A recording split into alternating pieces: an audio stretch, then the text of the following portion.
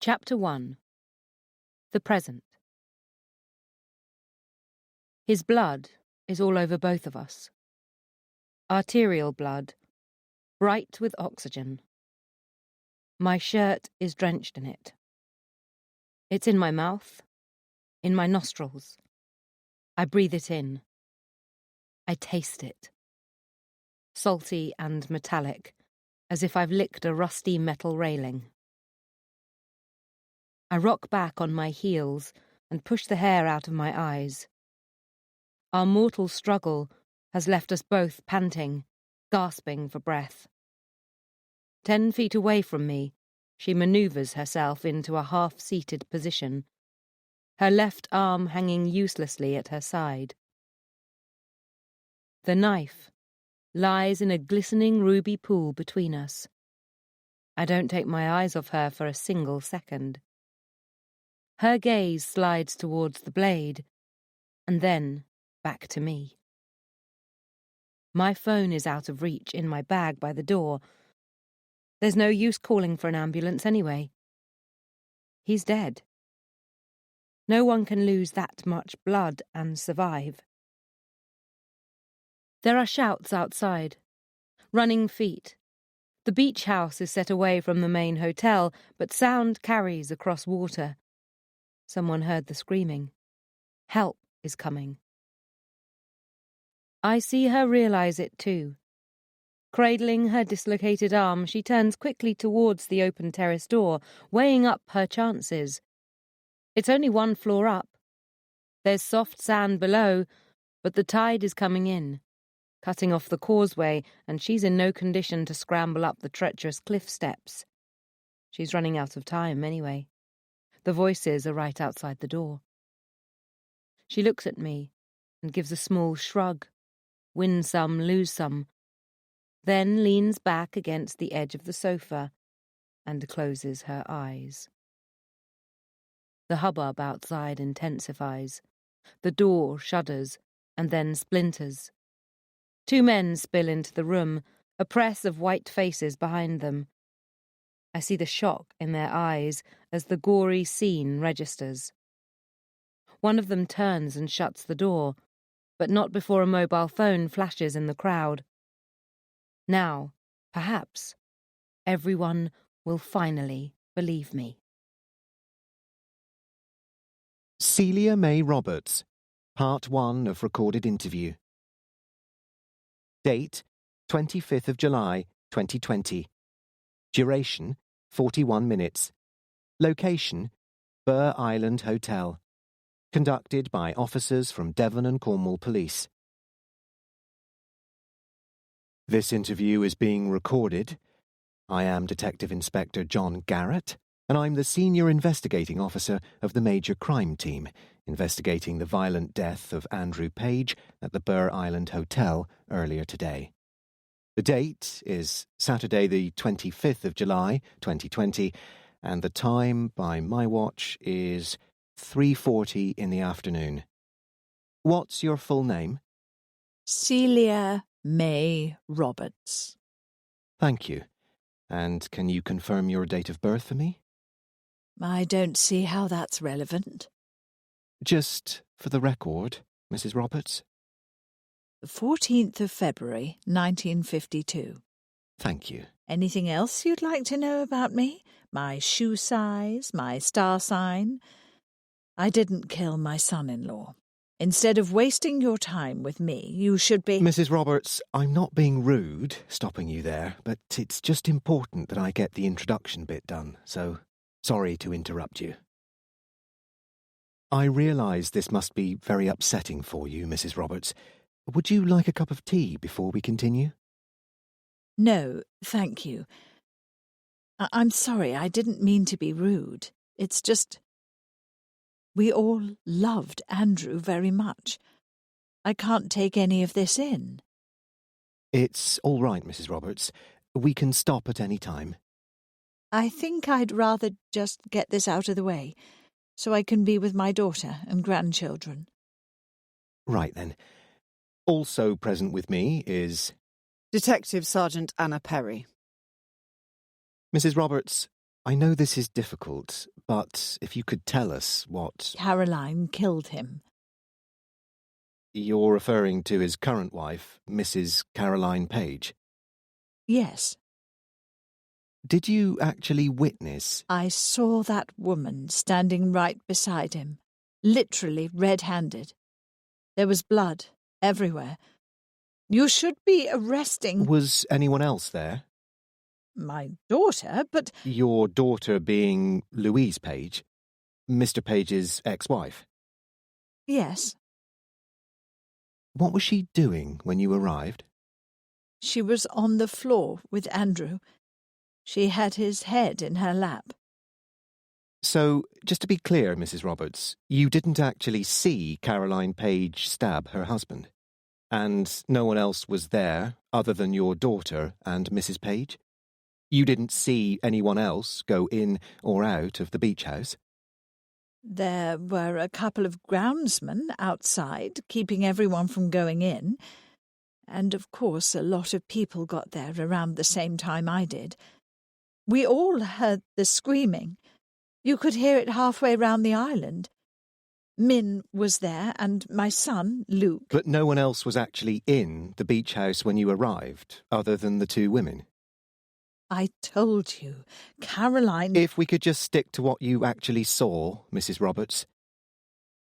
Perhaps we could go back to why you were all at the Burr Island Hotel in the first place.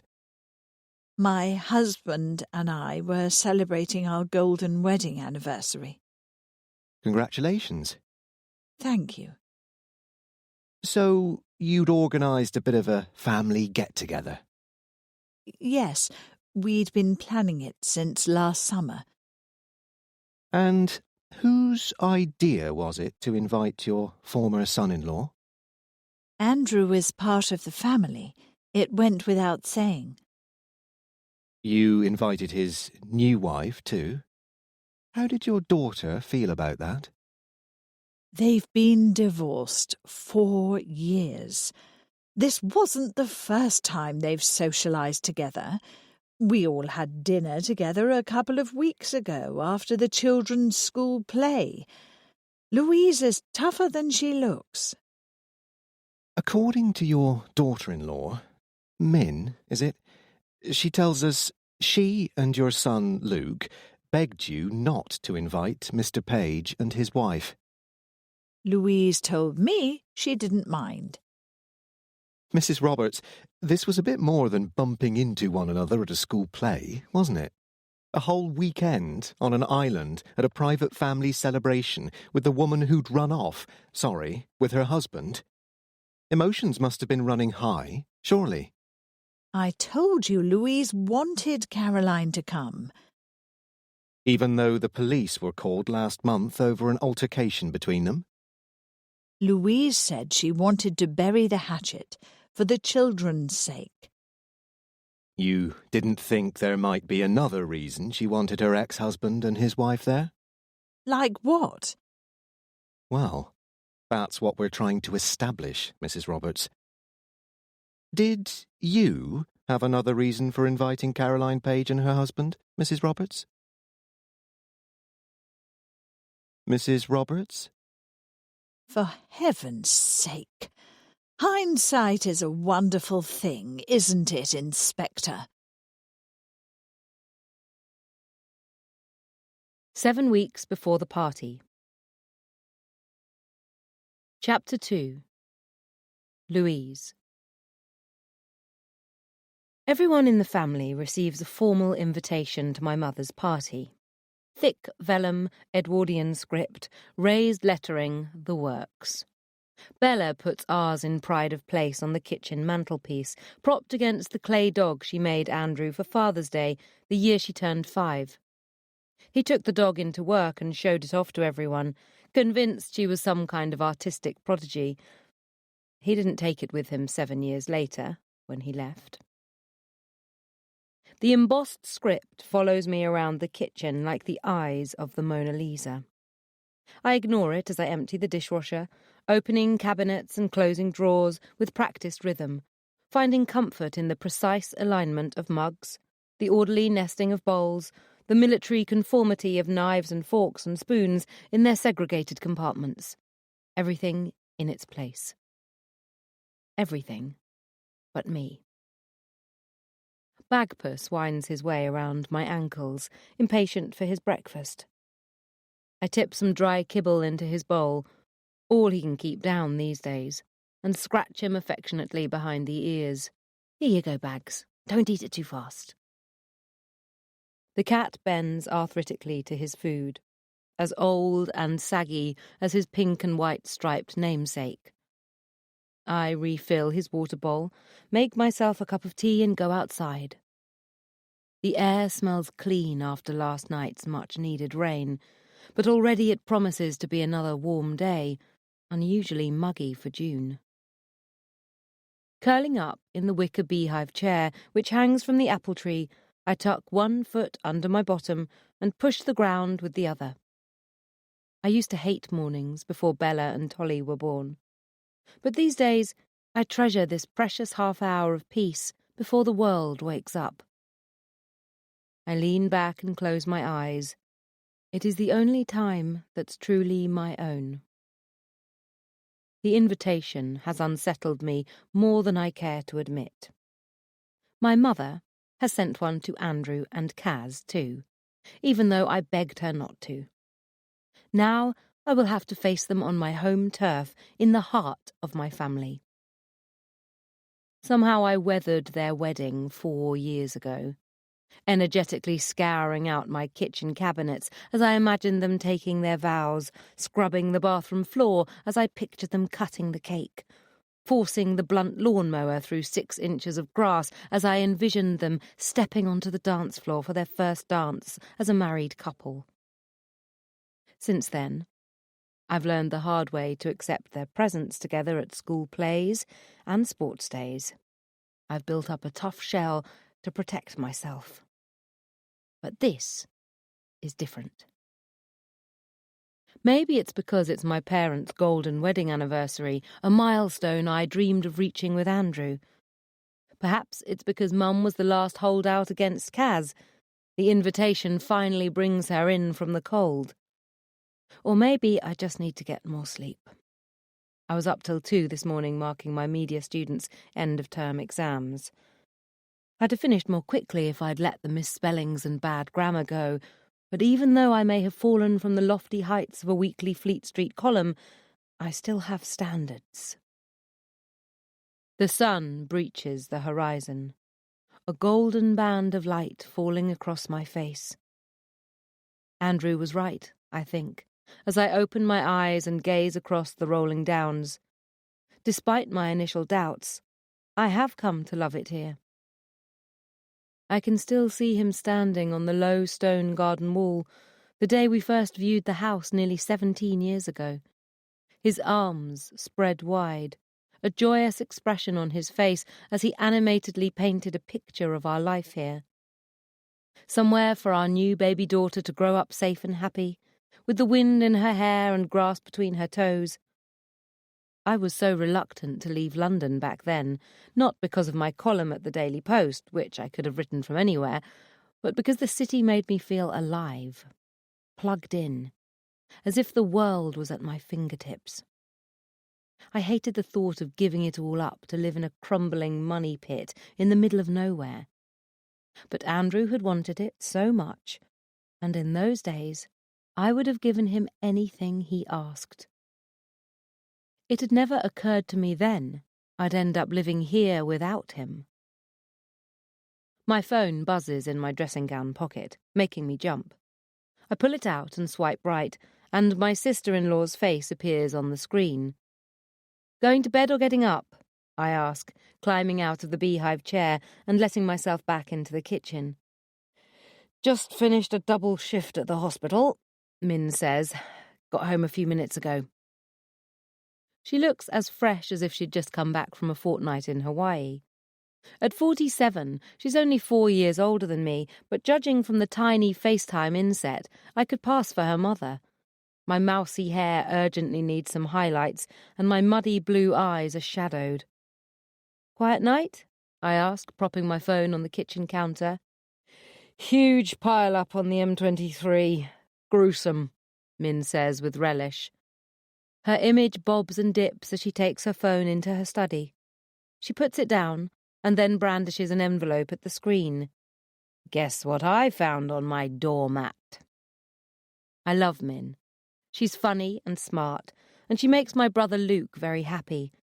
But she has no boundaries, and I already know where this is going. Before you ask, yes, Andrew and Kaz are invited, I say, tossing another tea bag into my empty mug. Mum wants the whole family together for her big day, and you know how much she adores Kit. Well, Kit, I understand. But why did Celia invite her? Because Andrew wouldn't come without her. Min looks indignant. That woman should have the good manners to make herself scarce, she says. Frankly, I can't believe Andrew's got the balls to come himself. You can say her name, you know. She's not Voldemort. Lou, why are you putting yourself through this? You don't have to play the martyr. You could put your foot down and say no to Celia. I don't rise to the bait. No one ever says no to my mother, including Min. It's not that I don't appreciate Min's loyalty. I'd never have survived the brutal months after Andrew left if it wasn't for her. Not with a traumatised 12-year-old and a newborn to look after. The youngest of Min's 4 boys was still in nappies at the time, but she was there whenever I needed her. She took Bella to school on the mornings I simply couldn't get out of bed, made sure I ate, and helped me cope with the heart-wrenching admin of divorce. Finding a decent lawyer, boxing up Andrew's staff going back to work.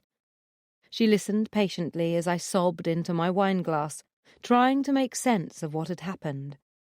And when it had looked as if I'd drown in my own despair, Min had delivered the precise dose of tough love I needed to start living again.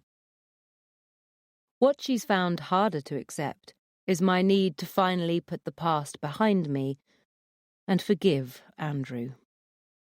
Her enduring hostility towards him is almost as exhausting as my mother's serene refusal to accept he's never coming back.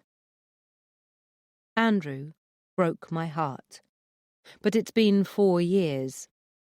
If I don't let the bitterness go, I'll be consumed by it. He's still Bella and Tolly's father, and they love him. Whatever Min thinks, I'm neither a martyr nor a pushover. I've learnt to tolerate Kaz's toxic presence in my life because what other choice is there? The woman is married to my children's father. Her son is their half-brother. In its own twisted way, whether I like it or not, that makes her family. Please, Min, let it go, I say tiredly. It's one weekend of my life. I think we can all get through it without killing each other. We've got nearly 7 weeks, Min says, changing tack with dizzying speed. I've got this great diet. You'll love it. Paleo meets Weight Watchers. You'll drop a stone without even noticing. I'd lend you something of mine to wear, but you're too tall. I hear small footsteps upstairs and close the kitchen door, so I'm not overheard. Min, I'm not trying to compete with Kaz. That ship has sailed. She's 29 and looks like a supermodel, whereas my boobs are in a race to my navel, and even my earlobes have wrinkles. I could diet my arse off and I'd still never have her cheekbones. I sigh. I appreciate the pep talk, but even if I could afford a celebrity makeover, what's the point? How would breaking up Kit's family help anyone now? It would put your family back together. No, it wouldn't. Min's scowl fills the screen. You're too nice. I eye the invitation on the mantelpiece. Andrew and I had a deal. A deal that didn't involve accepting invitations to my parents' golden wedding celebrations, or coming anywhere near the rest of my family for that matter. A deal he's broken, even though I told him there'd be consequences. Actually, Min, I say, turning the invitation face down, I'm not that nice. Chapter 3. Kaz. Angie is already jammed in our usual corner at the bar of the Chelsea Potter when I arrive. The pub is packed, with people spilling out onto the street, and it takes me several minutes to elbow my way to her side.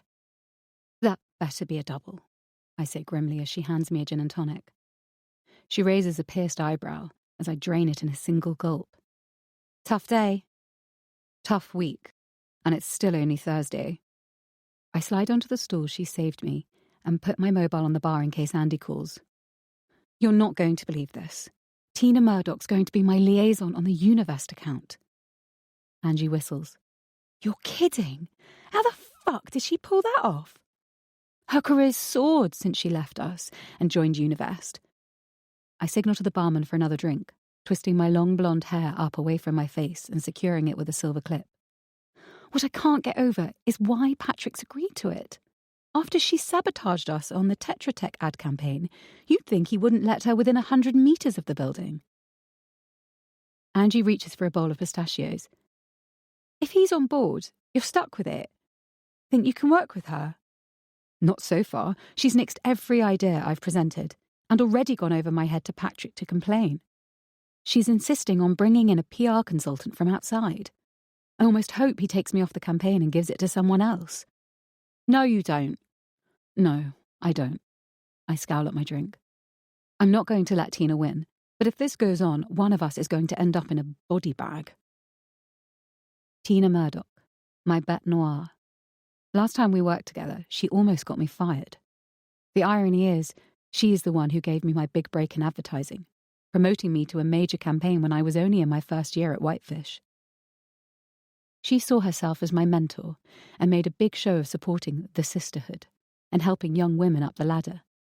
Then she introduced me to Andy at an RSPCA fundraiser whose campaign Whitefish had worked on, although Andy doesn't remember that first meeting. But when Andy and I officially became an item, my relationship with Tina instantly went south. I suspect she had her eyes on him herself, but whatever it was that chapped her ass, she's had it in for me ever since. I haven't even worked up a campaign pitch for Univest yet, let alone presented it. But Tina's insisting on a written promotional plan, copy platform details, and a full budget breakdown per territory and media format, all by the end of the month. It's impossible, and she knows it. Nolan, our creative director, is threatening to quit, and the rest of the creatives are on the verge of revolting. Although, as Andy dryly pointed out last night when I'd finished ranting, they're pretty revolting at the best of times. Angie clinks her glass to mine. "Fuck it, it's nearly Friday." "Yeah, fuck it." She cracks open another pistachio and tosses the shells back in the bowl. "You in town this weekend? There's a great band playing at Borderline on Saturday night." I grimace. "Can't, we're in Brighton." "Shit, again?" "It's our weekend with the kids." "Can't they come up here? My sister would babysit for the night." "Louise won't let them." I reach across the counter for the bowl of pistachios. She says they're too young to travel up on the train on their own. It's ridiculous. Bella's 16. At her age, I was hitching to Crete. I sigh. Mind you, there's barely enough room to swing a cat in our flat, never mind find room for 3 kids. Kit has to bunk in with Tolly, and Bella ends up on the sofa with her shit all over the place. At least in Brighton they have their own bedrooms. Christ, I don't know how you put up with it. I don't have a lot of choice. They're Andy's kids. Angie shoots me a look, her funky eyebrows almost disappearing into her turquoise-tipped black hair. We've been BFFs since our primary school days in Dagenham, and she knows me better than anyone, including Andy. We drifted apart a bit during our uni years, when I was at Bristol and she was studying fashion at St Martin's. But we've been joined at the hip ever since I moved back to London. We couldn't be more different. I'm ambitious and driven, whereas Angie never thinks beyond the next round of drinks. Her idea of a manicure is to hack at her nails with a Stanley knife. But she knew my mother before her accident. She understands where I've come from and what I've had to do to get to where I am. Apart from Andy and Kit, she's my only real family. Angie knows kids were never part of my plan, never mind 3 of them. But Louise played a blinder when she got herself knocked up with Tolly. She nearly pulled it off, too. Talk of the devil, I groan as my mobile lights up. The Wicked Witch of the West. What does she want? God knows. My tone is light, but I feel the familiar knot of tension in my stomach. It's a bit early for her usual rant. She must have hit 1 o'clock ahead of schedule. Ignore her, Kaz. Let it go to voicemail. I'm tempted, but then the familiar guilt kicks in. Once the other woman, always the other woman. It doesn't matter how unreasonable Louise is, or that she was the reason Andy ended their marriage, not me. Somehow, I'll always owe her. She'll only keep calling. It's better to let her get it out of her system. Watch my bag for me, would you? I push myself off my stool and head to the back of the pub, near the loos, where it's a little quieter. Hello, Louise. This is the 3rd time I've called, Louise says sharply. You need to keep your phone on. You never know what might happen. The band around my chest tightens. Breathe, I tell myself. My phone was on. Well, never mind that now. I don't have time to teach you how to be a good mother. I'm sure you've forgotten, but it's Bella's play on Saturday. She asked me to call and make sure Andrew is coming. Shit. It had totally slipped my mind. Of course we haven't forgotten, I fib. We've been looking forward to it. It's at 7. You'll need to get there earlier if you want good seats. Fine. We'll be there in plenty of time. Min and I are planning to take them to the coal shed to celebrate afterwards, Louise adds. A special treat, since this is her first big role. So much for being broke. The coal shed is one of the most expensive restaurants in Brighton. Louise is always nagging Andy to increase her child support, even though she works full-time herself. She seems to think we're rolling in it. The only reason we can afford 2 homes is because I already had the Fulham flat long before Andy and I met. We'd never be able to afford it now, and our house in Brighton is mortgaged up to the hilt. Andy earns a good salary as INN's early evening news anchor, but it's not the silly money Louise seems to think it is. We're talking cable, after all. What with maintenance and child support and private school fees, she takes nearly 2/3 of everything Andy earns. It suddenly occurs to me that this is Andy's weekend with the children anyway. I'd love nothing better than a weekend alone with Andy and Kit, but my husband would be really upset and he'd blame me. Sorry, but it's our weekend, Louise, I say politely. I think Andy's already made plans to take them out to dinner. Well, he can change them, can't he? He hasn't seen them for 2 weeks, I point out. He wants to spend some time with them. What do you care? They're not even your children, Louise cries, all pretense at civility evaporating. Bella is my daughter. I should be the one to take her out to dinner on her big night. She'd be spending it with both her parents if it wasn't for you. Louise, please, I'll call Andrew. I should have phoned him in the first place. I don't know what I was thinking. It's the organ grinder I need to speak to, not his monkey. You do that, I snap, ending the call. My stomach churns, and I taste acid at the back of my throat. It's bad enough having to deal with Tina at work, but at least I can keep her out of my bedroom. There's no escaping Andy's ex-wife. It's been more than 4 years since they split up, but Louise shows no signs of moving on. If anything, she's getting worse. The sniping, the mind games, the way she poisons Bella and Tolly against me, constantly guilt-tripping Andy. She just has to snap her fingers and he comes running. And then there are the phone calls. Sometimes she's sobbing down the line, begging me to let him come home to her. Other times she yells abuse until I'm the one in tears when I finally hang up the phone. She's smart enough only to call me when she knows Andy's at work or away on an assignment. She knows I can't say anything to him, or I'll look like a jealous bitch. And what makes it so much worse is that she's nice as pie to my face.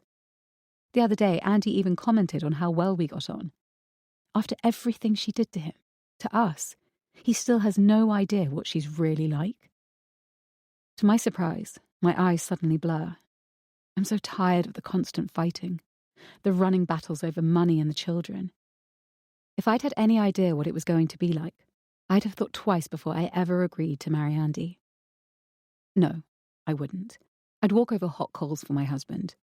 Louise is a bitch, but I'm not going to let her get to me. I'm just tired, that's all. Gathering my bag from the bar stool, I fish out a 20 from my wallet and put it on the bar. I'm so sorry, Angie. I'm going to have to go. Louise is on the warpath and I'd totally forgotten Bella has this play on Saturday. I'm going to have to work tonight instead, or I'll never get everything done by Monday. Hey, not a problem. Angie shrugs. I get it. Let's pick up next week, yeah? I kiss her cheek. You are a total star. I know, she grins. That cute girl by the window in green. She's been giving me the eye since I got here. You're doing me a favour. She blows me a kiss and I squeeze my way through the throng of people and out onto the pavement. My phone rings again before I've even gone 10 paces. Andy, I'm sorry, I sigh. I shouldn't have hung up on Louise. It's just, it was so noisy in the pub and I thought it would be easier if... Where the hell are you? Heading towards the tube station. I should be home in half an hour. You were supposed to pick up Kit at 5, Andy says tersely. I stop still in the street. You said you were getting him. I said I'd try, he snaps. We agreed you'd collect him unless you heard otherwise, remember? And I left you a voicemail telling you I couldn't make it. Don't you check your messages? Oh, God, I'm so sorry. I just had a call from his childminder when I was in the middle of taping an interview, and we're going to have to redo the whole thing. Greta says she reminded you this morning. He needed to be collected on time so she could get away to her evening class. Is he still with her? I've asked Lily to go round and pick him up. She'll keep him next door with the twins until you get home. I feel like the worst mother in the world as I flag down a cab. I really am sorry, Andy. I should have checked my phone. I honestly thought you were... It's not me you need to apologise to. Greta says she can't have him back if we're not going to pick him up on time. I hear someone in the background calling his name. Look, I've got to go and redo my interview. You'll have to sort it out with Greta. And if she won't take him anymore, you'll just have to find someone else. Climbing into the back of the cab, I give the driver our address, staring out of the window as we head back down the King's Road. Andy didn't say this would never have happened on Louise's watch, no matter how chaotic her week. But he didn't need to. We both know that's what he was thinking. Chapter 4. Louise. You reminded Dad about tomorrow, right? Bella asks. I set Tolly's plate of spaghetti hoops in front of him and whip Bella's cheese on toast out from under the grill. Until I get paid at the end of the month, it's this or baked beans. I told you, darling, Dad's out on a story all day. His phone went straight to voicemail, but I texted him and left a message with his secretary. Bella flops into a kitchen chair, the long black sleeves of her sweater trailing across her plate as she pokes suspiciously at her dinner. I don't blame her for being wary. No cheese is meant to be this yellow. Have we got any Worcestershire? I pass her the bottle. You need to call Kaz and tell her to remind him, she adds, smothering her food with sauce. He'll forget otherwise. I spoke to her yesterday and reminded her. Dad's not going to forget, darling. And she definitely said they were coming? She promised they'd be there. Bella shoots me a look. You were nice to her, weren't you, Mum? I hesitate. I'm civil to Andrew's second wife when I have to be, but Andrew and I always make arrangements for the children's weekend visits ourselves. Voluntarily picking up the phone, asking Kaz to make sure my daughter's father didn't forget her school play, stirred dark feelings I thought I'd put behind me. I may not have been quite as civil to her as I should have been. Of course, I say. Can you call her again now, just to make sure? Absolutely. I unplug my phone from its charger on the counter. Make sure Tolly eats the sausages as well as the hoops. I'll be back in a minute. I go outside and walk down to the vegetable garden where I can be certain I won't be overheard, and pace up and down between the broad beans, my mobile in my hand. Every time I call Kaz, it feels like another surrender, the yielding of yet more precious family terrain. Asking her for her cooperation legitimizes her role in the parenting of my children. But Bella needs her father to be at the play. Our divorce came at the worst possible time for her, when she was on the cusp of adolescence. Every relationship she has with a man going forward will follow the template set by the one she has with Andrew. I don't want her to grow up attention-seeking and needy because he failed her. My fingernails dig half-moons into my palms. This woman didn't even know my daughter for the first 12 years of her life. She broke up my son's family before he'd even said his first word. And yet now she has a legitimate claim on them, a half share of their precious, swift-flowing childhoods. I've come to terms with the fact that I've lost my husband to this woman, but the thought of her mothering my children cuts straight through to my soft underbelly. I pull up her number, but, to my relief, the call goes to voicemail, and I hang up without leaving a message. I'm still seething over the fact that Kaz will be the one celebrating Bella's big night with her, and I remind myself firmly that this isn't about me. Andrew will be there for Bella, which is all that really matters. When I go back inside, Bella has disappeared upstairs, leaving her plate of untouched cheese on toast on the table. Tolly is crawling around on the floor, trying to feed his sausages to Bagpuss. "Leave him alone," I scold, rescuing the cat and depositing him on the ancient hair-covered sofa by the back door. "He'll be sick if he eats those."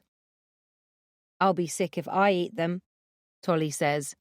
"They're hot dogs, not sausages. You like hot dogs." "No, I don't. They look like willies." "Bartholomew." Tolly giggles, covering his mouth with dimpled hands that have yet to lose the fat of babyhood, his brown eyes dancing with mischief. I try to hold my stern expression, but it's impossible. Tolly scrambles to his feet and launches himself at me full throttle, and we tumble back onto the sofa, laughing as Bagpuss leaps out of the way. My little boy snuggles into my lap, and I stroke his wild mop of russet curls, filled with overwhelming love for my son. Tolly, my unexpected, glorious autumn baby, squeaking in under the wire just before I turned 40. I'd never expected to have another child, after the problems I had with my first pregnancy. I'd had 2 miscarriages before Bella was conceived, and then my waters broke at just 35 weeks. After 72 hours of stop-start contractions and drugs and exhaustions to push, to pant, to breathe, to give it one more try, I was finally rushed into theatre for the emergency C-section I should have had 2 days earlier. Bella was absolutely fine, a healthy 6 pound 2 ounces. After her initial checkup, she didn't even have to go to the NICU. But I'd lost a lot of blood, and all that pushing and trying had all but torn me inside out. No more babies, the obstetrician warned. Not that it was likely to happen anyway. I had a healthy, beautiful baby girl in my arms, and whenever I felt a lingering sadness at the rabble of children I'd never have, I only had to look into her deep blue eyes to be overwhelmed with gratitude for what I did have. And then, 5 years ago, I skipped a period. I didn't pay it too much attention at the time. The Post was undergoing some major restructuring, for which read redundancies, as it attempted, like every other legacy media institution, to compete with online news sources. And what with everything else that was going on in my life, my stress levels were through the roof. But then I'd missed another cycle, and suddenly I couldn't stand the smell of eggs. My silhouette went from Olive Oyl to Jessica Rabbit overnight. I'd been thrown a miraculous lifeline just at the moment I thought I'd drown. I'd known from the beginning the odds of a successful pregnancy were stacked against me. My age and previous history didn't bode well, and then I started spotting at 10 weeks. My obstetrician insisted I give up work and rest as much as possible. Leaving the post had been a risk, even for just a few months, with so many jobs being cut and hungry young freelancers willing to work for half the pay and no benefits. But I didn't hesitate. All that mattered was my baby. And somehow I managed to keep Tolly safe. I reached my second trimester, and then my third. Everything looked good. The baby seemed healthy, all my scans and tests came back normal. I got to 35 weeks, then 36 and 37. At 38 weeks, I was dropping Bella off at school when I collapsed in the middle of the playground. Had it not been for the quick thinking of another parent, a doctor who recognised the signs of preeclampsia, both Tolly and I would almost certainly have died. There's very little I remember about the next 10 days. I have a few hazy memories of the ambulance ride to hospital, of sirens and lights, and Andrew, white-faced, rushing along the corridor as they wheeled me into theatre, gripping my hand so hard I thought he'd break my fingers. Tolly had been hastily delivered via caesarean, safe and well, but they'd struggled to stabilise me as my blood pressure soared and my blood refused to clot properly. At one point, as my organs started to shut down, the doctors told my parents and Andrew to prepare for the worst. He even brought Bella in to say goodbye. I can't imagine what it must have been like for her.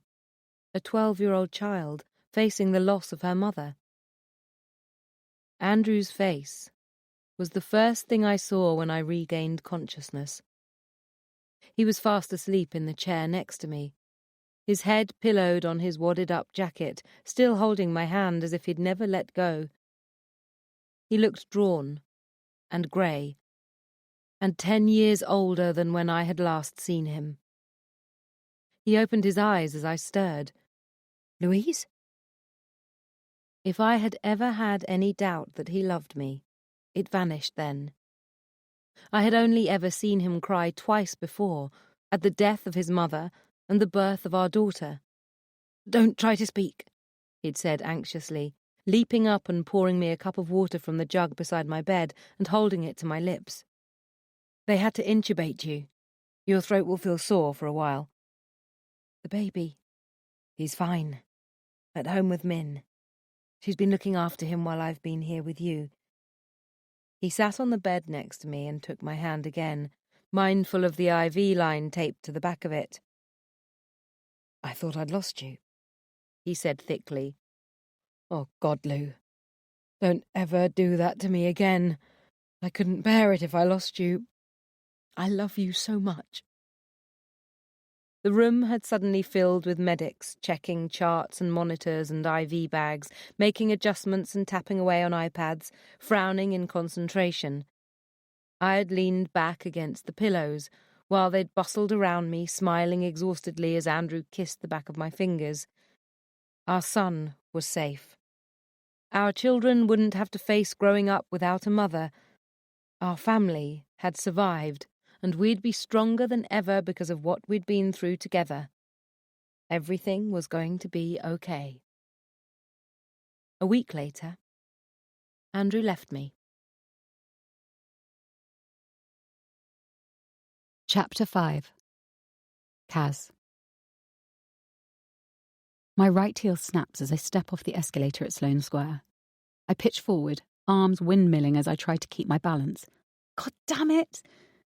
The tide of commuters shows no mercy.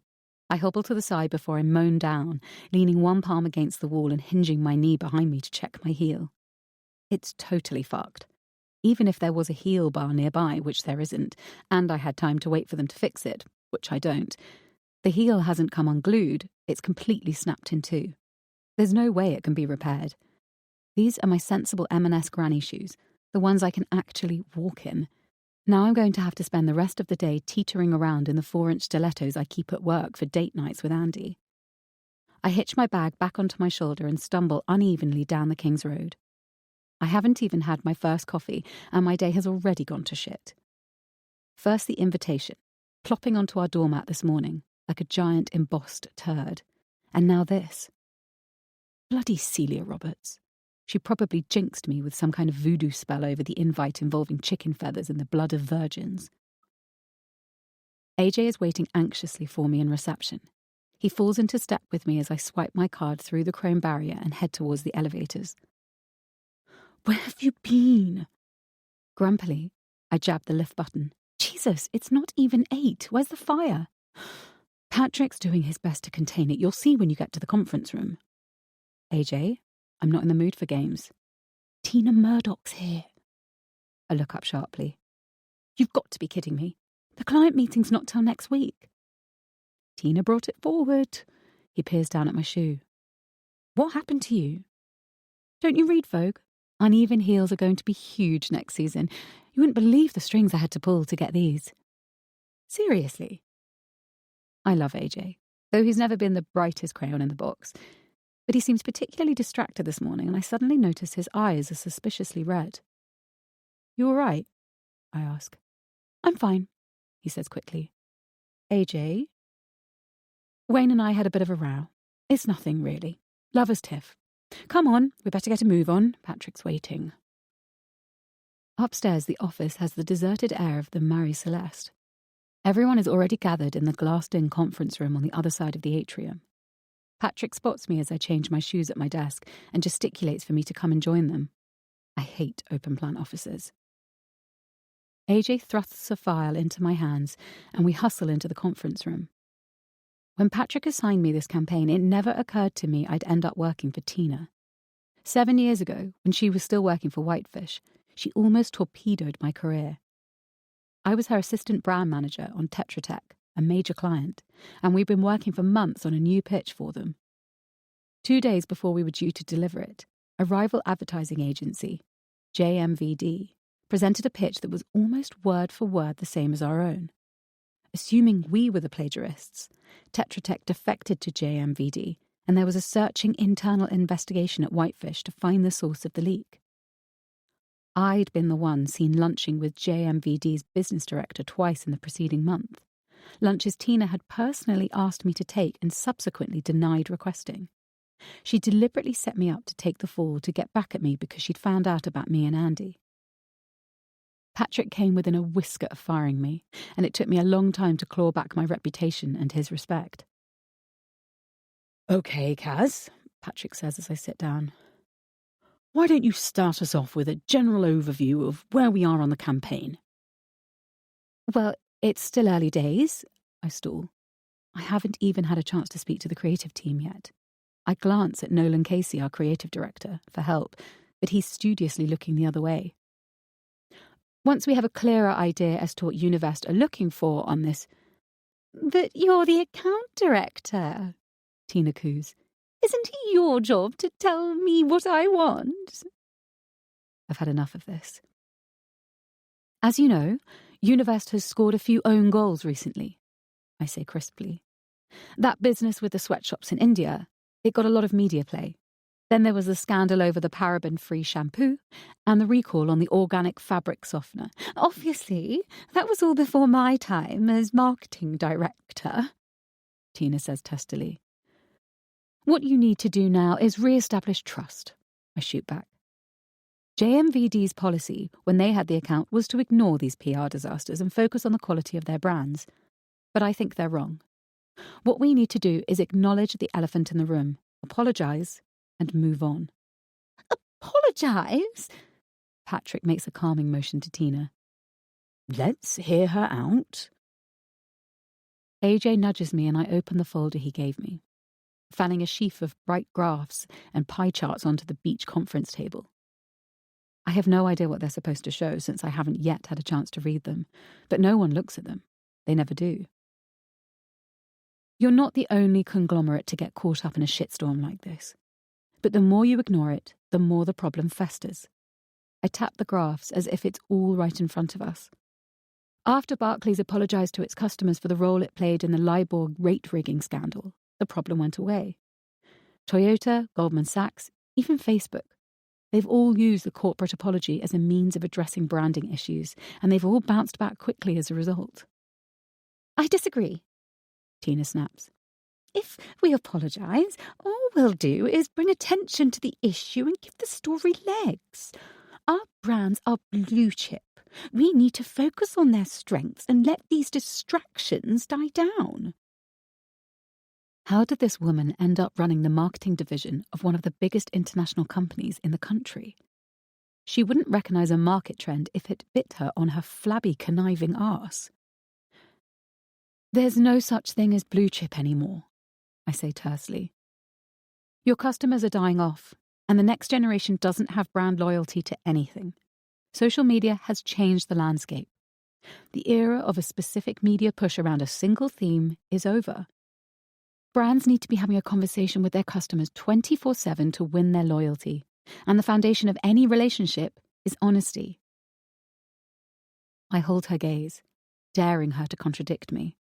We both know I'm not talking about advertising. This is why I wanted Kaz on this, Patrick intervenes. You and I are part of a different generation, Tina. We need to think the way these kids think. Tina turns puce, and I think AJ's going to choke on his caramel frappe. We spend the next hour and a half going around in circles, but Tina's on the losing side, and she knows it.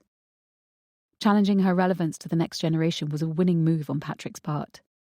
There's a reason he's the CEO, even though at 50, he's an archaeological curiosity in the ad business. He knows people, and that's what this game is all about.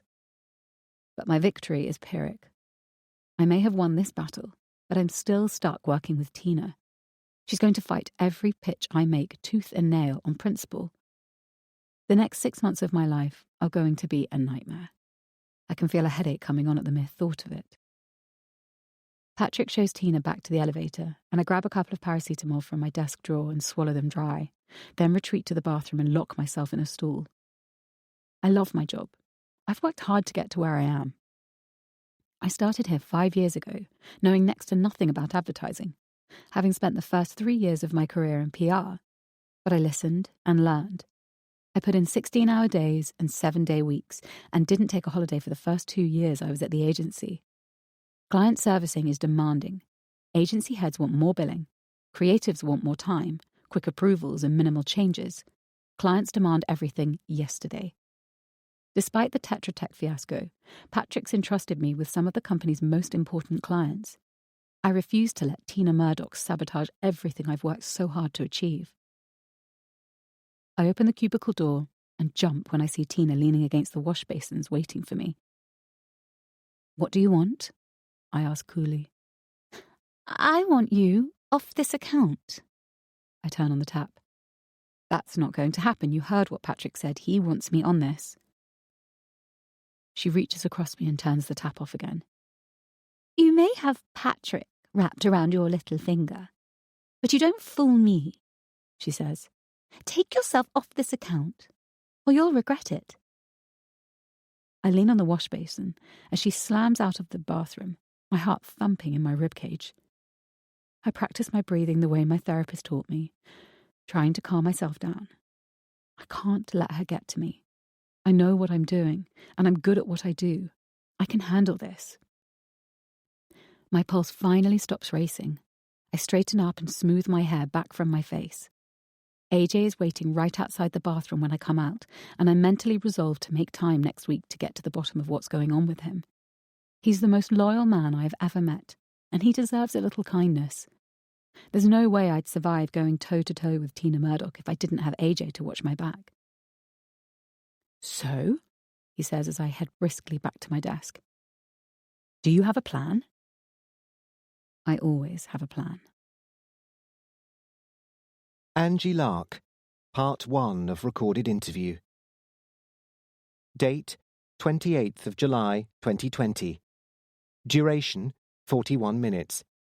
Location, Kingsbridge Police Station. Conducted by officers from Devon and Cornwall Police. Continued. And you are Caroline Page's best friend, Miss Lark? I've known her since we were at primary school together. I'm telling you, she wouldn't lie about something like that. When was this altercation exactly? I don't know. 3 weeks ago? Maybe 4? You must have a record of it. Kaz reported it. And until... Not that anyone did anything. Kaz warned you what Louise was capable of, but none of you took her seriously. We take all such reports very seriously, Ms. Lark. But until the altercation between them last month, there hadn't been any trouble. Are you kidding? No, Ms. Lark, I'm not. I don't consider murder a laughing matter. Look, Kaz is no angel. She'd be the first to admit that. Technically, Andy was still married when they hooked up, so you can imagine Louise wasn't exactly Kaz's biggest fan. But the woman behaved like a total bitch over the divorce.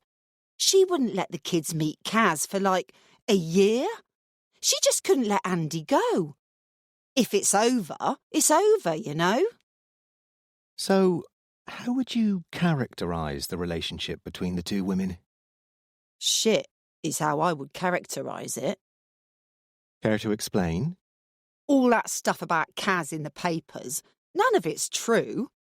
I can't believe Louise has the balls to play the grieving widow when she's the one who killed him. If we could just stick to the facts, Ms. Lark, rather than speculate. I've seen Louise in action.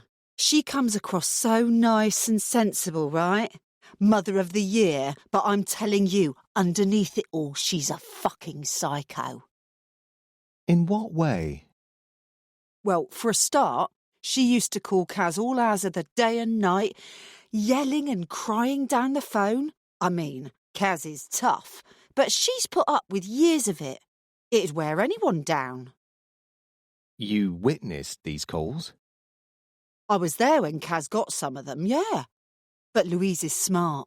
She never called when Andy was around. Did you hear what was said between them? I didn't need to. My best mate ended up in tears, and she doesn't cry easily. It wasn't just the phone calls. Louise was a bloody stalker. She wouldn't let Kaz alone, turning up at the house at her work and then claiming Kaz was harassing her. I thought there were laws against stalking these days. Yes. She's got form. You know that, right? She being... Louise! Yes, right. She got done for stalking before.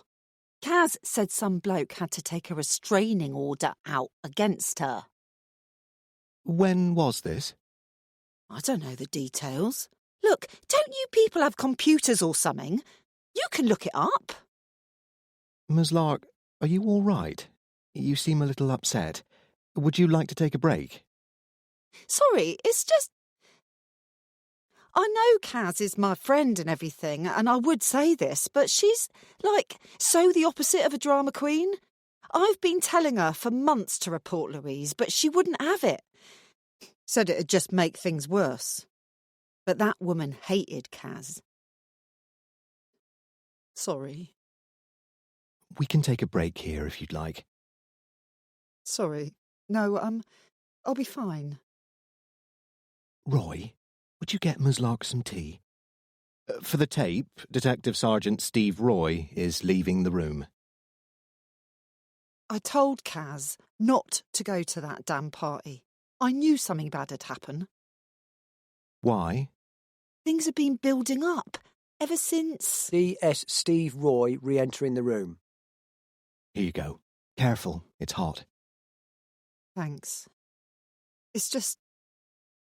No one believed Kaz, and look what's happened.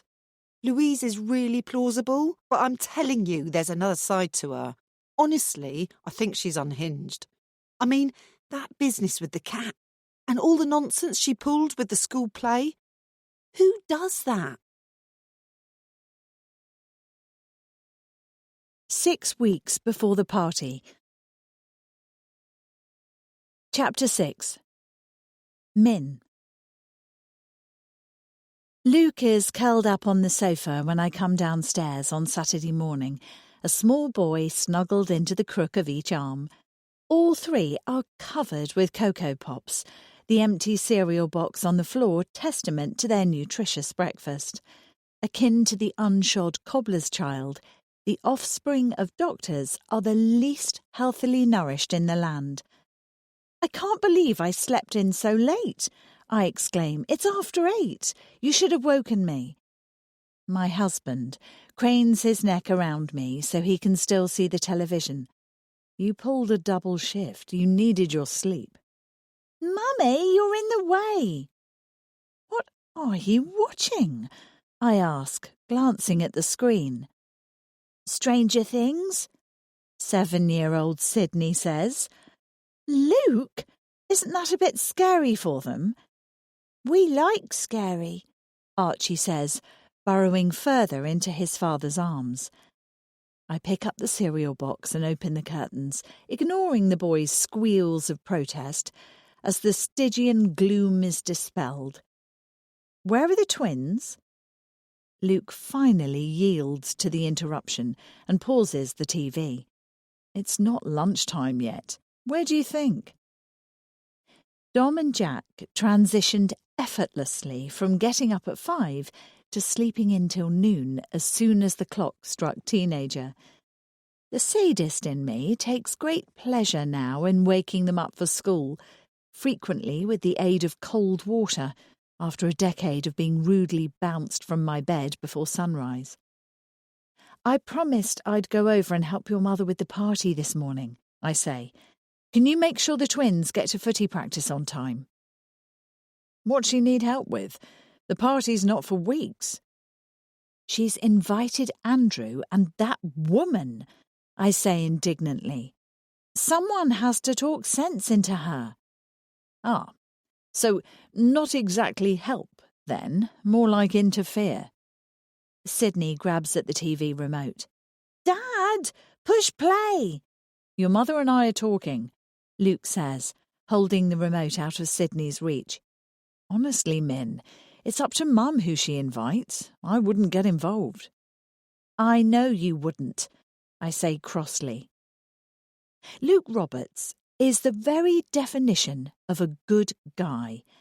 He loves his family, works hard, doing what, I've never quite worked out, something unfathomable in IT, I think, and buys me flowers for my birthday, our anniversary, and sometimes for no reason at all. I've loved him heart and soul for more than 30 years, ever since he walked into double biology and tripped over my backpack, literally falling at my feet. But he is aggravatingly neutral about everything. Nothing bothers him. He never takes sides or voices an opinion, which is all very well, but we can't all be Switzerland or the world would be overrun by Nazis. I'm not saying Celia Roberts is a Nazi, of course, but she could run the Gestapo with one hand tied behind her back. God knows she's had to be strong to survive what happened to her family. Not many women could go through a tragedy like that and stay on their feet. But that's no excuse to let her get away with murder. This nonsense with Andrew has to stop. It's been 4 years. It's not healthy to keep giving Lou false hope. She insists she's over Andrew, but she isn't, not even a little bit. She hasn't even dated anyone since he left her. We all know how intense she can get, and I fear Celia's started something with this party that won't end well. I leave the boys to their dystopian television programme, feed the dog and drive over to Celia and Brian's. They've lived in the same lovely old stone property on the outskirts of Stenning for nearly 40 years. Lou and Luke both grew up there. Celia's very lucky her children both live so close to her, something my own mother up in Yorkshire on her own never tires of reminding me. My mother-in-law is kneeling by a flower bed in the front garden when I arrive. She puts down her trowel and stands up when she spots me. Min, how lovely to see you, she exclaims, tilting her cheek for me to kiss. Was I expecting you? I'm sure you were, I say dryly. Lemonade, darling. I made it fresh this morning. We can sit on the terrace in the back garden and enjoy the sun. I follow her around the side of the house. Brian waves genially in my direction, but doesn't come over. He's perfected the art of fading into the background over decades and, like his son, hasn't offered an opinion on anything in years. Celia pours a tall glass of fresh lemonade for each of us, and we settle into a pair of wicker chairs on the veranda, for all the world as if we're in an episode of Downton. My eyes water as the tart lemonade hits the back of my throat, but it's delicious, especially on such a warm day. "You've got new tomato beds," I say, suddenly noticing the rectangle of dark, loamy earth enclosed by old railway ties at the end of the lawn. "How wonderful! You've wanted a raised bed for ages. When did you have it put in?" "Andrew came over last weekend and did it," Celia says. "Andrew did it?" Celia takes a sip of lemonade. "You needn't look so surprised. He knows how to get his hands dirty." "That's not what I meant, and she knows it." "Yes, but why? What was he doing here?"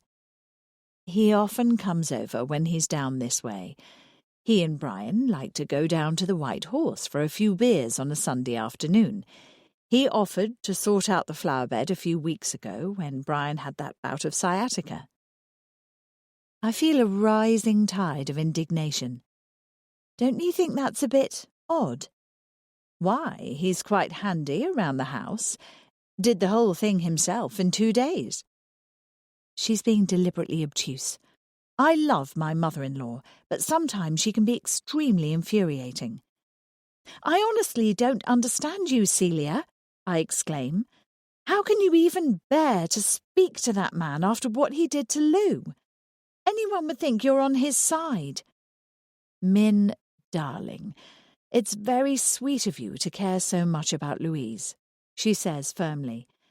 "But I'm not sure that sort of attitude is entirely helpful. Andrew is still part of this family. We didn't stop loving him just because he stopped loving Louise. He's been very kind to Brian and me. We're extremely fond of him. And he's Tolly and Bella's father." I can't bear it. I just can't. Andrew is so charming and handsome, and everyone's taken in by him, even Celia, even now, after everything he's done. If she knew what he was really like, she wouldn't want him and Lou to get back together. She'd stab him with her gardening fork and bury him in a bloody flower bed. "It's not fair," I say angrily. "Andrew can't just dump Lou and still keep you. There should be some shame, some consequences. You can't destroy someone's life and be allowed to carry on like nothing's happened." Celia puts down her glass and takes my hot hands in her cool ones, and my vision suddenly blurs. She is truly like a mother to me. I've known her more than half my life, ever since I was a teenager, and have spent far more time with her than I have with my own mother, whose chilly, detached temperament is so different from, and incompatible with, my own. Outwardly, Celia may be the epitome of the composed, stiff upper-lip Englishwoman, but I've known her long enough to understand how fiercely passionate she is about people and causes she cares about. I know she'd do anything for Luke, or Lou, or me. That's the trouble. She doesn't realise she's just making everything worse. "Min," Celia says, "I appreciate your loyalty to Louise. I do. But Andrew isn't the devil incarnate. I'm not saying what he did was right." "Well, at least we can agree on that." She looks hard at me.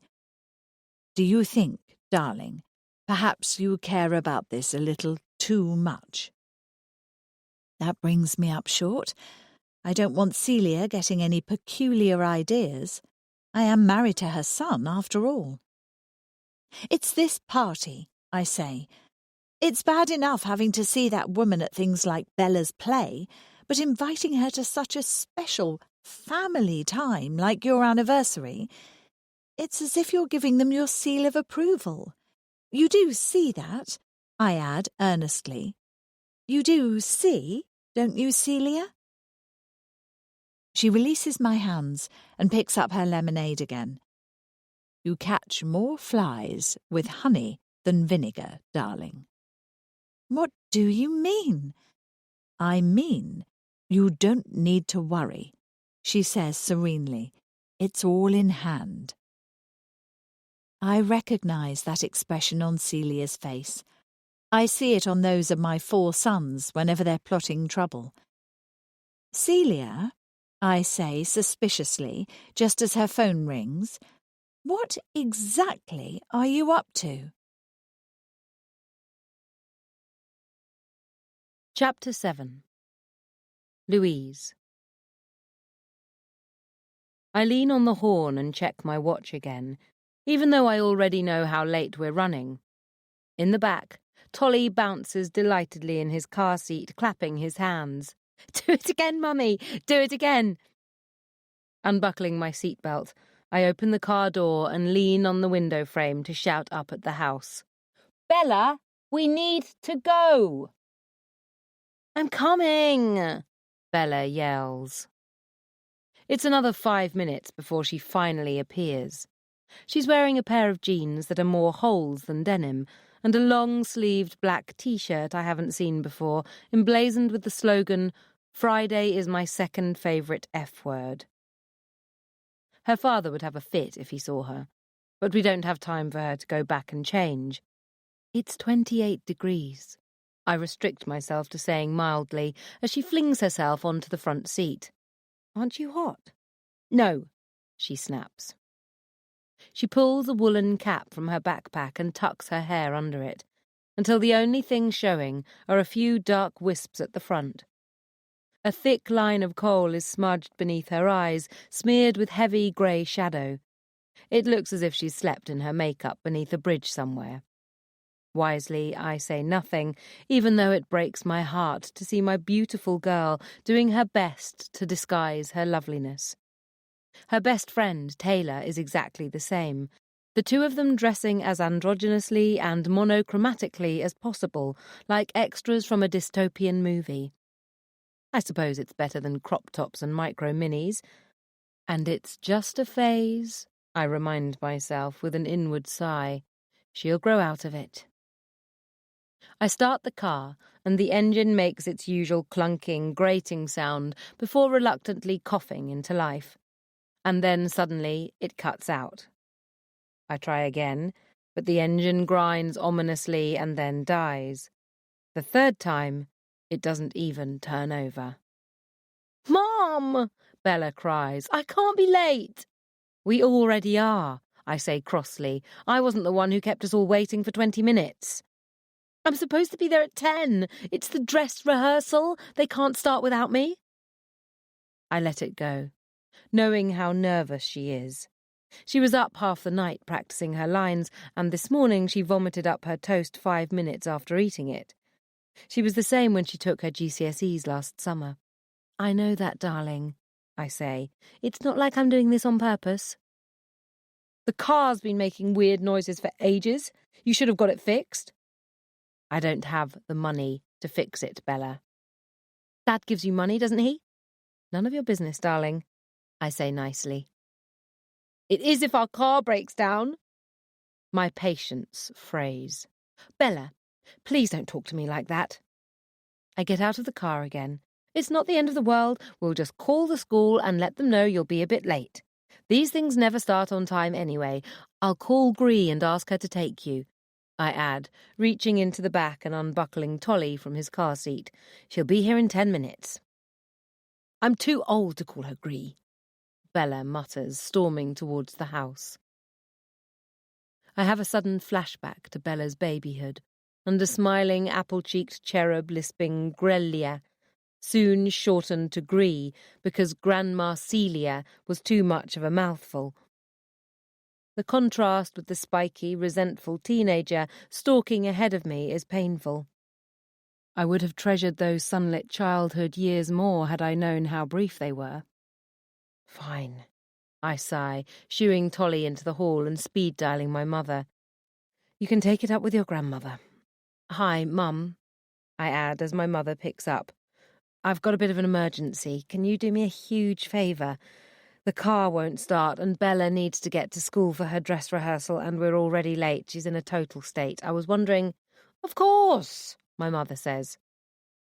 Bella glares from the foot of the stairs. I'm not in a state. I shush her with my hand. Oh, thank you, Mum. You're a total lifesaver.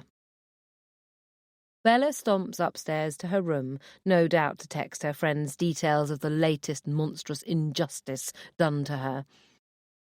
I open the back door so Tolly can go outside to play, watching him affectionately through the kitchen window, the phone crooked between my neck and shoulder as I run hot water over the dirty breakfast dishes. I'll bring your father with me too, my mother says in my ear. He can have a look at your car while I'm running Bella to school. Are you sure Dad won't mind? Of course not. He's just deadheading the roses. I hear her call his name, with muffled instructions to get ready. Andrew should have given you the Range Rover and taken the Honda himself, she adds reproachfully. I can't bear to think of you driving that death trap with the children. It's not a death trap, Mum, I say softly, knowing where this is going. It's just a bit old. If Dad can get it going again, I'm sure we can limp on for a bit longer. Outside, Tolly is happily kicking a football back and forth across the lawn. It doesn't bother him in the least to play on his own. He is light to Bella's dark, sunshine to her shadow. I wave at my son, my heart expanding in my chest as he grins and waves back. Nicky was so proud when he bought his first car, my mother says suddenly. He worked all summer to save for it. He was out on the driveway every spare moment washing and polishing and tinkering.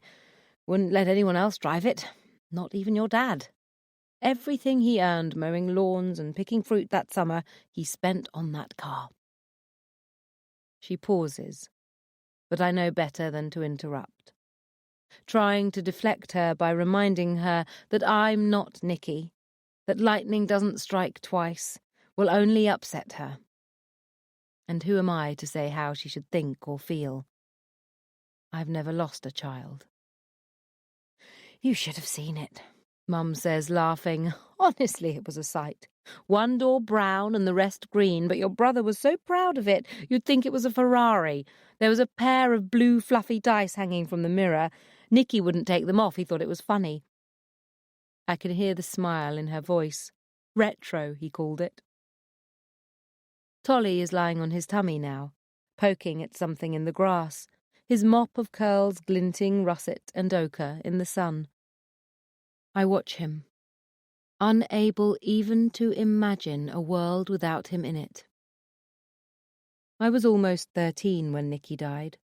My funny, warm, invincible big brother, his life snuffed out in an instant by a drunk driver.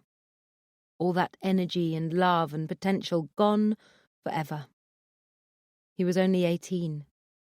He'd recently won a place at Imperial to study physics and had just fallen in love for the first time. He was captain of the school rugby team and the cricket team, and hated mushrooms and loved woodwork, and knew the words to every song Sting had ever recorded.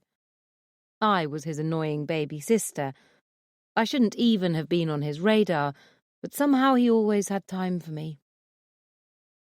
I know when anyone dies tragically young, everyone only sees their virtues and not their faults.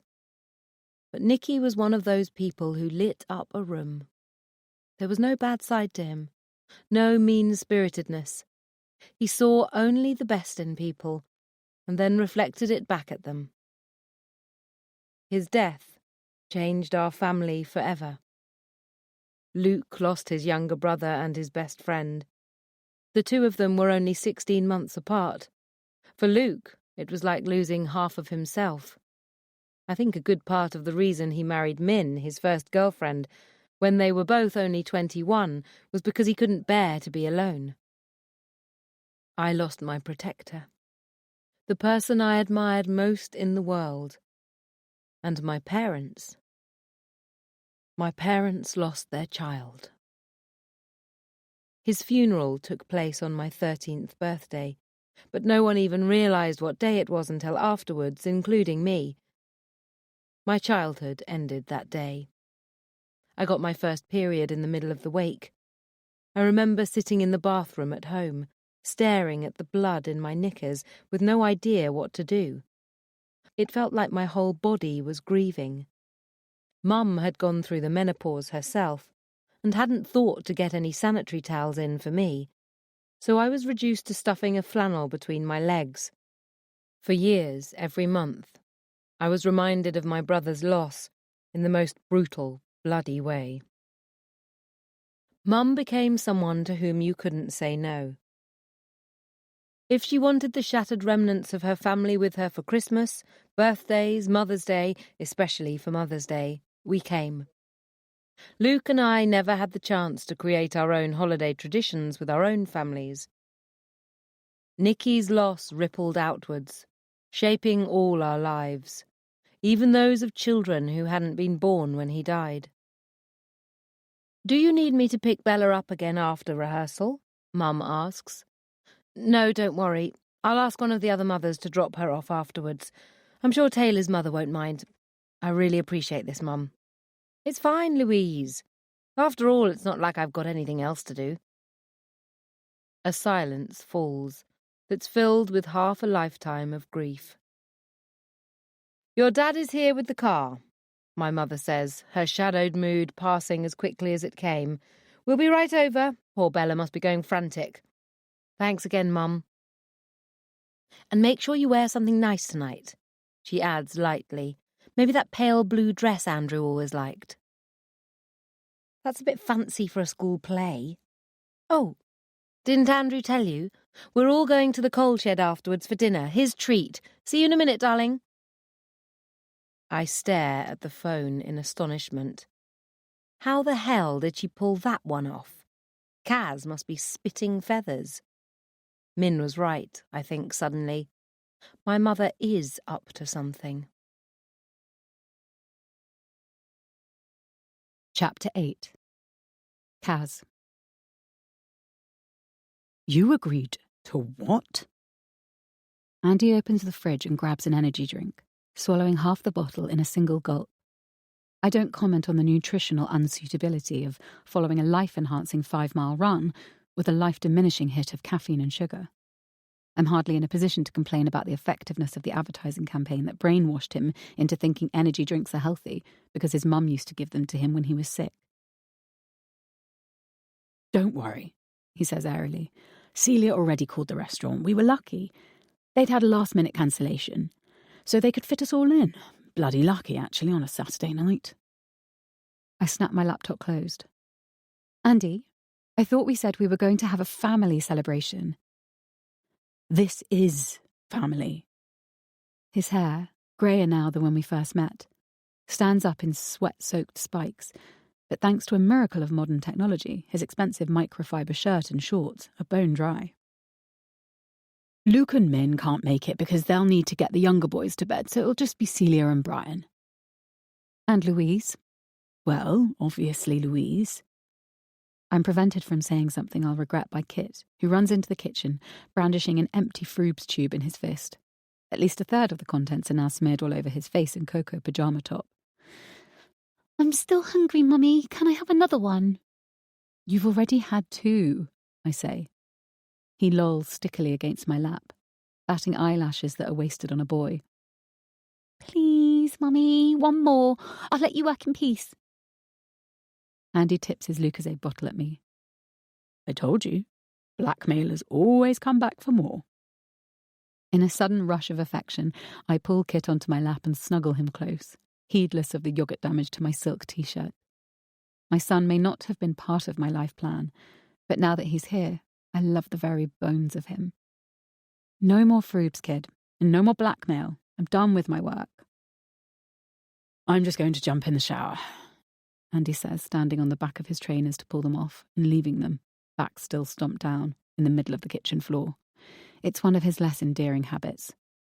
Then we better get going if we want to beat the traffic. I seethe about dinner all the way to Brighton. Slightly to my surprise, I'd actually been looking forward to taking Bella out on our own. She can be a pain in the arse, and she's stroppy and prickly and self-absorbed, but there's a vulnerability about her, and loneliness that resonates with me. I'm an only child, raised by a single parent. I know what it's like to feel isolated and lonely. Bella may have more family than she probably wants much of the time, but despite all the negative attention she deliberately provokes, no one ever really sees her. She's just a problem to be managed. She's not cute like Tolly and Kit, or glossy and confident like most of the other shiny-haired cheerleaders at that overprivileged, entitled private school of hers. She pushes people away and makes herself difficult to like. In many ways, she's her own worst enemy. We have that in common too. For the first couple of years after Andy and I got together, Bella wouldn't give me the time of day. Jesus, she was a piece of work. I actually caught her spitting in my coffee once. She blamed me for her parents' split, and Andy was never going to tell her the truth about what Louise did. But things have changed between us in the last few months or so. Bella is like a cat. If I ignore her and pretend I don't care one way or another if she curls up in my lap, she'll come to me. I know it. I've never been great with small children. I love Kit with all my heart, but spending the entire day with a 3-foot-high tyrant who thinks farts are funny is my idea of hell. But teenagers? I get. Their sense the world is out to get them, that no one takes them seriously, their anger and frustration, and longing to stand out while desperate to fit in. Oh yeah, they're playing my song. I jump when Andy reaches across the car and puts his hand on my thigh. Is something the matter? He asks. You've been really quiet. I'm fine, I say shortly. Just tired. Work, the usual. Andy puts his hand back on the steering wheel. I couldn't say no to Celia, he sighs. The woman's nearly 70. Who knows how many of these family celebrations she's going to see? Celia's strong as an ox. She still goes running every morning and has competed in the West Sussex over 50s Tough Mudder 10K every spring for years, finishing in the top 10% every time. I've seen her forking manure onto her bloody roses like she could do it all day. She'll outlive us all. You know how much family means to her, Andy adds when I say nothing. And you and Louise get on pretty well these days, don't you? Plus, it's good for the kids to see us all together. They'll see us at the play. It's not the same, is it?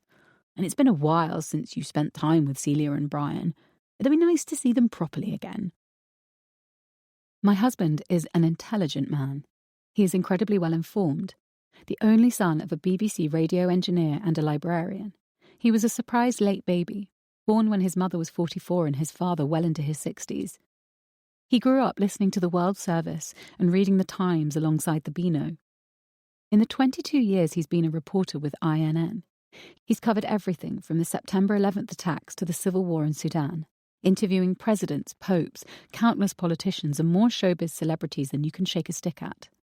He can name the capital city, annual rainfall and GDP of every country in the world.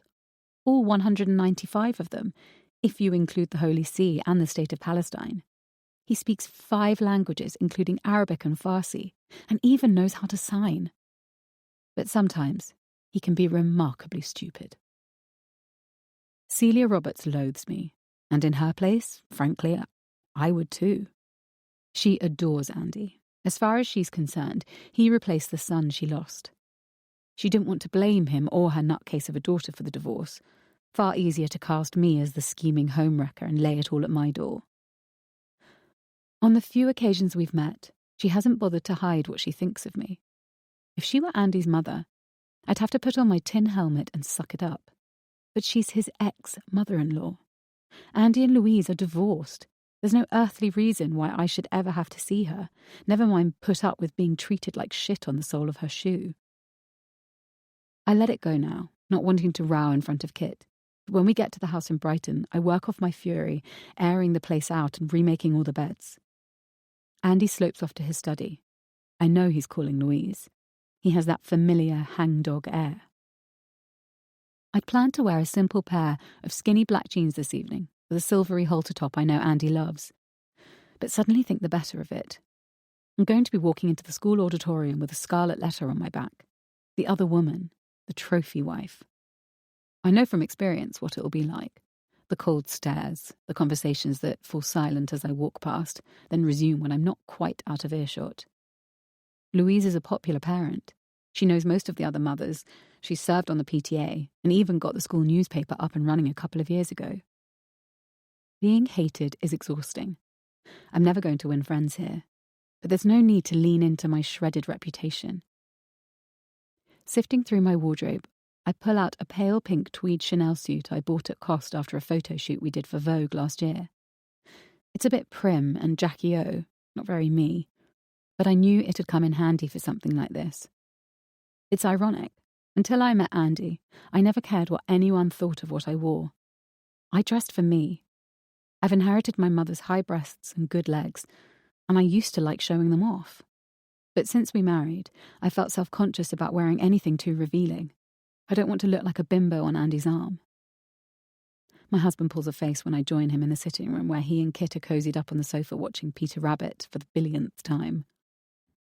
That's a bit much for a school play, isn't it? I look down at myself. You don't like it?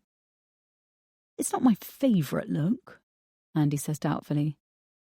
You look weird, Kit agrees. Like an old lady. Exactly the image I was going for, I say crossly. I switch off the television, ignoring Kit's howl of protest. Come on, we need to get going. Louise said we had to be there early if we wanted to get good seats. Wait, haven't you forgotten something? Andy asks. He waits a beat and then grins. I'm sure we can find you some pearls somewhere. I thwack him with a cushion. Don't laugh. This is all your fault. He fends off the pillow and catches my hand. Don't let Celia get to you, he says, suddenly serious. He pulls me onto his lap and tightens his arms around my waist. Wear what you want to wear, Kaz. You don't have to dress for her or anyone else. Easy for you to say. Since when did you give a shit what anyone thinks? He's right. Celia Roberts and the self-righteous mummy mafia are never going to like me. Why keep pushing the boulder uphill? I run back upstairs and change into the skinny jeans and halter top and a pair of skyscraper heels. Andy's eyes light up when I come back downstairs. That's more like it, he says. Come along then, trophy husband, I say, picking up my bag. The car park at Bella's school is surprisingly full when we arrive. Louise wasn't kidding, I think, as Andy circles the lot looking for a space. It's not even 6:30, and it already looks like it'll be standing room only inside. But as we open the door to the auditorium, we're blocked by a sudden flow of people leaving. I catch Andy's eye, puzzled. Perhaps there was a matinee too. I wish I'd known. I'd much rather have gone to an earlier show so Kit didn't have to eat so late. Excuse me, I say, stopping a woman in a flowery dress who looks vaguely familiar. Was there an early show? Well, it was at 4, if that's what you mean. Oh, I didn't realise there were 2 performances. She looks at me as if I'm mad. There aren't. But it doesn't start till 7. It started at 4, she says tersely, turning on her heel to rejoin the throng of chattering parents exiting the auditorium. I swing round to Andy, not knowing what to say. Are you kidding me? Andy exclaims. We missed it. Louise told me it started at 7. You must have made a mistake. Jesus, Kaz, didn't you write it down? I did not make a mistake. She told me the wrong time on purpose. Kit tugs my hand. Is it finished? Can we go to dinner now? Of course she didn't tell you the wrong time on purpose, Andy snaps. She's not a bloody bunny boiler. You obviously got it wrong. He sounds like he's giving me the benefit of the doubt, but I can tell from his expression he doesn't believe I made an honest mistake. He thinks I deliberately sabotaged Bella's evening, just as Louise intended. Chapter 9. Louise. They're cutting it a bit fine, I mutter, craning my neck to look behind me. It's almost 4. The play will be starting in a minute. Andrew will be here, my mother says confidently. Well, they'll be standing at the back then. The place is packed. Mum puts her hand on Tolly's shoulder as he kneels up on his chair between us. "Stop fidgeting, Tolly." "We should have saved them some seats, Louise. They were 3 right next to us." Min leans around me to address my mother. "No, Celia, we absolutely should not have saved them seats. It's bad enough Lou's going to have to sit with that woman at dinner. I'm so sorry we can't come," she adds to me, leaning back again. "I don't mind leaving Dom and Jack to babysit their brothers for a couple of hours now they're 15, but not for the whole evening. They'll kill each other or burn the place down." "It's fine," I whisper. "It's not fine," Min hisses back. "Honestly, Lou, you can't keep letting her do this to you." I wish Min had known my mother before Nicky's death. It wasn't just that Mum was happy, although of course she was, in the way you don't appreciate until it's in the rear-view mirror. When your children are healthy and safe, when your marriage is good and you have a roof over your head and food on the table, it allows you to be unhappy about a set of holiday photos that come back from Boots all blurry, or the chip in your brand new kitchen counter. Mum worried about Nicky and Luke and me, of course, in the way every mother fears for their children. She warned us to wear our bicycle helmets and never to accept sweets from strangers, and insisted we call her if we were going to be late home. But her style of parenting was one of benign neglect, the same way she'd been raised. She let us have the freedom to make our own mistakes, to climb trees and break wrists, to refuse sunscreen and get burned. Nicky's death changed who she was. She didn't wrap us in cotton wool, although that would have been a perfectly natural response. Instead, she gathered us closer. She inserted herself into every aspect of our lives in a way she never had before, as protective and fiercely territorial as a tigress.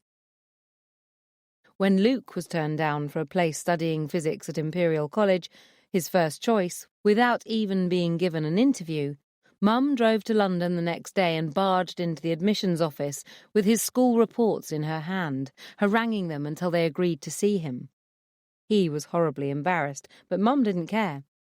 Embarrassment was no longer part of her vocabulary or her experience. She cared only about getting us what she felt we deserved, advocating for us when we couldn't or wouldn't advocate for ourselves. It's why she refuses, even now, to accept Andrew as a lost cause.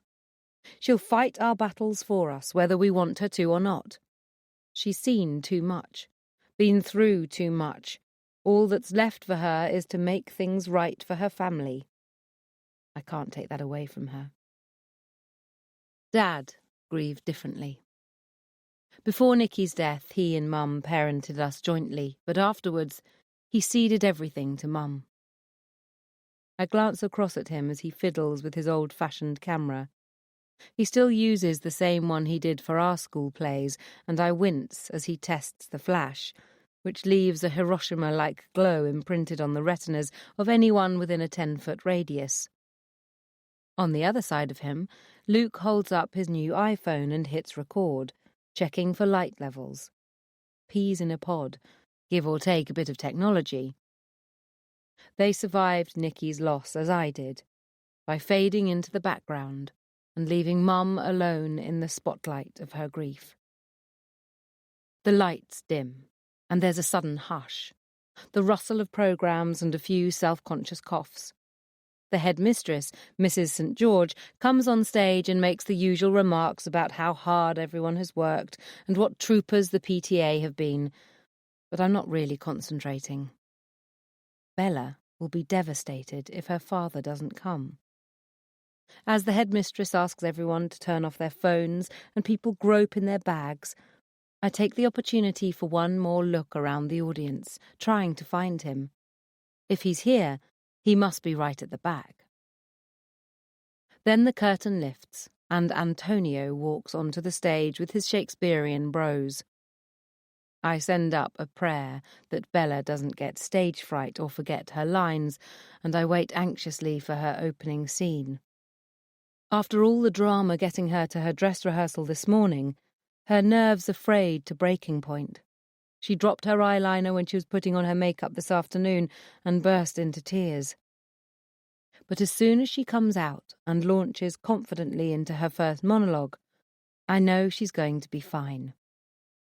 I've rehearsed her lines with her so often I can recite them backwards and find myself murmuring along with her. So is the will of a living daughter curbed by the will of a dead father. My mother jabs me in the ribs and I shut up. 2.5 hours later, I have tears in my eyes as I leap to my feet along with the rest of the audience to deliver a standing ovation, clapping and cheering until my palms tingle and my throat is raw. For the duration of the play, I completely forgot that Portia was my daughter. She is beautiful, gracious, intelligent, quick-witted, Shakespeare's most appealing heroine.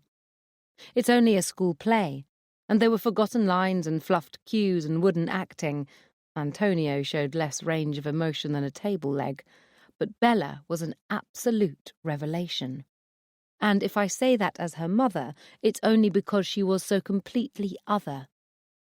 I have never seen her sparkle and dazzle the way she just has up on stage. The sullen, withdrawn child I live with was nowhere to be seen. In her place was a confident, brilliant woman, a drama queen indeed. I feel as if I'm seeing my daughter for the first time. "Wasn't she amazing?" Min cries as we join the madding crowd heading towards the exits. "Wonderful," I say, straining to find Andrew. He can't have missed this. Bella was extraordinary. "Can you see Andrew anywhere?" "There!" Tolly cries, pulling away from me. "Daddy!" I struggle to hang on to my son as he forces his way through the throng, apologising profusely as I jostle shoulders and step on toes. "Tolly, wait!" I still can't see Andrew, though Tolly obviously has him in his sights. As we reach the double doors to the entrance vestibule, the cast comes running through the side corridor that leads backstage, still in costume, shrieking and laughing as they reunite with proud parents in the auditorium. Bella races towards us, hand in hand with her friend Taylor, a smile splitting her face from ear to ear. She scoops Tolly up in one swift movement, swinging him around, bubbling with triumph. "Did you see me?" she cries. "Did you see me?" "We could hardly miss you," I smile. "You were brilliant, darling. Absolutely amazing. I told you that you would be. You too, Taylor. I loved your Bassanio. You were brilliant." "Thank you, Mrs. Page," Taylor says. "Oh, there's Mum. Catch you later, Belle." Bella can't hide her relation, and I love her for it. I messed up my speech at the beginning of Act 2, Scene 1, but I don't think anyone noticed. "I can't believe it was you up there," I say honestly. "You were incredible, Bella. You blew us all away. It'll be the Oscars next." "Where's Dad?" she asks, looking past me as Celia, Min and Luke force their way through the crowd and catch up to us. "I see him," Tolly shouts, pointing. Andrew and Kaz are standing in the entrance hall, talking to Taylor's mother. They must have been standing right at the back for the whole performance. That can't have been comfortable in the ridiculous stilettos Kaz is wearing. She looks like she's dressed for a nightclub, not a school play. My heart swoops as Andrew turns. For a split second, I'm 24 again, walking into the wine bar opposite the INN TV studio, and coming face to face with the most beautiful man I'd ever encountered. Now, as then, it's as if the crowds around us fade away and there are just two of us in the room. When we met, Andrew was in his early 30s, tall and dark-haired and dressed more formally than most men his age in a grey suit. I soon learned he was a reporter, and this was his on-camera attire. His tie pulled loose around his neck, his jacket hooked casually over his shoulder on one finger. He'd glanced around, as I'd let the heavy door swing shut behind me, and I'd seen appreciation and interest in his leonine amber eyes, and his mouth had quirked into a smile. The blood had pulsed in my ears, and I'd felt the fizz of butterflies in my stomach. I feel them still. I think I will until the day I die. Andrew puts his palm on the small of Kaz's back and murmurs something in her ear, and the pain I thought I'd tamed flares as sharp and stinging as the day Andrew left me. Bella puts her brother down, and Tolly barrels through a forest of legs towards his father. "You're late!" he cries. "You missed it all!" There's a sudden silence. I glance at Andrew, assuming he'll say they were just out of sight at the back, but he shrugs helplessly. "We got the time wrong. I'm so sorry," he adds as Bella's face crumples beneath her stage makeup. "I've been listening to people talking about how wonderful you were, the star of the show." She doesn't wait for him to finish. With a terrible sob, she turns and runs back into the auditorium. Andrew starts after her, but Min blocks his way. "I think you've done enough damage," she says coldly. "How could you get the time wrong, Andrew?" I cry furiously. "I told Kaz it started at 4 at least 3 times." "You said 7? Kaz protests. "Don't be ridiculous," Mum snaps. "School plays are always in the afternoon, so siblings can come and watch without having to stay up late. You came last year, Caroline, you should know that." Andrew glares at his wife. "Kaz obviously made a mistake. I'll go and find Bella and apologise. I'm sure she'll understand." "I did not make a mistake," Kaz says firmly. "I thought it was a bit odd, but Louise insisted it was in the evening this year. That's why I told you to book the table for 9:30. Andrew hesitates, and I see the sudden doubt in his eyes. Surely he can't think I'd be that petty and underhand. But I know the answer to that one. I've cried wolf before, and now, when the wolf is at my door, in the heart of my family, no one believes me. Chapter 10. Kaz. I sit at the end of the table, playing with my salad. I should feel vindicated. But even though Louise was the one in the wrong, not me, somehow I still feel like the villain. Andy spent 40 minutes calming Bella down and persuading her to come out to dinner, but he didn't once apologise to me. Instead, in the car on the way over to the restaurant, he said Louise and I needed to communicate better next time, and then refused to discuss it any further. Even after I've given him cast iron proof she's trying to sabotage me, he still makes excuses for her. I don't know why I expected anything else. For the last 4 years, Louise has had Andy twisted around her little finger. All she has to do is snap her fingers, and he comes running. It's not just his ex-wife I have to share him with either. He's been part of the Roberts family for 17 years, and divorce hasn't changed that. Even when it's not our weekend for the kids, Andy's often over at their place fixing wonky shelves in the living room or taking Brian out for a pint. He spent a whole weekend a few weeks ago putting in a new tomato bed, for God's sake. But if I object, I look like an unreasonable, jealous cow. I know the bonds of relationships are complicated, even when 2 people are no longer sharing a life together. I understand when there are children in the picture, both parents need to be involved in their lives, and I've never had a problem with that. But just because I'm Andy's second wife, that doesn't mean I should always be in second place. There's a sudden kerfuffle on the other side of the restaurant, and I glance up. The woman in the flowery dress from Bella's school has just entered with her daughter, Taylor, and the rest of her extended family, and they're all waving madly at Louise. My heart sinks. Great. Louise's travelling fan club. Just what I need.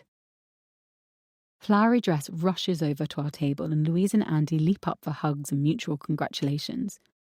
They both put a proud arm around Bella, and I sit there, completely ignored, as everyone takes photos of the 3 of them on their phones. Then Andrew drapes his arm around Bella and Taylor, who's clearly a bit starstruck by him, and the nonsense starts again. The husband of Flowery Dress raves about Bella's performance, talking stage school and Oscars, and they all bask in a love fest from which I'm pointedly excluded. I might as well not be here. The only person less comfortable than me is Bella herself. She ducks her head, tucking her hands into the long sleeves of her black top, looking like she wishes the ground could swallow her up. Being able to hide behind another persona on stage is very different from standing in the spotlight in real life. You'd think Louise and Andy would have figured that out. I push back my chair and go over to rescue her. Bella, why don't you and Taylor take the boys outside for 5 minutes for a bit of fresh air? I suggest. She doesn't need to be asked twice. As they all hurtle out, I stand by the table like a fool, waiting for someone to acknowledge me. Rebecca, Hugo, I don't believe you've met Caroline, Celia finally says with a poisonous smile. Andrew's second wife. My husband is not Mormon or Muslim. He does not belong to a religious group where polygamy is practiced. And he was divorced and a single man when we tied the proverbial knot. I am his wife. Plain and simple, no qualifying descriptor necessary.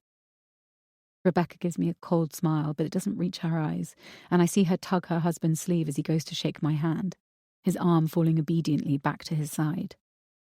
When everyone finally disperses, I take my seat at the table again. Bella brings the boys back in, and I have Kit on one side of me and Tolly on the other. Celia ensured I wasn't seated next to an adult, so I have no one to talk to all evening.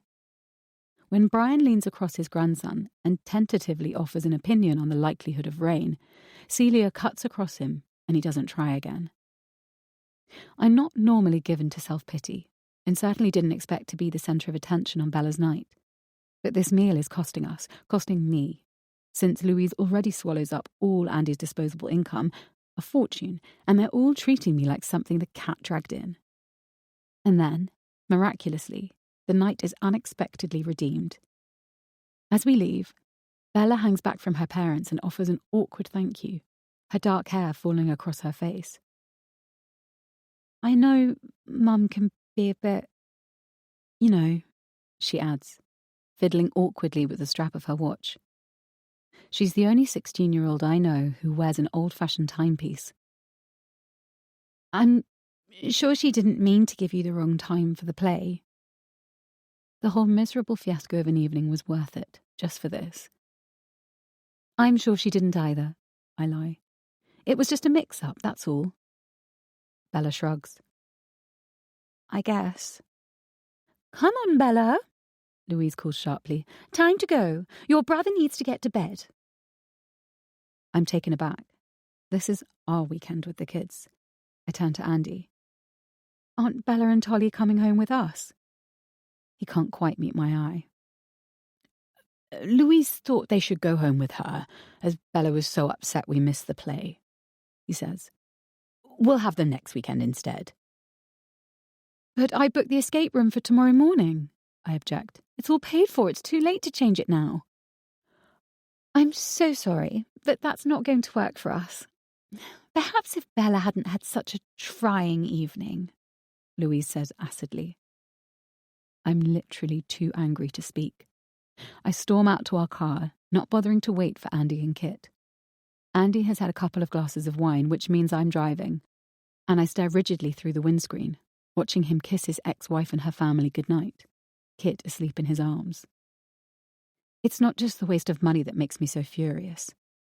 I'm beyond fed up with the way Andy lets that woman dictate our lives. Why can't he ever stand up to her?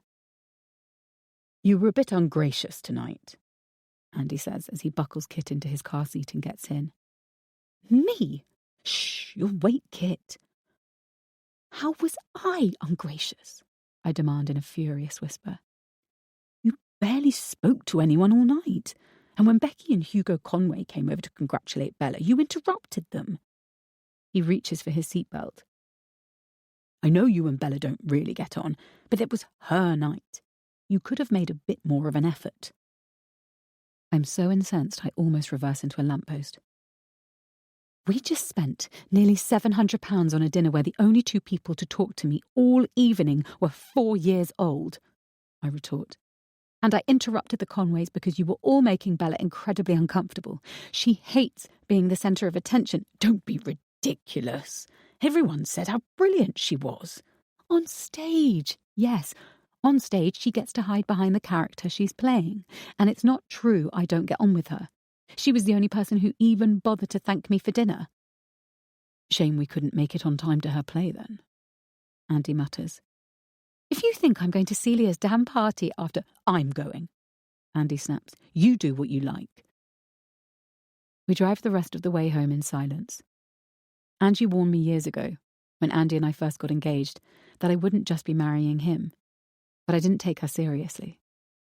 I knew I'd have to take on his kids, of course, but it never occurred to me I'd have to deal with his ex-wife's entire family. No one ever chooses to fall in love with a married man. 5 years ago, when Andy ran a red light and hit the side of my Fiat Uno, I didn't clock the wedding ring on his left hand as we exchanged insurance details and think, yes, this will be a nice challenge. Of course I fancied him. He was crazy good looking. I'd have been blind not to. But I've never been one of those women who felt empowered by being a mistress, naively imagining themselves as a figure charged with some magical carnal power, superior to the dull, wifely creature who did the supermarket shop and the school run. But I knew, too, that when he called the next day and asked me out for a drink, to apologise for the inconvenience, the invitation was far from innocent. His marriage was already over, but I didn't know that then, and I went anyway. And by the time I left the bar in Covent Garden, I was already halfway to being in love with him.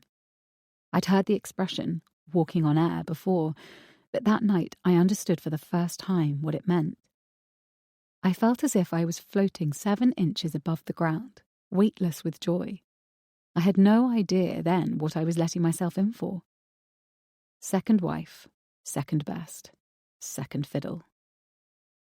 My pregnancy with Kit wasn't special, even though Andy did his best to seem excited, because he'd done it all before. Our wedding was a lovely, classy, elegant affair at Kensington and Chelsea Register Office, but it wasn't the big white church wedding I dreamed of as a little girl, because Louise had already had that.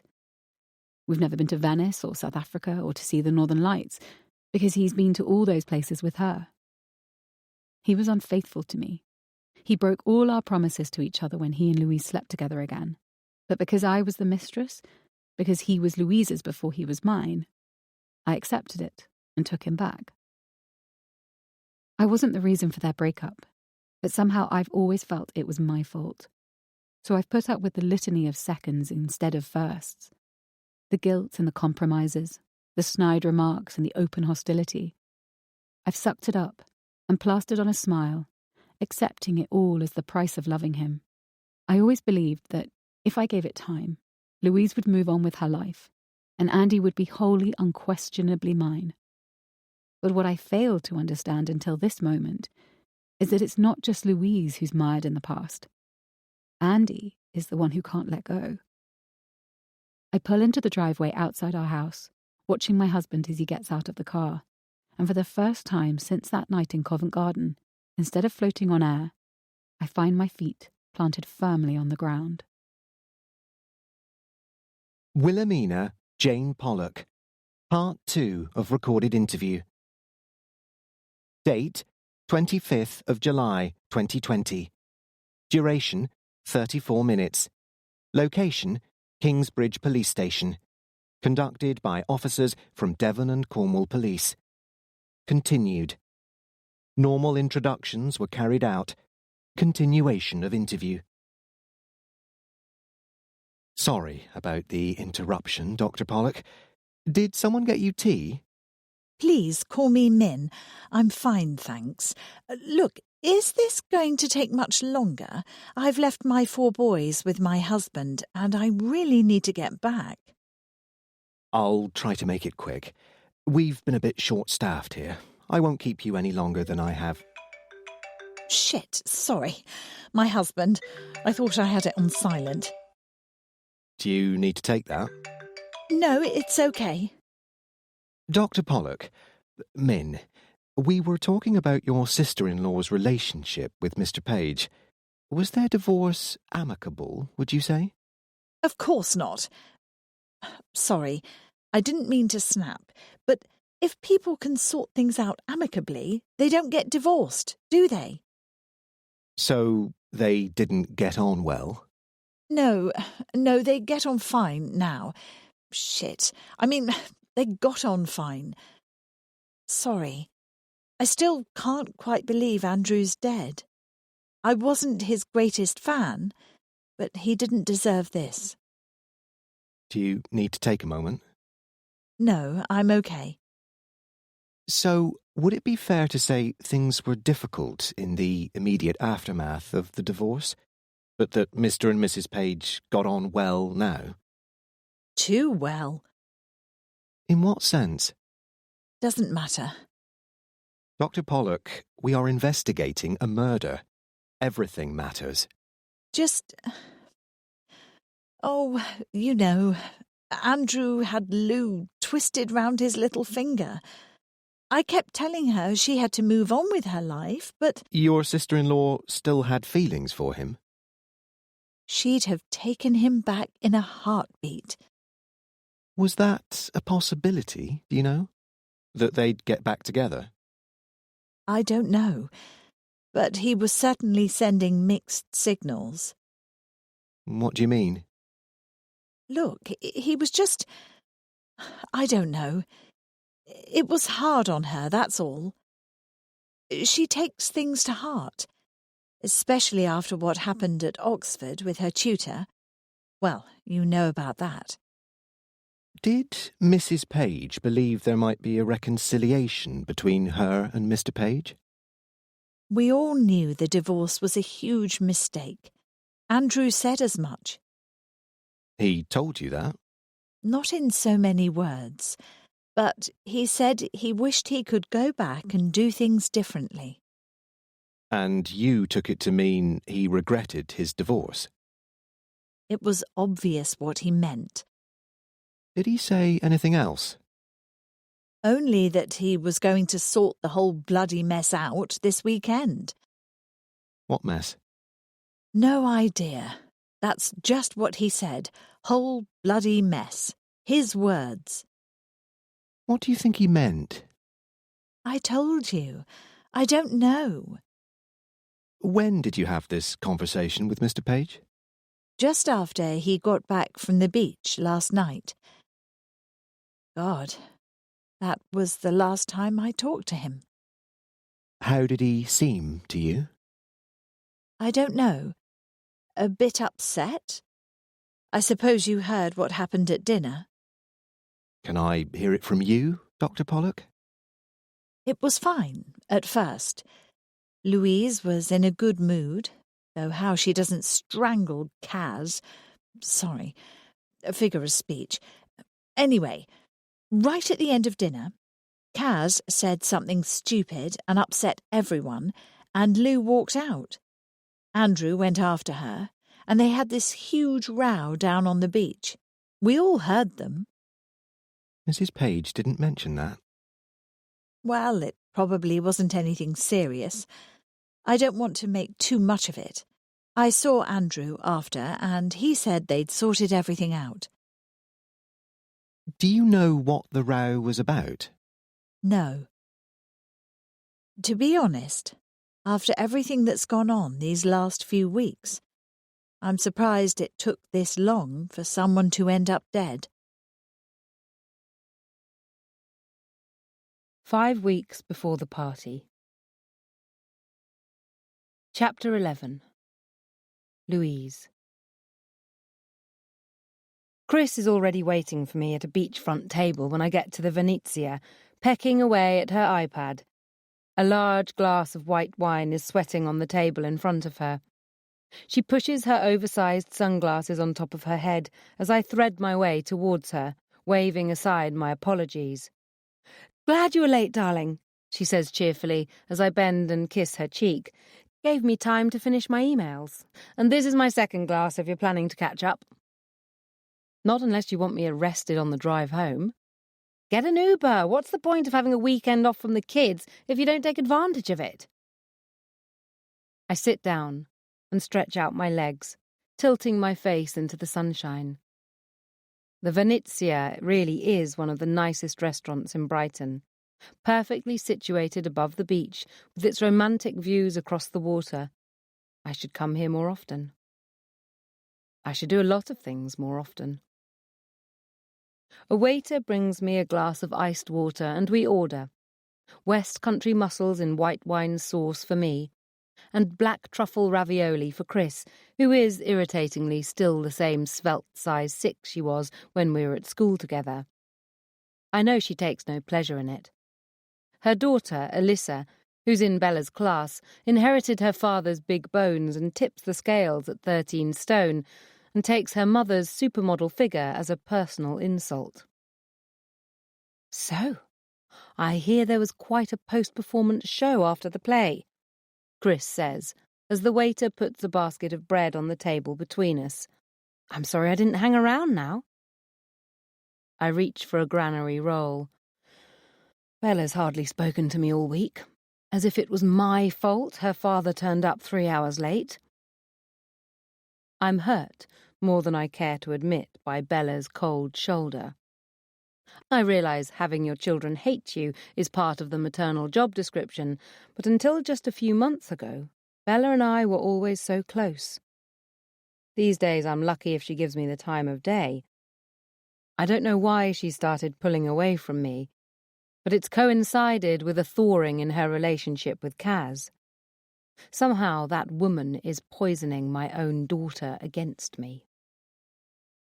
The only good thing to come out of the miserable evening is that for a few short hours at dinner, Andrew and I were able to take pride in our daughter together.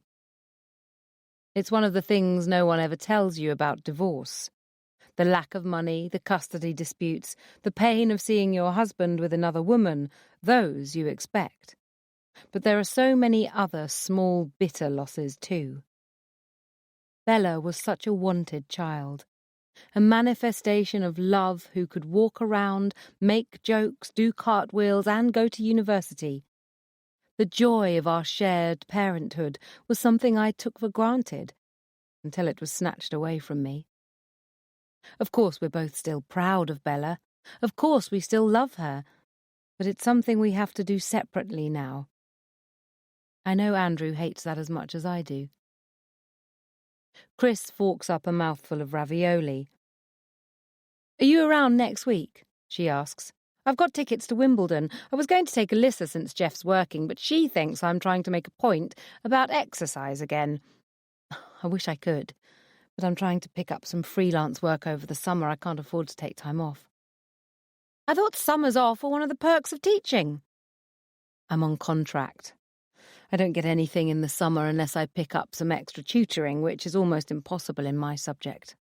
I sigh. I know I should have set something aside to tide us over, but there just hasn't been a penny to spare. Can't you go back to the post? Surely they'll use you with your track record. It's not that easy. Most of my contacts have moved on. The post has got rid of a lot of their permanent positions and replaced them with freelancers. I drop a mussel shell into the bowl by the side of my plate and lick my fingers. It would be different if I was living in London, but it's a bit out of sight, out of mind. I've been pitching ideas, but it's hard to get commissions when you're not right there and the editors don't know you. I've been out of the game since Tolly was born. 4 years is a long time in this business. So what are you going to do? Chris asks. I should be able to pick up some work here and there, enough to keep the wolf from the door.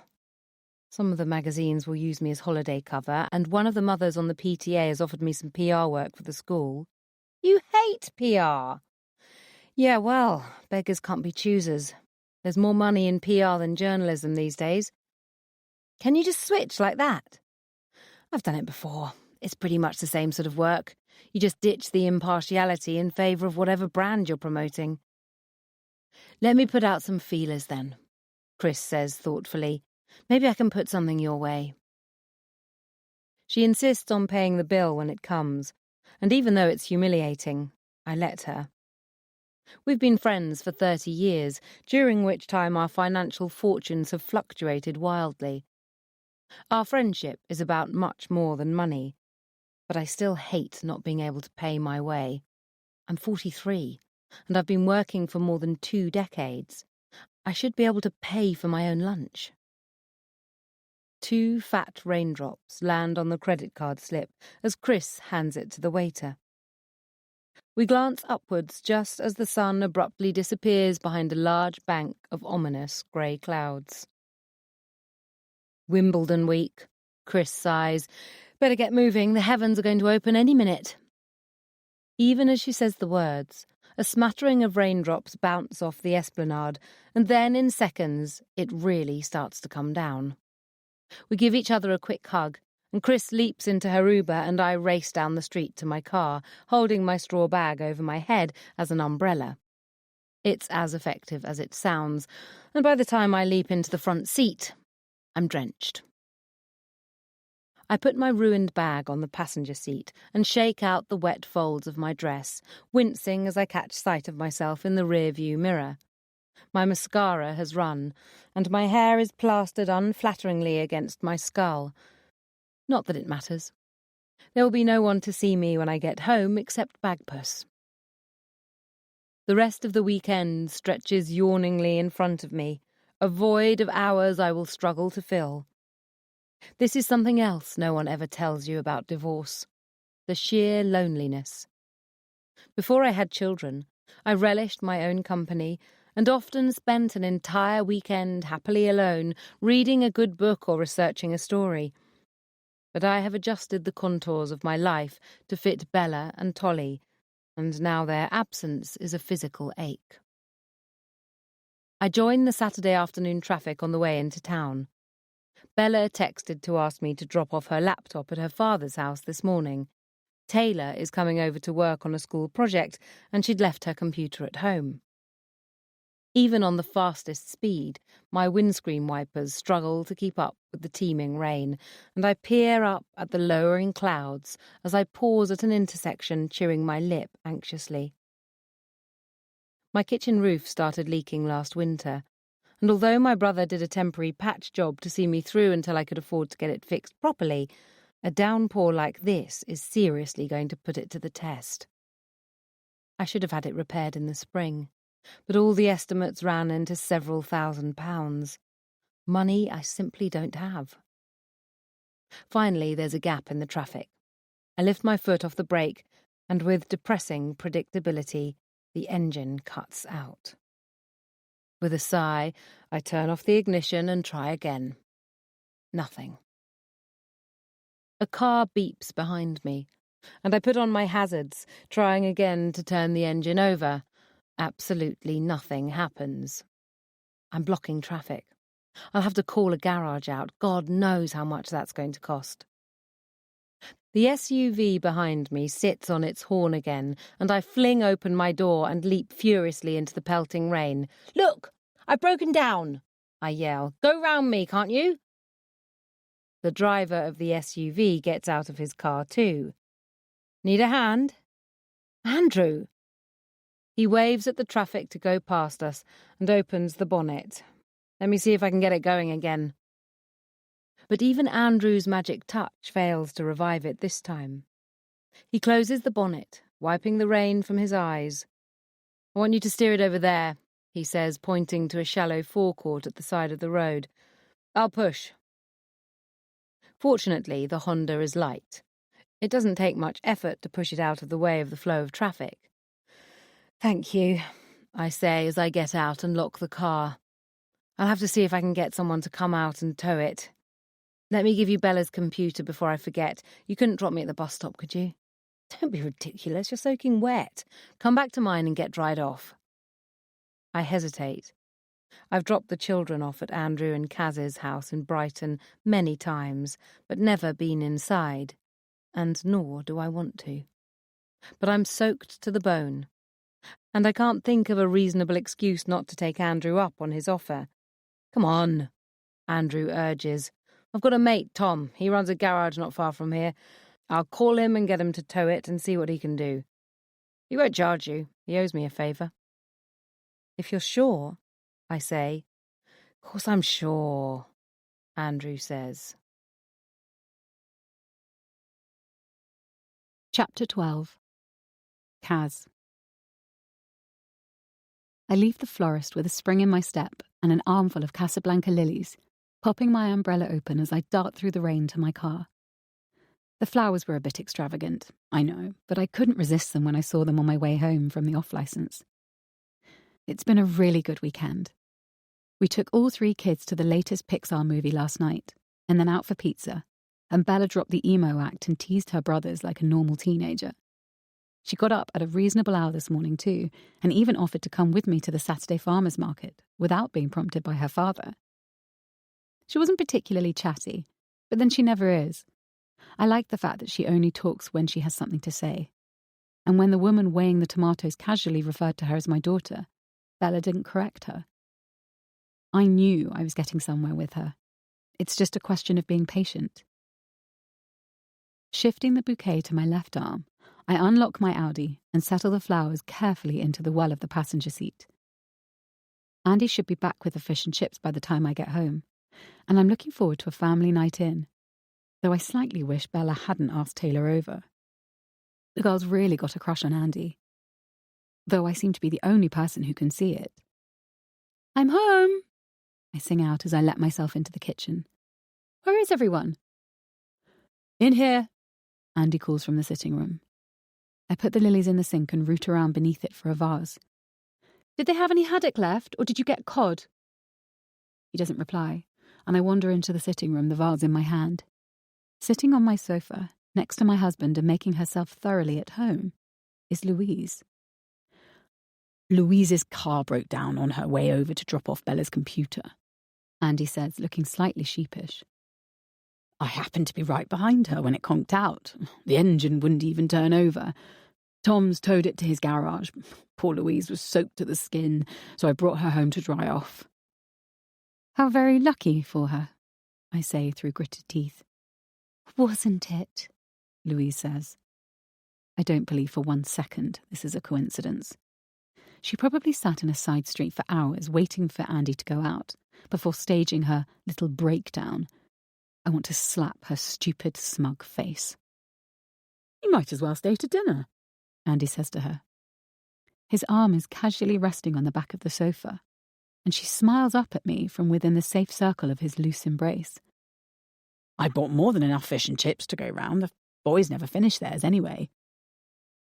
"Andy," I say tightly, "could I have a word?"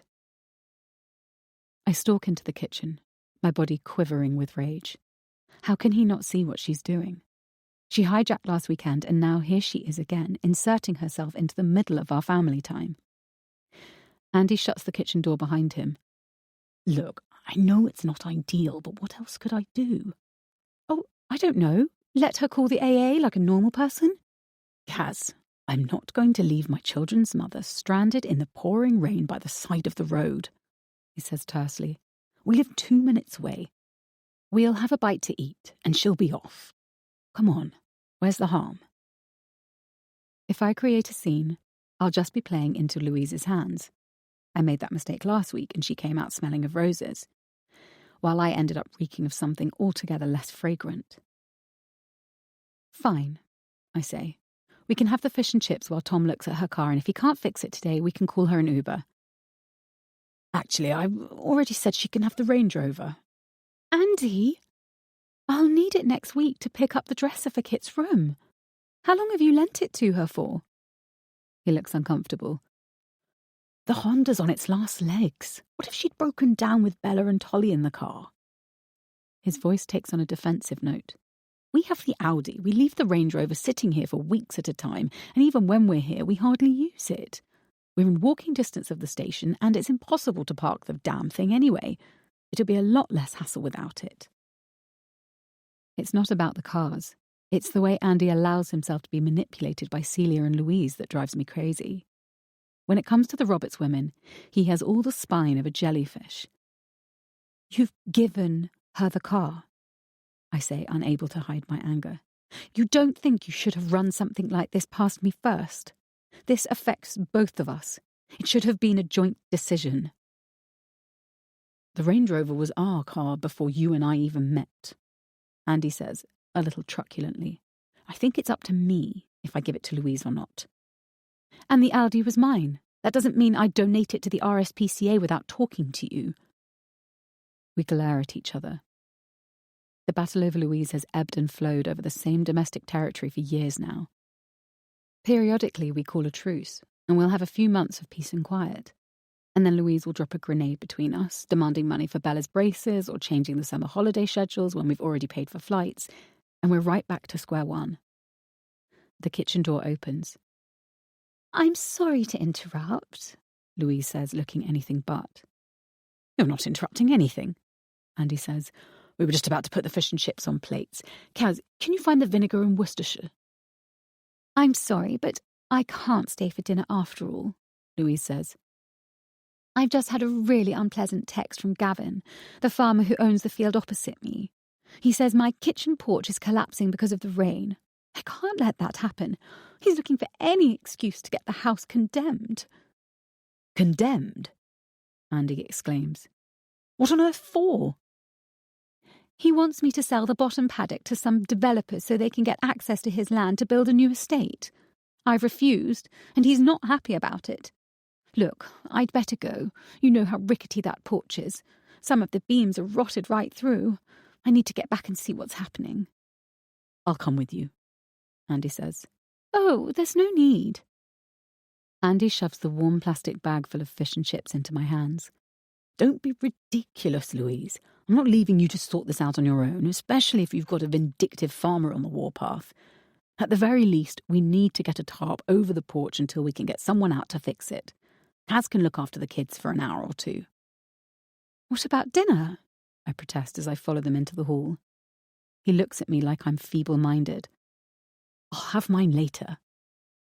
Bella and Taylor are already waiting by the front door, their hair caught up under matching black beanies, rucksacks hitched over their narrow shoulders. "You're leaving too?" I exclaim. "What about your fish and chips?" "I'm not hungry," Bella says.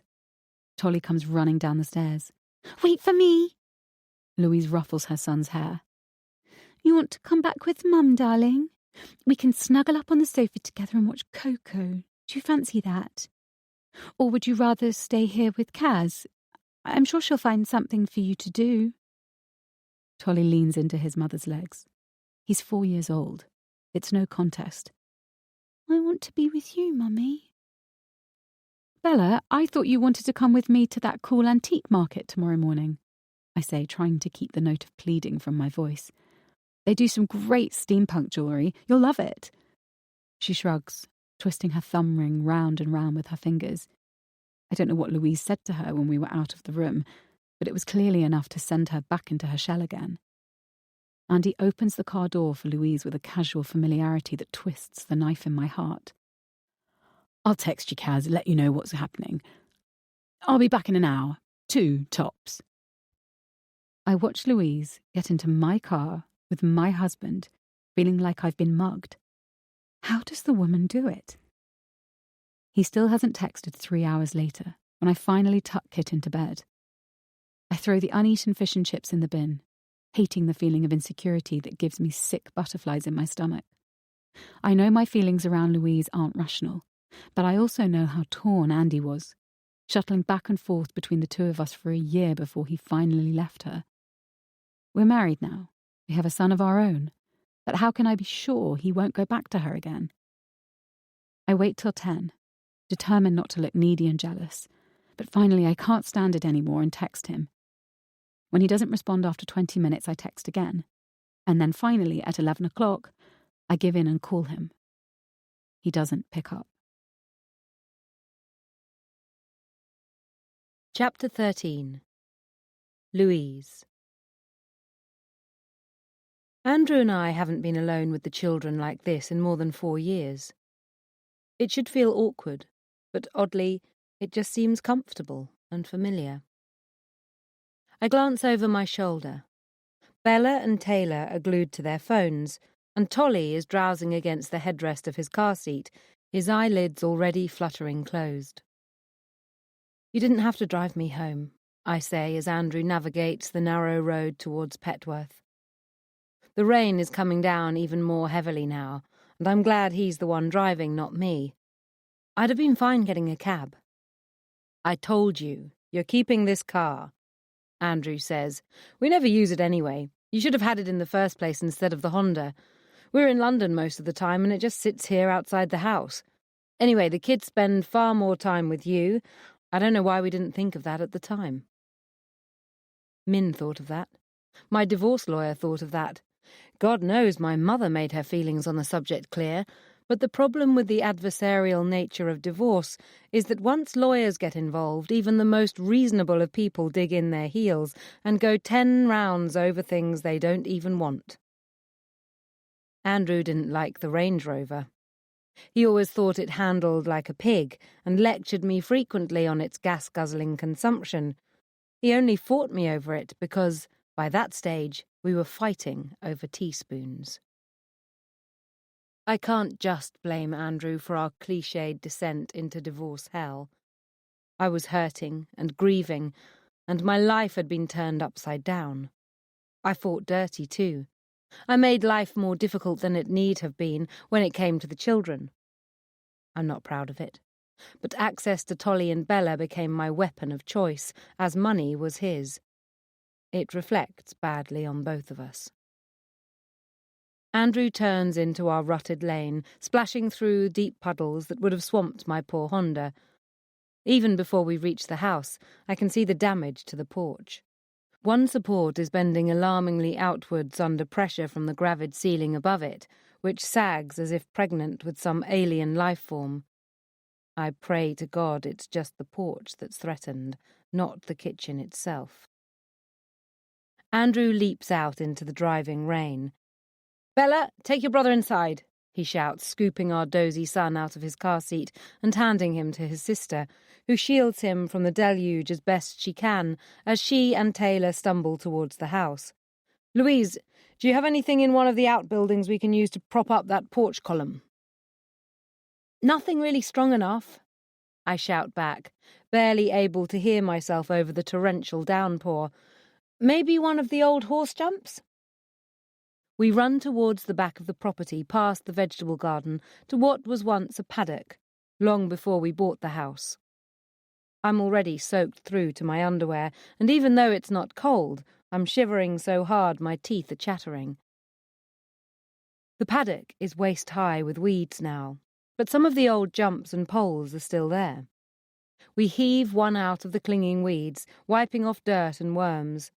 The rain makes it slippery, but between us we somehow manage to heft the horse jump around the cottage and onto the porch. It feels both strange and completely natural to be working in tandem, as if the last 5 years had never happened. No wonder Kaz has fought so hard to prevent a situation like this. Some visceral sense must have warned her that the pull of familiarity, the habit of love that lasted more than a decade before her intervention, was more lethal than passion could ever be. Especially when it wasn't the death of that love, but her deceit and manipulation that split us apart. We look so bedraggled and pathetic by the time we get inside, we both start to laugh. "I think you left a sweater or two upstairs," I say, squeezing water from my hair onto the flagstones.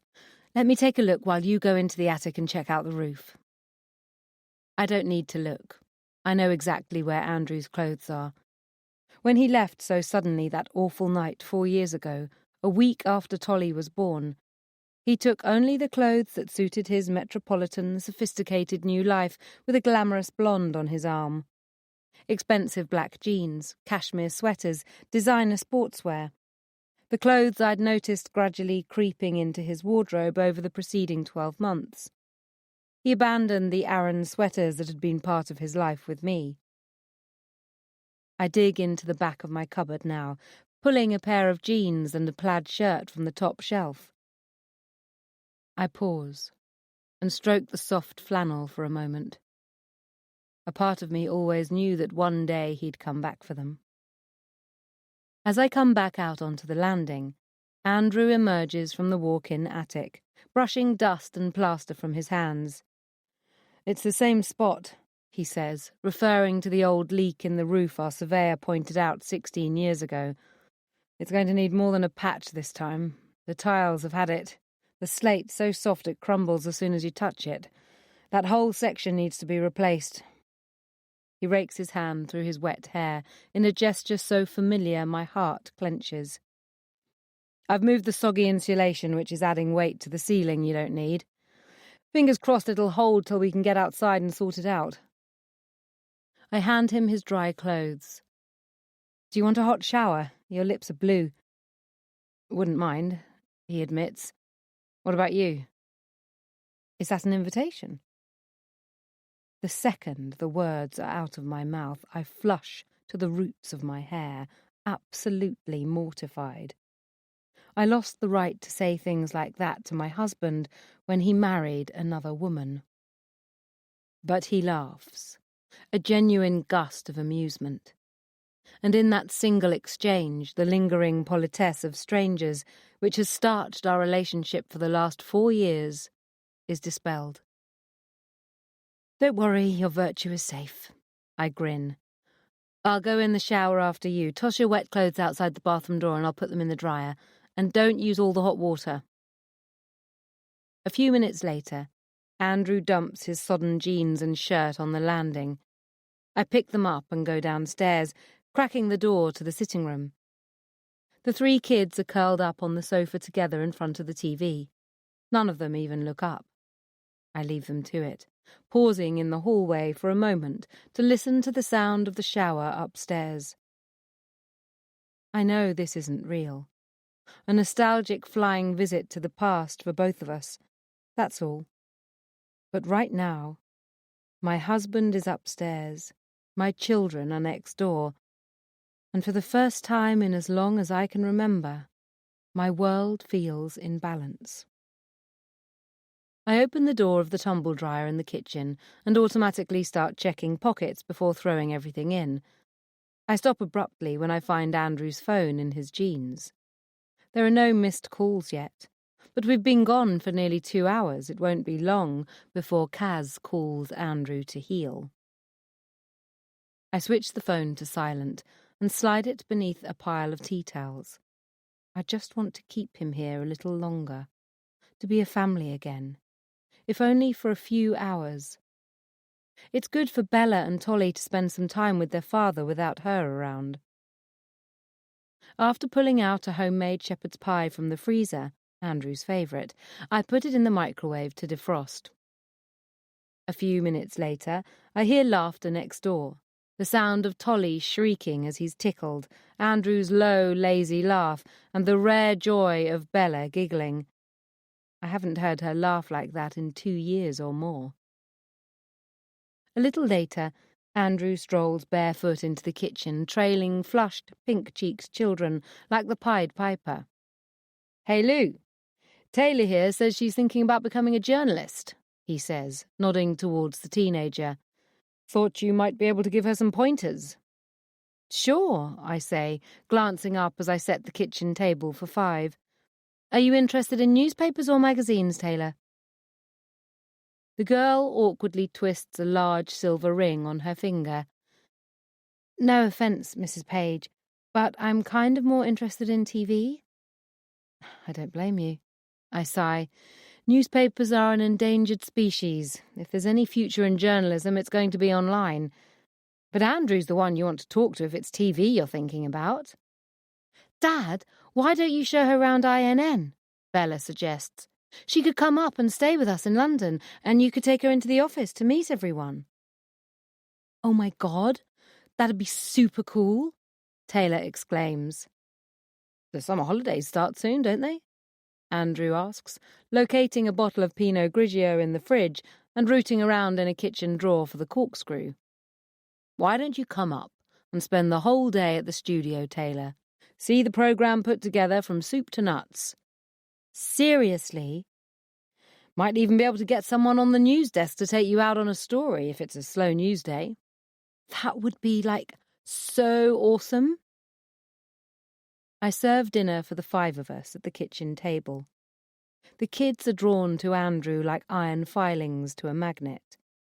Tolly chatters non-stop, while Bella cleans her plate for the first time in months. In his favourite old pullover and worn jeans, Andrew looks younger and more relaxed than I've seen him in years. God, that was good. he says, pushing back his chair and hauling Tolly onto his lap. No one makes shepherd's pie like you. Thank you, I smile. I suppose I really should call Kaz. It's after 10. She'll be wondering where I am. I suppose you should. I agree. A beat falls. She might be asleep, he adds. She hasn't called, so she's obviously not worried, although I'm not sure where I put my phone.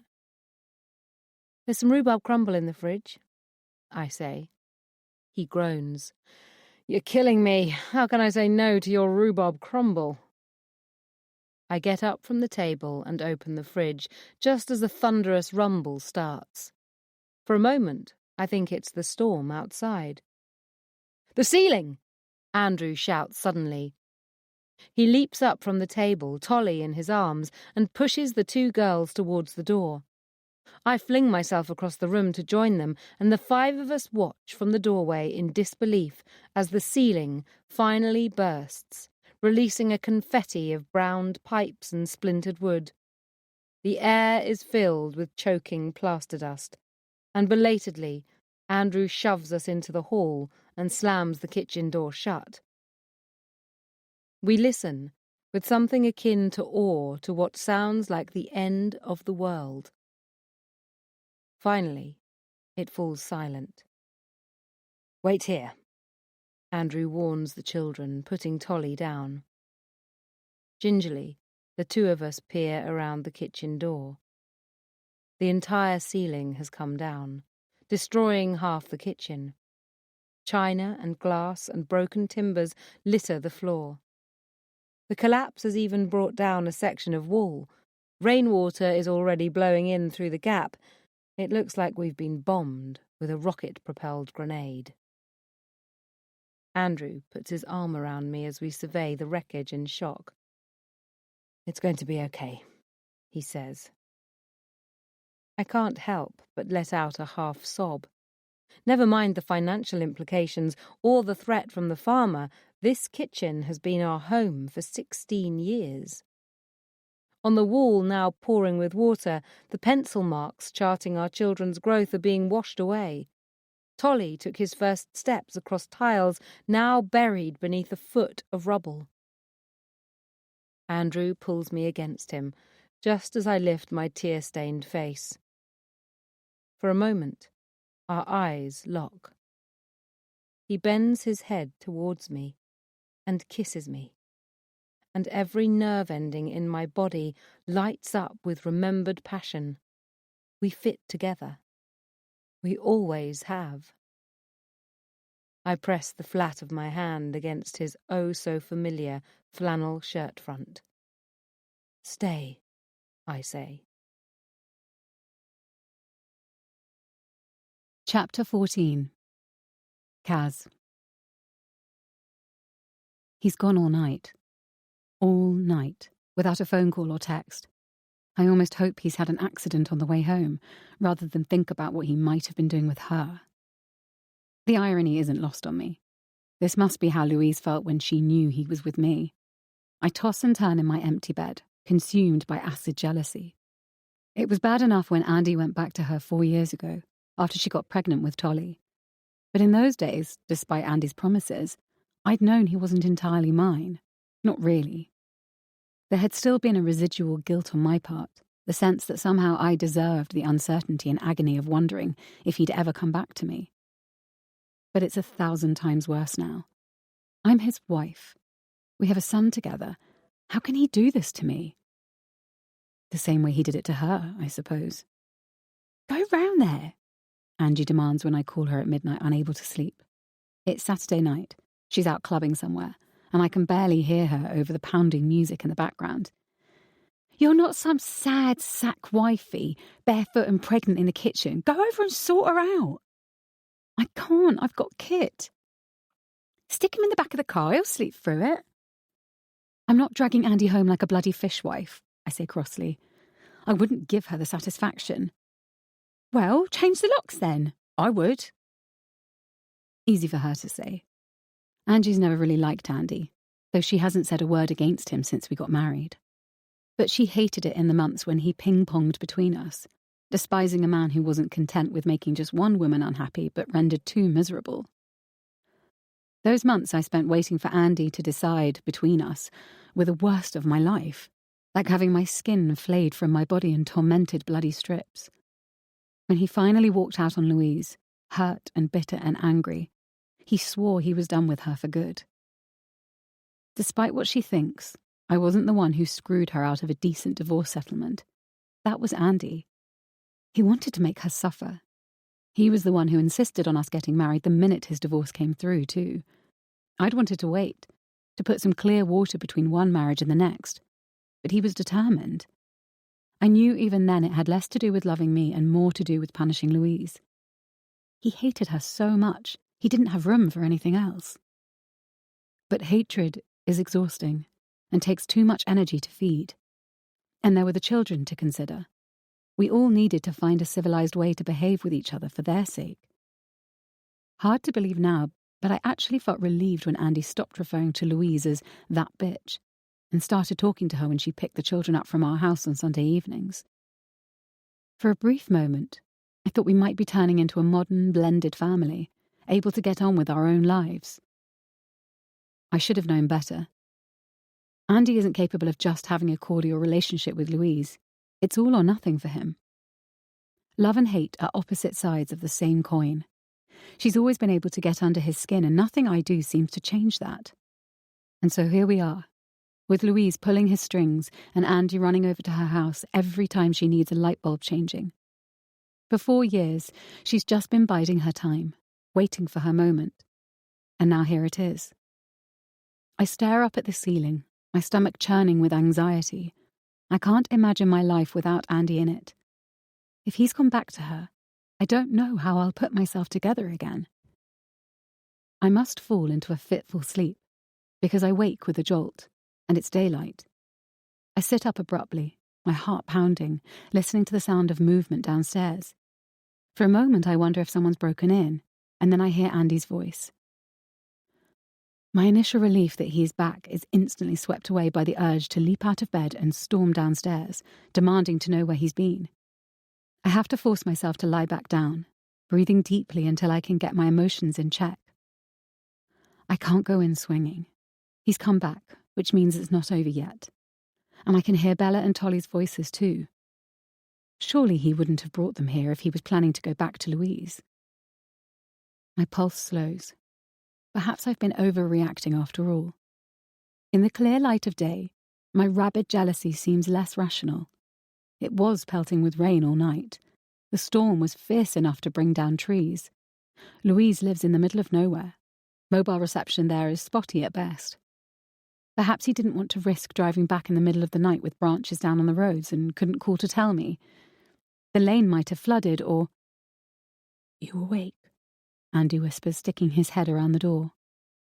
Arranging my expression into one of welcome, I swing my legs out of bed. But my measured request to know why my husband has been out all night dies on my lips as I clock the hideous lumberjack flannel shirt and dad jeans. What the hell are you wearing? He glances down at himself. My clothes were soaked from the rain. We put them in the tumble dryer, but then we lost power, so I had to wear some old clothes I'd left at Louise's. I can't bear to see him in them. It brings back too many unhappy memories. Let me get you something decent to wear, I say, opening the wardrobe. You can't go around looking like that. I'm fine, he says impatiently. Look, I'm sorry I didn't call last night and let you know I was staying over. It's been a hell of a night. The whole damn kitchen ceiling collapsed and my phone is buried somewhere beneath a foot of rubble. Thank God none of us were hurt. If only the house had come down on top of Louise like the Wicked Witch of the East, leaving nothing but her ruby slippers. I was worried about you, I say without turning around. I know. I'm sorry. Like I said, we lost power, so I couldn't ring you on her landline, but you knew where I was, so I knew you wouldn't be worried. It's precisely because I knew where he was that I was out of my mind with anxiety. Did you get any sleep? Bunked him with Tolly for a couple of hours, but not really. I'm shattered. I turn, searching his face, alert to any hint he's lying. Andy's an accomplished actor. He can affect concern or cynicism on cue, depending on the story he's reporting. Even after 4 years together, I'm still never sure if he's liked a meal I've made or is just being polite. Something doesn't ring true. He's holding my eyes just a little too steadily. His expression looks oddly familiar. Of course it does. It's the one he wore when he used to go back to Louise after he'd spent the night with me. I don't have the chance to process the information that my husband has just cracked our marriage wide open. Before I can respond, the woman responsible appears in my bedroom doorway like an apparition from hell.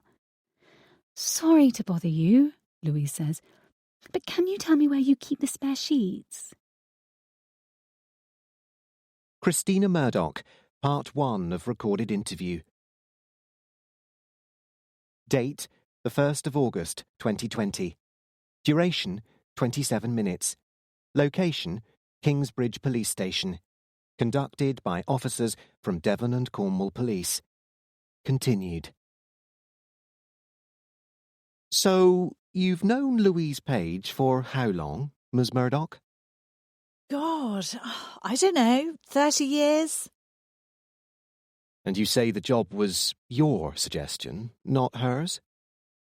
Yes. To be honest, I didn't think she'd be interested once she knew the details. She was. She needed the money. When did you have this conversation? I don't remember exactly. We had lunch maybe 4 or 5 weeks ago. Louise mentioned she didn't get paid over the summer and was trying to pick up more freelance work to tide her over, and I said I might be able to help. She called me about it a week or so later. So, it was at her instigation?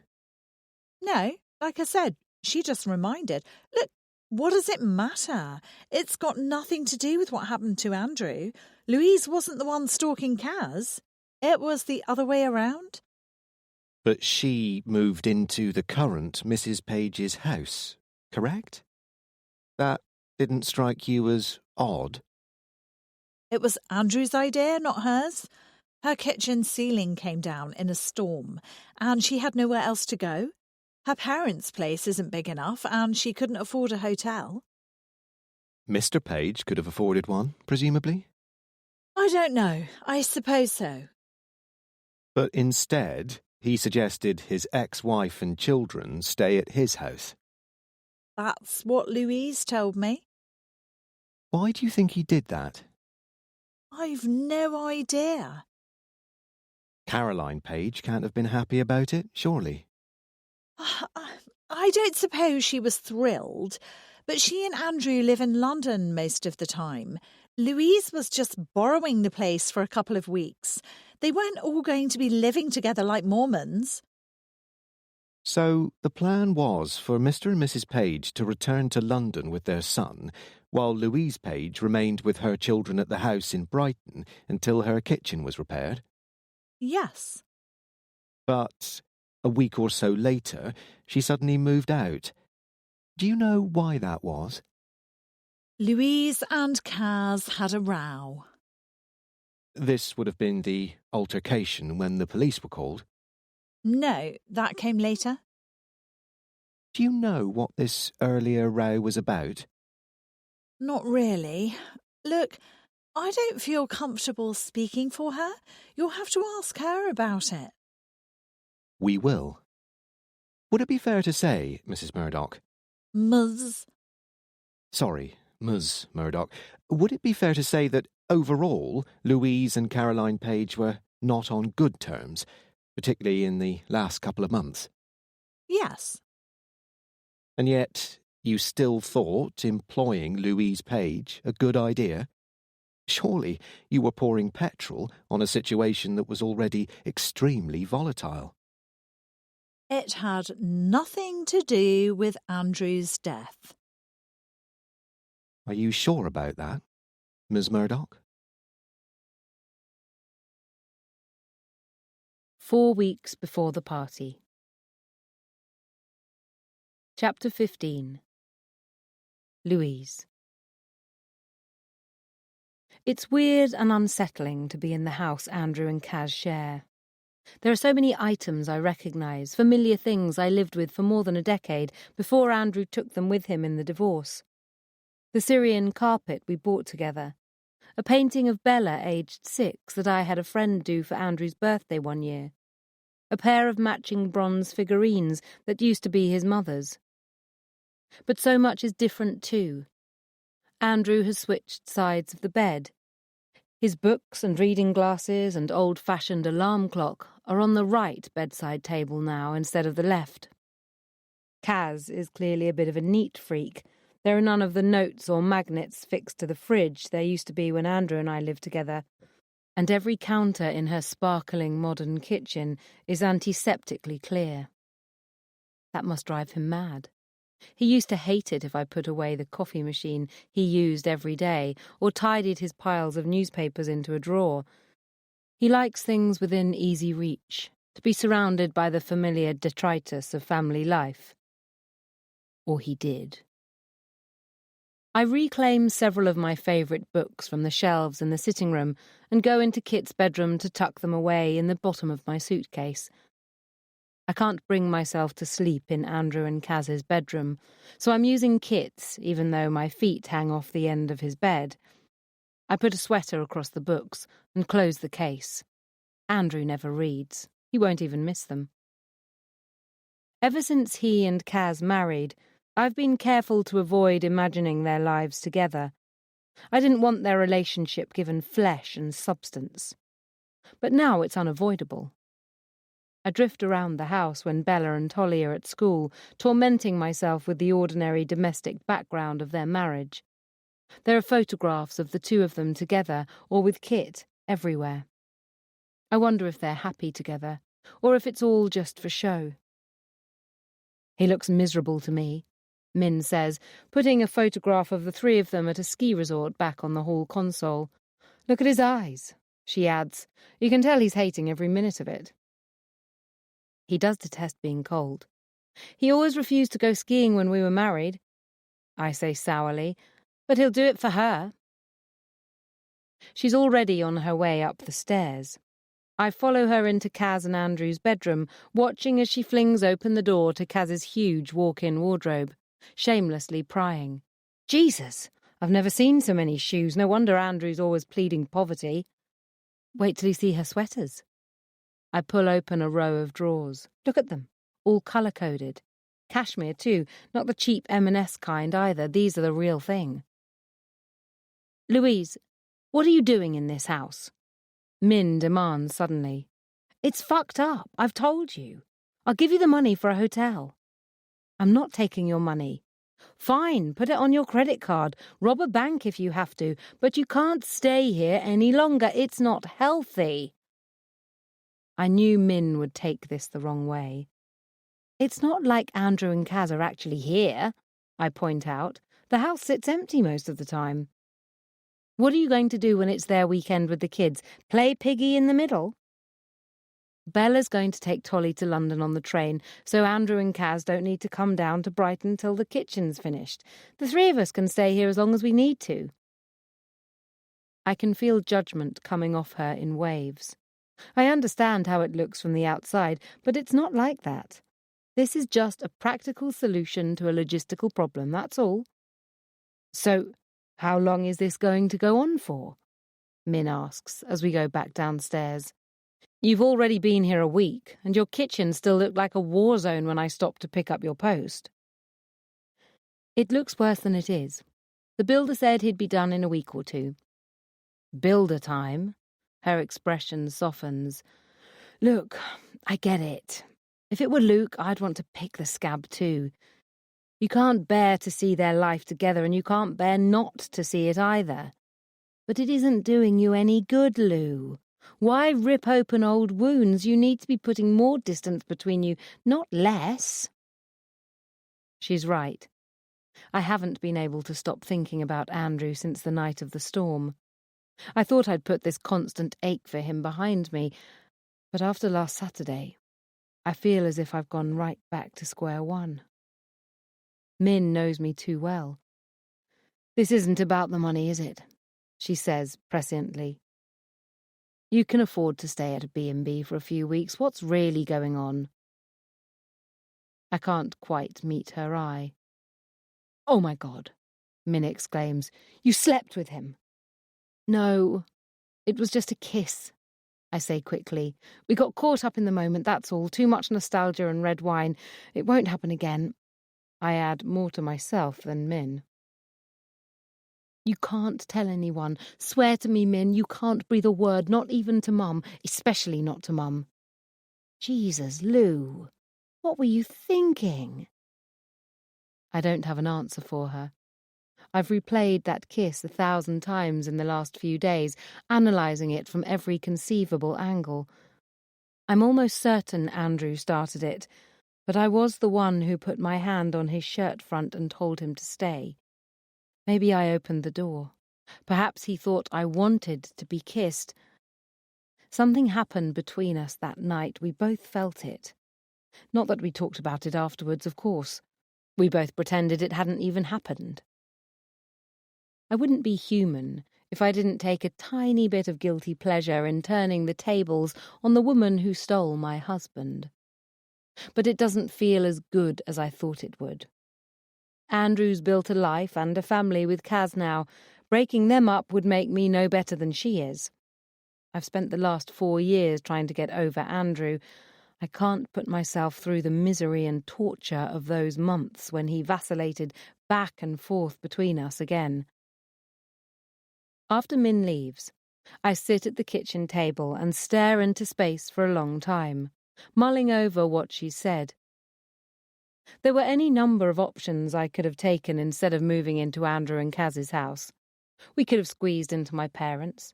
I could have braved the builder's dust and stayed at the house and ordered takeaways for a few weeks. But I knew coming here would upset Kaz and drive a wedge between them. I suddenly feel thoroughly ashamed of myself.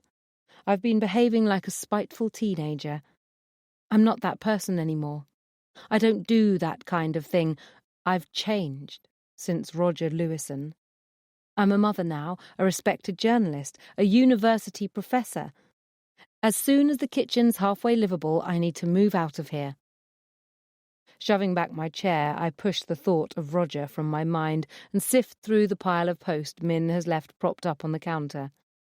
I spot an official-looking letter from Sussex University and put down the rest of the envelopes to open it. They don't usually send out new contracts this early, and I wonder if they've changed my course schedule. I unfold the letter and quickly scan it, and then I read it again, more slowly this time, with mounting fury. I know exactly who's behind this. Well, if she thinks this will scare me off, she's soon going to find out it's had exactly the opposite effect. 2 can play this game. Maybe I haven't changed that much after all. Chapter 16. Kaz. You think it'd be the thought of my husband in another woman's bed that keeps me up at night. But it's the idea of Louise in my home that makes the hairs on the back of my neck stand up. I imagine her pawing through my clothes, opening drawers and cupboards, spitting at my photograph as she noses through my things. Andy thinks I'm ridiculous, of course. She'd never do that, he said indignantly when I objected to the arrangement, as if I was twisted for even thinking it. I've put up with a lot over the years, God knows, but he's crossed the line this time. Inviting Louise into our home, for God's sake. Angie's right. Any other woman would have thrown him onto the street. An email pings into my mailbox, startling me out of my bitter contemplation. I open it, then exclaim in frustration. AJ, get the creative on the Vine account down here. AJ swings round in his chair. What's the problem? I tilt my computer screen towards him. Take a look. Seems okay to me, AJ says. Take a closer look. He scoots over and peers over my shoulder, then looks at me, confused. You said you wanted diverse. Mantiba is really cool right now. Everyone's using him. Her. You know what I mean. Gender fluidity is... I'm not worried about the model, AJ, I say tightly. Take a look at what they're wearing. We don't like pyjamas. Find what their kicks to look relaxed, like you could wear them all day. Blue and white striped pyjamas, I interrupt. Remind you of anything? Not really, AJ says. Well, maybe we might get away with it, though I think it's a little too close for comfort if it wasn't for the star-shaped yellow vine logo on the top left pocket. The penny drops. Oh, my God, AJ exclaims. There you go, I say, turning the monitor back to face me. That looks just like I don't think Holocaust chic is a thing, I say, but let's not put it to the test, shall we? Go and put a rocket up the joint creative arse and get them to fucking sort it out, would you? Before we end up crucified in the Daily Mail. To my dismay, AJ's eyes fill with tears. I'm so sorry, he says. I've let you down. This is all my fault. Shit, AJ, this isn't on you. I crouch down by his desk and put my arm around him, feeling awful for making him cry. Come on, we caught it in time. It'll be fine. There's no need to panic. Wayne and I split up, he says suddenly. It's okay. It's been on the cards for a while. I'm a crap friend. I should have picked up on this sooner. AJ's always been a bit fragile. He was brutally beaten up by some homophobic thugs in his second year at art school and dropped out of college for a year. The worst of it was, his boyfriend at the time was still in the closet and actually joined in the attack. AJ's found it hard to trust anyone since then, and it took him a long time to risk his heart again. Oh, AJ, I say softly. I'm so sorry. I thought you two would really go the distance. His eyes cloud. So did I. AJ's phone rings and he takes the call. Talk later, I mouth, and he gives me a quick thumbs up. I need some air.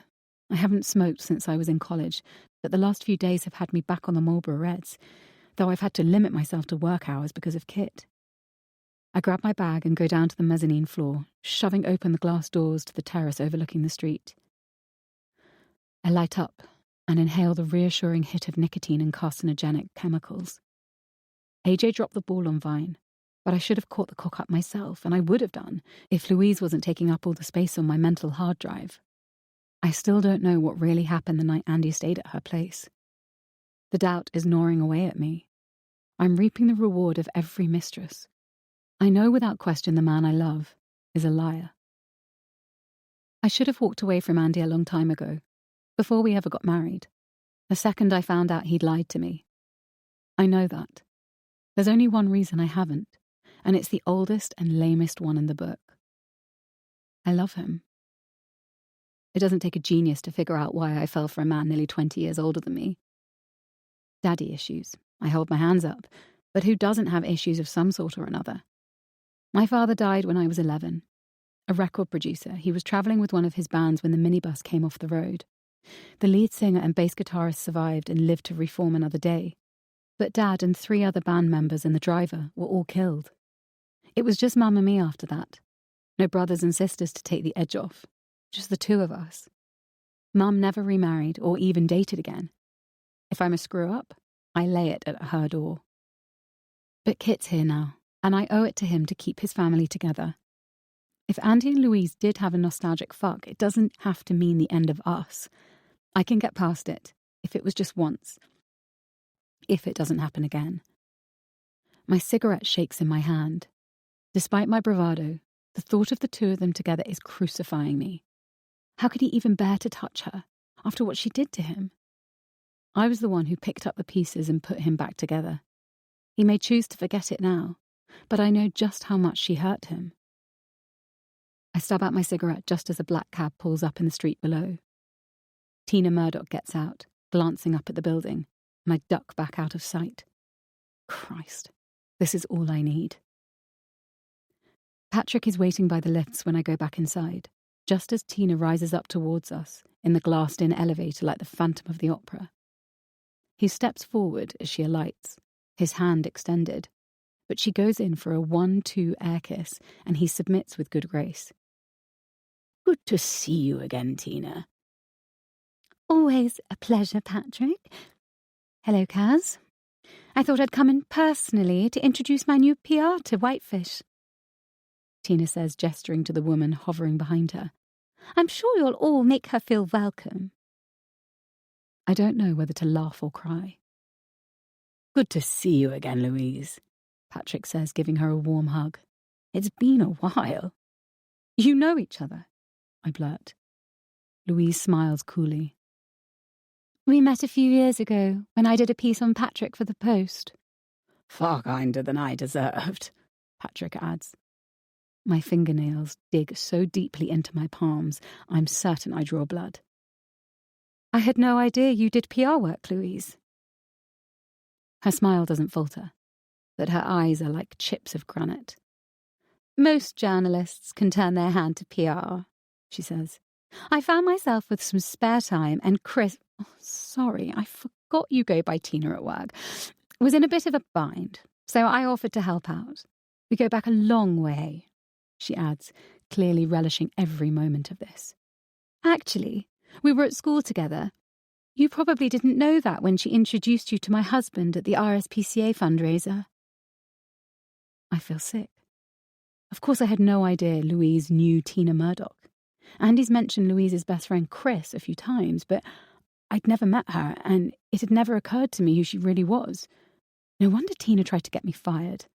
I ran off with her best friend's husband. She probably blamed herself for introducing us in the first place. She's obviously wangled this job for Louise now to fuck with me. I am in deeper shit than I ever imagined. "Louise will be my liaison on the Universe campaign," Tina says, her gaze drilling into me. "She's got my full authority to make any decisions necessary on the account." "I think having someone here in-house to oversee your PR strategy and take advantage of the synergy with our ad campaign would be very helpful," Patrick says. "It's not something we do very often, but we're a small enough company to make it work, and I found it useful before. Look, I'm afraid I have to dash," he adds to Louise. "I've got a conference call with New York, but I'll catch up with you later. Tina, do you have time for a quick word in private?" With a final malicious glance in my direction, Tina leaves us alone. Louise ignores me completely, strolling out onto the terrace like she owns the place. It takes me a moment to recover myself, and then I storm after her, so angry I can hardly see straight. "What the fuck are you doing here?"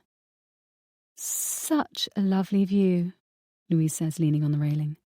"What a wonderful part of town to work. I'm so looking forward to—" "Cut the crap. Why are you here?" "You started this," she hisses, dropping the act. I'm suddenly aware people are watching us through the plate glass windows and lower my voice. "What are you talking about?" "You know damn well. Sussex University had an anonymous tip about my record and decided my services were no longer required." Her voice hardens. "I have children to feed. Or didn't you think about that? I still have to keep a roof over our heads." "A roof over your head?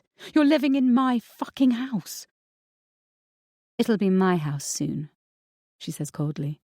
"And I will be living there with my husband." She walks away, leaving me rooted to the spot. I've always known she hates me, but I had no idea just how much. I wonder if she's a little mad. She was locked up in a psych ward once for attacking the wife of an ex-boyfriend. That's why she's got that criminal record. It was a long time ago, but how do I know she's not going to do something crazy again? The knot in my stomach tightens. Andy, the one person I'd normally talk about all this with, the one person who should have my back, is part of the problem. I don't think I've ever felt so isolated in my life. Chapter 17. Min.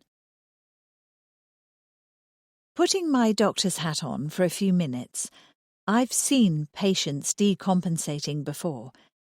They all have essentially the same symptoms: the functional deterioration of a system that had been previously working with the help of allostatic compensation. In Louise's case, a combination of counselling, CBT, and time. Together, these therapies have kept her visceral fear of loss, initially triggered by the traumatic death of her brother, and affirmed by what happened with Roger Lewison at Oxford, at bay for many years. But I think a perfect storm of circumstances are causing the sudden and alarming decay of these protective structures. In layman's terms, I suspect Lou might be headed for another breakdown. It's something I worried about when Andrew deserted her 4 years ago, which is why I kept such a close eye on her at the time. In retrospect, I think the demands of caring for a newborn had the counterintuitive effect of protecting her by keeping her too busy to think about anything else, too busy to think at all. But now the past is catching up with her, and I'm more alarmed than I care to admit. I check the time on my phone, wishing the waiter hadn't seated me in the centre of the restaurant. Irrational, I know, but I hate people walking behind me. He's late. I'm already regretting this, but my concern, as I tried to explain to Celia, is for Lou. Nothing else would induce me to sup with the devil, no matter how long the spoon. Louise can rationalise her actions however she wants, and no doubt that woman of Andrew's provoked her. But speaking as her friend now, not a doctor, I have to say that moving into her ex-husband's house isn't normal, no matter what the excuse. Taking a job where his new wife works is not normal. There's a muted stir behind me, and I look round to see Andrew hastily making his way to my table, ignoring the whiplash glances of recognition from other diners. "So sorry I'm late," he apologises. "Bloody circle line." He puts a hand on his chair but doesn't sit down. "You hate sitting in the middle of a restaurant, don't you? Let me see if I can get another table." "Oh, there's no—" "Excuse me," Andrew says, politely accosting a waiter. "But would you mind terribly if we sat in one of the booths over there, out of the way?" "Please, go ahead, sir." "You didn't have to do that," I mutter, as we're swiftly ushered to a private corner of the restaurant. "If you don't ask, you don't get," Andrew smiles. He is extremely handsome. He looks good enough on television, but in real life, he has a presence, a charisma that's beguiling. It's something in the way he looks at you, as if he sees only you, all of you. Even now, I have to remind myself of who he really is. "So, what are you doing in London?" Andrew says, not taking his eyes off me as the waiter unfolds his napkin for him and drapes it across his lap. "Something to do with work? Or are you taking a day for yourself?" He makes the latter sound faintly risque. With an effort, I break his gaze and take a large swallow of water. "This isn't a social lunch," I say sharply. "I know what happened the other night with Lou. I'm here to tell you that you need to stay away from her, Andrew. I'm not kidding. You're both playing with fire, and I'm not going to let her get burned again." To my surprise, he leans back and laughs. "That's what I love about you, Min. As direct and frank as always." "You think this is funny?" "Of course not," Andrew says, his expression suddenly serious. "It was just a kiss, Min. It wasn't planned, and it certainly didn't mean anything." "Does Lou think it doesn't mean anything?" The waiter returns to our table and hands each of us a menu. Andrew doesn't even glance at his before placing it on the thick white linen tablecloth. "I didn't put that well. Of course it meant something. But I'm not going to drag Louise back into my mess. I put her through enough before. It shouldn't have happened, and I'm sorry." "Sorry doesn't cut it. I want your promise that it's not going to happen again." "It's not just up to me, Min," Andrew says. "Takes two, you know." We both jump, as there's a sudden crash of plates on the other side of the restaurant. The entire room abruptly falls silent as everyone turns to stare at the young waitress standing in the midst of a sea of spilt food and broken crockery, looking like she's about to burst into tears. Before anyone else has a chance to react, Andrew leaps out from our booth and goes over to help her. God, don't you hate it when this happens? He asks, grabbing a napkin from the nearest table and putting the largest shards of crockery into it. At least you didn't do it live on air. You're probably too young to remember me knocking an entire row of priceless crystal off the sideboard at Highgrove. He keeps up the cheerful one-sided conversation as a phalanx of restaurant staff recover their wits and rush over to reassure the diners, whose lunch is now scattered across the tiles. Within minutes, order is restored, the mess is cleaned up, and Andrew returns to our table. That was kind of you, I say awkwardly. I think you just saved that poor girl's job. It requires depth of character to be truly wicked, Andrew says dryly. As Celia will no doubt agree, I have only hidden shallows. I sigh. I don't think you're wicked, just bloody selfish. Progress? He raises a hand to attract a waiter. Are we allowed a glass of champagne, Dr. Pollock? I don't usually drink at lunchtime. Oh, Min, live a little, Andrew teases. I won't tell anyone. I hesitate. All right, then. I'm unnerved by how much I want to like him again. This is the man who betrayed your best friend, I tell myself forcefully. The man who also made a pass at you when he was already in the midst of an affair with another woman. I've never told anyone about that night, when Andrew drove me home from their house because I'd had too much to drink on a girls' night out with Louise. When the two of us sat parked outside my house for just long enough for him to try to kiss me. And when I let him for just too long for either of us to pretend that I hadn't wanted him to. He leans across the table. Min, I meant what I said. I don't want to hurt Lou any more than I have already. I honestly didn't intend that kiss to happen. The road to hell is paved with... I miss her, he says simply. It's the combination of lethal sex appeal and vulnerable little boy that makes him so irresistible. He has the charm and ego of a child. I'm torn between wanting to give him a consoling hug and a desire to punch him on the nose. You left her, I remind him curtly. You gave up the right to miss her when you walked out. The waiter returns with our champagne and a bowl of salted edamame beans, which he places on the table between us. We both order a Cobb salad and wait until the man has gone before resuming our conversation. Andrew picks up one of the beans and then puts it down again. I'd forgotten what it could be like when Lou and I were a team, he says. That night, fixing the roof together, it reminded me. It's not that easy to turn your back on 15-odd years of history together. Me and Kaz, we don't have any of that. I give him a hard look.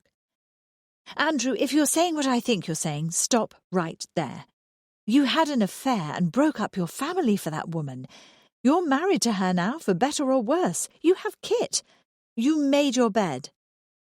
What if it's not the one I want to lie in? These are people's lives you're playing with, I say. Louise has only just got her life back on track after you blew it all apart. Don't reel her back in, Andrew, just because you can. Stay away from her. It's not fair on anyone. I don't just miss her, Andrew says, ignoring everything I've just said. I miss all of you. When I got that invitation to Celia's party, it just brought it all home. You were my family for more than a decade. He gives me a sweet, lopsided smile. You can't blame me for wanting that back sometimes, can you? Bloody Celia, I think despairingly. This insane idea of hers to remind Andrew of what he's missing might just work. In which case, God help us all. Chapter 18. Louise. I know as soon as I board the train to London I've got it all wrong.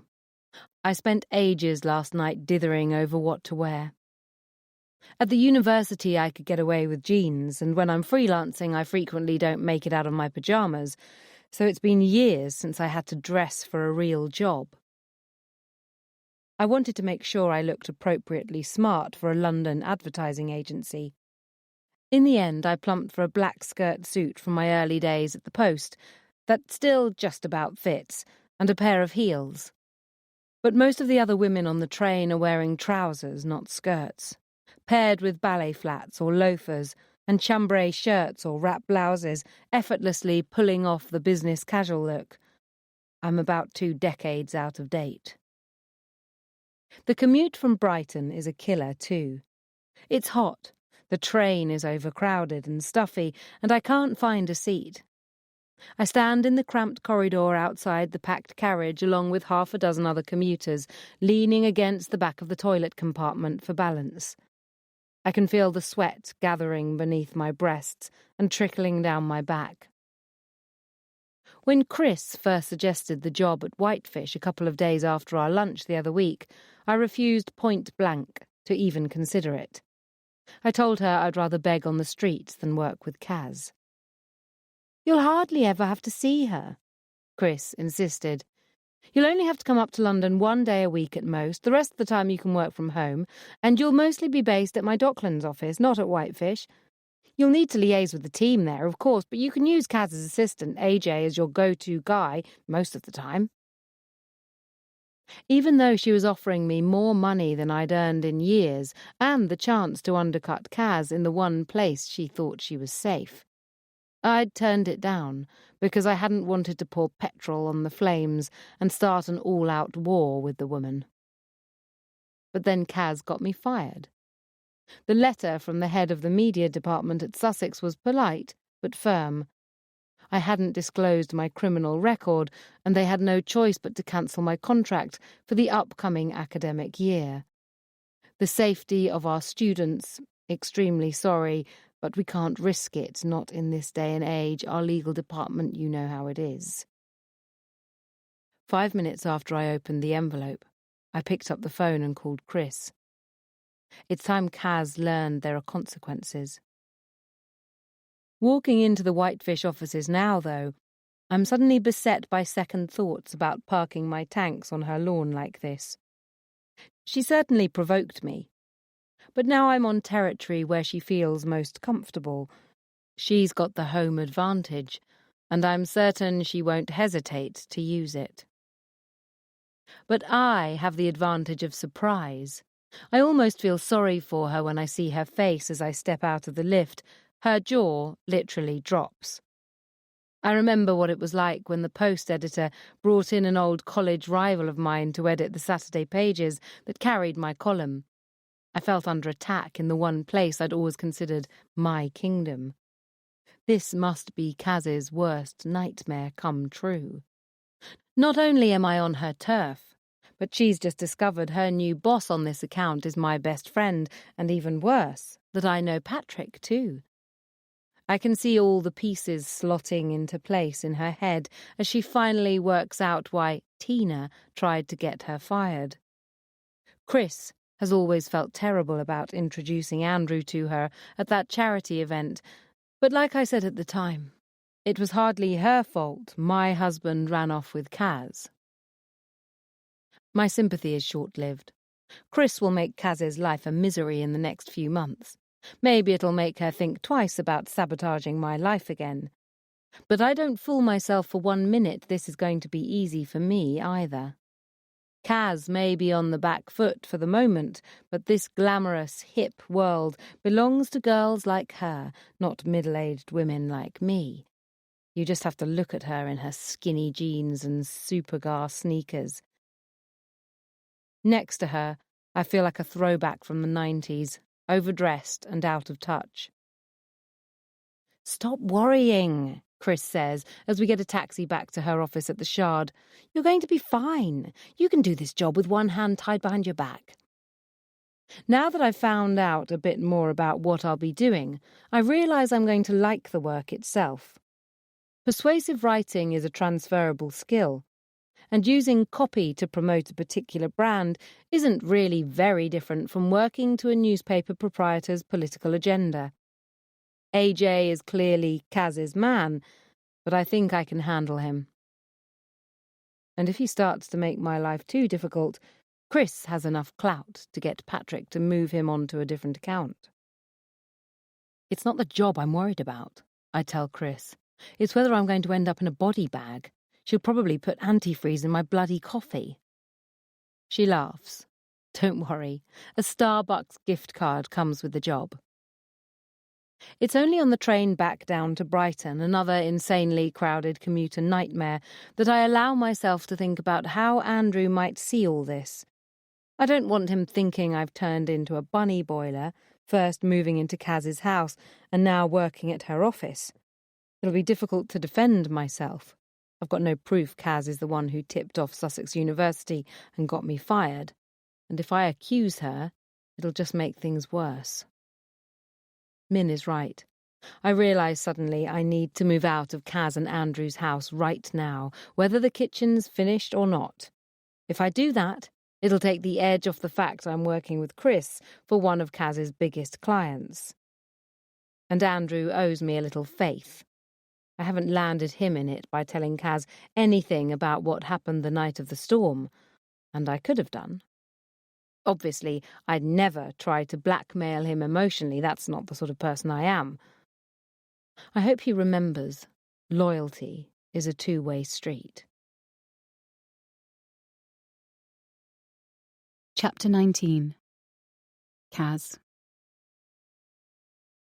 I watch Andy slide his arm around Louise's shoulders as they sit on the sofa, pulling her against his chest. She laughs, twisting in his arms to tilt her head up to him, and he kisses her, tucking a long strand of hair behind her ear in a tender gesture that makes my heart twist. I recognise the look in his brown eyes, which have softened to a warm amber with love. Eavesdroppers never hear any good of themselves. The same principle applies to those who spy from the shadows. I should stop tormenting myself, but I can't look away. Even as I watch, Louise kicks off her sandals, casually draping her bare feet across Andy's lap as she reaches for her mug. He makes a remark I can't hear, and she laughs, looking 10 years younger than I've ever seen her. Then he takes one of her feet in his hand and starts to rub it as she sips her tea. But after a moment, his hands slide up her calf. He stops, taking the tea from her, and she wreathes her arms around his neck, pulling him towards her. He kisses her again, and then suddenly turns towards the camera and waves Bella away, laughing, tells her to turn the camera phone off and the screen goes black. I've watched the same clip a dozen times since I found it on Andy's Facebook page yesterday.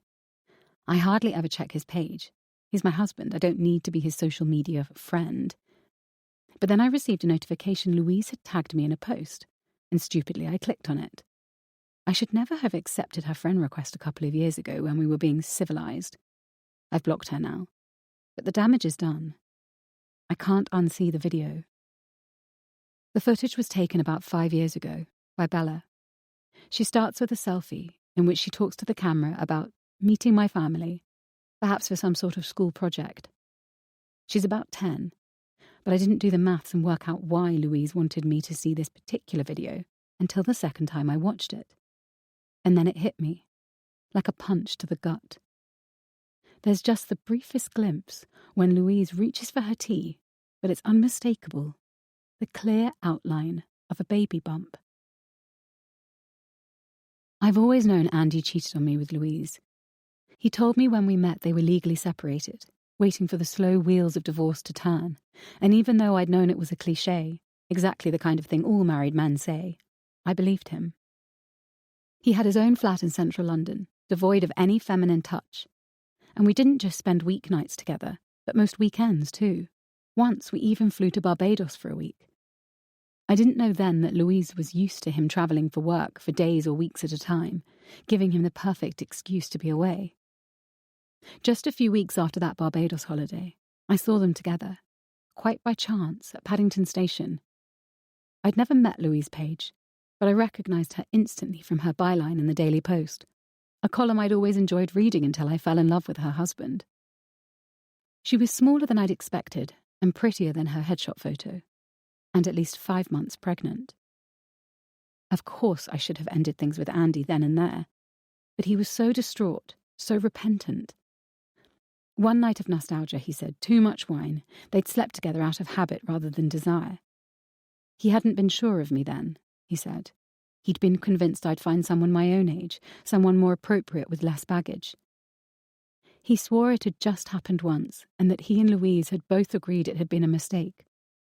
But then a scan at 20 weeks had revealed some kind of shadow on the baby's heart, which can indicate Down syndrome, and her obstetrician had booked her in for an amniocentesis test, thankfully negative, with a fetal expert in London. That's where he'd been taking her when I'd spotted them at the station. There was no relationship between them anymore. He was just doing the decent thing by his child. Once again, I'd believed him. I'd allowed myself to be convinced he was a good man who made a mistake and was now trying to do the best he could to clean up his mess. In fact, I loved him all the more because he hadn't walked away from Louise. Knowing the way a man treats your predecessor is the best indicator of how he'll treat you. And most important of all, I just found out I was pregnant myself. I couldn't face the thought of being a single mother, but at the same time, aborting the baby of a man I loved to distraction was out of the question. Every man was allowed to screw up once, surely. He swore I was the one he loved, and that was all that really mattered. But this video changes everything. Louise didn't get pregnant on a nostalgic one-night-only trip down memory lane. They were clearly still in a relationship the whole time Andy and I were together. I replay the clip yet again, freezing it as Andy tucks the strand of hair behind Louise's ear. He loved her. I can see it in his face, as clear as day. Perhaps he's never stopped. Did he love me too, when he was rubbing Louise's feet on the sofa? Or was I just a diversion for him, providing sex and careless, child-free pleasure? Louise was his professional equal, but I looked up to him, worshipped him almost. How that must have stoked his ego. God, what an idiot I was. I'm an intelligent, successful, ambitious woman, and I still fell for some of the oldest lines in the book. He would never have left Louise if she hadn't screwed up. He didn't choose me. Her mistake pushed him into my arms by default. I snap the computer shut as I hear the front door open. There's no point feeling sorry for myself. I knew Andy was a liar when I married him. The question is, now that I know our entire relationship has been built on a lie, what am I going to do about it? Do I give Louise what she's wanted from the beginning and leave him? Or do I reconcile myself to spending the rest of my life with a man I can never quite trust? I compose my face into something resembling normal as Bella and her friend Taylor come into the sitting room. Hey, I smile. Was the movie good? Bella shrugs. It was okay. Did you get anything to eat while you were out, or do you want me to sort you something for lunch? We went to Pratt, Taylor says. But thank you, Mrs. Page. Oh, God, please call me Kaz. You make me feel ancient. The two of them hover awkwardly in the middle of the sitting room, throwing each other meaningful looks. They clearly want to ask me something, and I resign myself to handing over the rest of the contents of my wallet. Neither Andy nor Louise give Bella any kind of proper allowance and refuse to let her get a Saturday job, which means she has to ask for handouts every time she wants to get herself a coffee or buy a t-shirt. She's 16 now. It's humiliating for everyone. I'm tempted to set up an automatic transfer via a banking app myself, except I don't want to totally overstep my bounds. Taylor nudges her friend. Go on, ask her. I reach for my bag. How much do you need? It's not that, Bella says quickly. She twists the silver ring nervously on her hand. She and Taylor both sport identical ones. They could be twins, in their ripped black jeans and oversized black sweaters. Except that while Bella looks young for her age, Taylor could easily pass for 21. Come on, I sigh. Spit it out. What do you want? Bella glances towards the doorway. Is Dad here? He's taken the boys to the Science Museum. They won't be back for ages. I stand up and grab my jacket from the back of my chair. Okay, I'm taking you two out. We're going to Halver's Patisserie for a sugar hit. Then you can tell me exactly what's going on. I grin. And why you don't want to tell your father. I double-lock the front door and shoo the girls down the street ahead of me. The flat is just off the Northern Road, in one of the many tiny side streets honeycombing Fulham, and jammed with parked cars on both sides. One of the main reasons we never brought Andy's SUV to London. Our next-door neighbour, a sweet woman in her 70s, opens her door to bring out her rubbish just as we pass her gate, and I call out to the girls to wait as I stop and take it to the street for her. "Sounds like you've been partying, Mrs. Mahoney," I smile as the bag clinks. "Oh, get away with you, Kaz," Mrs. Mahoney laughs. "It's Ernie's pickle jars. You know what he's like." "I do indeed," I say. Ernie and Elsie Mahoney were the first people I met when I bought my flat 8 years ago.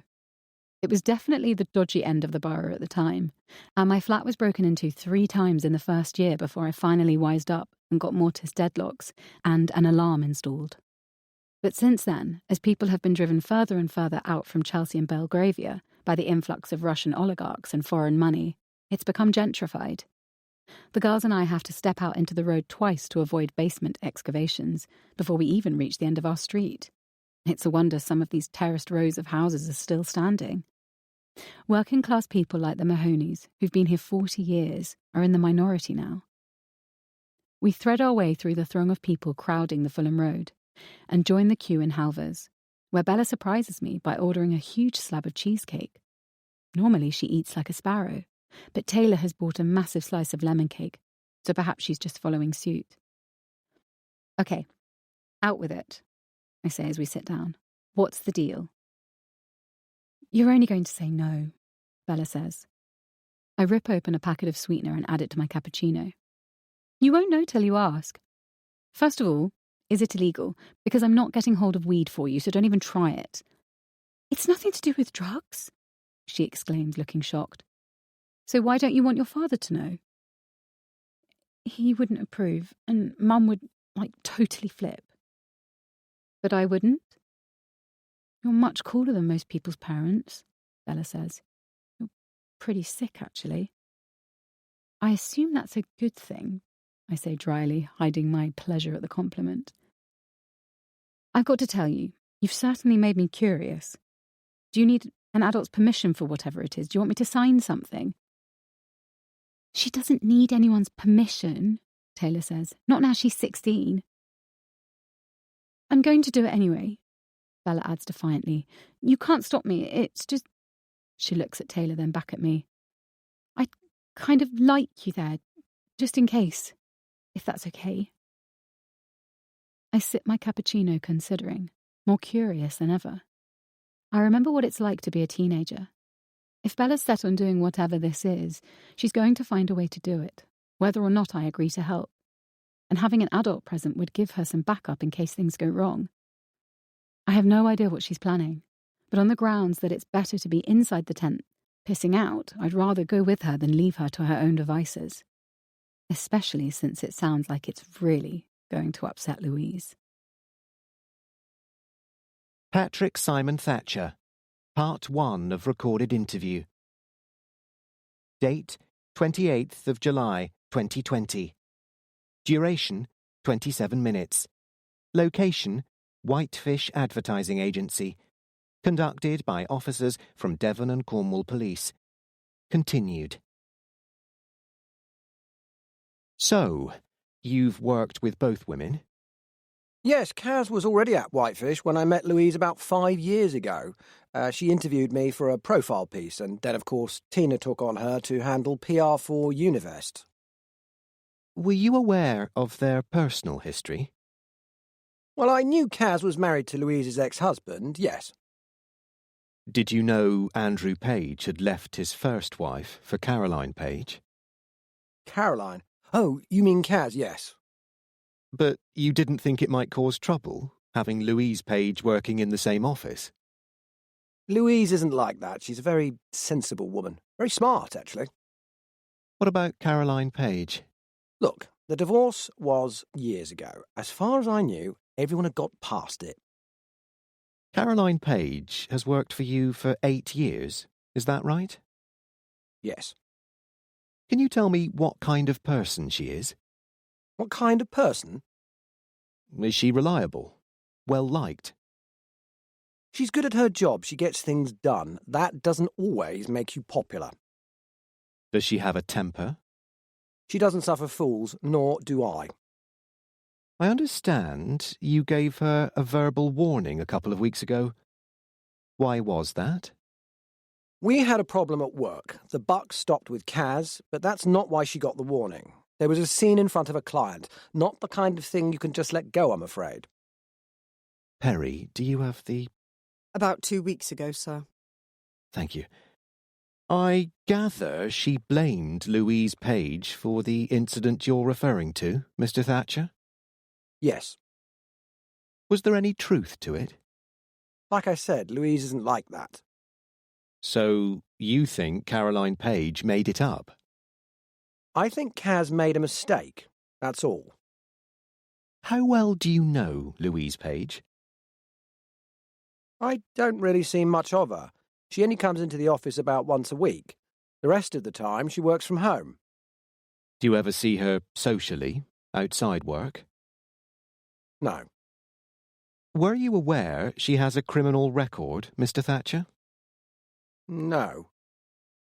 No, I wasn't aware of that. She didn't disclose it when you employed her? Technically, she didn't work for me. She worked for Tina Murdoch. Would you say... Wait, are you sure you haven't made a mistake? You're talking about Louise, not Kaz. Yes, sir. I can't quite believe it. It doesn't sound like her. A criminal record? She was convicted for breaching a restraining order against a man called Roger Lewison and making false allegations and perverting the course of justice. Are you serious? Mr. Thatcher, if you had known this information, would you still have felt comfortable allowing Louise and Caroline Page to work in the same office? Chapter 20. Louise. I wait until Sunday when Bella and Tolly are in London with their father before packing up our things at Andrew and Kaz's house. The kitchen at home is still only half finished, which means we're going to have to rough it for a bit. Tolly won't mind, but Bella's not going to be happy. She likes being here at her dad's. In the centre of town, it's an easy walk to meet up with her friends, and since it's so close to school, she can sleep in half an hour later. She's going to kick up a storm when she finds out we're going back home. I'm just sweeping an astonishing array of phone chargers into a plastic carrier bag in the kitchen when I'm startled to hear the front door open. "Sorry to catch you unawares," Andrew says apologetically. "I know you weren't expecting them back till tonight. I wanted to phone ahead, but Tolly—" "Mummy!" Tolly cries, pushing past his father and flinging himself at me. "We're home! Are you surprised? Did we surprise you?" His arms wreathe around my neck. "I didn't want you to miss us any more," he says, with just the tiniest tremor in his voice. Tolly's only 4. Even one night without your mother is a lifetime at that age. Most of the time he takes his weekends with his father and Kaz in his stride, but occasionally he gets homesick. And Andrew is sensitive enough to take his lead from his son when that happens, for which I'm grateful. "Thank you so much for coming home early," I say, hugging him tightly. "I was missing you terribly. I hardly slept at all, even though I knew you were having fun with Daddy." "I'm going to find Bagpuss," he announces abruptly, pulling away from me, his ship already righted. If only motherhood was always this easy. "I think he's missed me too." Bagpuss! Thank God Tolly reminded me. I knew there was something I'd forgotten. Bella almost collides with her brother as he races from the room. "Why are our bags in the hall?" she demands. "What's going on?" "Dad and Kaz have been very kind letting us stay here, but we've imposed enough," I say firmly. "We're going back home. It's going to be a bit like camping until the kitchen's finished, but—" "I don't want to go home," Bella interrupts. "I like it here. Can I stay, Dad? I'll be fine on my own, I promise, and it's closer to school. I can just get the bus." "You're 16. I snap. You're not staying here on your own. Dad! Sorry, Belle. Andrew shrugs. I'm with your mother on this one. Bella? I interject sharply. What's that in your mouth? For a moment, she looks nervous, and then she lifts her chin. I had my tongue pierced, she says. I stare at her, horrified. You did what? It's my body, Bella says defiantly. The effect is marred slightly by the slight lisp from the piercing in her mouth. I have the right to do what I want with it. You're still a child, Andrew cries, clearly just as appalled as me. She glares at us, her lips clamped tightly together as if we might prise the piercing from her mouth. From the expression on Andrew's face, he's considering it. When did our sweet-natured baby turn into this sullen, truculent stranger? She must have got it done yesterday, Andrew says helplessly. I'm so sorry, Lou. I had no idea she'd sneaked off to do it. Actually, a voice says behind us, she didn't sneak off anywhere. I took her. Kaz joins us in the kitchen, dumping her ludicrously expensive cream Prada bag on the counter as if it's a carrier bag from Sainsbury's. For God's sake, Andrew says testily, why would you take my daughter to get her tongue pierced? She's 16, it's not illegal. She was going to get it done anyway, so I thought it'd be better if I made sure she went to a reputable place with clean needles. Kaz shrugs. And it's not like a tattoo, it's not permanent. She can take it out at any time. It's not Kaz's fault, Bella says staunchly. She's right, I would have done it anyway. A complicit glance passes between them. Bella used to loathe Kaz, but suddenly the two of them are thick as thieves, and I'm the one on the outside. You had no right. Andrew snaps at Kaz. She's my child. When she's under my roof, she's my responsibility. I don't miss the sudden tension between the two of them. It's not just about the tongue piercing either. I know what Andrew looks like when he's on the defensive. Kaz is making a mistake. He doesn't like being in the wrong, and he'll find a way to blame her for it. If I had to guess, I'd say she's seen the video Bella posted to her dad's page last week. Bella didn't mean anything by it. The clip probably popped up in her Facebook throwback feed, and she just shared it to him. But I'll admit, my motives weren't quite as pure when I saw it and tagged Kaz. She may want to rewrite history now and tell herself Andrew never really loved me, but he did, and that video proves it. Everything that went wrong between us can be traced back to that woman's appearance in our lives, and she deserves to be reminded of that now and again. Tolly suddenly bursts back into the kitchen, startling us all. Bagpuss has thrown up, he cries, his eyes wide with drama. It's all over Daddy's bed. On my blanket, Kaz exclaims. That's Peruvian vicuna. My son stops shortly, suddenly uncertain. It's okay, I say quickly. It's not your fault. Kaz isn't blaming you. Thank you for telling us. Did you give him tuna, Mum? Bella accuses. I hesitate. Only a little bit. He loves licking out the tin. Mum, you know it always makes him sick. I assume that's why she gave it to him, Kaz mutters. Andrew sighs. Bella, can you just go and sort it out? Get Kit and Tolly to help you. Bella is about to protest, but something in her father's expression tells her this is not the time. She sighs theatrically, grabs a roll of kitchen towel from the counter, and stomps off upstairs with the boys. Look, I'll fix the blanket. I say, sorry, not sorry. Get it dry cleaned or something. I'm sure it's not as bad as it sounds, or I'll get you a new one. You can't dry clean vicuna, Kaz says sharply, and it's irreplaceable. I bought it when I was in Machu Picchu. What is the cat even doing in my house? You know I'm allergic. Andy told you not to bring him. I specifically asked Andrew if it was okay to bring Bagpuss, and he said it was fine. Clearly that didn't get approved further up the food chain. He catches my eye, and I read his wordless appeal not to land him in it. "I'm sorry," I say, falling on my sword. I didn't know what else to do with him. He's so old, he couldn't cope with my mother's dog, and Min's boys are so boisterous. Kaz cuts me off. "Whatever, it's done now. I suppose it doesn't matter since you're leaving anyway." A beat late, Andrew picks up his cue. "Look, Louise, it's not that we haven't been happy to help out. It's just, I think we all need a bit of distance going forward." He coughs and shifts awkwardly on his feet. "I'm not sure taking the job at Whitefish was a good idea, to be honest. I'm all for keeping things civilized, but you've put Kaz in a bit of an awkward position. It's difficult for her to do her job properly when there's such a personal relationship between the two of you." He looks at her, and then back at me, clearly trying to remember the script she's given him. "We all need a bit of space, just so no feathers get ruffled.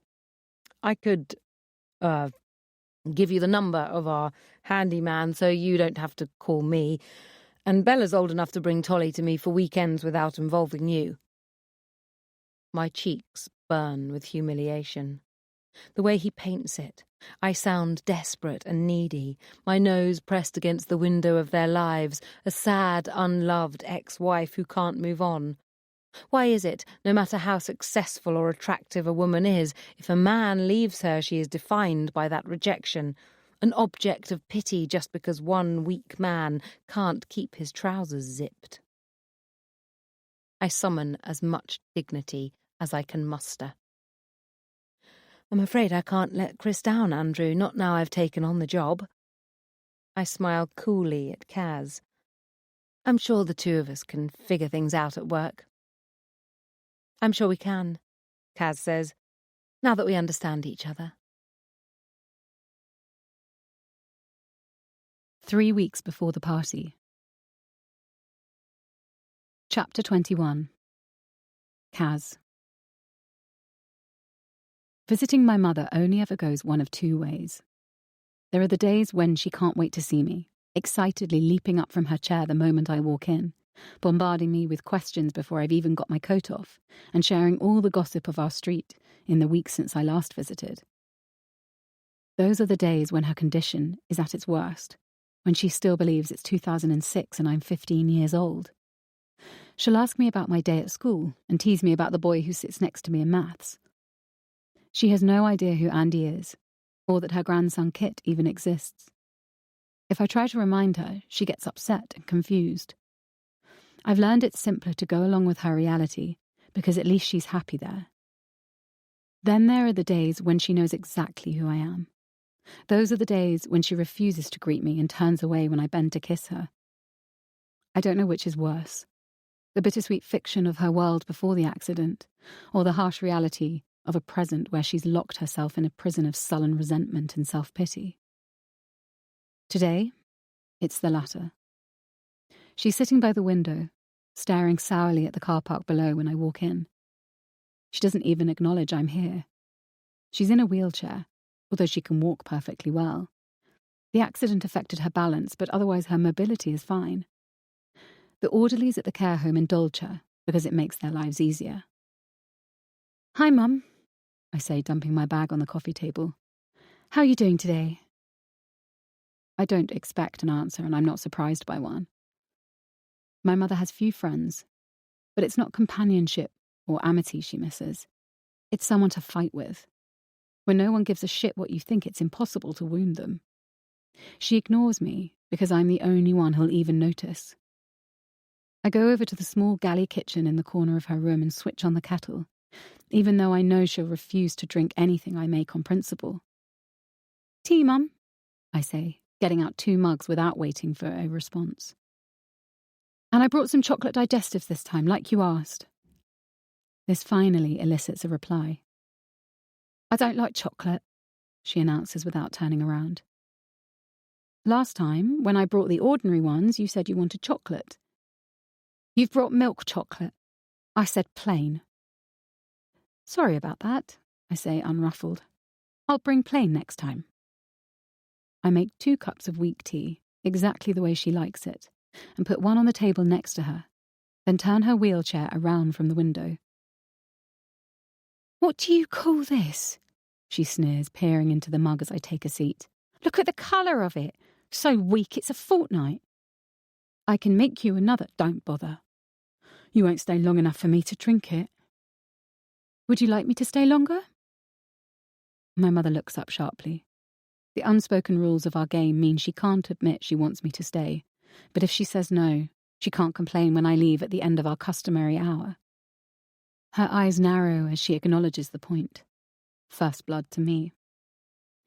I sip my tea, regarding her steadily over the rim of my mug. Andy's ex-wife just got a job at Whitefish, I say, knowing how much she'll relish my misfortune. She's actually working on one of my accounts. Mum's face lights up with sadistic glee. Oh, I bet that's put the cat among the pigeons. Don't talk to me about cats, I mutter, still sore about my Peruvian blanket. Turns out my boss on the new account is Louise's best friend. She tried to get me fired years ago when Andy and I first got together. It's only a matter of time before she gives it another go. You made your bed, Mum says with evident satisfaction. Yes, I thought you'd be pleased. Married men aren't fair game, Carol. I told you that when you met him. Despite myself, my hackles rise. Don't call me Carol. Why not? It's your name. Not anymore, I snap. Andy fell in love with Caroline, a Chelsea girl from her pearl earrings to the tips of her hunter-clad toes. He has no idea where I'm really from, what I've had to do to get to where I am. Unlike Louise, I earned my place at the top table. I worked 2 jobs to put myself through university, and I didn't just study business management and marketing. I studied the confident, entitled students around me, the way they talked and spoke and ate. I learned to say napkin instead of serviette, and loo instead of toilet. Like a latter-day Eliza Doolittle, I picked up my H's and spoke as if I had a mouthful of marbles. By the time I graduated, Carol was dead, buried deep below her net curtains and royal commemorative plates. And that's the way it's going to stay. Mum reaches for one of the despised milk chocolate biscuits and I pretend not to notice. Hard man to keep on the porch, that husband of yours, she observes. Just like your father. They all leave in the end. Dad didn't leave. He died, Mum. She snorts. Tell yourself that, if it makes you feel better. I sigh inwardly. Even when Mum is more or less herself, she still has occasional slips into a parallel world, forgetting details and becoming confused. She often insists Dad ran off with another woman. I think it's more palatable to her than the truth. If he's alive, there's still the chance he might come back. Andy's not going to leave me, Mum, I say. He just feels guilty about his kids, that's all. She smiles mockingly. Not worried he's going to go back to her, then? It's just a shot in the dark, but it finds its mark. No, I say shortly. You think you beat her, don't you? It's not a question of beating, isn't it? Seems to me that's what it's always been about. My mother may be mad at times, but she's never stupid. You're in a duel, she says suddenly, her eyes burning into mine. A duel to the death. You need to take the gloves off, Carol. Take the fight to her. Andy's yours now. You need to remind her of that. I shiver. A duel to the death. It's nonsense, of course. She's veering back towards Crazy Town. I recognise the signs, but her comment unnerves me nonetheless. There's always a shadow time between Mum's periods of lucidity and fantasy, where it's almost like she has some kind of sixth sense. I've been preoccupied with Louise to the exclusion of almost everything else for weeks now. The woman has inserted herself into my life, forcing her way into my house and my workplace. But I'm the one who let her take up residence in my head. We all maintain the fiction that Mum had an accident, but the truth is, she tried to kill herself 4 years after she lost my father. I remember her when I was little. She was beautiful and smart and funny, the kind of funny that made you snort milk through your nose. When he died, it was as if she died with him. I didn't realise I'd been holding my breath, waiting for something terrible like this to happen, until the day I came home from school, not long after my 15th birthday, and found her hanging from the banister in the hall. I wasn't strong enough to cut her down. Instead, I propped her feet on a kitchen chair to take the weight while I called 999, trying to loosen the tie, my father's tie, from around her neck. I thought she was dead. Her face was purple, her eyes bloodshot and bugging from her head, her tongue protruding from between blue lips.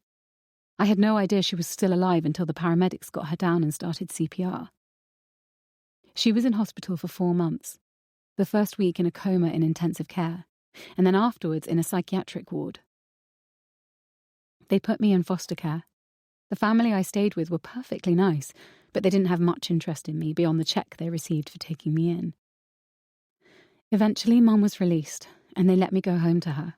Social services kept an eye, of course, but physically, she was fine. They put her on antidepressants. She saw a shrink once a week for a few months. Everything seemed, if not normal, no worse than 1,000 other dysfunctional, damaged families. The memory lapses started about a year later. At first, I didn't really pay much attention. She'd forget small details, talk about events that had happened several years ago, as if it had been last week, that sort of thing. I was too caught up in my own life at the time to really notice. But then I came home from Bristol at the end of my first term at university, and Mum thought I was still studying for my GCSEs. After weeks of tests, the doctors were no closer to a diagnosis, but speculated she'd suffered some kind of brain damage during her suicide attempt. Either way, she couldn't live alone, so I sold the house and found her a care facility she was prepared to tolerate. At the age of 18, I was on my own. Mum abruptly grips my hand, her fingernails digging into my skin. "I see it in you," she says. "I see what you are." I try to pull away, but she's stronger than she looks. "What do you see, Mum?" I ask wearily. "Me," she says. "I see me." Chapter 22. Louise. I know Kaz will retaliate for me moving in on her patch, and that it won't take long for her to make her next move. But what takes me by surprise is that Andrew's the one to deliver the blow. "You're taking me back to court?" I demand when I receive the letter from his solicitor and ring him at work. "You know I'm barely getting by as it is." "You're earning 3 times the amount at Whitefish compared to what you were getting from the university," Andrew says coldly. "You're on a consultant contract, you're taking home more than Kaz. It's only fair we look at your maintenance and child support again." "You don't need to take me to court. We could talk about it and come to some—" Kaz is very upset. Andrew snaps. "If you insist on hounding her like this, you can't complain when there are consequences." The gloves are really off now. Andrew's taking a risk going after me like this. Not that I'm about to land him in it with Kaz and tell her what really happened the night of the storm. I can't prove it, and he's an accomplished liar. But he's relying on my decency not to cause trouble between them, and there's a limit to how much punishment I can take. If I'm going to do this job at Whitefish, I'm doing it on my terms. Hiding out at Chris's office when I go to London isn't going to work if I want to beat Kaz at her own game. "You want an office at Whitefish?" Chris exclaims when I ask her to arrange it. "I thought you didn't want to be anywhere near Kaz." "Keep your friends close and your enemies closer," I mutter. "I want to keep an eye on her and make sure she doesn't screw things up on your account just to get back at me." I don't get an office, but I get a desk on the open-plan mezzanine floor, right in the hub of things. I'm a journalist. Rooting out the real story behind the headlines is what I do. I soon discover Kaz is smart and undoubtedly good at her job and great with the clients, but she's a terrible manager.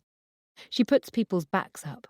She's autocratic and high-handed, and the creatives don't like working for her. It's AJ who follows behind her and cleans up her mess, smoothing troubled waters and using all his charm to ensure her directives are met on time.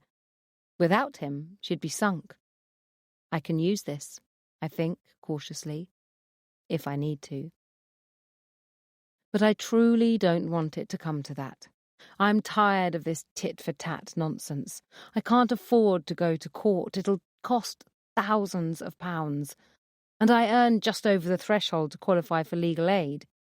If Andrew doesn't back down, I'll end up in even more debt. Taking the job at Whitefish was meant to make Kaz think twice about messing with my livelihood. Instead, she's upped the ante yet again. I'm starting to wonder where this is all going to end.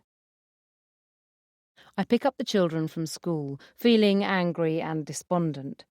Tolly is his usual sunny self, but Bella doesn't even speak to me as she gets into the car. She's still sulking over that wretched tongue piercing. Andrew is the one who made her remove it, but it's me she blames. She's been even more sullen and uncommunicative this week, if that were possible. When we get home, I pull into the driveway and wait for Bella to get out and open the garage door. "Why can't we have an electric one?" she complains, as she does every single time I ask her to perform this chore. "Same reason as yesterday," I say evenly. "Same reason as tomorrow." Tolly leans forward in his car seat, straining against the restraints. Let me! Let me!" "You can't reach the handle, darling." Bella reluctantly slouches towards the garage, opening it with agonizing slowness, and I tamp down a rising tide of irritation as she then stands in the middle of the drive blocking my way to check her mobile. When she finally moves, she drops one of her Bluetooth earbuds, a ridiculously extravagant gift from Andrew, and takes her sweet time picking it up while I drum my fingers on the steering wheel and suppress the urge to scream. Eventually she gets out of the way so that I can park. I help Tolly out of the car and go around the house.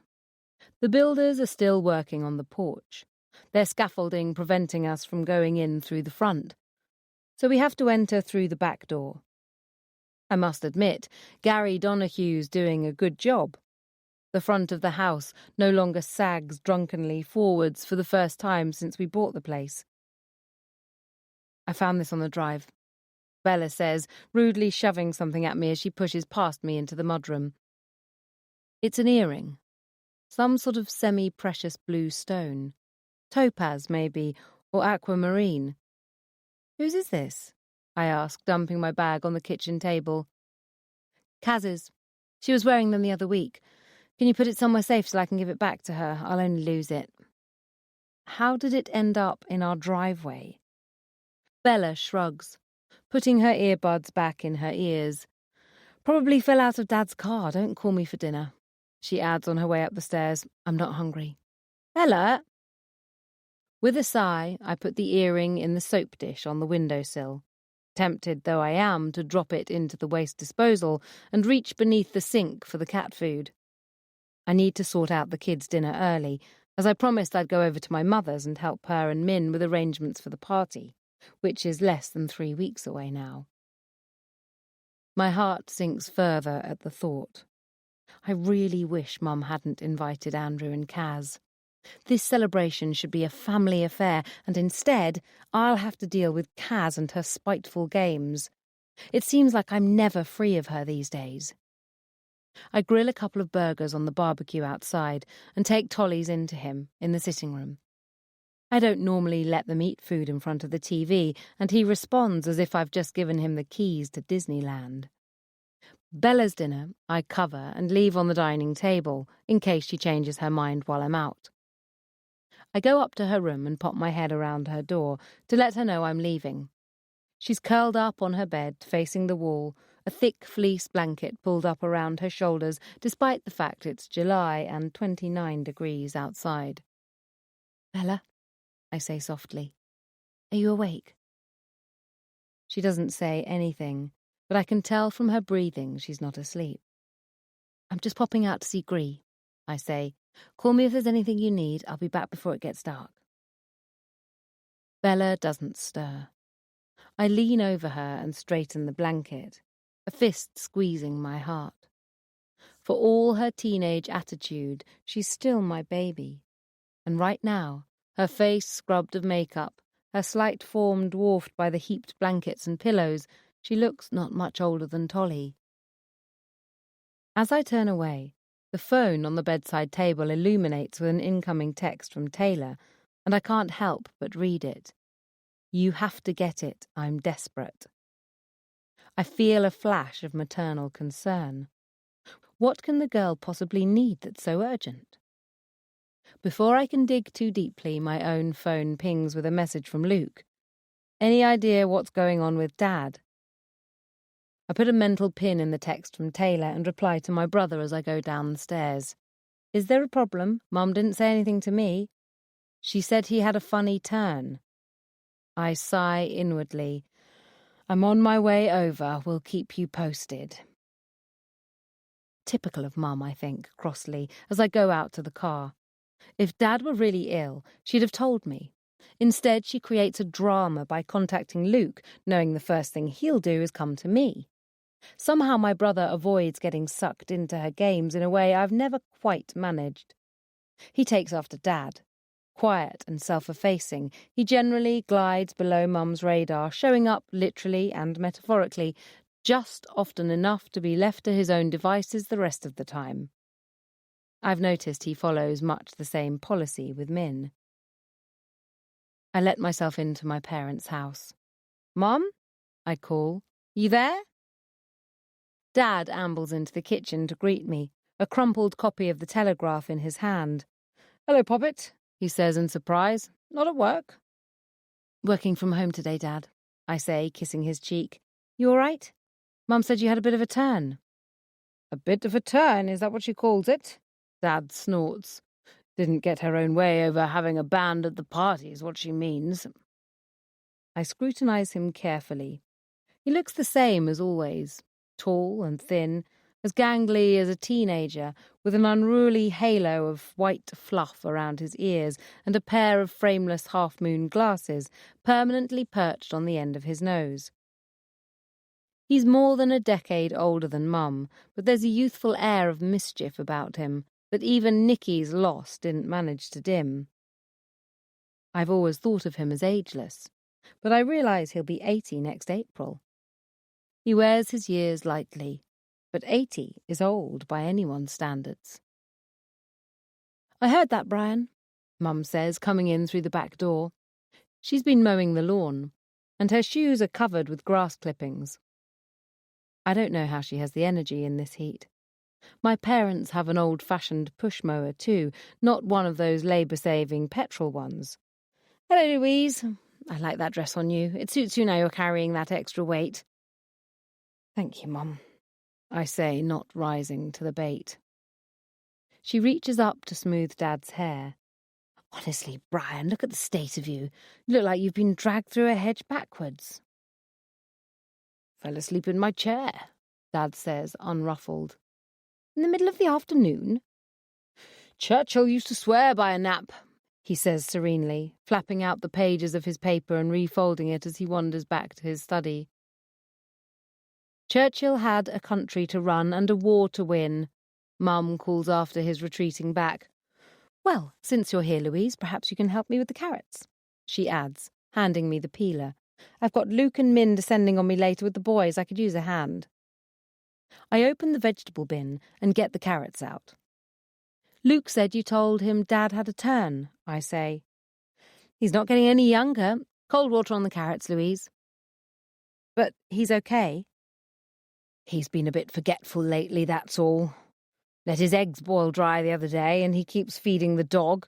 She had 4 breakfasts yesterday. She thinks it's Christmas. I want to tell her that if she needs me to come over, she only has to ask.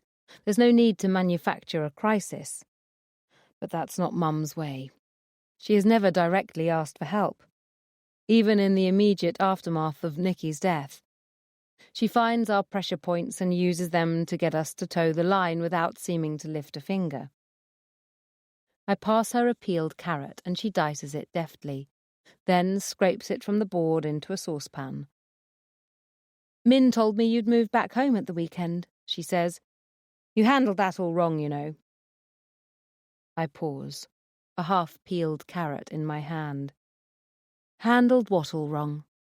I can see what you're doing, moving into Kaz's space, she says.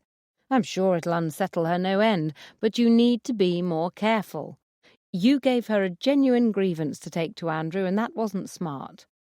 It was his idea, I protest. You think I wanted to stay in their house? She puts down the knife and looks straight at me. Well, of course you did. No, Louise, I spoke to Gary Donahue. That silences me. He said the damage to the kitchen wasn't nearly as bad as it looked. He repaired the ceiling and patched the hole in the wall the first day. The house was perfectly habitable 2 weeks ago. He says he spoke to you and told you that. She turns back to the carrots and begins chopping again. It's not healthy what you're doing. You need to put some distance between you and Andrew. My mother has refined passive aggression into an art form. Usually I ignore it, as I did with the backhanded compliment about my dress, but the flagrant injustice of this statement is too much even for me. You invited him to your anniversary party, I say tersely, even though I asked you not to. And what about dinner? The night of Bella's play, I had no intention of crashing it until you interfered. I did it for my granddaughter, Mum says. I thought it'd be nice for her to have both her parents together on her big night. It was, but I like Andrew, but despite what you might think, I neither want nor need the two of you to get back together, Mum says. If it's what you want, I'll do anything I can to help. But the only thing I truly care about is whether or not you're happy. She pauses. I need you to be happy, Louise. She loves me, I know that. Since we lost Nicky, she's poured everything into making Luke and me happy. But she adores Andrew. She'd do anything to get us back together. She sees my divorce as a personal failure on her part. Mum, I got over Andrew a long time ago, I say evenly. We're not getting back together, and I'm happy with that. He's Bella and Tolly's father, that's all. I'm not judging you, Louise, she says, washing her hands. I don't mind if you lie to me, but don't lie to yourself. It's not that I'm lying, exactly, but if you tell yourself something often enough, you start to believe it. 2 weeks before the party. Chapter 23. Kaz. AJ is already waiting for me at the table when I get to the Mexican cantina, a dubious-looking cocktail fringed with umbrellas and glacé cherries on the table in front of him. When AJ officially came out at a Christmas party 4 years ago, a grand total of 0 people were surprised. Sorry I'm late, I say, sliding into the booth opposite him. Got caught in a meeting with Nolan. What on earth are you drinking? Sex in the woods? It's like sex on the... Never mind. I don't want to know. I turn to the waitress. I'll have what he's not having. Vodka martini, straight up, 2 olives. You're so sweet to do this, AJ says, nervously twirling his cocktail umbrella. Mum's been dying to meet you. I promise she won't stay long. She's got to get a train back to Crawley after lunch. The waitress returns with my drink. I pull the olives from their plastic stick and squeeze them into my martini. It's fine. I'm looking forward to it. I'm not usually the kind of person people want to take home, but I suspect AJ doesn't have many friends he feels comfortable introducing to his mother. To be honest, I don't think he has many friends at all. Whitefish is his life. He's always the first one into the office and the last to leave, which may be one of the reasons his relationships don't last. He started in the mailroom here straight out of school, and somehow managed to earn a place on the ad team through sheer commitment and determination. His temporary secondment as my assistant is his big chance to shine. If he does a good job, it'll be made permanent. I recognise Mrs. James the moment she comes into the restaurant. She looks exactly like AJ, right down to the pink nail polish her son is also wearing. You must be Kaz, she exclaims, throwing her arms around me as I half rise awkwardly. AJ talks about you all the time. You didn't tell me she was so pretty, she adds, throwing her son a mischievous look. Now I understand all the late hours. It's lovely to meet you, Mrs. James. Please, call me Annie. Everybody does. She scoots into the booth next to AJ. So, is my boy working hard? She asks, staying on top of things? I couldn't manage without him, I say honestly. She squeezes his arm. A girl could do a lot worse. He's a wonderful cook, she adds. Taught himself. Had to, really. I have trouble boiling an egg. For a moment, I wonder if the poor woman is under the impression I'm auditioning for the role of her daughter-in-law. But then she winks at me, and I realise she's teasing. I listen as she and AJ banter in the familiar, comfortable way I've seen in other families, but never in my own. Even before my mother's accident, we never had that kind of relationship. When she wasn't drunk, she was curled up on the sofa in her nightdress crying. I was always too ashamed of her to bring anyone but Angie home, and so I never accepted anyone's invitation to their house because I couldn't return it. Angie's own mother emigrated to Spain with her second husband when she was a kid, leaving Angie behind with her dad, so we never went to her place either. It's one of the things I've always envied about Louise, her relationship with her mother. AJ's mother extorts a promise from me to visit her in Crawley and leaves to get her train just as my phone buzzes with an incoming text from Patrick. Get back to the office ASAP. Shit, I say. Patrick needs me back at the office. Can you get the bill and meet me there, AJ? I'll settle up with you later. The restaurant is only 5 minutes' walk from the office. I start back, my stomach churning. I have a bad feeling about this. I don't know what's going on, but it's not like Patrick to be so terse. I hope something hasn't gone south with Univest. Louise is just waiting for the opportunity to fuck me over. Maybe I shouldn't have riled Andy up about the child support payments, but that woman's been having it all her own way for far too long. It was just too much, seeing her sitting at a desk 6 feet away from me. Ever since Celia invited me to her anniversary party, Louise has been out for blood. No matter what I do, she just keeps coming. I need to find a way to put an end to this once and for all. The second I get out of the lift, I see Louise talking to Franco, one of my clients on the far side of the office. She glances up and catches my eye, and then Franco himself turns and sees me, his expression grim. Moments later, Patrick comes out of his office and signals to me to join them in the conference room. He doesn't look happy. What the fuck is going on? I mutter to the room at large. No one meets my eye. Something bad is going down. I can smell it. No one even acknowledges me when I enter the conference room. I sit down as far from Louise as possible in the confines of the space, my stomach fizzing with anxiety. I've no idea what's coming, but it's not going to be good. The creative director, Nolan Casey, and Finn Redford, the art director, join us, looking wary. Clearly, neither of them have a clue what's going on either. I spot AJ crossing the office to his desk and wave for him to come and join us, but Patrick shuts the conference room door in his face. Patrick's gaze is cool as it rests on me. He flips open the laptop on the glass conference table and spins it towards me without a word. I gape at the screen in disbelief. What the hell? You do realise what this means? Franco demands abruptly. A small muscle works at the side of his jaw. The backlash has already started on Twitter. We've called in a crisis management company, but this is going to cost us a fortune. It'll take years to rebuild our brand. I don't understand, I exclaim. This was never supposed to... I'm afraid I'll be moving our account, Patrick. Franco interrupts. Even if I wanted to stay with you, my board wouldn't allow it after this. Franco, I am so sorry, Patrick says. Of course we'll do whatever we can to make the transition as straightforward as possible. His eyes are like stones as they rest on me. I want to know how the hell something like this happened. Someone had to authorize that change order and put it through. I stare again at the image on the computer screen. I don't blame Franco for dropping us. The repercussions from this will be huge. Our other clients will rightly be concerned. If it's not handled properly, this could destroy our agency. Patrick, I don't know who would have done that, I say helplessly. We pulled this. It should never have gone through. What do you mean? You pulled it? Louise interjects. Louise, I don't mean to be rude, but this account has nothing to do with you, I say tersely. To be honest, I'm not really sure why you're here.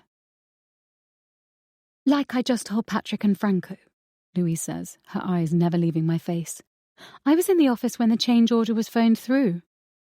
I heard who did it. It was you. Nolan Casey, Part 1 of recorded interview.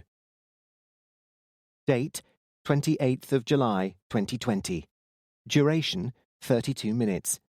Location, Whitefish Advertising Agency, Kings Road, London. Conducted by officers from Devon and Cornwall Police. Continued. So, the change order didn't come from you as the creative director?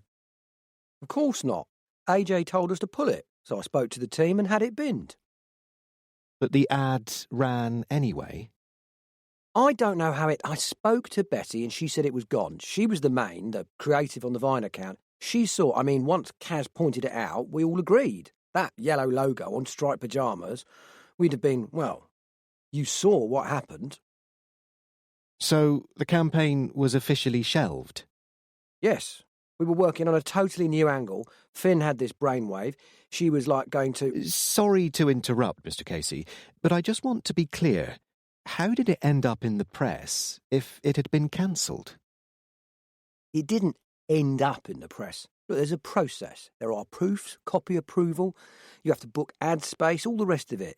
It's not like you can hit send and the next thing you know, the ad's all over the number 44 bus. So, what happened? Well, someone must have put the change order through. Who would have had the authority to do that? Only Kaz or Patrick, but obviously Patrick didn't do it, and Kaz says she didn't, so...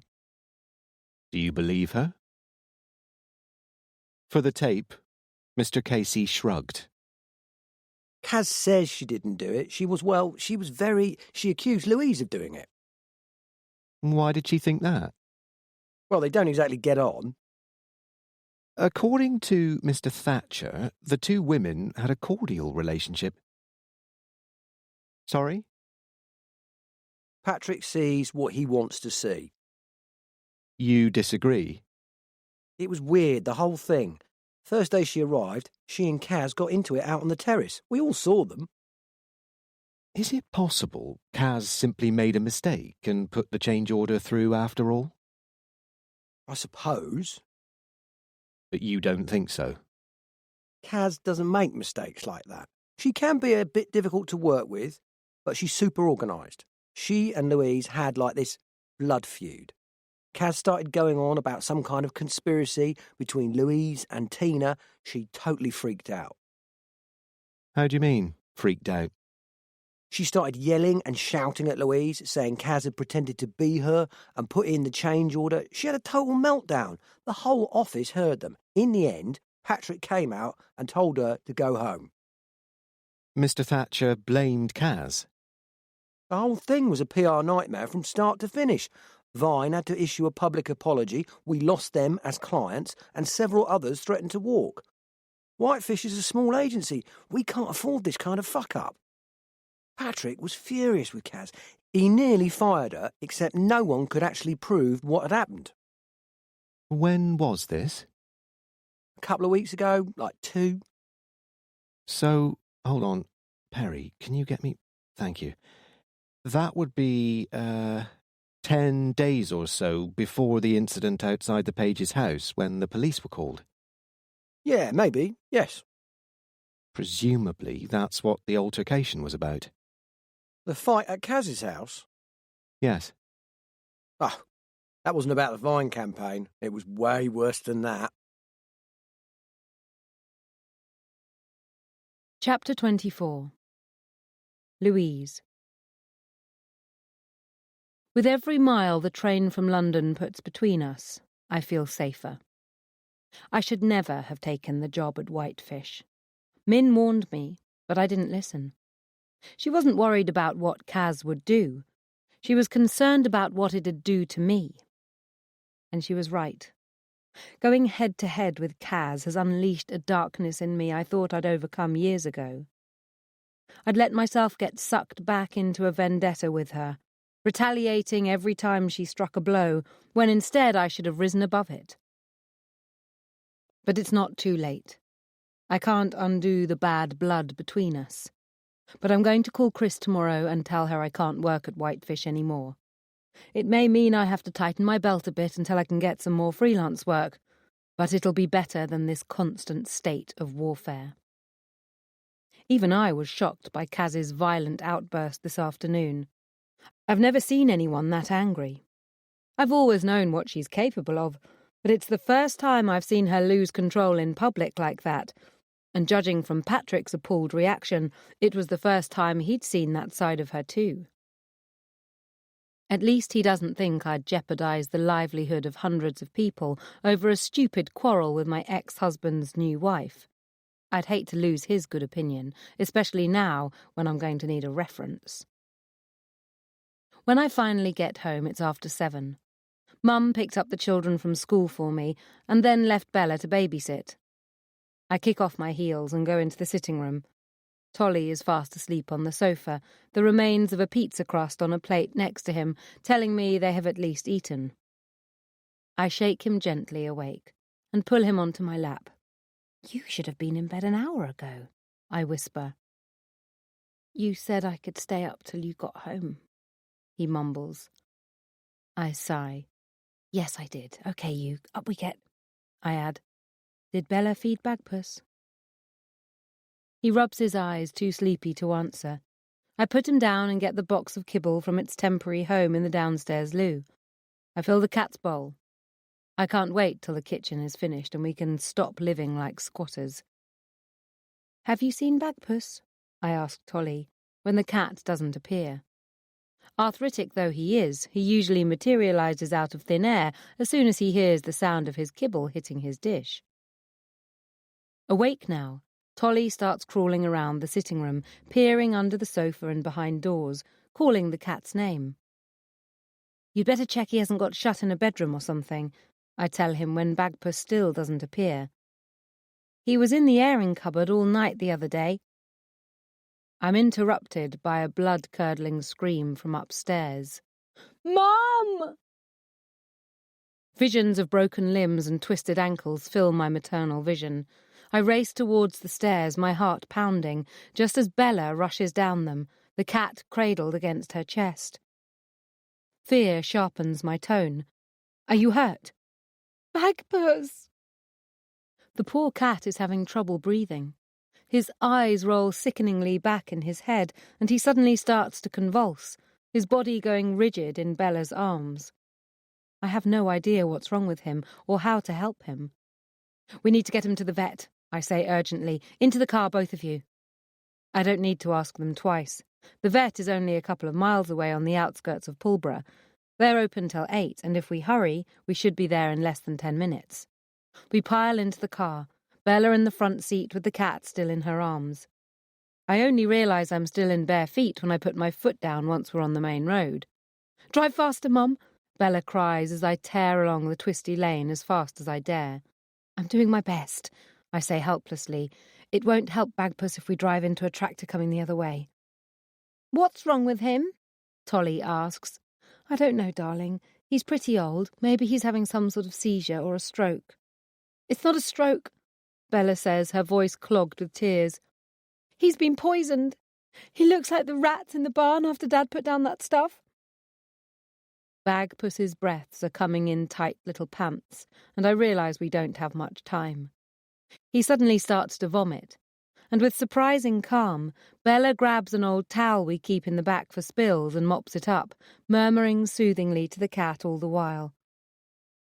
I catch a glimpse of something bright green in the towel as she wipes his mouth, and my heart sinks. He must have eaten deadly nightshade or some other toxic plant or flower. His eyesight isn't what it was, and if his sense of smell is also fading, then he's obviously at risk of eating something poisonous by mistake. I should never have let him outside. My poor darling Bagpuss. It'll break all our hearts if something happens to him. We've had him since Bella was a baby. To lose him now in such a way would be devastating. I screech to a halt outside the vet surgery, and Bella rushes straight in with Bagpuss while I unbuckle Tolly and help him out of the car. Tamsin Kennedy has been our vet for years. She's known Bagpuss since he was a kitten. She looks stricken to see him like this. "How long has he been unconscious?" she asks, gently easing him from Bella's arms and onto the examination table. "I just got home from work 15, maybe 20 minutes ago," I say. "Bella found him like this in the bathroom upstairs a few minutes later." "He threw up this bright green stuff?" Bella says tearfully. She hands Tamsin the old towel covered in cat vomit, and I'm impressed by her quick thinking at bringing it in. "It smells weird, kind of sweet." Tamsin sniffs it. "Antifreeze," she says grimly. "I'd recognise it anywhere." "Antifreeze?" "It's not just used to stop engines freezing," Tamsin says, ripping open a sterile packet containing a needle and syringe. "It's also used in hydraulic brake fluids. Cats usually come into contact with it when it leaks from a car's engine onto the ground. It tastes sweet at first, and by the time the foul aftertaste hits, it's too late. It doesn't take much to make them very sick."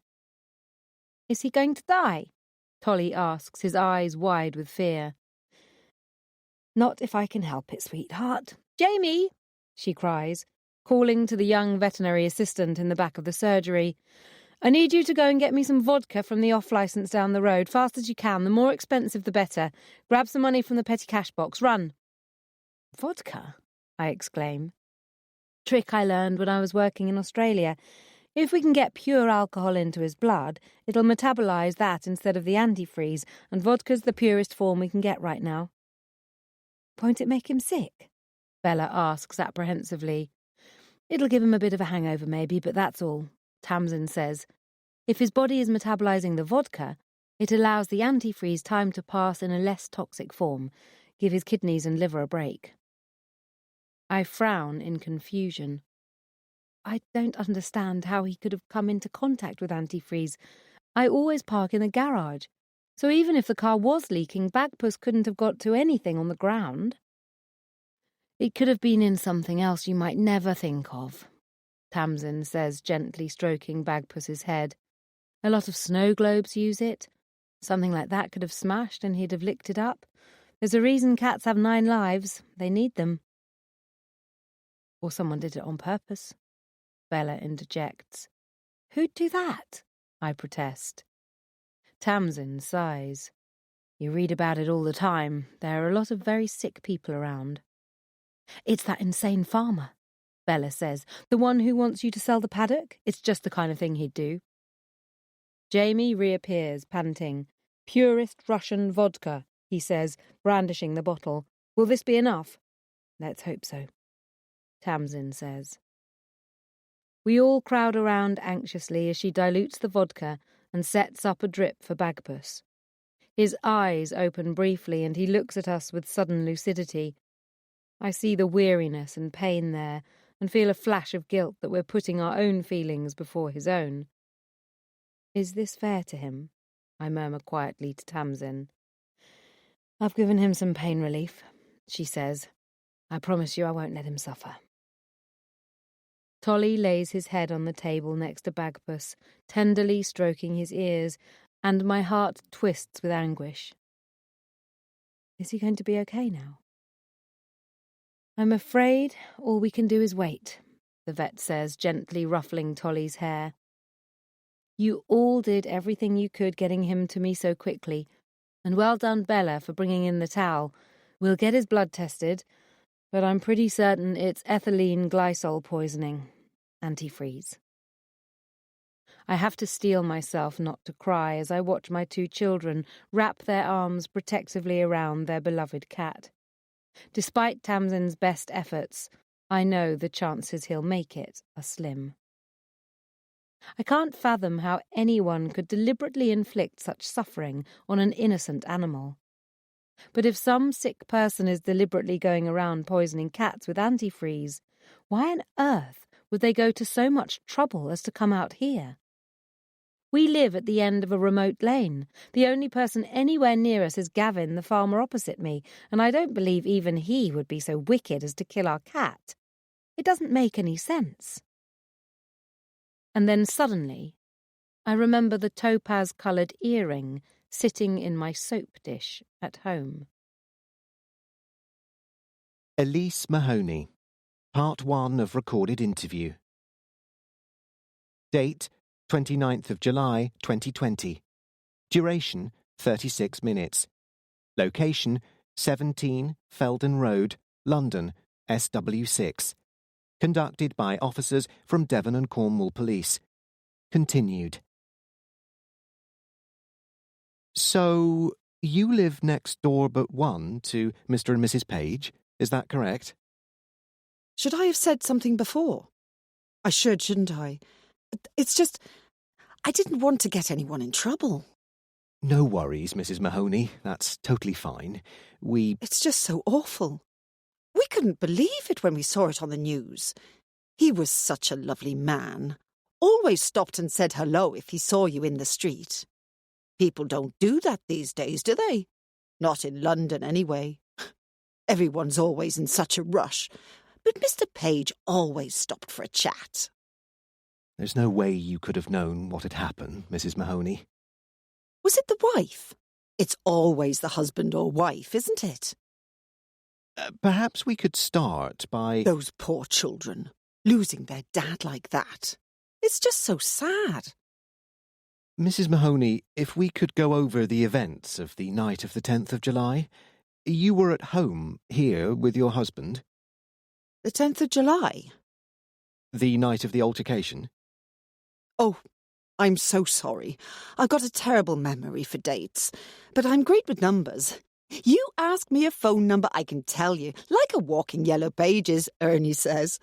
Never needs to go on that Google thing. He just has to ask me, Elise, you got the number for the dentist, and I can reel it off. But... So sorry to interrupt, Mrs. Mahoney. I just want to clarify. You told one of my officers on the phone you were at home that evening with your husband, and you witnessed the argument between Caroline Page and Louise Page? I know it probably doesn't matter, but I just thought I should let you know when I heard what happened to Mr. Page. No, I'm really glad you called us. It helps us to build a picture of what happened in the days leading up. Can you remember what time it was when you heard shouting? Well, we'd just turned off the TV, else we might not have heard it. We used to stay up for news at 10 till they started moving it about. We used to set our watches by news at 10. Alistair Burnett and Sandy Gull. You're probably too young to remember them, aren't you? Sorry. And Trevor MacDonald. We liked him. Such an educated man. So it was after news at 10? About 10:30 then? Oh, no, we don't watch it anymore, I told you. They kept moving it. News at 10:30, news at 9, news at 11, toing and froing, news at when we called it. We tried the BBC News, but it's too much for us. All that bad news before you go to bed gives Ernie nightmares. So we don't anymore. Don't what? Watch the news. I see. I'm sorry, you've lost me here. Oh, yes. Sorry, Ernie says I go on. We usually go up, that's what you mean. We go up to bed about 11, I'd say. I don't sleep if we go to bed any earlier. And that's when you heard shouting? It was that other woman, mainly. Mr. Page's first wife. Louise, is it? I've seen her here a few times before, dropping off the children. Shouting the place down she was. But then Mrs. Page, the young Mrs. Page, got upset too. Understandable, really. Started shouting back. The two of them were going at it hammer and tongs. We didn't know what to do. Ernie said she's on her own, we should go round there. The young Mrs. Page, that is. But we didn't want to interfere, you know. And then the other one, she starts saying all these terrible things, making threats. What sort of threats? It was all a bit horrible, actually. I realise this is upsetting, Mrs. Mahoney, but anything you can tell us might be helpful. Well, we'd gone outside just, to see if we could do anything. And we saw Mrs. Page, Louise Page, get something out of the car. Did you see what it was? No, it was wrapped in one of those black bin liners. She sort of shoved it at the young Mrs. Page, right in her face. She said, "Let's see how you feel when it's someone you love." Let's see how you feel when it's someone you love. That's what she said. Something like that. Words to that effect, yes. And that's when the young Mrs. Page ran back inside, and then not long after, the police came. We have a report of the incident from Caroline Page, but she didn't mention any specific threats. She was very upset. Maybe she didn't remember exactly. It just stuck in my mind. Such a terrible thing to say. Ernie and I lost our son 14 years ago in a motorbike accident. I wouldn't wish it on anyone. Not my worst enemy, losing someone you love. I'm so sorry for your loss. Thank you. So, you took it to be a threat then? What Louise Page said? Well, I didn't think she'd actually do anything at the time. But then poor Mr. Page was killed, and I thought, it's come true. That lovely girl just lost someone she loved, didn't she? Chapter 25. Kaz. I press my back against the front door, as if it might splinter inward at any second. I only just got it shut in time. Another moment, and Louise would have been in the house. Panic sweeps through me as I fumble with the security chain, my spine prickling. I wouldn't put it past her literally to stab me in the back. I've never seen her like this before. It's as if she's possessed. I know her history. I know what she's capable of, but until this moment, I never really understood it. The letterbox flaps, and I see the tips of her fingers groping the air. "You fucking murderous bitch!" Louise shrieks. "Come back out and face me!" I reach for the phone in my back pocket. The police should be here any minute, but I'm terrified she's going to get into the house before then. Louise knew Andy wouldn't be here, of course. He presents the late bulletin these days and doesn't get off air until 11 p.m. "Go home, Louise," I say shakily. "I didn't touch your cat. I haven't been anywhere near him." "Liar!" "I've called the police," I cry. "Go home or they'll arrest you." "Like I give a shit," she yells. "You'll be the one going to jail when they find out what you've done." Kit suddenly appears at the top of the stairs, rubbing sleep from his eyes. "Mummy, what's the big noise?" "Shh, it's okay," I say, forcing a weak smile. "Go back to bed, darling. It's just some silly people in the street. Mummy will be up in a minute to tuck you in." "Can I have a drink of water?" "I'll bring one up. Go on. Back to bed with you now." The pounding suddenly stops. I run into the sitting room and peer through the curtain, trying to see what she's doing now. There's no way in through the rear of the house. These terrace properties are all back to back with other homes. But I can't stop her pouring petrol or something through the letterbox. I bolt back to the stairs and sit a couple of steps from the bottom, guarding my son. Let's see how you feel when it's someone you love. What if she tries to hurt Kit? She's crazy enough to do it. I press the knuckles of my hand into my mouth so he doesn't hear me crying. This has been the worst day of my life. A final warning from Patrick, pending an investigation into the Vine debacle, and now this. How can Louise seriously think I'd kill her cat just to get at her? I know she hates me, but what kind of person does she think I am? The house is eerily quiet. I tense, waiting for the sound of breaking glass, for Louise to smash her way in. How long is it going to take for the police to get here? It feels like hours since I called them. Louise's shouting probably woke the entire street. Someone else must have rung the police as well as me. It can't take them much longer, surely. The doorbell rings and I nearly jump out of my skin. "It's the police," a man's voice calls. "Is everything all right in there?" They do a full search of the area when I tell them what's happened, but Louise is nowhere to be seen. Her car has gone, and if it weren't for the empty black plastic bin liner caught on the railing outside our house, I could almost believe I'd imagined the whole thing. I can tell the two officers are wondering the same themselves. They're both men, one in his mid-30s, the other about 10 years older.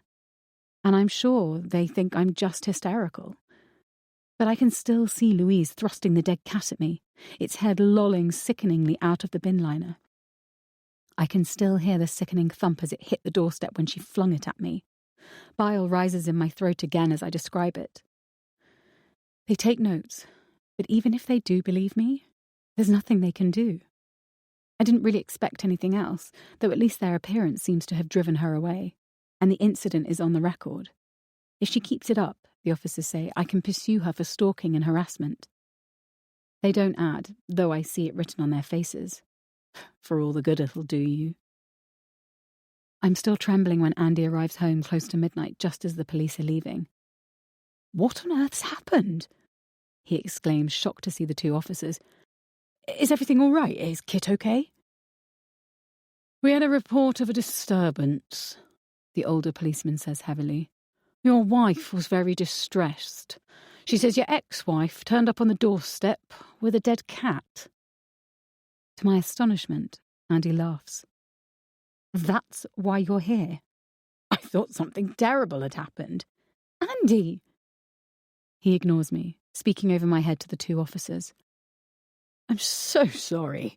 It's all a misunderstanding. I've already spoken to my wife. Our family pet just died and she was very upset. She brought him here so I could say goodbye to him. I'm afraid Kaz got the wrong end of the stick and overreacted. Your ex-wife, I snap before I can stop myself. I see the officers exchange a look with Andy. They don't quite eye roll, but it's close. You weren't here, I protest. She was going crazy, threatening me. The older policeman's expression changes. What do you mean, threatening you, madam? She said, let's see how you feel when it's someone you love. It was the way she said it. Andy, like she really meant it. It gave me chills, and then she threw the dead cat at me. It was horrible. She was upset, Andy says tersely. She drove 60 miles in the middle of the night with a dead cat on the passenger seat, I exclaim. Andy, that's not normal behaviour, no matter how upset she is. She was ranting and raving in the street for an hour like she was having a psychotic episode. Look, I'm sorry we wasted your time, Andy says tightly to the two men. This is clearly part of an ongoing domestic dispute, and we should never have troubled you. I do apologise. No need, the older policeman says. Better safe than sorry. They return to their vehicle and I hear laughter on the air. I doubt they'll even file a report. Once again, Louise has got away with it. What were you thinking? Calling the police? Andy demands as soon as the front door shuts. She loved that cat almost as much as the kids did. So did I, come to that. She wanted to let me say goodbye to him, and you call the police on her. You weren't here, I say furiously. She was pounding on the door like a lunatic. She really scared me, Andy. He pours himself a hefty measure of scotch from the cabinet in the sitting room. You're blowing this way out of proportion.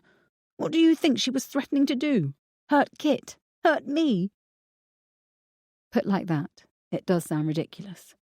But I saw her face when she threw the cat at me. I wouldn't put it past her to do anything, strike at anyone to get at me. This thing between you two has gone far enough, Andy says brusquely. I should never have let you talk me into taking her back to court. I'm calling the lawyer in the morning to tell him to back off. Lou was out of order taking the job at Whitefish, and I've told her that, but accusing her of assaulting you with a dead cat and calling the police. His expression is stony and unforgiving. You and Louise need to bury the hatchet, and preferably not in each other's backs. Andy, enough, Kaz. I've had a long day. I really don't want to hear it. He throws himself onto the sofa, leaning his head back against the cushions and closing his eyes, terminating the conversation. There's no point trying to get him to understand. He knows what Louise is capable of, but he simply refuses to see it. I'm suddenly filled with cold, hard fury. He's so goddamn weak. I always thought he had such a strong personality. But as I look at him now, I recognise he is no more than a skilled chameleon, reflecting the image of the beholder, perfectly designed for the shallow medium of television. All men to all people, and none of it real. How can I have lived with this man for more than 4 years and not seen it? He should be holding the line with me against Louise, and instead he refuses to choose sides because he still wants her to love him, whether or not he loves her. He seems suddenly insubstantial and two-dimensional, no more than a cipher for the battle playing out between Louise and me. My mother was right. Andy is almost incidental now. Whether we like it or not, Louise and I are locked in mortal combat, tied to each other by something that goes far deeper than our connection to Andy. A duel to the death, my mother called it. I'm beginning to think she's right. Chapter 26. Louise. I'm a journalist. Finding people is what I do. I peer through the rain-spotted windscreen at the run-down red brick building across the road. Most people aren't difficult to track down once you start digging. These days it's almost impossible not to leave a virtual trail unless you make a serious effort to go off-grid. Social media, public records, it's all there, just a click away.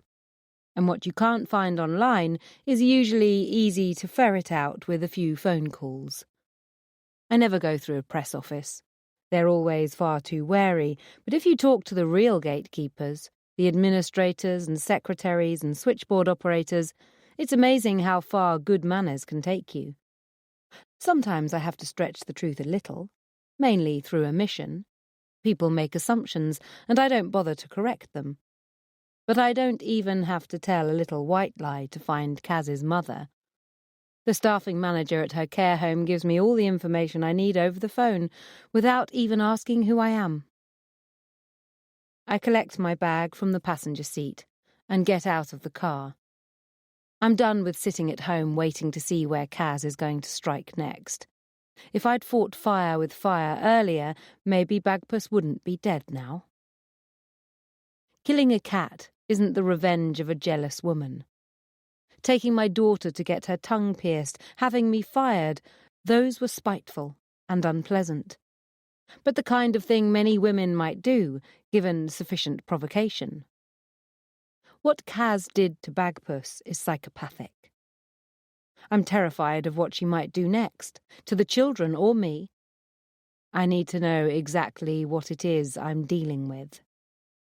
I don't expect a smoking gun, but I've been a reporter for a long time now.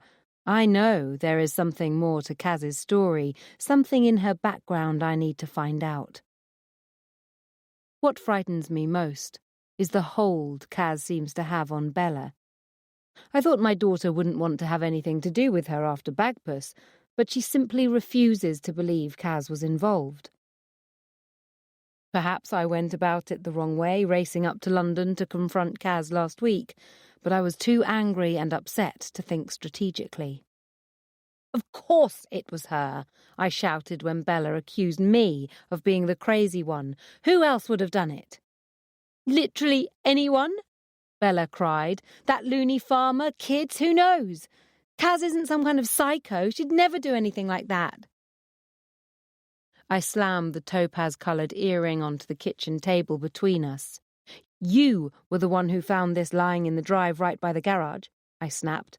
Tell me how it got there, since Kaz has never been to our house. I told you! The stupid earring probably just fell out of the car, Bella exclaimed. She's been driving it the last 4 years, remember? The only thing that sustained me during the long, dark nights of grief and misery after Andrew left was the knowledge that I still had the best of him. That Kaz might steal my husband, but she could never take my motherhood, my children from me. Listening to my daughter take her side against me hurts more than anything I've known since Nicky's death. The rain intensifies as I lock my car now and cross the road towards the care home. At first glance, it's easy to assume Kaz comes from money, with her English rose complexion and perfect home counties accent. But I always knew there was something off about her.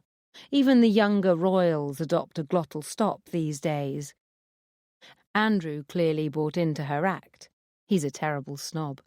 A working-class boy from a Manchester council estate who made good but has never quite trusted his success.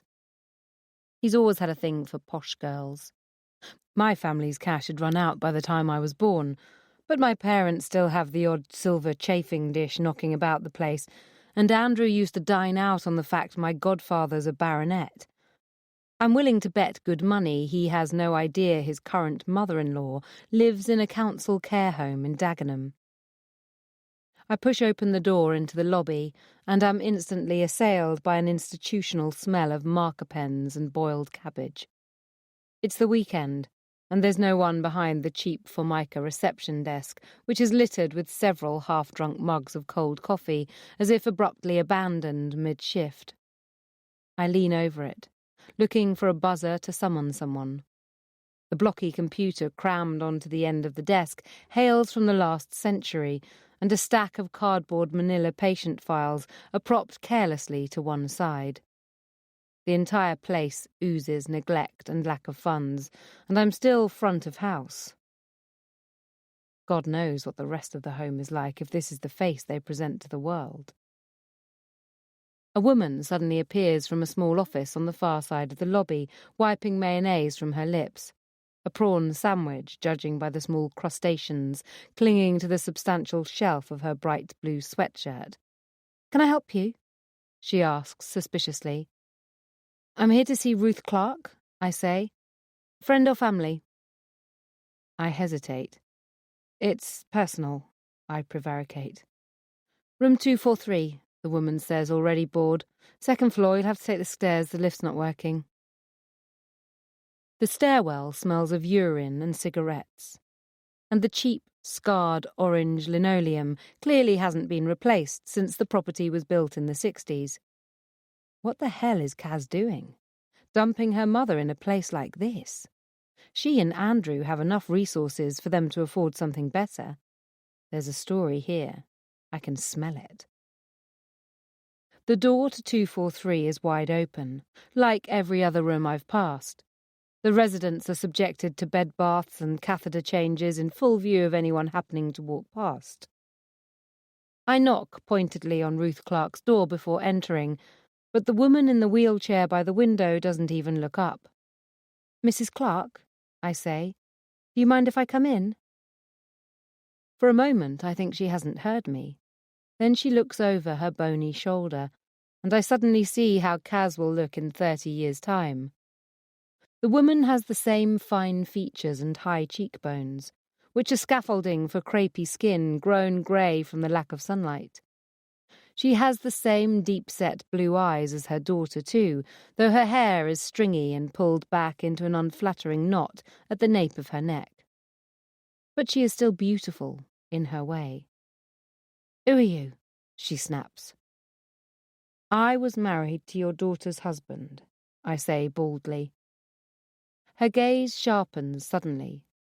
She nods to herself a couple of times, then abruptly swings her wheelchair away from the window. "What do you want with me?" "I'd like to talk to you if you can spare a few minutes." "It's not like I've got anywhere else to be," she says acidly.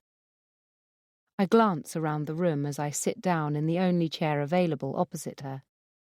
There are no personal photographs anywhere.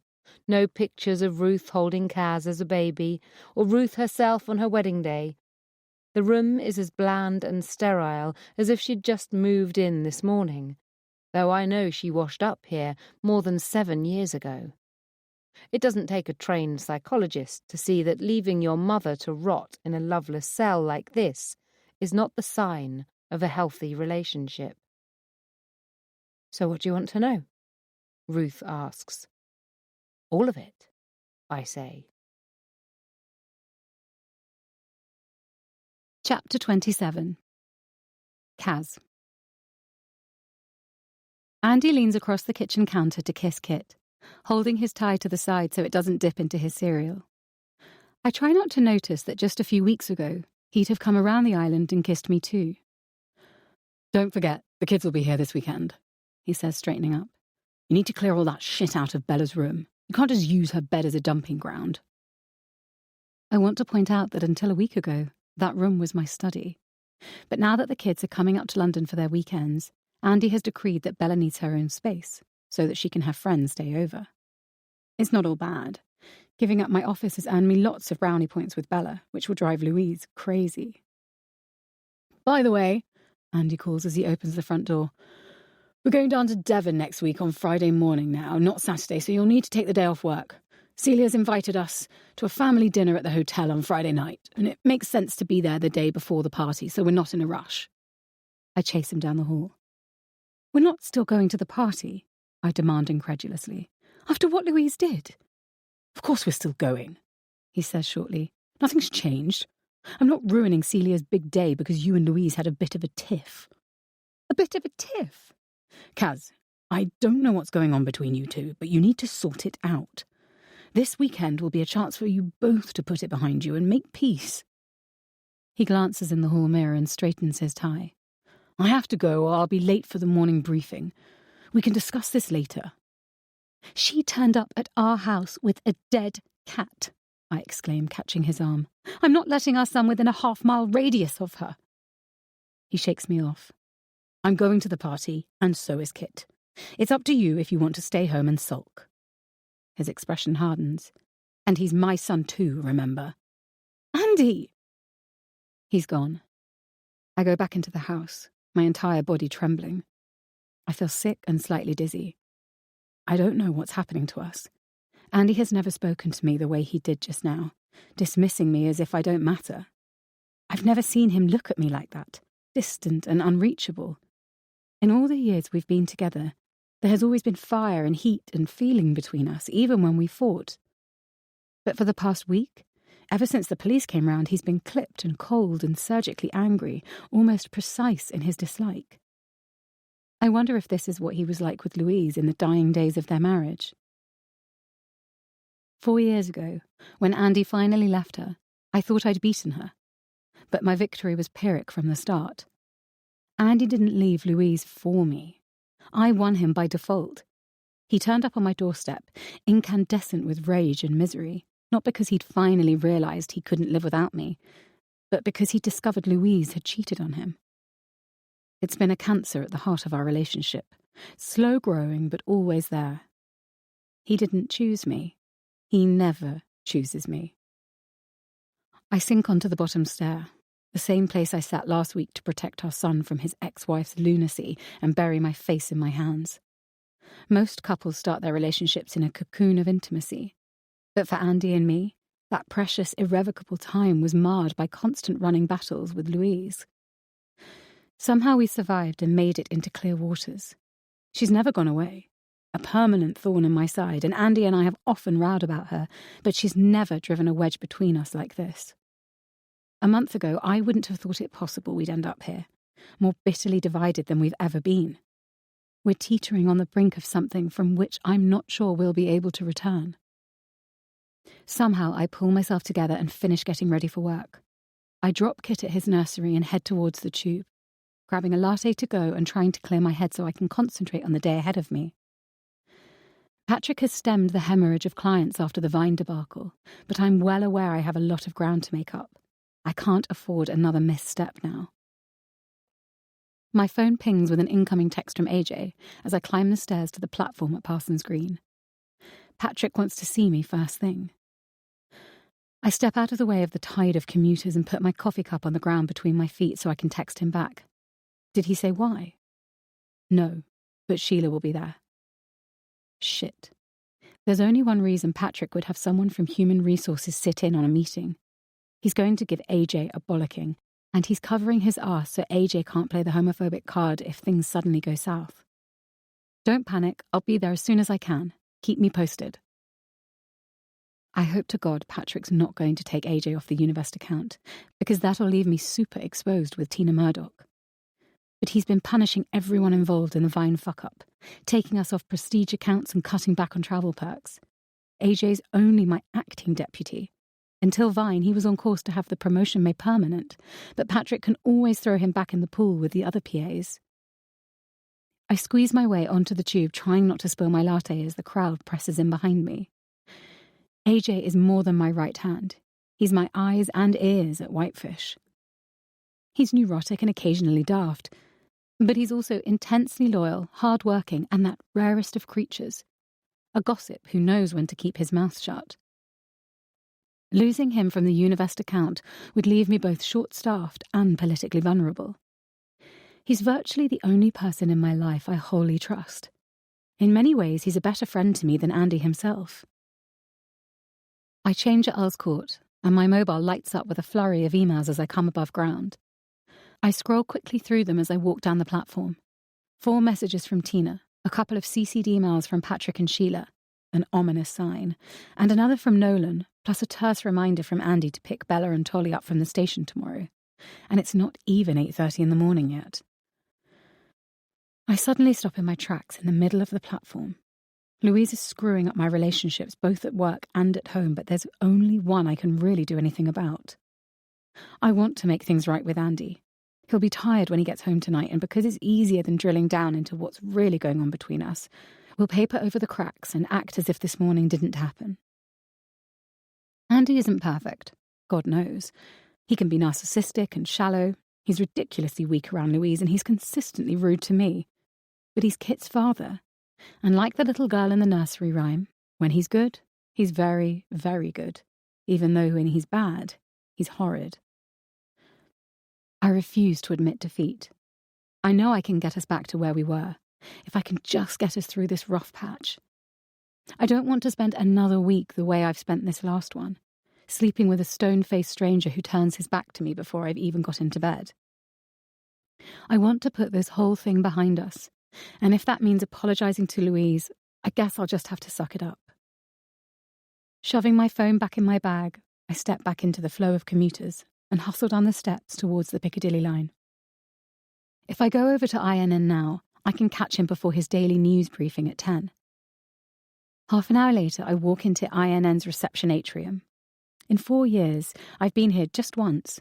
There was some unpleasant publicity about me in the papers when Andy left Louise, who was well liked by his colleagues at INN, and one taste of their hostility was enough for me. The atrium is bright and airy, with acres of chrome and glass.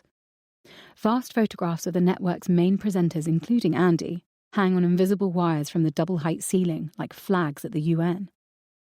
Maybe I should stop hiding and make my presence felt a bit more. I don't have to apologise for being Andy's wife. I need to stop behaving as if I do. I'm here for Andrew Page, I tell the girl behind the reception desk. I'm his wife. She turns to her computer. Just a moment, Mrs. Page, and I'll tell him you're here. My phone buzzes and I glance at the screen and see AJ's number. Damn, he must have finished his meeting with Patrick, but I can't talk to him now. I decline the call, feeling slightly guilty. One of the reasons Andy and I are fighting is because I've spent too much time and energy thinking about work instead of him. I need to put my marriage first if I want to save it.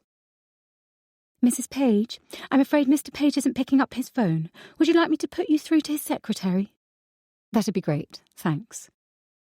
She points to a phone on the reception desk and I pick it up. Hi, Jessica, I say. Is Andy around? He's out today, his secretary says, sounding surprised. As a presenter, it's rare but not unheard of for Andy to go out in the field. Maybe he's presenting from a remote location or doing a big interview. What time will he be back, do you know? Is he expecting you? Jessica says. No, I was just passing. Is he out on a story? Not that I know of. She's deliberately evasive. The hairs rise on the back of my neck. Do you know when he'll be back in the office? I ask. Actually, he's not in at all today, she says reluctantly. He's booked a personal day, Declan standing in for tonight's bulletin. For a moment, I wonder if I've got my wires crossed.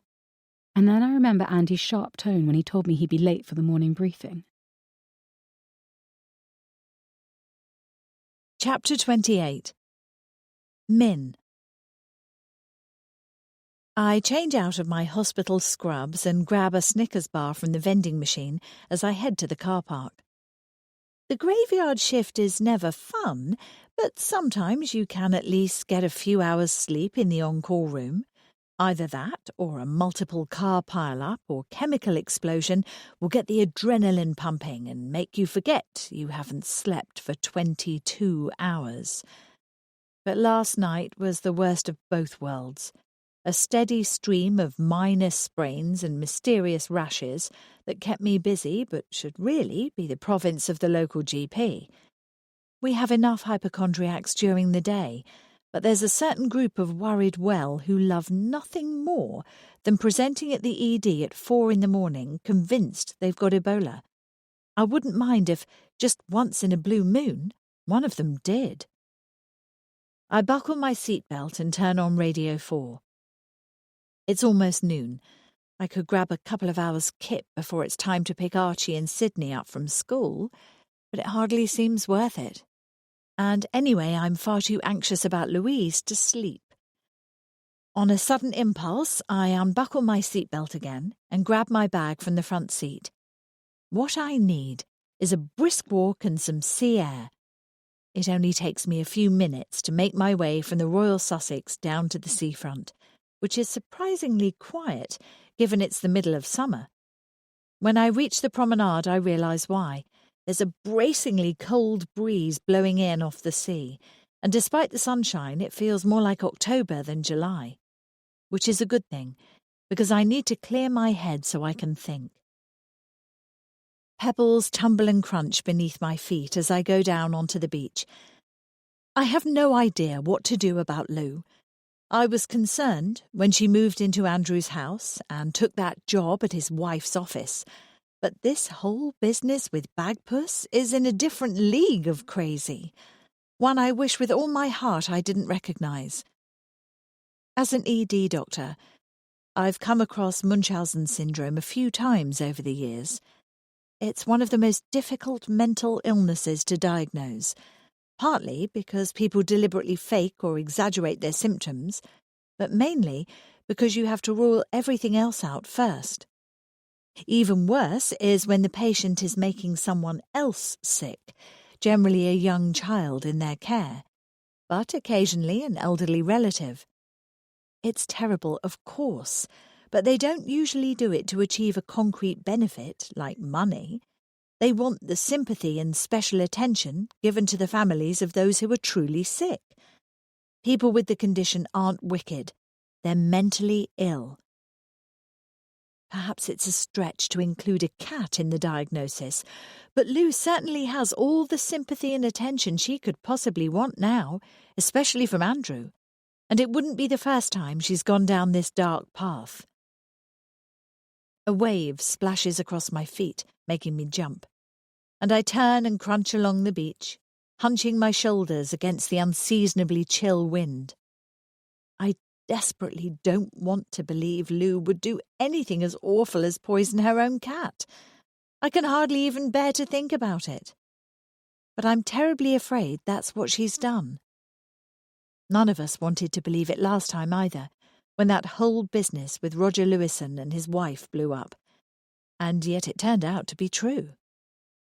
If there's even a chance it's happening again, surely it's better to speak up now, before things get even more out of hand. It was poor old Bagpuss last week, but what if, God forbid, it's Tolly or Bella next time? No, she'd never do anything to hurt those children. Lou is my friend, and I love her.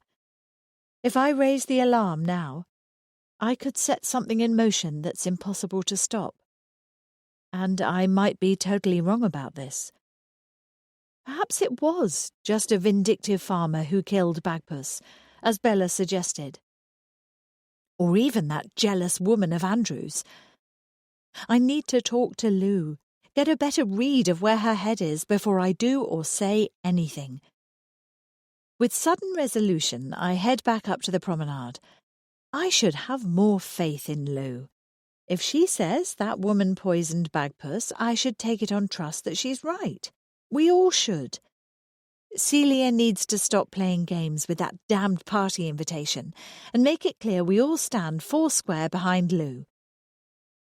As I reach the parade, the sun goes in. I quicken my steps back to the hospital car park as the first fat raindrops splatter the pavement, and then suddenly spot Andrew and Bella coming out of the Ginger Dog about 100 feet ahead of me. How odd. It's Friday. Bella should be in school, not having lunch at a pub in Brighton with her father.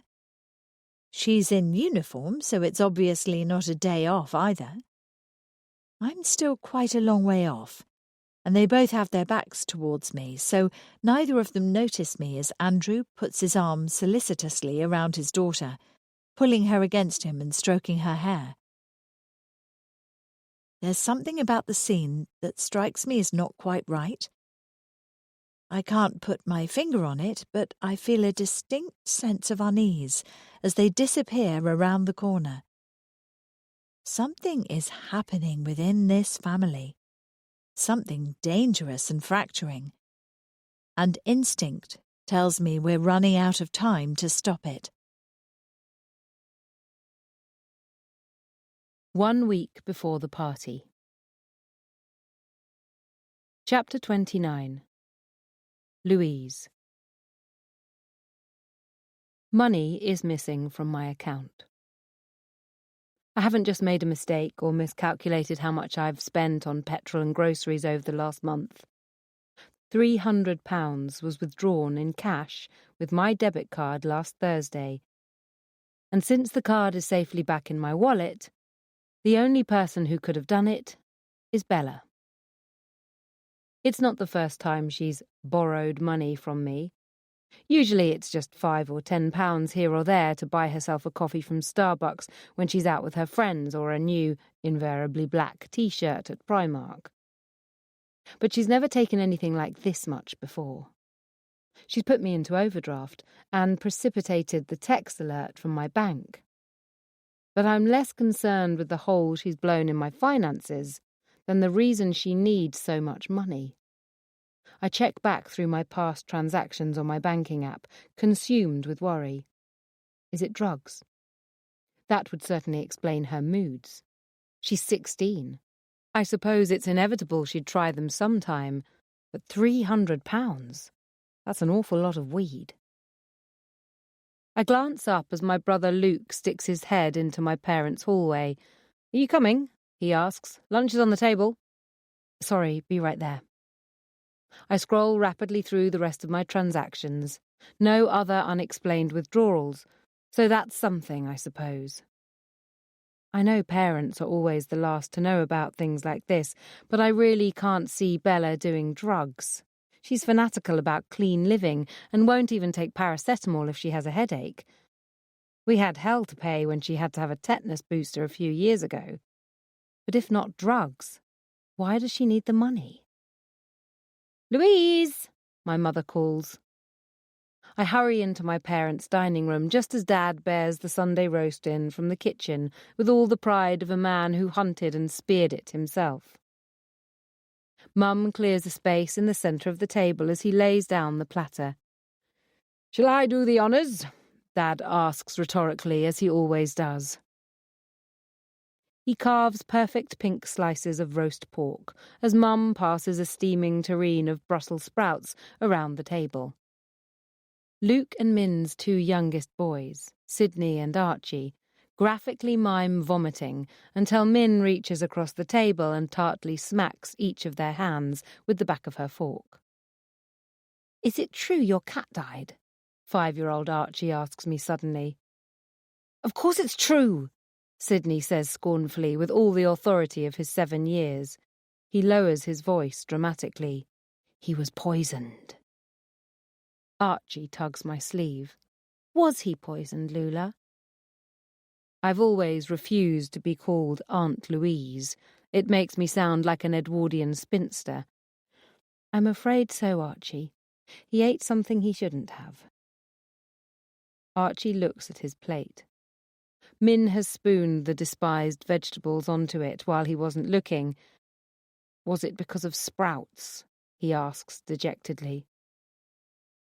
After lunch, Dad goes into the sitting room to read his paper, and Luke takes the boys outside to kick a ball around. Min and I shoo Mum out of the kitchen so we can tackle the washing up, but instead of putting her feet up as we exhort her to do, she goes out to work in the garden. She could no more sit still for 5 minutes than the sun could choose to rise in the west. We watch her walk past the kitchen window with her gardening trug over her arm, heading towards the new tomato beds. "You know Andrew put those in for her," Min says. I know exactly where this is going. Min, please don't start. It's like trying to stop a runaway train. "This isn't healthy for anyone," she says. "You've got to talk to Celia and get her to see sense. She might listen if it comes from you." She scrubs the roasting pan with more vigour than strictly necessary. "You and Andrew need to properly separate yourselves. Your lives are way too tangled these days. I'm sure Celia invited him to the party with the best of intentions, but things have changed. Even she must see that." "I'm not so sure about her intentions," I mutter. "She stirred up a bloody hornet's nest with that invitation," Min says crossly. "That's where all this nonsense started." I'm not arguing. She puts the roasting pan on the drainer and turns to me, bubbles dripping from her soapy hands onto the floor. "Lou, I'm worried about you. This horrid business with Bagpuss." "Min, you know how much I value your advice," I interrupt. She sighs. "Yes, but you never take it." She means well, I know that. Whatever concern she has for me, it comes from a place of love.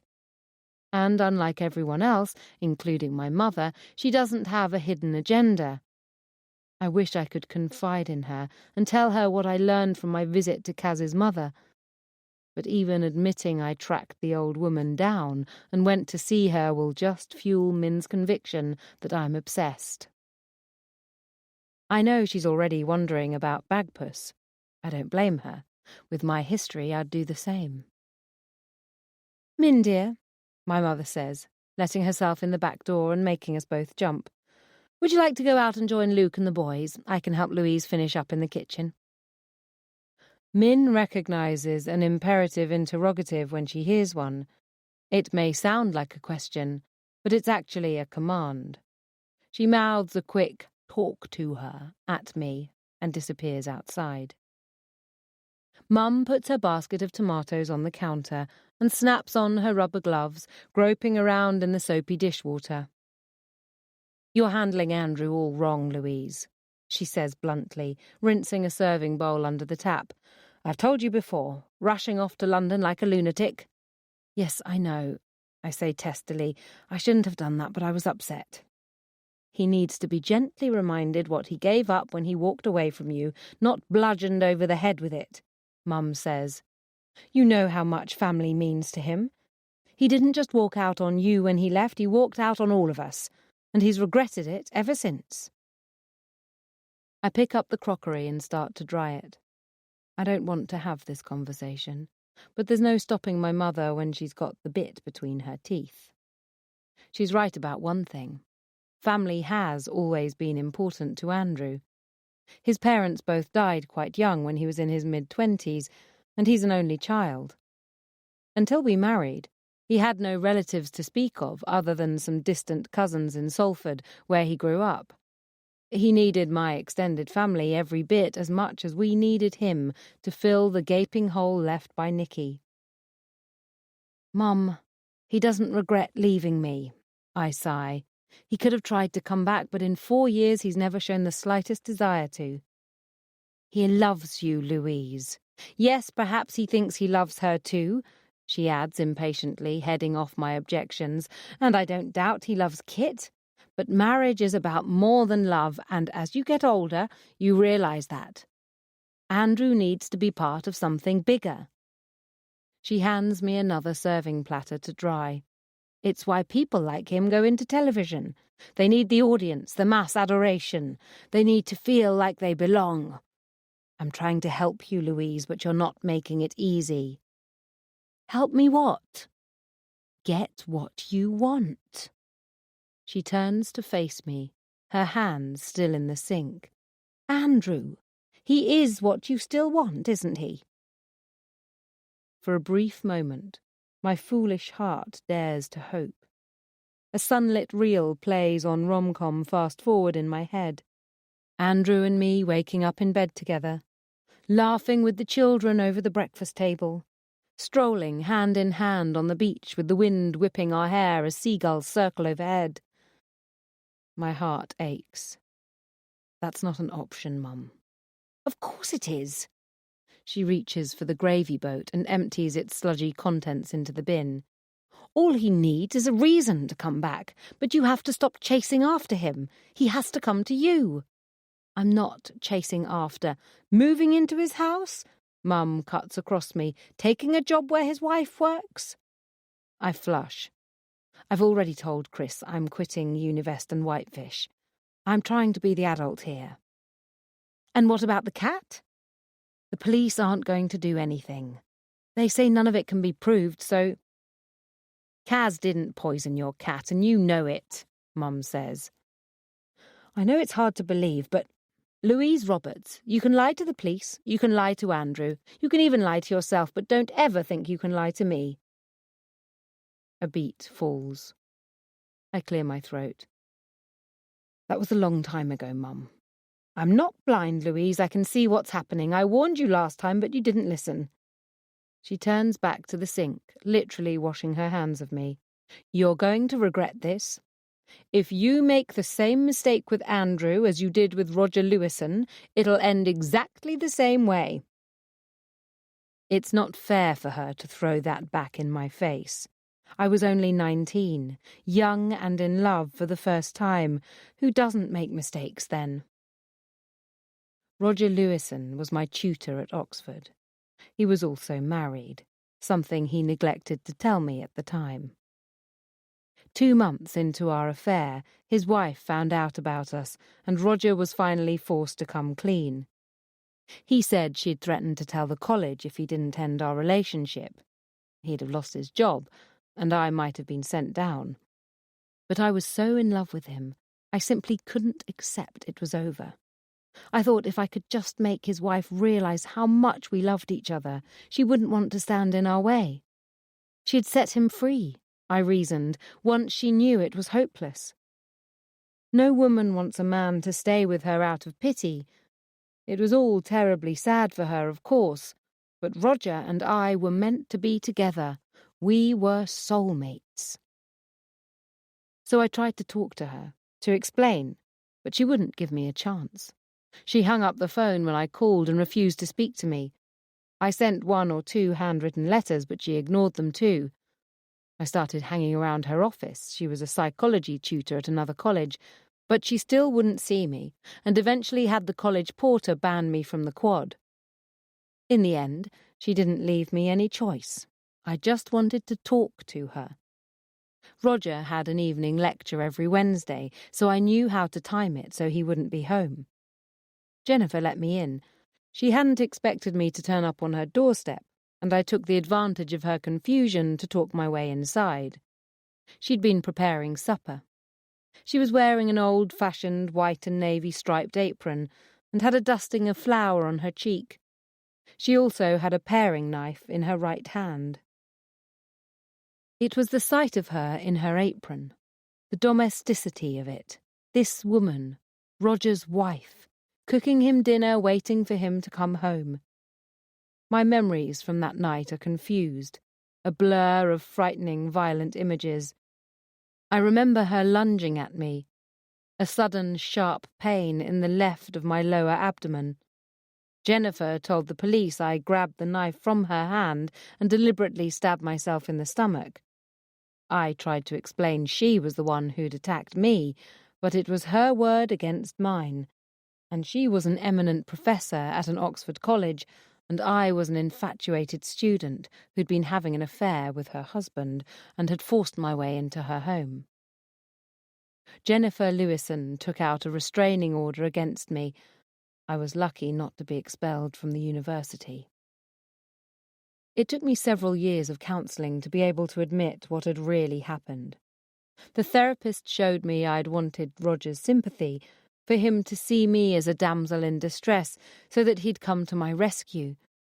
In my confused, lovesick teenage mind, the counsellor said I'd sought to make literal my sense of myself as the victim and show Jennifer as the aggressor I believed her to be. As far as I was concerned, I wasn't lying. I genuinely believed Jennifer had attacked me. But that was nearly 25 years ago. I'm 43 now, a successful journalist, a wife and mother. I know the difference between fantasy and reality, and I'm not making this up. I didn't poison Bagpuss, I say firmly. Kaz is the one who's lied, and I can prove it. I wasn't going to tell Mum I tracked Kaz's mother down, for the same reason I haven't told Min, but I need her to understand now how dangerous Kaz is. She's lied about everything, Mum, I say urgently. Who she is, where she comes from, and that's not the worst of it. You've no idea the kind of person she really is. She's not who she seems. Mum looks hard at me. Who is? She says. Jennifer Davitt, Part 1 of recorded interview. Date, 28th of July, 2020. Duration, 31 minutes. Location, Livingston College, Oxford. Conducted by officers from Devon and Cornwall Police. Continued. So, you and Mr. Lewison are divorced, then? He's Professor Lewison, and yes. May I ask why? Is that relevant? That's what we're trying to establish, Mrs. Lewison. Or is it Professor? Doctor, actually. And I reverted to my maiden name, Davitt, after the divorce. Dr. Davitt, your ex-husband formed a sexual relationship somewhere around November 1995 with one of his students, Miss Roberts. Is that right? Technically speaking, she wasn't one of his students. He was her academic advisor, but yes, they were fucking. And do you know how long the relationship continued? I wouldn't call it a relationship. It happened maybe 3 or 4 times. Did you know about it? Not until Roger tried to end it. Why did he do that, do you know? I imagine he got bored. Fidelity isn't his strongest suit. It certainly wasn't because I'd found out, though I gather that's what he told his girlfriend. Your husband broke it off with Miss Roberts sometime in January 1996? Yes. And then what happened? The girl rang me. She told me they were having an affair. She said they were in love and begged me to, quotes, let him go. Roger had told her I'd threatened to go to the college and expose him if he didn't go back to me. He's not a very nice man. This was the first you knew of the affair? I'd suspected Roger had been unfaithful before, but it was the first time I knew for sure. So, what did you do? I told Roger the affair had to stop, or I'd leave him. It was humiliating. She was one of his students. And did he stop it? He said he'd tried, but she wouldn't listen. She kept ringing the house, though after the first time I didn't answer her calls. Then she started sending letters. They went on for pages and pages, dozens and dozens of them. She must have been writing 2 or 3 a day. Did you keep them? No, of course not. What did she say in the letters? The usual. She and Roger were soulmates. They were meant to be together. Soap opera stuff. She even turned up at my college rooms, and the porter had to ask her to leave. Did you notify the police? At that stage, she hadn't done anything illegal. She was infatuated with him, obviously, but I didn't think she was a danger to anyone. I assumed it'd burn itself out, given time. Tell me, How many times have you gone to a bar or a gym because you were mad about a girl who went there, or joined a club she belonged to so you could chat her up? I spent 2 months learning how to salsa because my wife taught the class. We've all done it. There's a very fine line between the normal behaviour, if you can call it that, of someone in love and criminal stalking. I wasn't about to call the police because a 19-year-old girl with her whole life in front of her had had her heart broken by a man who wouldn't know the truth if it punched him on the nose. So, the first time you met Louise Roberts in person was when she came to your house the night of the 4th of February, 1996? Yes. Can you tell me what happened? I'm sure you've seen the police report. Your story and hers conflict, as you know. I'd rather hear it directly from you. I was in the middle of cooking dinner. Roger had a late tutorial, but as soon as I answered the door, I knew who she was. Did you let her in? She took me by surprise. She just came in and I didn't stop her. Did you have a conversation? Not really. She said something about setting him free or whatever, the same kind of thing she'd written in her letters. And then she just grabbed the knife out of my hand. You were holding a knife? I'd been getting dinner ready. I was paring apples for a new recipe, a sweet and sour sauce. God, it's funny the things you remember. What did she do after she seized the knife?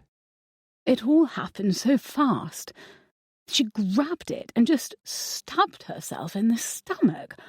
I mean, hard, not just a superficial cut. There was blood everywhere. What did you do? Well, for a moment I was in shock, and then I grabbed my apron and tried to stop the bleeding and called 999. At the time, she claimed you were the one who stabbed her.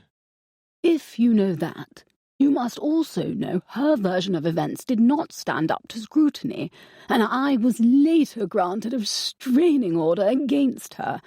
If I recall correctly, she spent some time at an inpatient facility. So, she lied. It's not that simple. As I'm sure you know, memory is a very unreliable narrator detective. We all think memories are stored in our brains just as they are in computers. Once registered, the data are put away for safekeeping and eventual recall. The facts don't change. But the truth is, every time we remember something, we are reconstructing the event, reassembling it from traces throughout the brain. We also suppress memories that are painful or damaging to self-esteem. Our memories reshape themselves to accommodate the new situations we find ourselves facing. Memory is flexible. I'm not sure I follow. Put simply, Louise Roberts was so plausible because she believed everything she said. It's how she remembered it actually happened. She'd have passed a lie detector test, trust me. Are you saying she didn't know the difference between truth and fiction? In a manner of speaking. You're a psychologist, aren't you? Did you think she was mad? I think she was in love, which is a kind of madness, don't you think? 5 days before the party. Chapter 30. Kaz.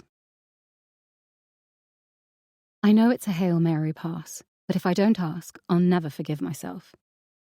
Patrick's a shrewd operator with an eye on the bottom line, but he's a decent man. If I'd been here last Friday, instead of chasing Andy, maybe I could have spoken up for AJ and stopped this happening in the first place. If anyone's to blame over Vine, it's me, I say even before I've even sat down. Please, Patrick, I'm the account director. I'm the one you should be firing, if you have to fire someone. To my consternation, my throat suddenly feels tight. Patrick stares at me for a long moment, then wordlessly reaches into his desk and produces a box of tissues. I snatch one and blow into it, willing myself not to cry. I hate women who cry at work. I can hear my mother's acid voice whenever my lip trembled as a child. That's right. Put it in the crier's hands. Think that'll bring your father back. I'm truly sorry about AJ, Patrick says as I ball up the tissue and stare fixedly at my lap. This wasn't a decision I made lightly, but you and I both know he's been on borrowed time for a while. You've covered for him more than once. Things are tight financially at the moment. We lost a lot of business over Vine. AJ doesn't put in the hours and cuts corners. He's dead weight we can't afford to carry. Patrick is wrong. AJ does put in the hours, but not where it counts. I'm the one at fault for that. It's my messes AJ wastes his time cleaning up. I know I'm not popular with the creatives. I don't have the patience to sweet-talk them into doing jobs they're paid to do. AJ's wonderful at making the design team happy, but office politics has never been his thing. I can't let him take the fall for me. He'll never speak up for himself. He's a Labrador puppy in a world of Rottweilers. Patrick, I really need AJ on Univest, I plead. I'm backed up with work as it is. I can't afford to lose him. And I know Tina likes him too. We could shuffle some responsibilities around, make him exclusive on the Univest account. This comes from Univest, Patrick says. The penny suddenly drops. Univest equals Tina, and Tina equals Louise. I stop fighting, knowing the battle is lost. Patrick's never going to risk upsetting Tina, and she and Louise are tighter than two coats of paint. I feel like I've just had my legs cut from under me. AJ has been at Whitefish my entire career. I can't imagine working there without him. I don't think I've ever hated Louise more than I do at this minute. I leave Patrick's office and flee to the bathroom, locking myself into a stall so I can cry in peace. It's not just losing AJ. It's everything. Patrick doesn't trust me anymore, or he'd have brought me in on AJ's firing last week. My job is on the line, and right now I'm not even sure I want to work here any longer. And then there's Andy. I still have no idea where he really was last Friday. When he got home and I asked him how work had gone, he looked me in the eye and lied to my face about being stuck in the studio all day. But I'd tracked his mobile. I already knew he'd spent the day in Brighton, with her. Andy would flip if he knew I'd installed stealth spyware on his phone. But I'm not a fool. Leopards don't change their spots. My mobile buzzes, startling me. I take a deep breath, clearing my voice of tears, and then laugh in disbelief when I see the name on the screen. The sheer chutzpah of the woman is breathtaking.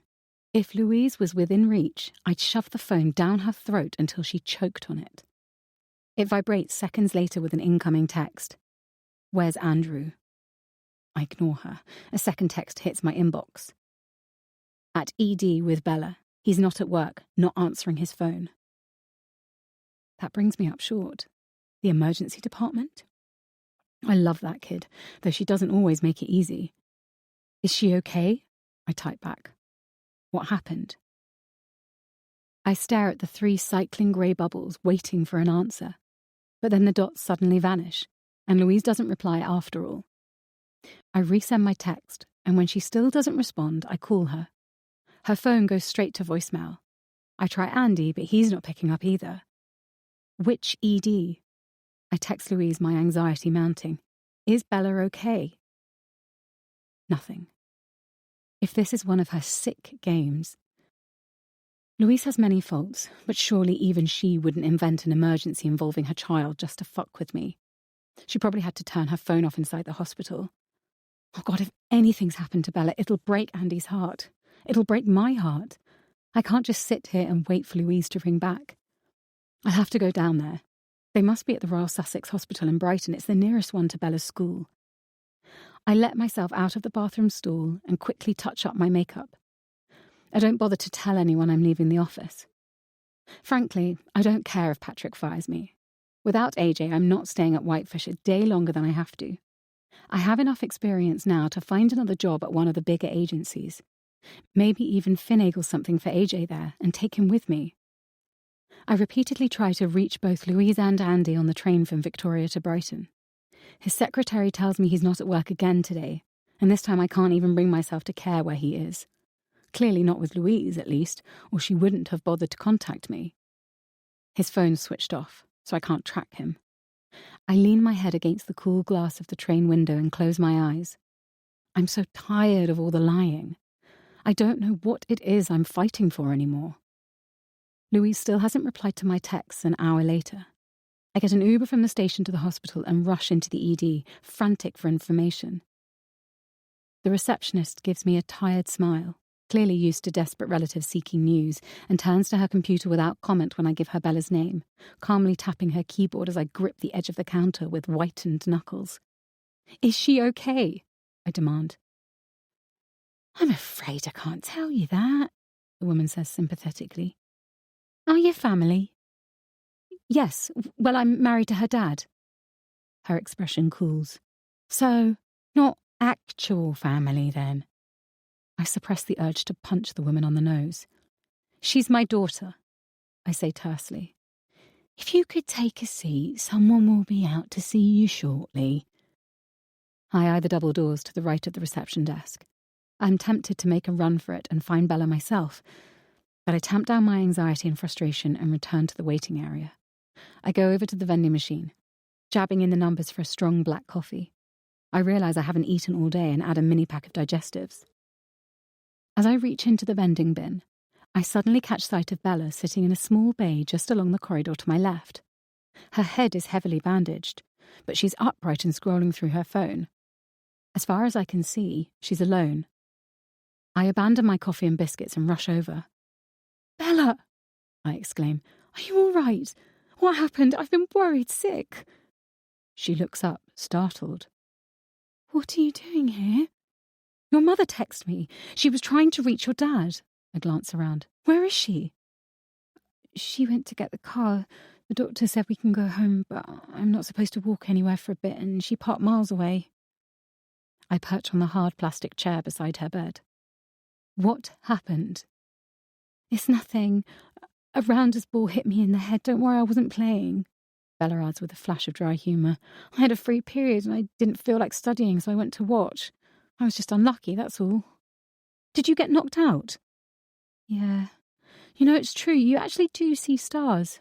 I threw up too, so the school called an ambulance, and Mum." She grimaces. "She totally freaked out. She's been ringing everyone. I'm really sorry you came all the way here for nothing." "She's your mum. It's her job to freak out. And I didn't come here for nothing. I came to see you were okay." I squeeze her hand. "The same thing happened to me when I was at college. Cricket ball. You're going to have a bit of a headache for a few days, but just take it easy and you'll be fine. If Mum doesn't drive me crazy first." "Did she get hold of your dad?" I ask, trying to keep my tone casual. "I don't think so. He's at work, right? He never picks up when he's doing interviews and stuff."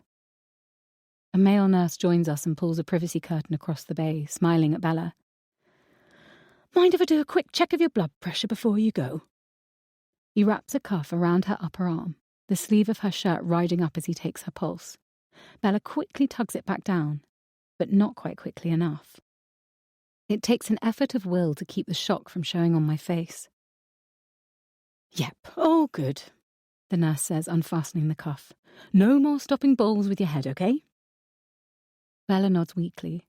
As soon as he's gone, I reach for her arm, but she snatches it away. "Bella," I say softly, "what's going on?" "It's nothing," she mutters. I hesitate for a long moment, and then I hitch up my skirt, high enough for her to see the top of my thighs. "It's not nothing," I say. She stares at the criss-cross hatching of pale scars on my legs. They're almost invisible now, but I know they're there. I always know they're there. It's been years since I cut myself, but the pull is still strong. I can still remember the exquisite way it used to sting right before it bled, and the sudden release of all the pent-up fear and rage and pain from my body, all the emotion I was powerless to express. Looking back now, I can't think of a single day of my childhood when I didn't feel sad. I used to lie on the floor of my bedroom, barely able to breathe. So angry and miserable I would cry for hours, hating myself for something I couldn't control, that wasn't my fault. I was depressed, but at the time I thought my brain was broken. The only way I could cope with the pain was to shut down emotionally, to crush all my feelings and become numb. But I was a young girl, and no matter how dead I felt inside, the yearning for life was like water, forcing its way through barren rock. Despite myself, I desperately wanted to feel again. There was a time when the cutting was the only way I knew I was alive. When I cut, at least I felt something. When my mother found out about it, she hit me and screamed. I started to cut myself around my ribs and on my side to hide the marks. I couldn't stop. I thought I was meant to be the girl who killed herself, so I didn't care about the scars.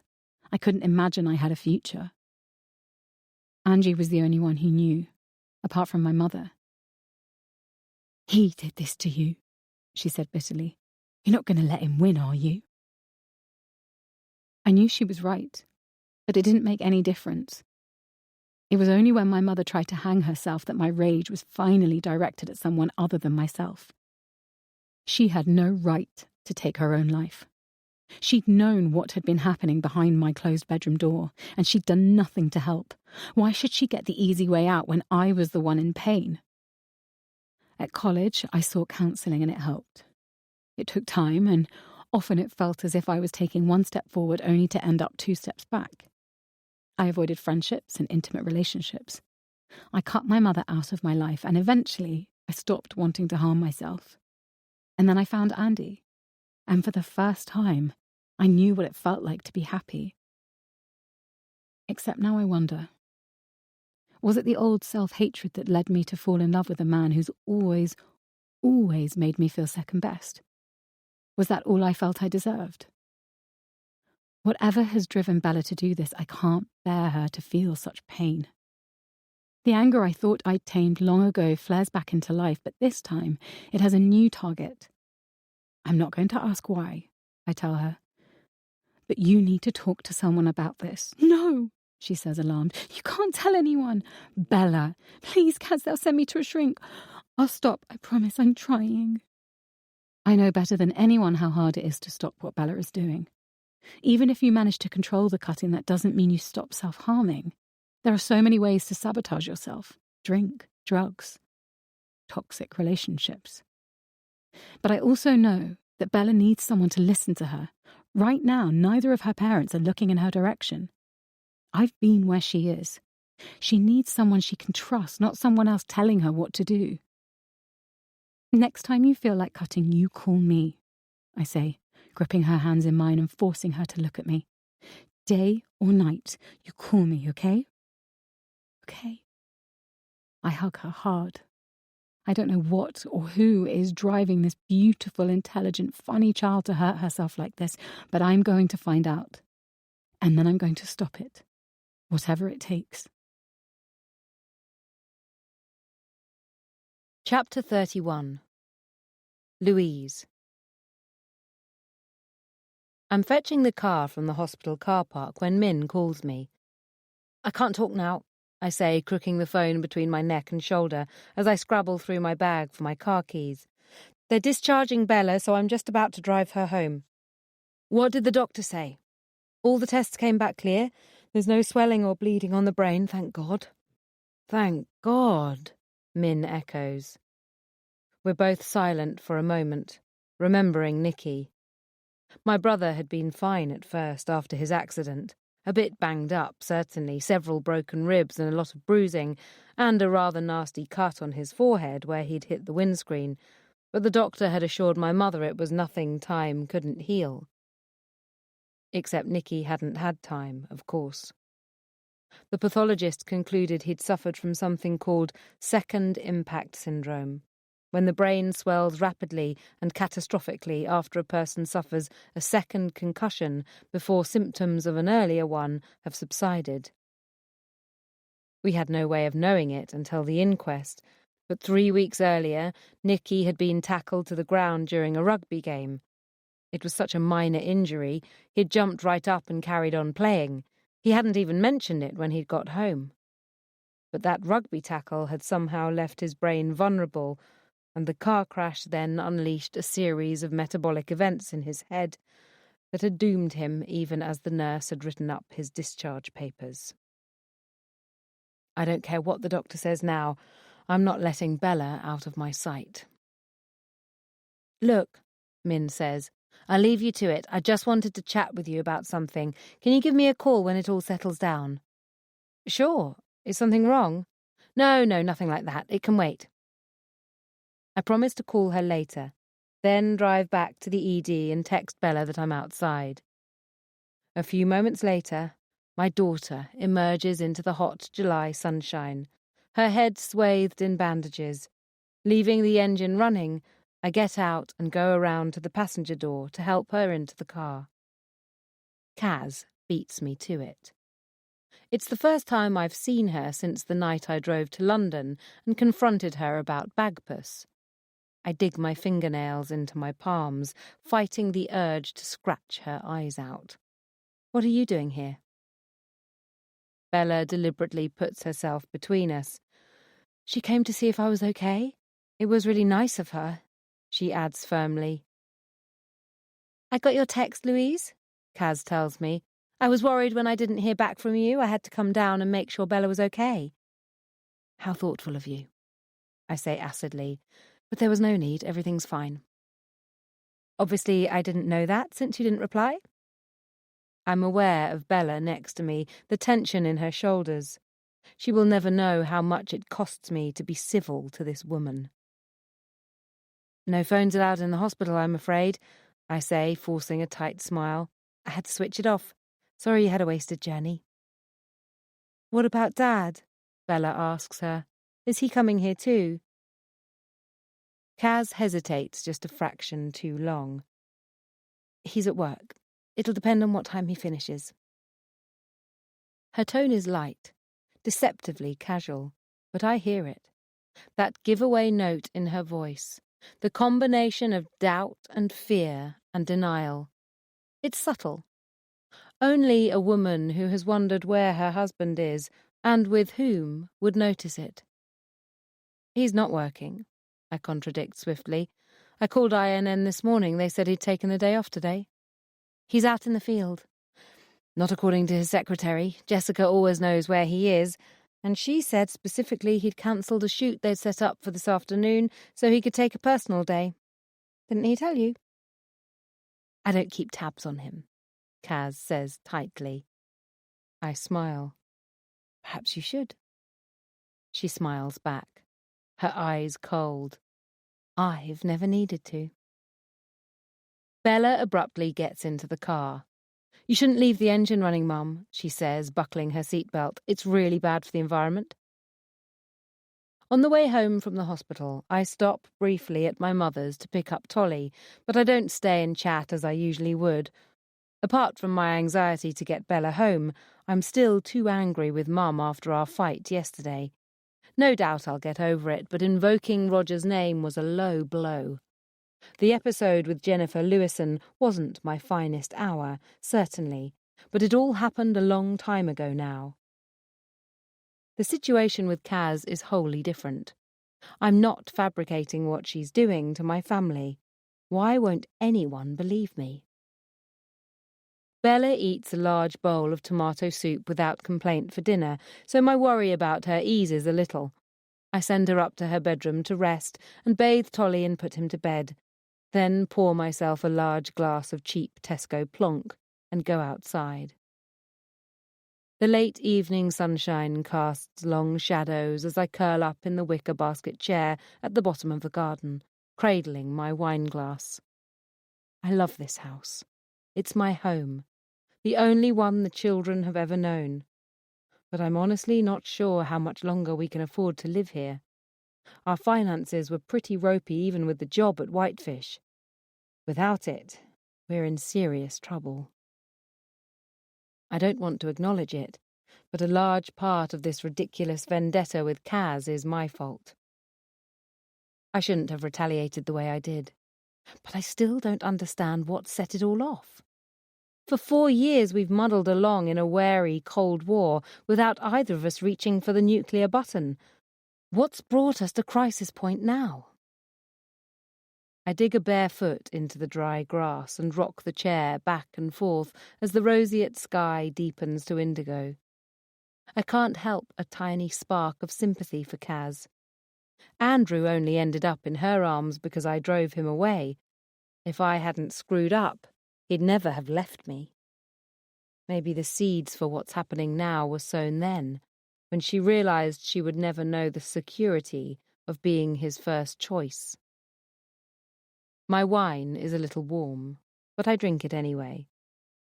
What I did to Andrew was no worse than what he'd done to me. The difference was, he couldn't forgive me for it. I found out about his affair in the most banal of ways. He'd left a phone, a second phone, in his jacket pocket when he went out jogging one Sunday morning, and I'd found it when it rang. I wasn't stupid. I'd known immediately what it was and what it meant. Andrew always had to have the latest all-singing, all-dancing technology. This phone, his second, secret phone, was a cheap pay-as-you-go with just one number in the call log. If that hadn't given the game away, the photos in the camera roll would have done.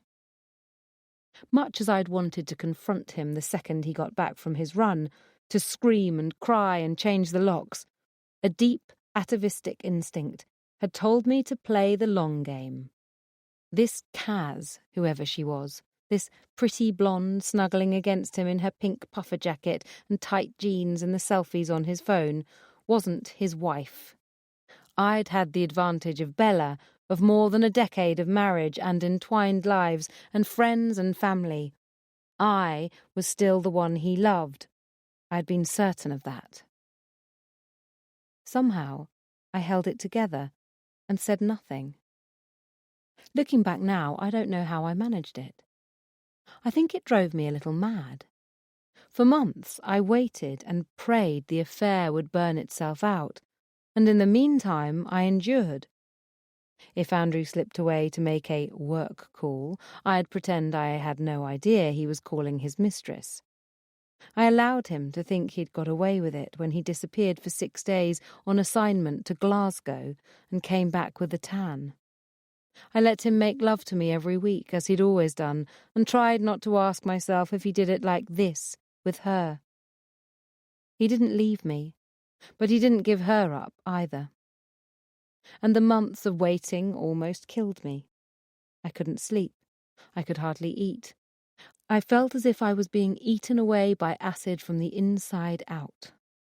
I was vulnerable, distraught, hardly in my right mind, and I made a mistake. I startle now as I hear the sound of a car on gravel. Spinning the basket chair around so I can see the driveway, I spot Andrew climbing out of a taxi, almost as if my memories have summoned him. He knows Nicky's history. He'll have been almost as worried about Bella as me. He must have come straight here from the station. He reaches back into the cab for a battered holdall I recognise from every foreign assignment he ever went on. Slipping my bare feet back into my sandals, I leave the chair swinging and hasten around the side of the house.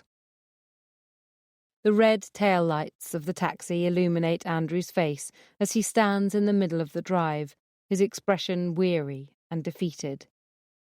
As soon as I reach him, he drops the bag at our feet and clings to me like a drowning man.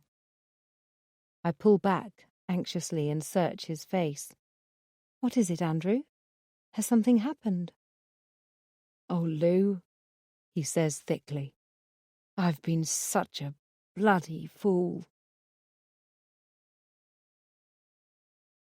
Chapter 32. Kaz. I'm on my way to the station to get the train back up to London when Andy finally responds to my hail of texts. On my way.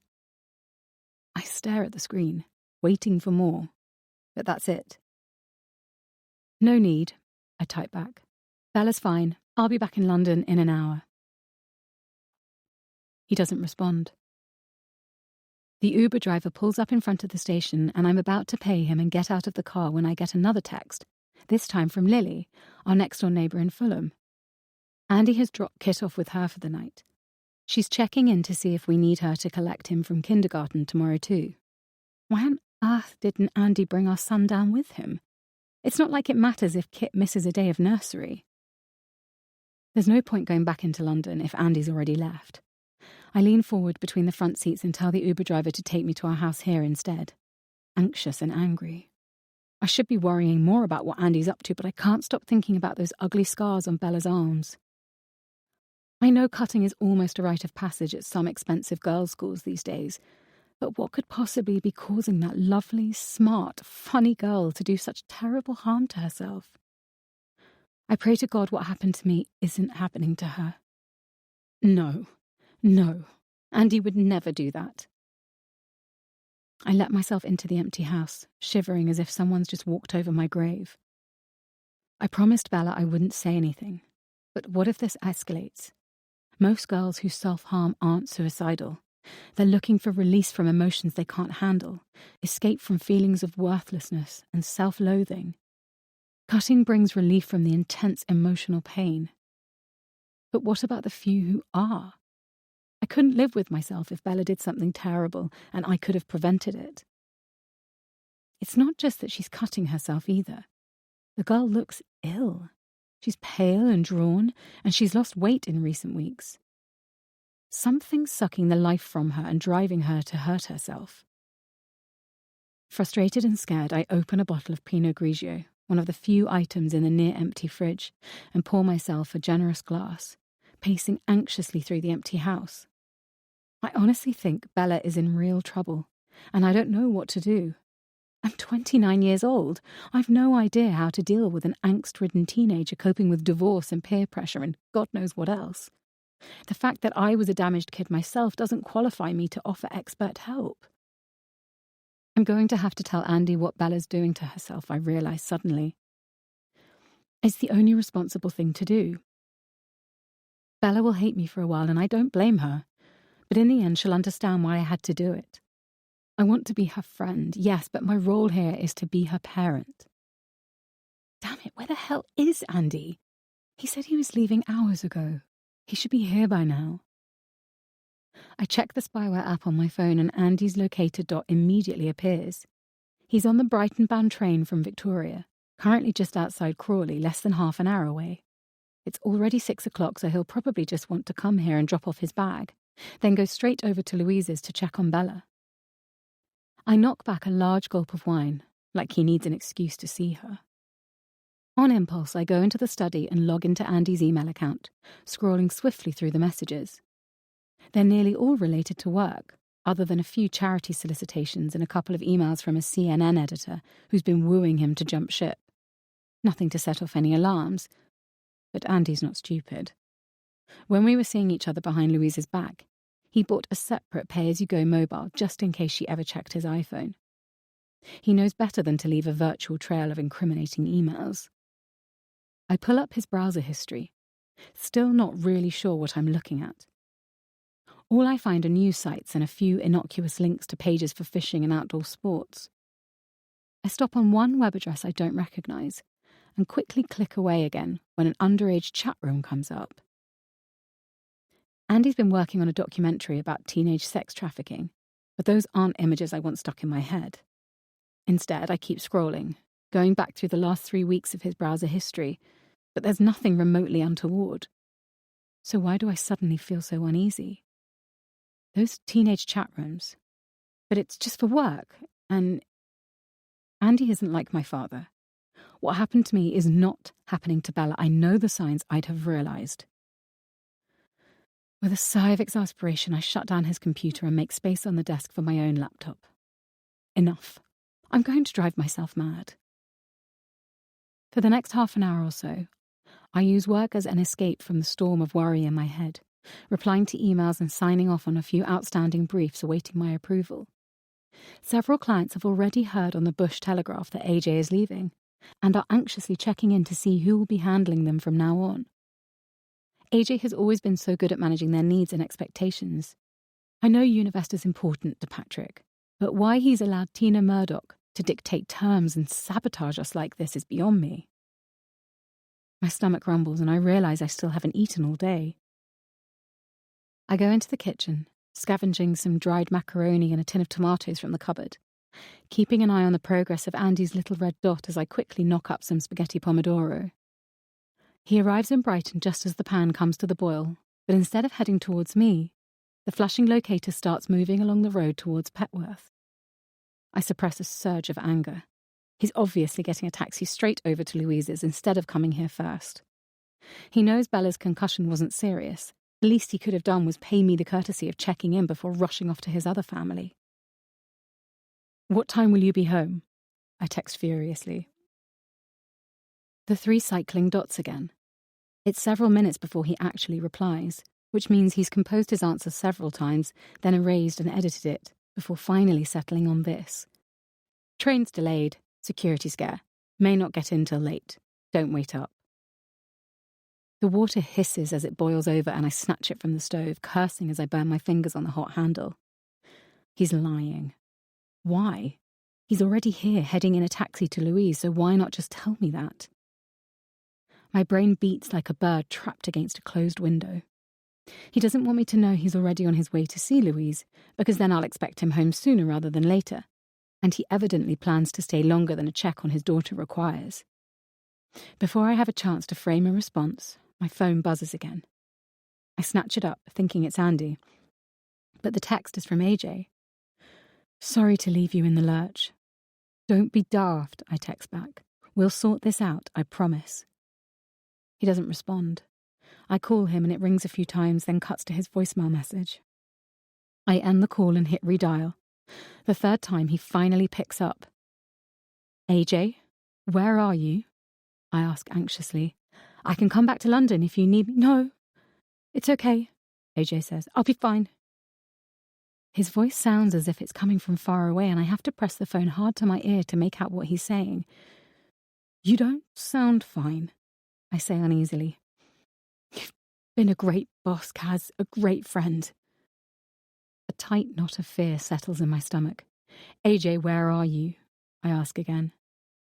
"Honestly, it's okay. You'll be fine without me." He's not talking about leaving Whitefish. This is something darker. I've seen despair before. I know what it looks like, what it sounds like, and I hear it now. "I know this feels like the end of the world, but things will get better," I say urgently. "We all love you, AJ. There's light out there, even if you can't see it right now." There's a long silence. "I'm going to miss this place," he says finally. "It was my life." This place. Abruptly, I realise where he is, the clock chiming in the background, the wind whipping away his words. He's on the terrace atop the Whitefish building. I run into the hallway and pick up the landline, dialing 999 with rigid fingers as I keep talking to AJ on my mobile. "I know you think it's hopeless, but I've been where you are, AJ, and there is hope," I say. "There's always hope." "Not for me," AJ says, but I hear a note of hesitation in his voice. I hold my mobile against my chest as I tell the emergency dispatcher to get someone to the Whitefish building in London as soon as possible, then put my mobile to my ear again. I keep up a stream of chatter, not knowing if I'm making any sense, but I can hear AJ's breathing, so I know he's still listening. I don't know how long it is before I hear the noise of sirens in the distance, and then a few minutes later, there are voices in the background. The paramedics must have arrived. The knot in my stomach finally eases, and I realise just how frightened I've been. In the space of a few weeks, AJ has lost Wayne, and now a job that meant everything to him. I have no idea how close he just came to doing something irrevocable, but if he had, there would have been only one person to blame. God, I hate that woman.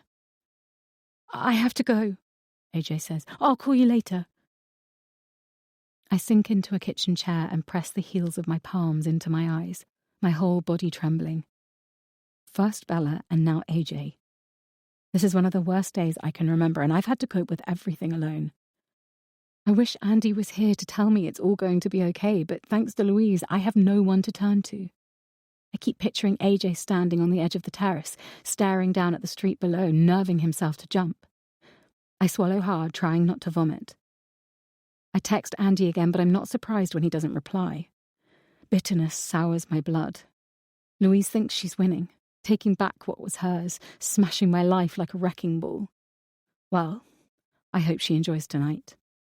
I hope she still thinks it's worth it once she sees the consequences. I didn't want to go nuclear, but she's given me no choice. I have one card left to play. Ruth Clark, Part 1 of recorded interview. Date, 27th of July, 2020. Duration, 24 minutes. Location, Star Farm Senior Care Centre, Parslows Avenue, Dagenham. Conducted by officers from Devon and Cornwall Police. Continued. Her dad isn't dead. But Mrs. Page said... It's what she always says. Easier than admitting he walked out on her. She don't like the truth. She changes the facts to fit. Far as I know, Ted Clark's alive and well, ruining some other poor bitch's life.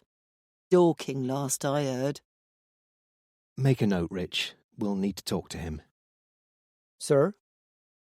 So, what do you want from me? When did you last see your daughter, Mrs. Clark? I don't know. Couple of weeks ago. She comes when she comes. What am I, her mother? Sir, are you sure? The doctor said she was fit for interview, Rich. I'm pulling your leg, son. I'm old, not senile. When you last saw your daughter, Mrs. Clark, how did she seem to you? She brought the wrong biscuits. Did she discuss her husband at all? She didn't tell me she planned to stick a knife in his neck, if that's what you mean. You think your daughter killed her husband? Do you? Let me put it another way. Did she give you any indication they were having problems when she visited? She married a cheater. Cheaters don't change their spots. Do you mean leopards? It's a pun, Rich. Are you saying Andrew Page was having an affair? How do I know? I've never even met him. She didn't invite me to the wedding. How's that for honouring thy mother? Tried to kill me, then put me in here to rot. If I weren't dead from the neck up when I arrived, I am now. And what do you mean, tried to kill you? Who did? My loving daughter. Who'd you think?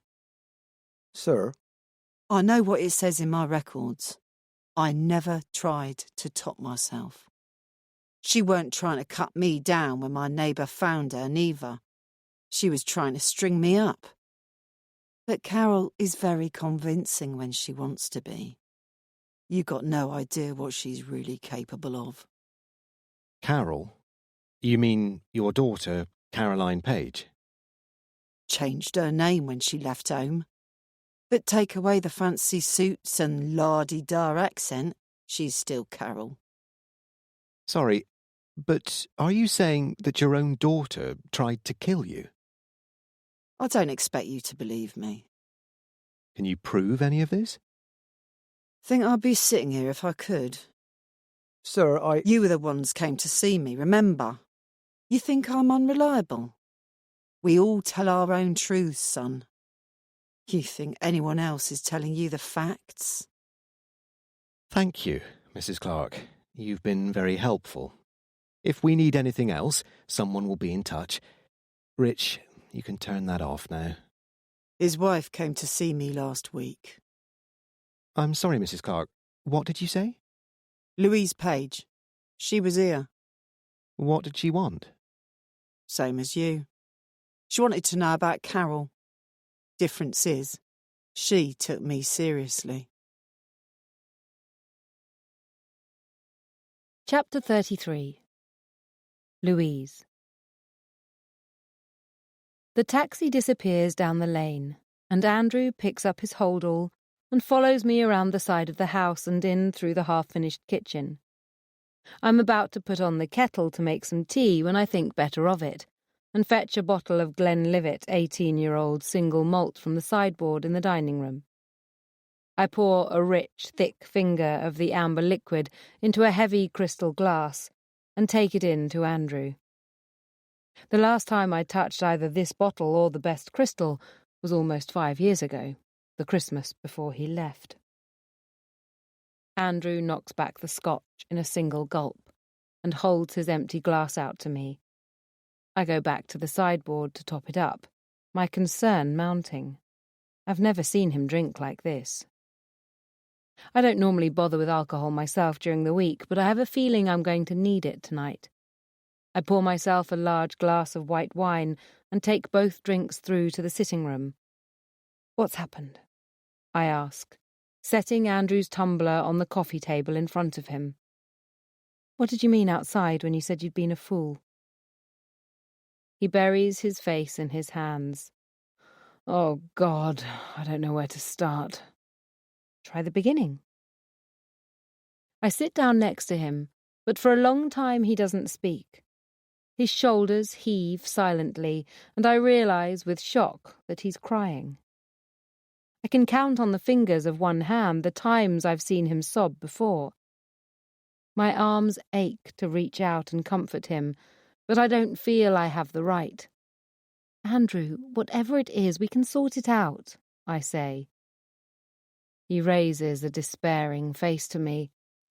"Lou, I don't think we can." What can he have done that's so terrible? Is it something to do with work? I run through scenarios in my mind, wondering what could have reduced him to such despair. He's made mistakes before, run with a story without checking every fact, made a bad call that put him and his crew at risk, but instinctively I know this is something more personal. News crews work in close quarters on the road, producers and reporters doubling up in hotel rooms, travelling together for days at a time. Adrenaline and alcohol are a heady combination, and this is the #MeToo era. Has he crossed the line? Is someone accusing him of harassment or even sexual assault? There's a footfall on the stairs, and Bella appears in the doorway. She starts in surprise when she sees her father. "What are you doing here?" "Hear you've been in the wars," Andrew says, getting up to give her a hug. No one but me would see the desperate misery behind his smile. "That's quite the egg you've got there. How's the bull looking?" "Ha ha." She tucks her hands into the long sleeves of her grey t-shirt, and I realise I can see the outline of her ribs and collarbone beneath the flimsy fabric. She's got so thin. "You all right, Dad?" Bella asks. "You look a bit weird." He does look terrible. Red-eyed and drawn and grey, beneath his summer tan. He's putting on a good show for Bella, but his hand shakes when he reaches for his glass again, and consummate actor though he is, I don't know how long he can keep up the performance. "My daughter spent the day in casualty," he says. "One day you'll understand how that feels." "Back upstairs now," I tell Bella. "You're supposed to be resting." "Would you like me to come and tuck you in?" Andrew asks. Bella looks alarmed. "She's 16, I say gently. "She doesn't need tucking in. Go on up, Bella. Dad'll say goodnight later before he goes." Bella returns to her room, and I pour myself another glass of wine, deeply troubled by whatever's going on with Andrew. The protective shock from Bella's accident is starting to wear off too, leaving me exhausted and emotionally drained. Today has brought back so many unhappy memories. I can't wait for Bella to fall asleep so I can sit by her bed and just watch her breathe. "She seems okay," Andrew says as I return. "She's awfully thin. I didn't really notice it till I saw her in the hospital bed today. She's lost a lot of weight in the past few months. Do you think we should be worried?" "Everyone looks ill in a hospital bed." "You read so much about eating disorders these days." "She looks fine to me," he says testily. "She's always been skinny, you know that. But if you're worried, take her to see someone." I don't want to put ideas in her head. He sighs. "Then don't." He slumps back onto the sofa, staring moodily into his glass. I wait for him, finally, to tell me what's troubling him, but he's lost in his own dark thoughts. His phone buzzes a couple of times with incoming texts, Kaz presumably, but he ignores them. Andrew, I begin tentatively, do you want... He looks up suddenly. Let's not do this, he says, and there's a note of desperation in his voice. Can we just spend a nice evening together, watch some crap TV and not talk about anything? If that's what you want. Would you like something to eat? I can throw something together. Not for me, he says, unless you're hungry. I'm fine, I ate earlier with the kids. He doesn't mention Kaz, and I don't ask. Despite my anxiety, I can't help a quiet sense of pleasure that it's me he's turned to in his moment of crisis, not Kaz. She may be his wife now. She may even love him, I suppose, but my bond with Andrew is deeper and older and more profound. Whatever's happened, whatever he's done, I'm in his corner, and he knows that, or he wouldn't be here. I've been such a bloody fool, Andrew said. For the first time, I dare to hope he meant for leaving you. He reaches for the remote and turns on the television, settling on a chilly Scandinavian thriller I've seen before, and refills his glass a third time. I get another for myself too. It's lucky Andrew didn't drive here. He'll clearly be getting a taxi home. Pressed together on the settee, I'm acutely conscious of the heat of his body against mine, the sweet, whiskey-infused scent of his skin. The sofa is the same one we bought 17 years ago, when I was pregnant with Bella. Its chintz fabric now so faded and stained with spills and sunshine, and felt-tip pen, it's almost impossible to discern the original pattern. I should have replaced it years ago, but it's the sofa where I breastfed my babies, where one of them was quite possibly conceived, and I can't bear to part with it. Its springs have long since given out, and were it not for the two sturdy Quality Street tins beneath either end, holding up the cushions, our bottoms would sag onto the floor. As it is, we roll to the centre together, as if on a cheap mattress. Andrew puts his arm around me, holding the pair of us upright, just as he always did. It feels as if he never left. Why are you so good to me? He murmurs suddenly into my hair. After everything I've done to you, I don't deserve it. It's a question I've asked myself at least 1,000 times in the past 4 years. The heart wants what it wants. No, you don't. I agree, trying to ignore the sudden pulse between my legs. We had so much going for us, and we still managed to screw it up, he says, slurring slightly. How did we end up here? Andrew. He silences me with a kiss. For a split second, I'm too stunned to respond. But my body knows what I need better than I do, and the muscle memory of my heart is too ingrained for me to hesitate more than a moment. There are 4 years of pent-up yearning in the kiss I return, 4 years of waiting and wanting, and pain and longing. Every neuron in my body comes alive, and I realize that I have been dormant, living in suspended animation since the day he left. Abruptly, Andrew breaks away. I brace myself for the garbled apology. Too much scotch, getting late, should never have... But he's paused, only to lever himself from the Venus flytrap of a sofa, and then he holds out a hand to me. I take it. And I let him lead me upstairs, even though I know what we're about to do is wrong on so many levels. I take it because I've had a whole bottle of wine, because it's late, and he has come to me, because I'm tired of fighting how I feel, of pretending to myself that I've put the past behind me and moved on.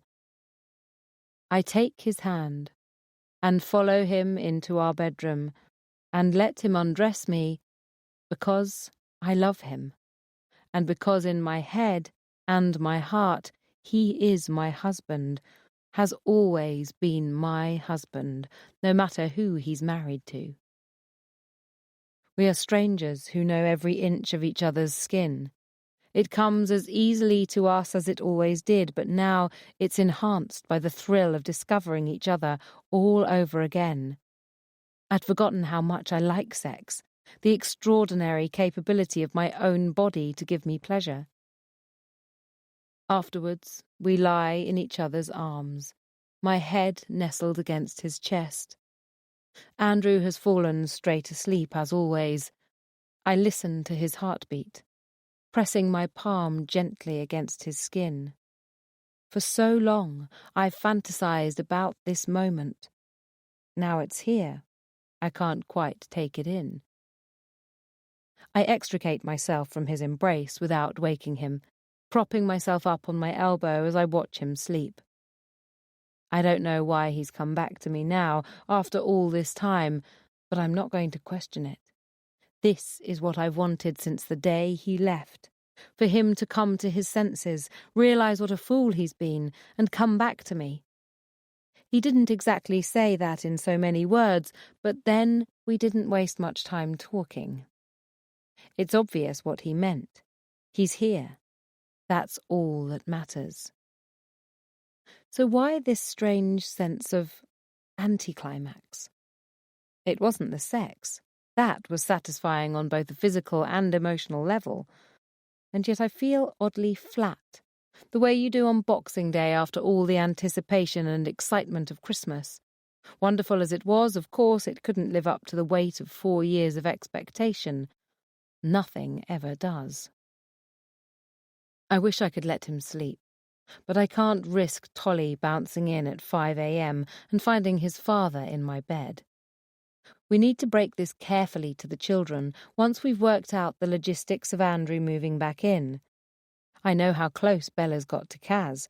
I don't want to alienate her any further. This is going to take a bit of finessing as far as she's concerned. I nudge Andrew, smiling as he opens his eyes. I hate to wake you, but the kids can't find you here. He glances at his watch and sits up abruptly. Shit, is that the time? The spare room's all made up. I need to get back to Kaz. She'll be wondering where the hell I am. I watch in silence as he yanks on his trousers and sifts through the tangle of clothes on the floor for his socks. I'd assumed, because of the hold-all with which he'd arrived, he'd already told Kaz he was leaving her. A faint sense of unease steals over me. He must be going back to break the news to her now. He wouldn't let me down again. He finds his socks and sits next to me to put them on. Tucking a strand of hair behind my ear, he looks deep into my eyes. You are incredible, he murmurs. I can't tell you how much I needed that. I digest that for a moment. Sex is different for men, of course. It's the way they communicate, how they show love. They don't need to actually say it. What are you going to tell Kaz? I ask tentatively. She knows I came over to check on Bella. I'll just tell her I had too much to drink, slept it off for a couple of hours on the sofa. She won't like it, but I'll smooth things over somehow. Smooth things over? You don't smooth things over when you're leaving your wife. You do it when you don't want to be found out. A cold stone settles in the pit of my stomach. Andrew, I say slowly. Andrew, when you said you'd been a fool, what exactly did you mean?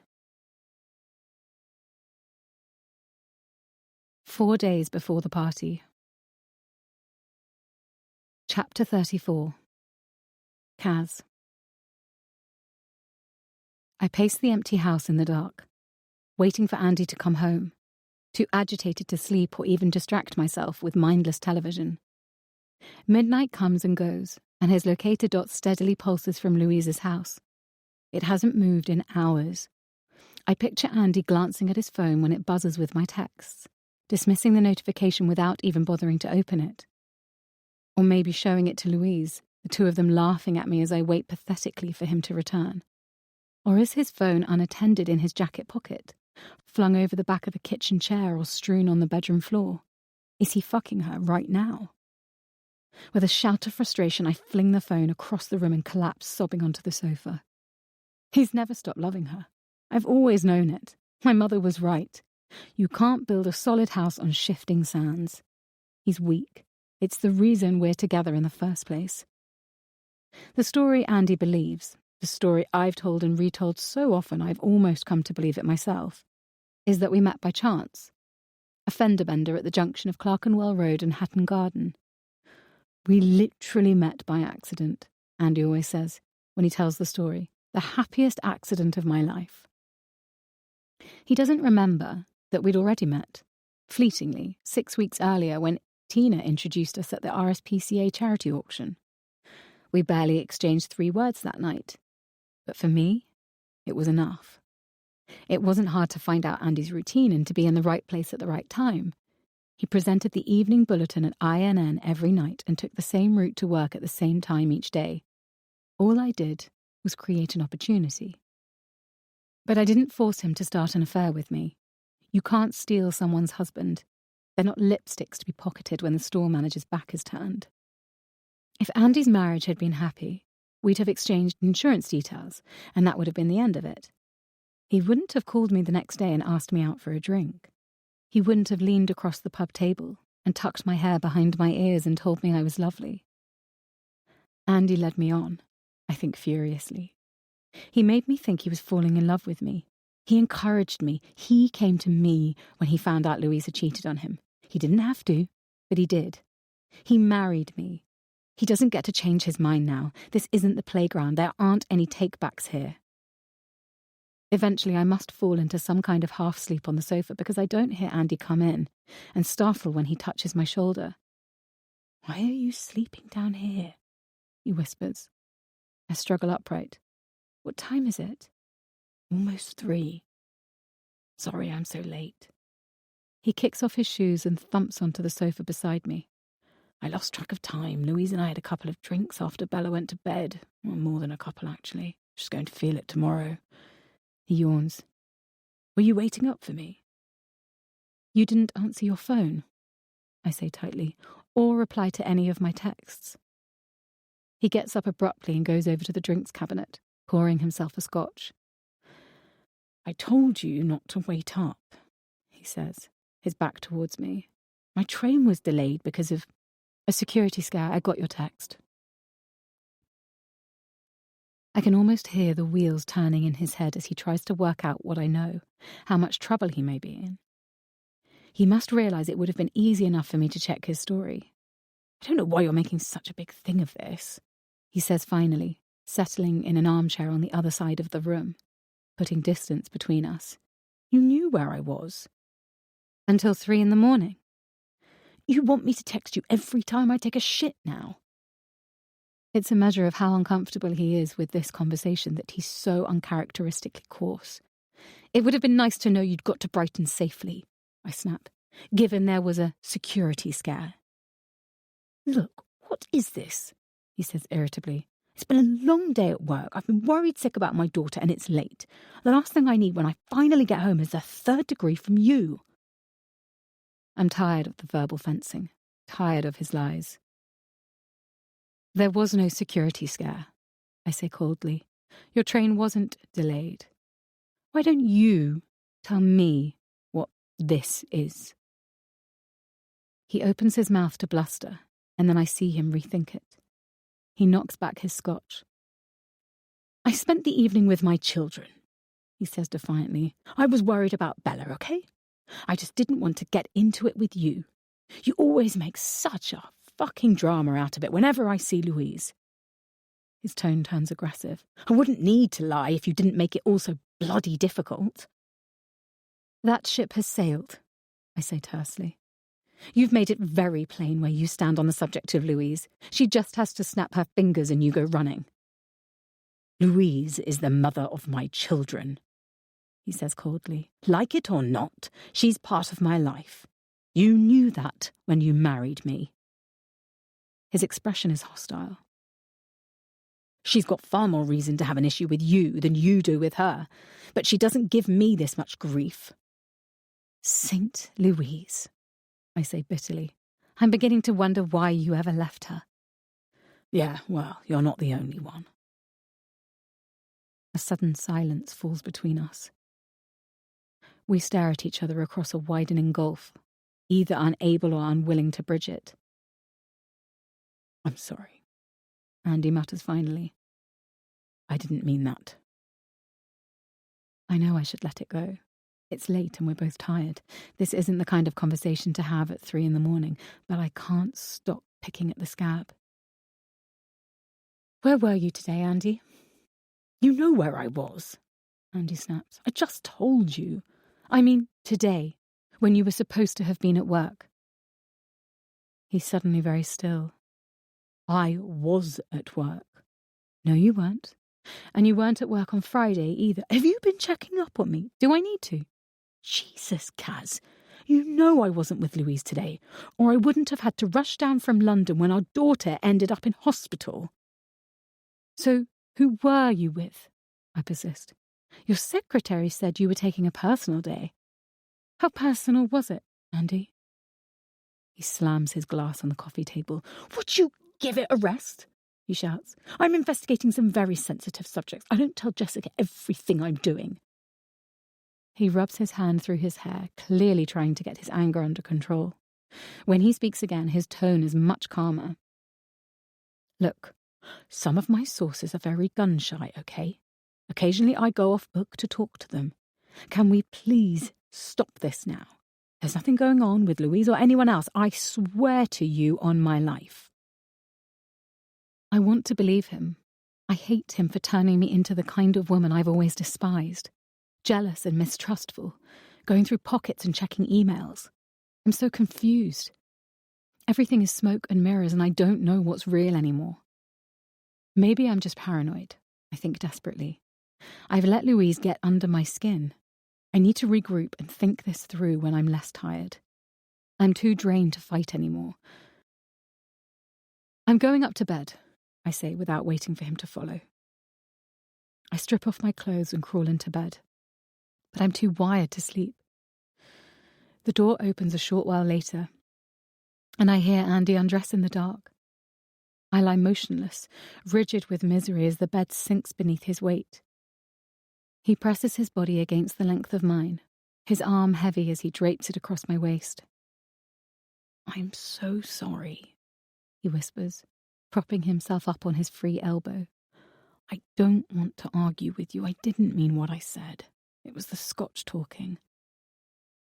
I'm still savagely angry with him, and yet the heat of his body pressed against my back makes my pulse roar in my ears even as I fight to hold on to my rage. He runs his hand over my hip, his voice low and hypnotic. You're right. I shouldn't have lied to you. I just know how upset you get about Louise. I'm not trying to make excuses. I was wrong. And I'm sorry. His breath is warm on my neck. She was a little crazy tonight. That's why I stuck around. I'd forgotten how obsessive she can get. She seems to think you poisoned poor Bagpuss. I'm beginning to think she's as unstable as you've said. Who knows what craziness she'll come up with next? His fingers slip into the wetness between my thighs and I don't stop him. She's living in fantasy land. She'll think we're getting back together next. I pull away from him abruptly. He's fucked her. Until 30 seconds ago I wasn't sure, but I know Andy too well. I recognise the way his devious mind works. That little speech was laying the groundwork for his defence if she ever comes to me and admits he slept with her. She's crazy. Look at all the insane things she said about you. She's obviously delusional. You can't believe a word she says. Andy puts a tentative hand on my shoulder, but when I jerk away again, he sighs theatrically and rolls away from me. I'm just going to have a quick shower, he says. I won't be long. I press the knuckles of my hand into my mouth. Salty tears spill onto my fingers and I squeeze my eyes shut, swallowing my sobs through sheer effort of will. Angie was right. My mother was right. All the naysayers and doubters who told me leopards don't change their spots were right. What else did I expect? What kind of man walks out on his baby son when he's a week old, no matter what his mother has done? The kind of man who cheats and lies and fools you into thinking he is capable of loving anyone but himself. Andy is a treacherous, devious son of a bitch, but he's my son of a bitch. I have no intention of giving him up. Love him, hate him, it doesn't matter. They're different sides of the same coin anyway. Chapter 35. Louise. I love you, Andrew said. I always have, he said. I make a face at myself in the bathroom mirror, mimicking Andrew's voice beneath my breath. You've no idea how much I've missed you. This has been great. I've had a really nice time. Stepping into the shower, I turn it to the coldest setting and hold my face in the icy spray, furious with myself. How did I let myself fall for his bullshit yet again? Fool me once, shame on you. Fool me twice, shame on me. Andrew came to me for advice over his affair with another woman. That's what he meant when he said he'd been a fool, not that he regretted leaving me. I've got to hand it to Andrew. It takes real skill to cheat on 2 wives at once. The cold shower does little to cool my temper, but at least it dispels my hangover. Furiously, I towel my hair and march back into my bedroom to get dressed. I'm sure Andrew didn't come over here expecting to get laid, but it must have been a nice little bonus. He didn't exactly have to sweet-talk me into bed. The thought of him smugly reclining in the back of his taxi, totting up the notches on his bedpost as he goes home to his wife, makes me want to bloody kill him. Last time he left me to go back to Kaz, he broke my heart. I probe my feelings now, tentatively testing them as if prodding an aching tooth. I should be devastated that he's betrayed me yet again, and yet once more I feel oddly flat and unemotional. Irritated, certainly. Disappointed, even. But in the way a parent might feel about a child who's let themselves down, rather than as a lover who's been cruelly deceived. I can't quite believe it. But I don't think I care very much what Andrew does, or with whom. I think I'm over him.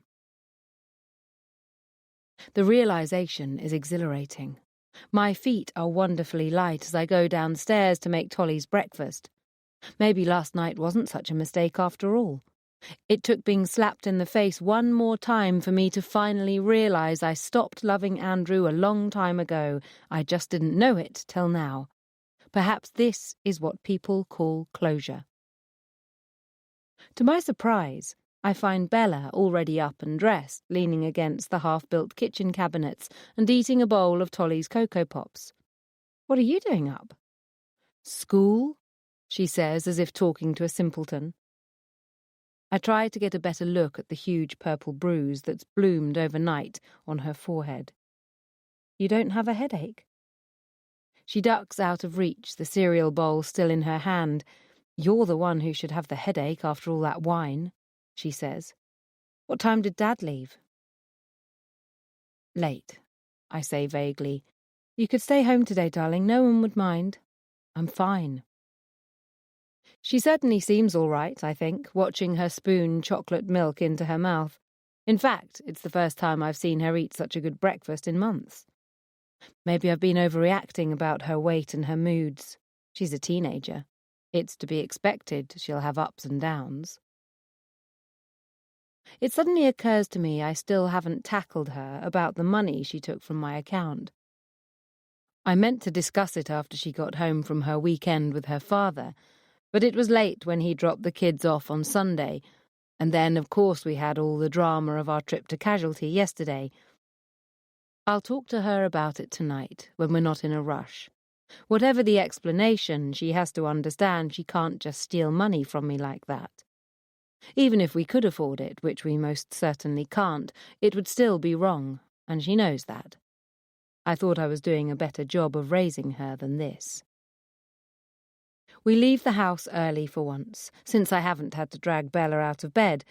Instead of herring down the lane in our usual fashion, I'm actually able to drive at a normal speed well within the legal limit. Which is why I'm surprised when I see a police car pull out of a concealed track behind me, its blue lights flashing. For a moment, I think he just wants to get past me, but then his siren wails briefly, and I realise with shock that he's stopping me. Bella looks up from her phone. What's going on? I don't know, I say. I wasn't speeding. Maybe one of my brake lights is out. I can't help feeling nervous as he approaches, even though I haven't done anything wrong. It's like when you go through the green channel at the airport. I never know whether to smile at the customs officials or stare fixedly ahead and refuse to make eye contact. The policeman looks about the same age as Bella. I wind down the window. Can I help you, officer? Is this your car, madam? Yes, of course. Is it registered to you? I hesitate. I'm not sure. Actually, it's my ex-husband's car, and I don't know if he's put it in my name yet. But I'm insured to drive it, I say quickly. It's all above board. Would you mind stepping out of the vehicle, madam? I can call my husband, he'll tell you. Please step out of the car. Flustered, I scrabble for the door handle, accidentally locking myself in. Bella sighs and hits the unlock button in the centre console. What's wrong? I ask, following the officer around to the rear of my car. Is it my tail lights or something? Have you been drinking, madam? What? You crossed into the oncoming lane twice while I was watching, and... There's only one lane, I say defensively. It's impossible not to go on to the other side. I have reasonable cause to suspect you have consumed alcohol, the officer says pleasantly. I'm going to ask you to consent to a breath test. Do you consent? Alcohol? I exclaim. It's 8 o'clock in the morning. I must caution you that it is an offence to refuse to supply a breath sample. He reaches ominously for his two-way radio, and I quickly backtrack. Yes, fine, I consent. Of course I haven't been drinking. I haven't even had breakfast. Bella opens the passenger door and leans out. Mum, what's going on? Get back in the car, Bella. Mum, get back in the car. If you could come and join me in my vehicle, the officer says. Please have a seat there in the front. I climb into the police car, my heart pounding. I've never been in a police vehicle before. I've never even been pulled over. I feel embarrassed and humiliated like I'm some kind of criminal. Thank goodness we're still in the lane, and no one I know is likely to see me. The whole thing is ridiculous. I can't imagine why he stopped a mum on the school run at 8 a.m. They must have some kind of silly quota to meet before the end of the month. The young policeman produces the breathalyzer, and the school prefect in me purses her lips, determined to do it perfectly. I follow his instructions as he holds the device steady in front of me and breathe into the tube until the machine beeps. We both wait awkwardly for it to analyse the sample I've just given. It's going to be negative, obviously. The only thing I've had to drink all morning is 2 cups of Tetley. The breathalyzer beeps again, and the officer reads it. His expression doesn't change. Okay, so it's a fail, 42, he says. The legal limit's 35. You failed a breath test, so you're under arrest under suspicion of driving while over the prescribed limit. It can't be, I cut in. It must be a mistake. Can I do it again? I swear I haven't had a single drink this morning other than a cup of tea. We'll carry out another test at the station, madam. But you don't understand, I insist. I really haven't had anything to drink, not even cough syrup. I must have done it wrong, or... Did you have a drink last night, madam?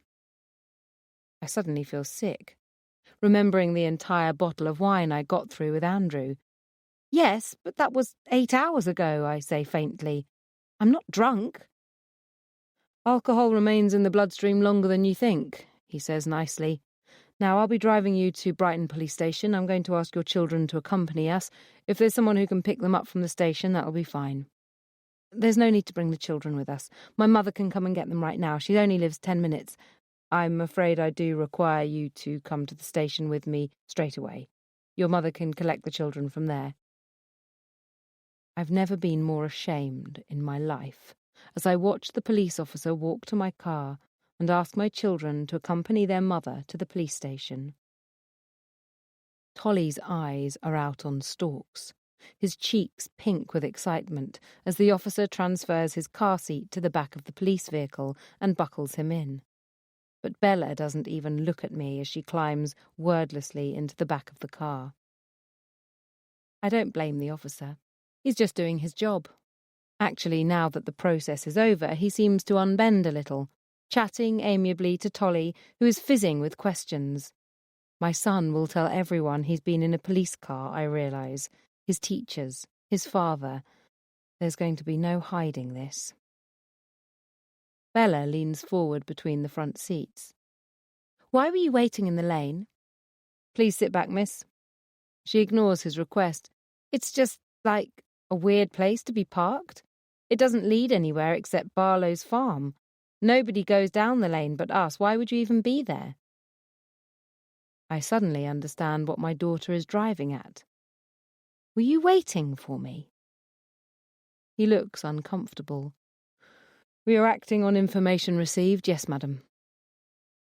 It's that bastard farmer, the one who wants to sell off his fields to those developers, Bella exclaims. I bet he did it, because you refused to let them put their access road across the bottom of our paddock. It's just the kind of shitty thing he'd do. Language, I say weakly. It's him, she says grimly.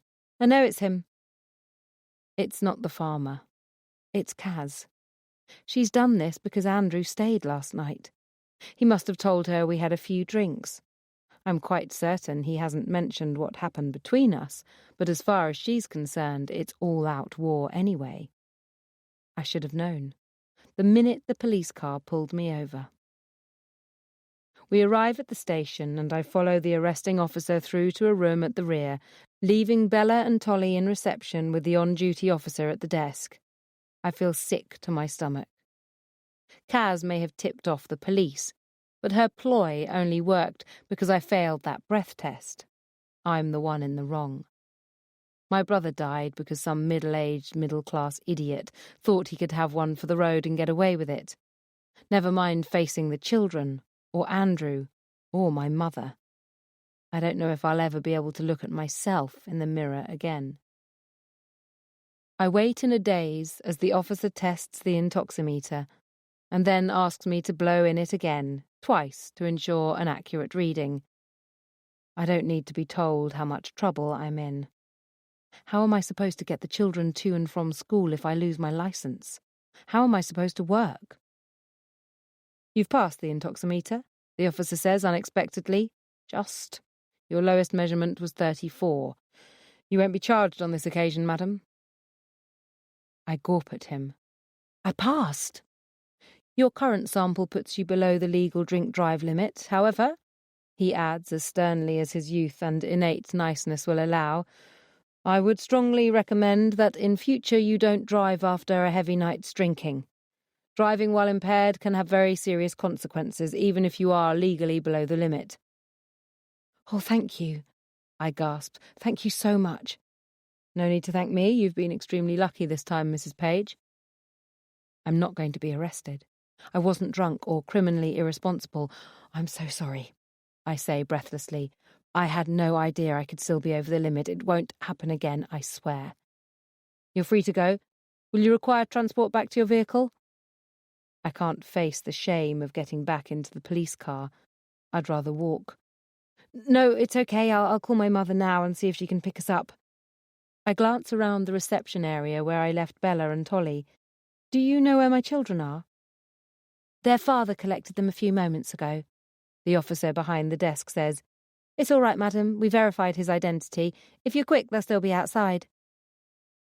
Andrew is fitting Tolly's car seat into the rear of Kaz's Audi, struggling to get the seat belt through its slots.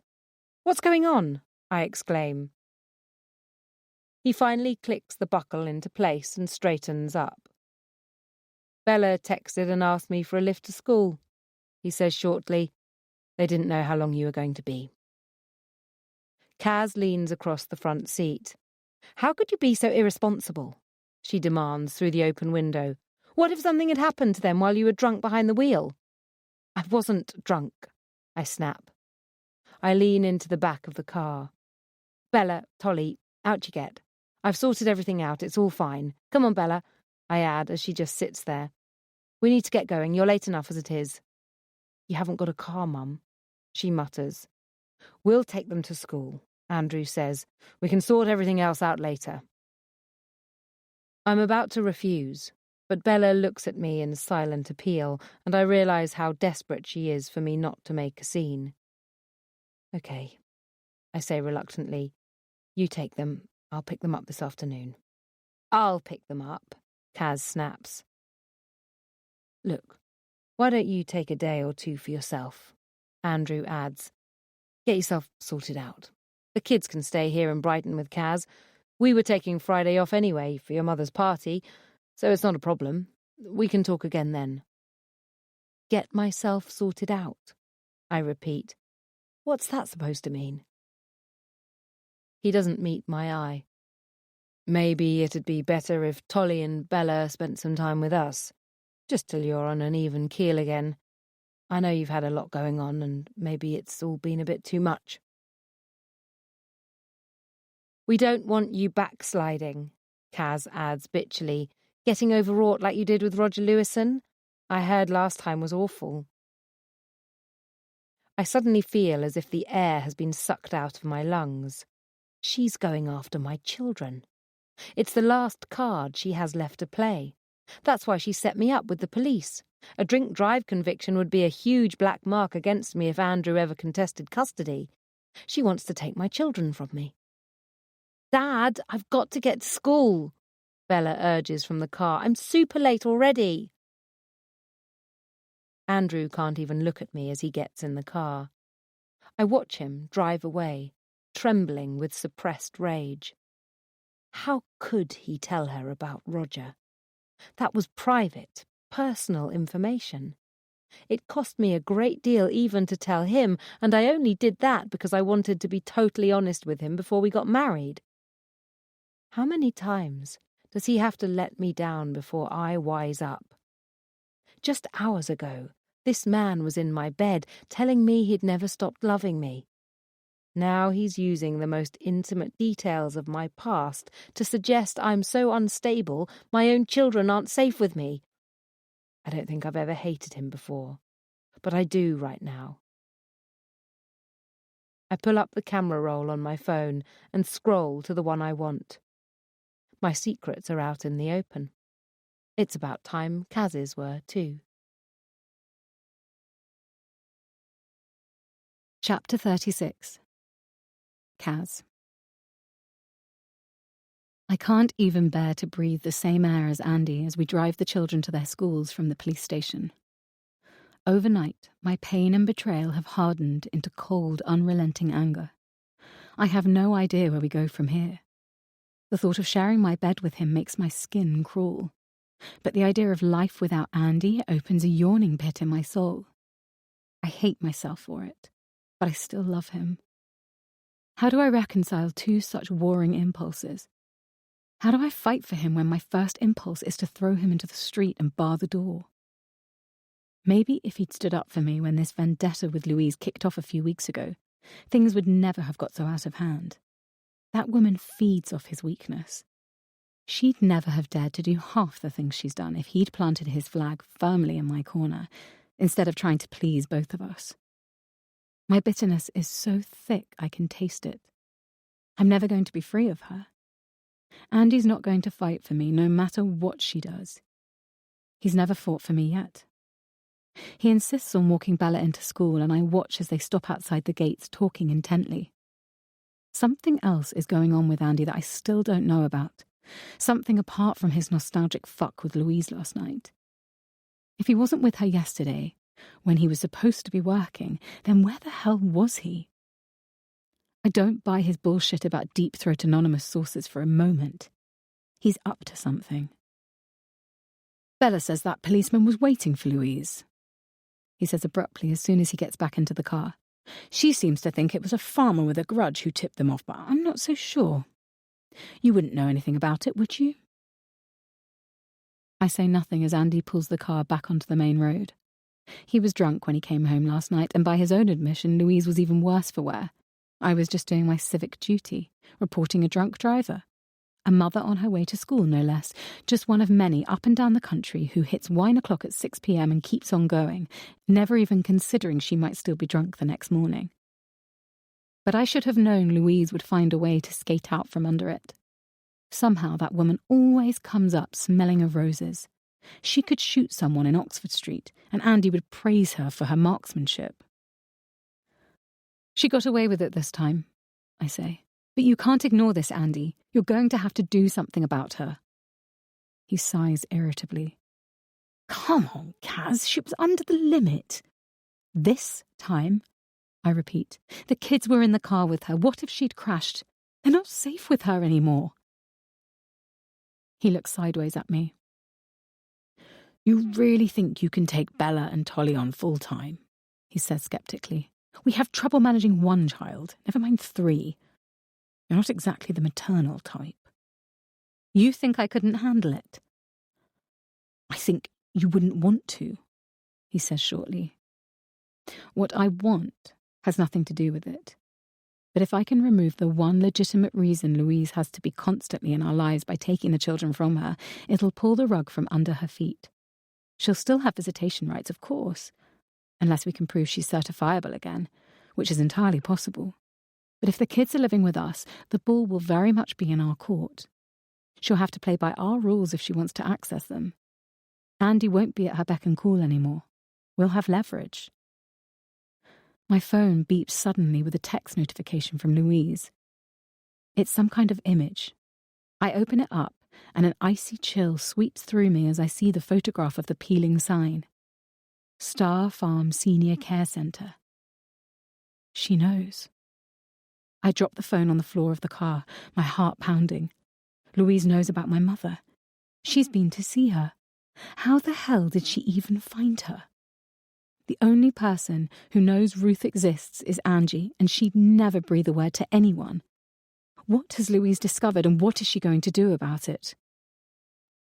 My hands are actually shaking as I scrabble for the phone. My mother is a senile old woman.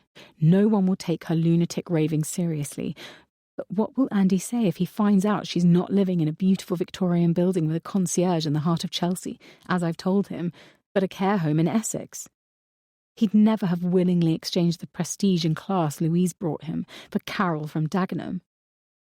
As far as he's concerned, my father is dead, my mother a wealthy recluse from whom I'm estranged.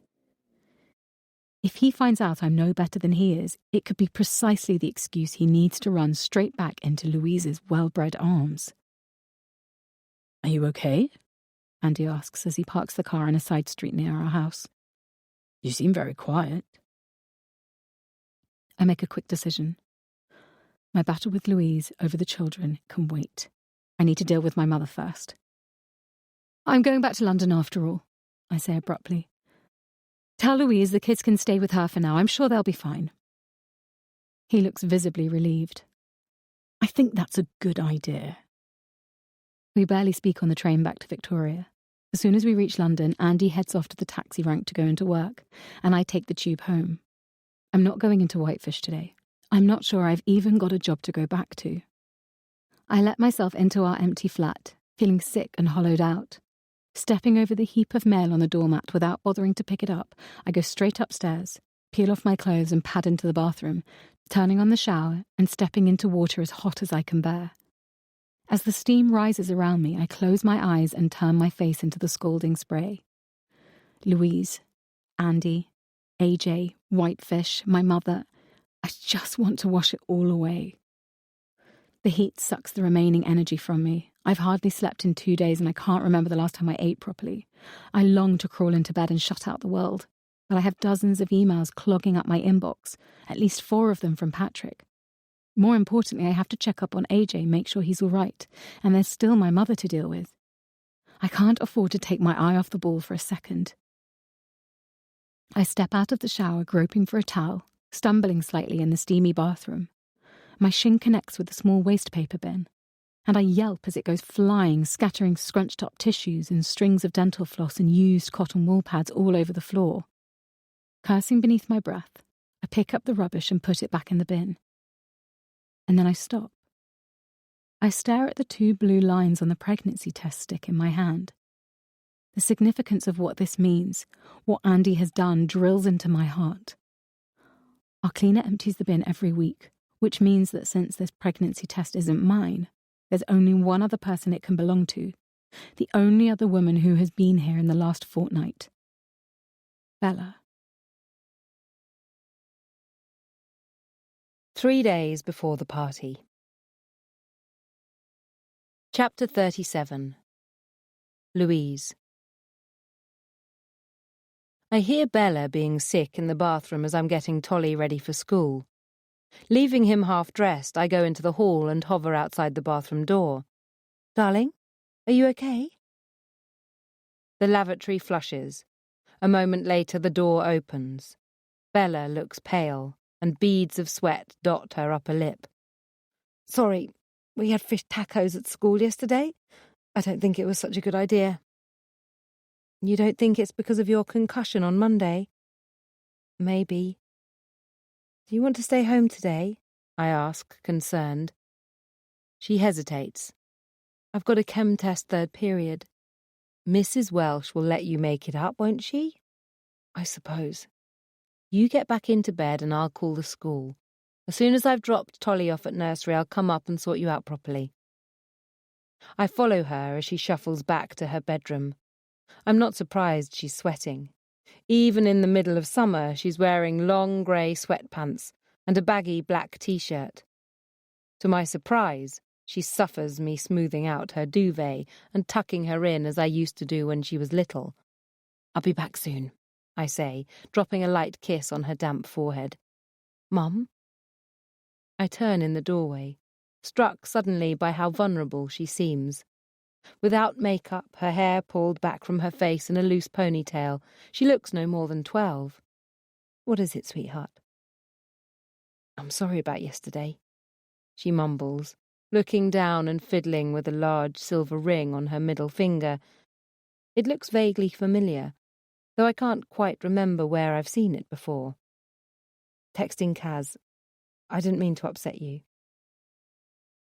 I come back into the room and perch on the bed. "You didn't upset me, Bella. It must have been awful watching your mother get carted off to a police station.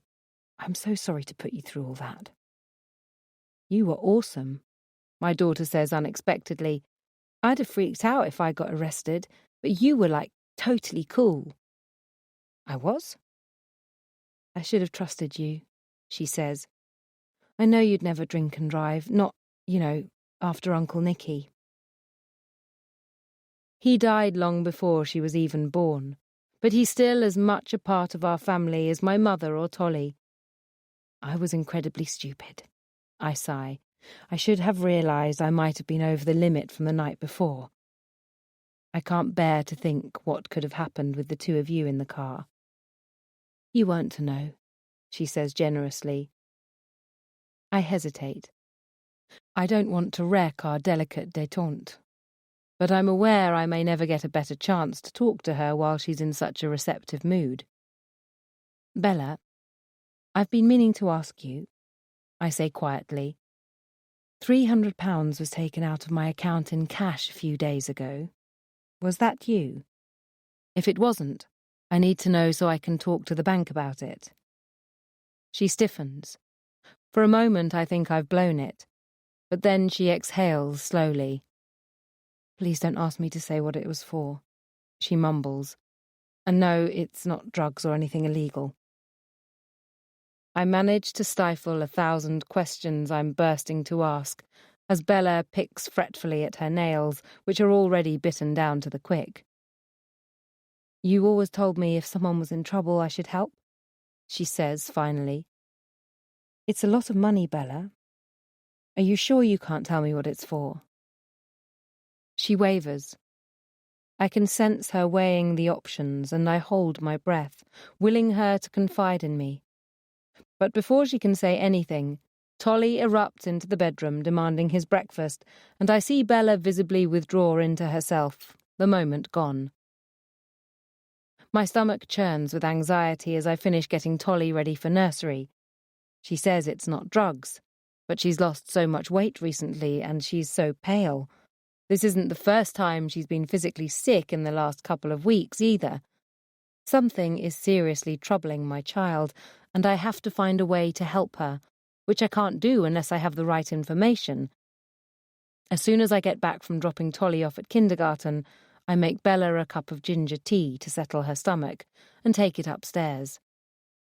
I don't want to push her, but I can't see I have a choice. If she's angry with me, so be it. I want to be her friend, but it's more important that I'm her mother. Bella's awake, listening to music. She pulls out one white earphone as I enter the room, and I hear the tinny thump of music, one of those awful German electronic bands she likes so much. I know what you're going to say, she sighs. I swear on Tolly's life I'm not taking drugs. I search her face. Perhaps I'm foolish, but my maternal instinct tells me she's being truthful. She may be keeping secrets from me, but I believe her when she says it's not drugs. She makes room for me to sit beside her, and I put the steaming mug of ginger tea on the bedside table. So why did you need the money? I ask gently. If it's not drugs, what was it for? Please, Mum, don't ask me that. I pause, torn. You said it wasn't for anything illegal. I swear, and it's done now. I mean, it doesn't matter anymore, and I'll pay you back, I promise. It's not the money. I choose my words with care. Bella, I'm worried about you. Is there anything you can tell me? I won't shout or get angry, I promise, and I won't tell Dad if that's what you're anxious about. I watch her worrying the silver ring around her middle finger back and forth, back and forth. She hasn't taken it off since she got it. It's like she... Of course. Metaphorically, I clap my hand to my forehead. How did I not see this before? There's only one thing that makes you lose weight and throw up with nerves and swing wildly from joy to misery in the space of a moment. Love, the oldest drug in the world. I remember where I saw that ring, or rather, on whom. Bella, I say softly. Have you met someone? She nods. Taylor, I say. That's what all this is about, isn't it? She gulps, and then nods again, and my heart aches for her. Oh, Belle, I sigh. Why didn't you tell me? I wanted to, she blurts. But Taylor made me promise not to. Her parents are really strict, they totally freak, and... it's complicated. How long has she been carrying this secret around? I've been so wrapped up in myself I haven't been paying attention to what's going on in her life. How could I have missed this? Did you think I wouldn't understand? I ask. She shrugs, pleating the duvet cover with nervous fingers. Bella, I don't mind who or what you love as long as it makes you happy. I say seriously. You can bring home a polar bear and it would be welcome at my table.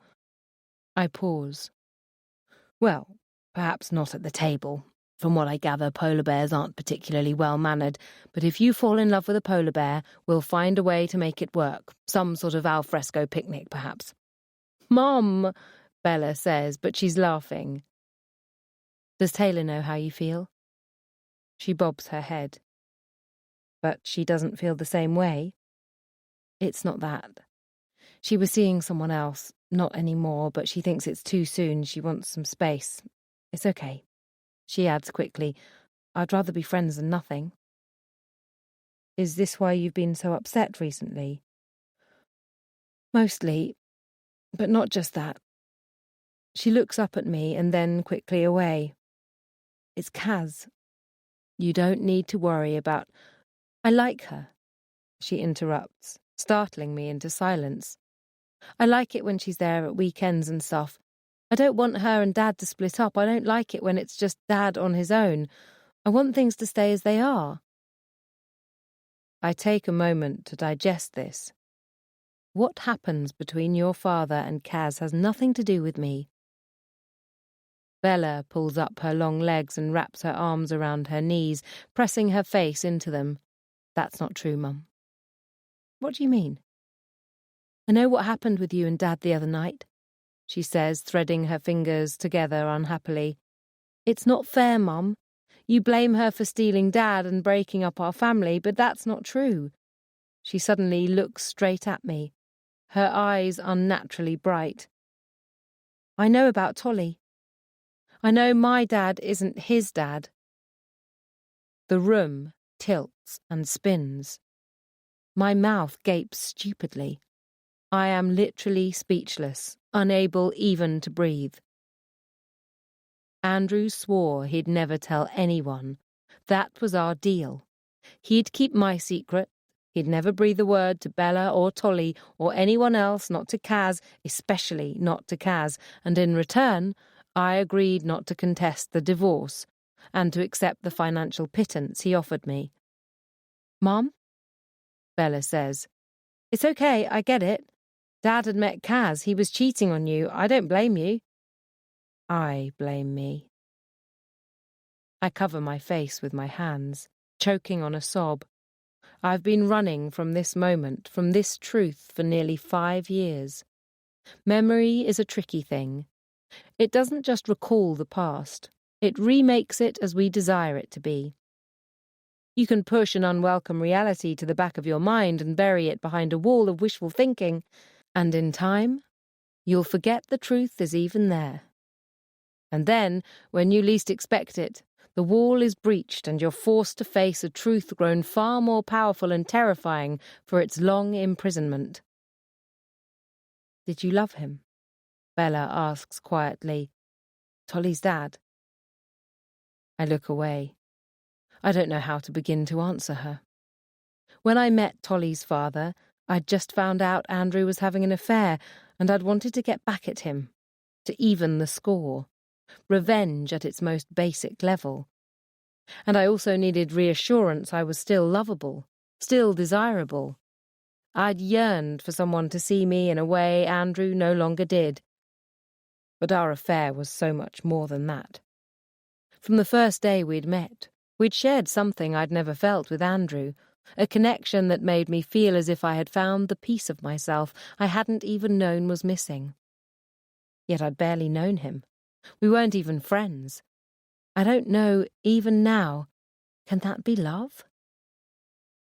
For a brief while I was certainly infatuated with him. He was all I could think about. I got butterflies in my stomach every time he walked into the room. I created opportunities to run into him, even when we'd only seen each other the day before. I made too many phone calls, sent too many texts, and I frightened myself. The intensity of what I was feeling had reminded me too much of Roger. I even went to his house one day, afraid he was lying to me and that he was married after all. I saw his elderly mother through the kitchen window, and she saw me, though, of course, she didn't know who I was. She waved, the way people do when they think they're supposed to know you, and I'd had a sudden glimpse of how she'd see me if she knew I was stalking her son, because that's what I was doing. At that moment, even I realized that. I ran. Literally and figuratively, I broke it off with him and focused all my energies on repairing my marriage. Andrew was the one I really loved, I told myself firmly. The one with whom I had a life, a history, a family. We'd shared 1,000 moments, from the small and insignificant to the life-changing and dramatic. The birth of a child, the loss of a parent, lunch on Sunday, feeding the cat. This was the stuff of life. This was what was real.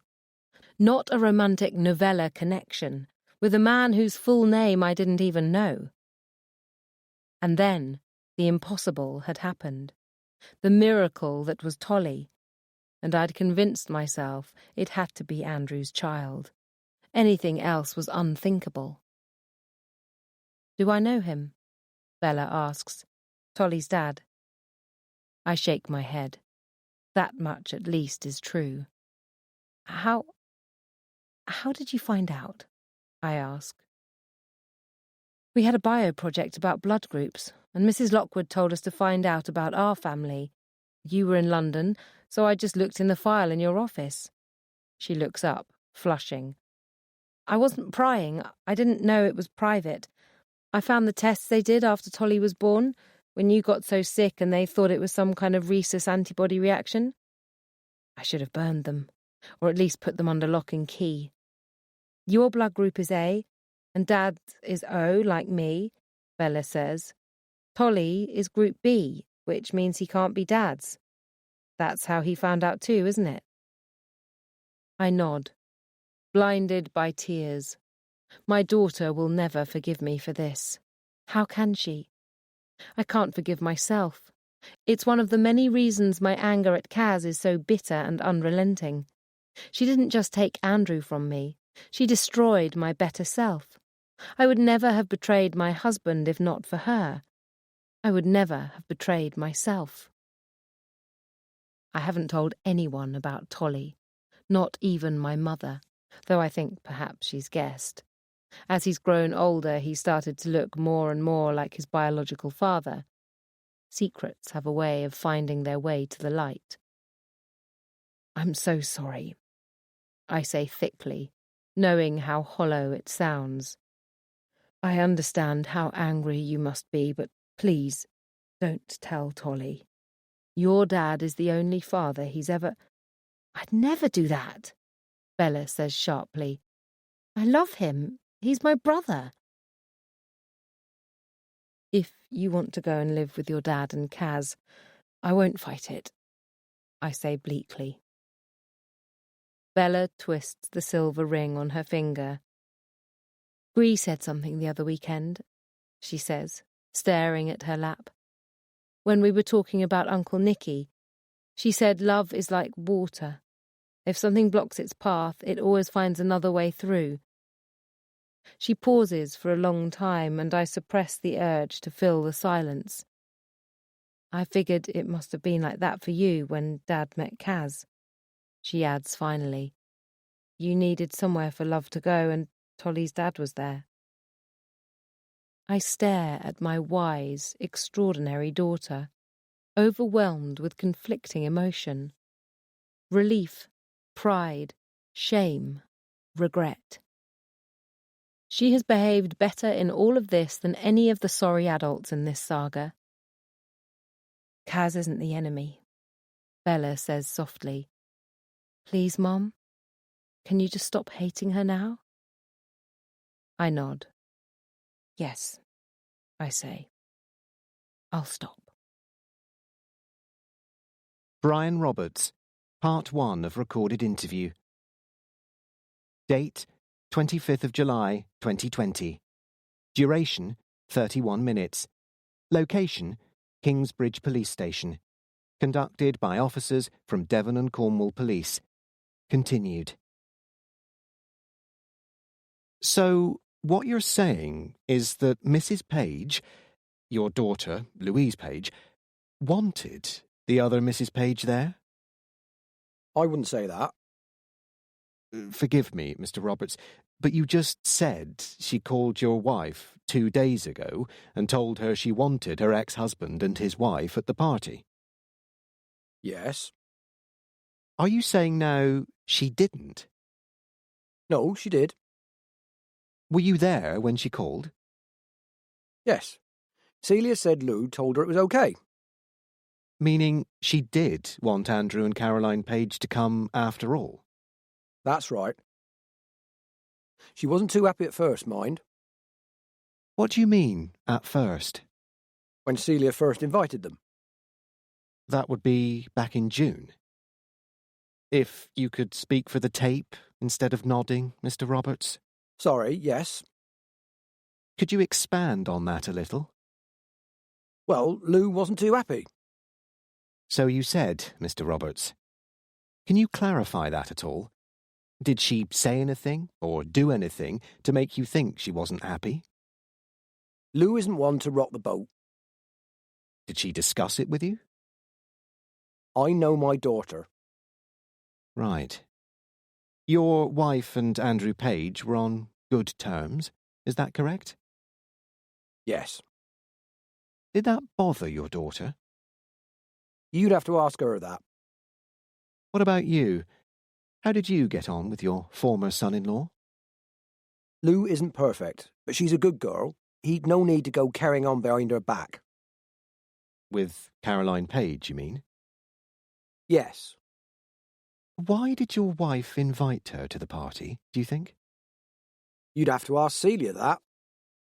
So, just to be clear, your daughter wasn't happy when she initially found out her mother had asked both Andrew Page and his second wife to the party, but she accepted it. Is that right? Yes.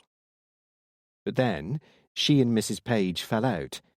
The police were called to an altercation at Andrew and Caroline Page's flat 2 weeks ago. Isn't that right? You'd have to talk to them about that. What I'm getting at, Mr. Roberts, is that the previously civil relationship between your daughter and Caroline Page had clearly broken down in recent weeks. Yes. Yet, you're telling us your wife then got a phone call from your daughter saying she wanted her ex-husband and his wife to come. That's what Celia said. Were you surprised? Celia usually gets her way. That's quite a turnaround, though. Can you think of a reason your daughter changed her mind? I don't know. Is it possible, do you think, that she wanted Andrew Page at the party for a particular reason? I couldn't say. Might she want to get him alone? What for? Well, that's what we're trying to find out. The thing is, Mr. Roberts, less than 48 hours after that rather surprising phone call to your wife, Andrew Page was dead. Chapter 38. Kaz. If you didn't know her, you might think my mother deserves a little joy. Stuck all day in that wheelchair and parked in a miserable beige prison smelling of damp biscuits and disappointment. No friends or family to visit, except me, and we both know I don't come to brighten her day. I don't blame her for taking her pleasure where she can find it, spilling her guts to my worst enemy out of sheer malice and boredom. But that's not going to stop me bursting her little revenge fantasy bubble. No one's going to believe it, I say almost fondly. You can tell them whatever you want. The more terrible it is, the crazier you'll seem. Her black eyes are sharp as knives. That's so. Why'd you come rushing over here then? I find you amusing. Tell me, I add conversationally, how did it go with Louise? Oh, now we get to it, she says with relish. She must be pretty desperate, coming to you. You must be pretty desperate, coming to me. I take a seat opposite her wheelchair as we both regroup, sizing each other up. I don't fool myself, my mother loves me, although perhaps in her wizened walnut of a heart, something flickers. But I am known, and I'm constantly surprised by how much that matters. There is no pretense between us, no shame. She has seen my worst, and I have seen hers. Come on, I say after a moment. Tell me about it. You know you want to. What did you think of her? Not as pretty as you, of course. Not as smart. She pauses, reconsidering. No, she's smart. Smarter than you, but not as cunning. Thank you. It wasn't a compliment. Yes, it was. I can see why she's a good journalist. She makes you want to talk to her. I liked her. I smile coldly. You don't like anyone. I liked her. She jerks her wheelchair closer. She's like a shark, scenting blood in the water. Gone back to his wife, has he? There's no point lying, not to her. It doesn't matter, I shrug.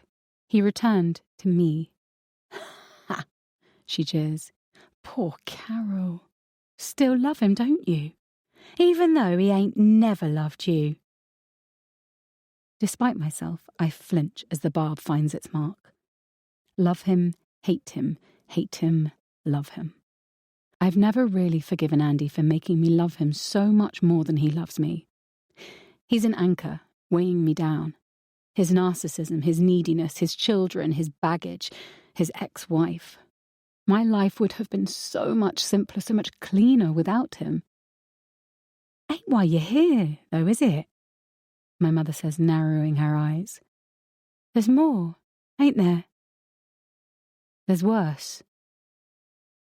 There's worse, I acknowledge. Her malicious gaze pins me in my seat like a butterfly beneath the glass. Spit it out, girl. What's the real reason you're visiting a poor, senile old woman?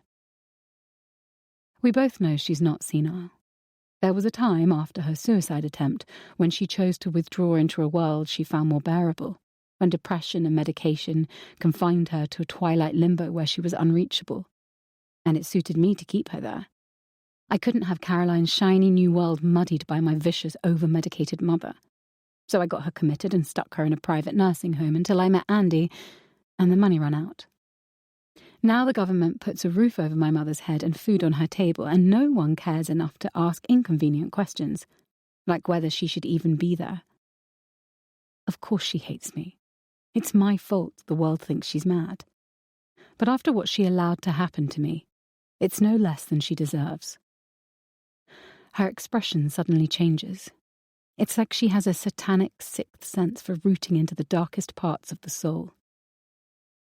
He's like your dad, ain't he? She says abruptly. I want there to be another reason for Bella's cutting, for the pregnancy test in our bathroom bin. For 24 hours, my mind has fought like a rabbit in a gin trap. I'd bite through my own leg to be free of the truth. I stare at my hands. He's nothing like Dad. Don't lie to me, girl. Her stringy grey hair falls across her face as she looks away, reinforcing the witchy resemblance. I should have stopped him, she mutters. I knew. I told myself I didn't, but I knew. I heard him creep out of bed. I knew where he was going, what he was doing. She sucks her teeth. But I didn't care, because it meant he stayed till you got too old and he left us. Dad died, I say. He didn't leave me, he died. She jerks her chair forward suddenly and grabs my hands, gripping my fingers like steel. Enough, she says roughly. You're not a child anymore, Carol. Your father left. He could have taken you with him. I wouldn't have fought him. I was a drunk girl. He could have taken you and I wouldn't have lifted a finger to stop him. But you got too old for him. Too old for his tastes. I snatch my hands back and she laughs mirthlessly. It was the only good thing he ever did for you. You've made a success of your life, girl. You shook the dirt off your feet and you moved up in the world. He ain't fit to lick your boots. Never was. My father loved me. He loved me long before I was old enough to understand this wasn't the way most fathers loved their little girls. Our secret, he whispered in my ear as he stroked me in places he wasn't supposed to touch. We can't tell anyone, not even Mummy, or they'll spoil it.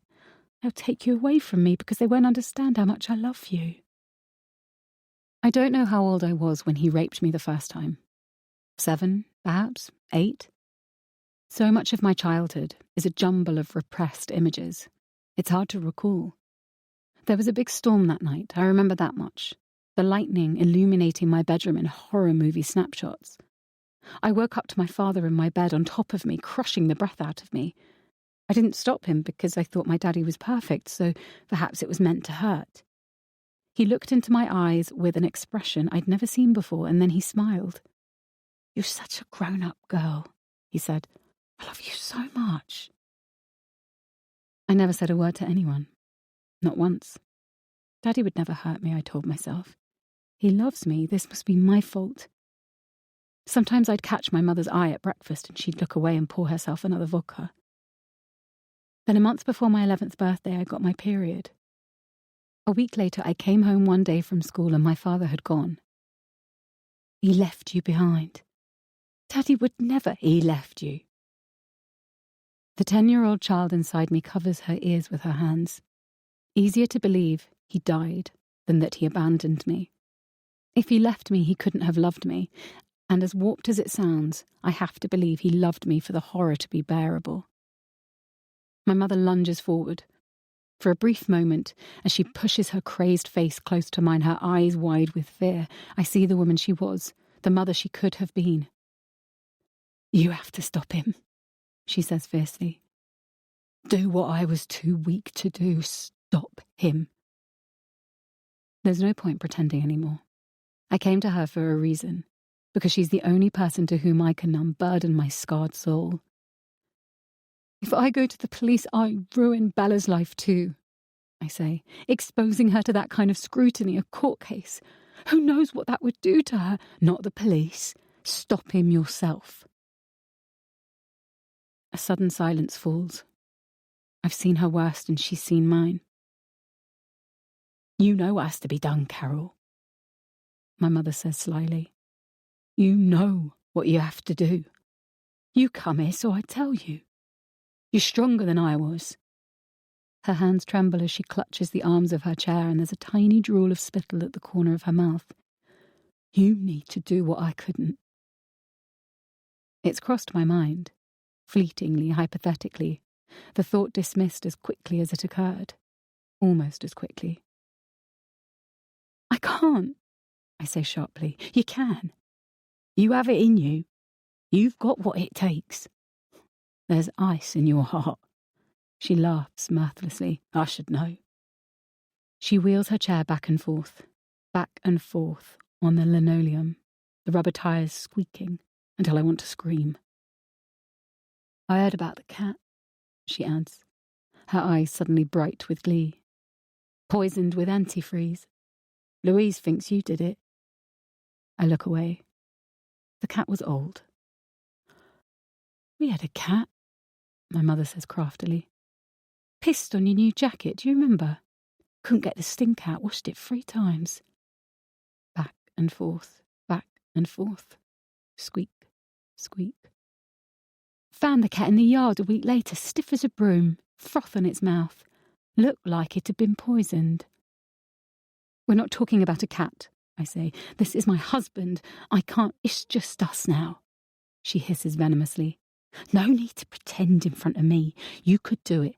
Save the girl, and you could take him away from her for good." I stare at my mother. She is the portrait of my soul kept in the attic, growing ever more hideous and deformed with my sins as my youthful skin stays soft and clear.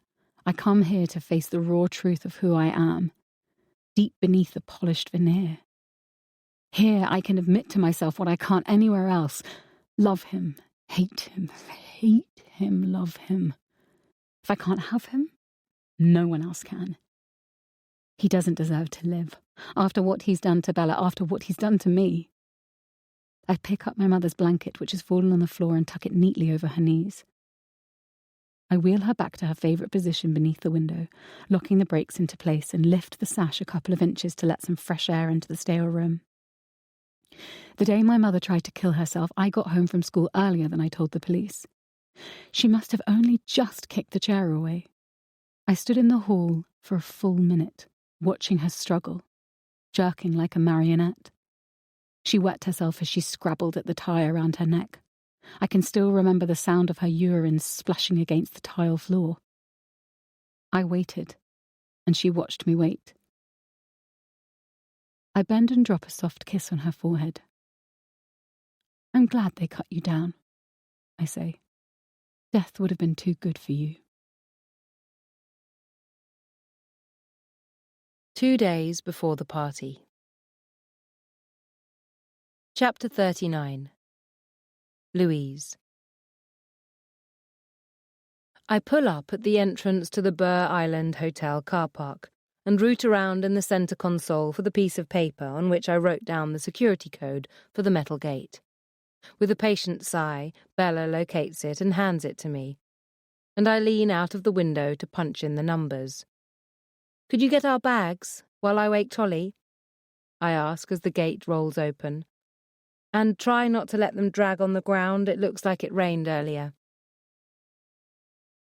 After parking the car, I get out and stretch my aching back as Bella opens the boot. It's a 4-hour journey from our house to the Devon coast, but there's no direct train, so I had no option but to drive. I stare across the narrow stretch of water between the mainland and the island itself, inhaling a deep breath of cool, salty air. The sea glitters in the late afternoon sunshine, and gulls swoop and squawk above us. London and Whitefish seem a long way away. It feels good to escape from everything. I'm glad I came down a day earlier than everyone else. I need to hit the reset button and regroup before I'll be fit company for a party. As I'm getting my sleepy son out of his car seat, a man hails us from the other side of the car park in a thick Irish brogue. "You're the Page party." "Mr. Connolly?" "Everyone calls me Ryan," the Irishman says, coming over and taking the bags from Bella.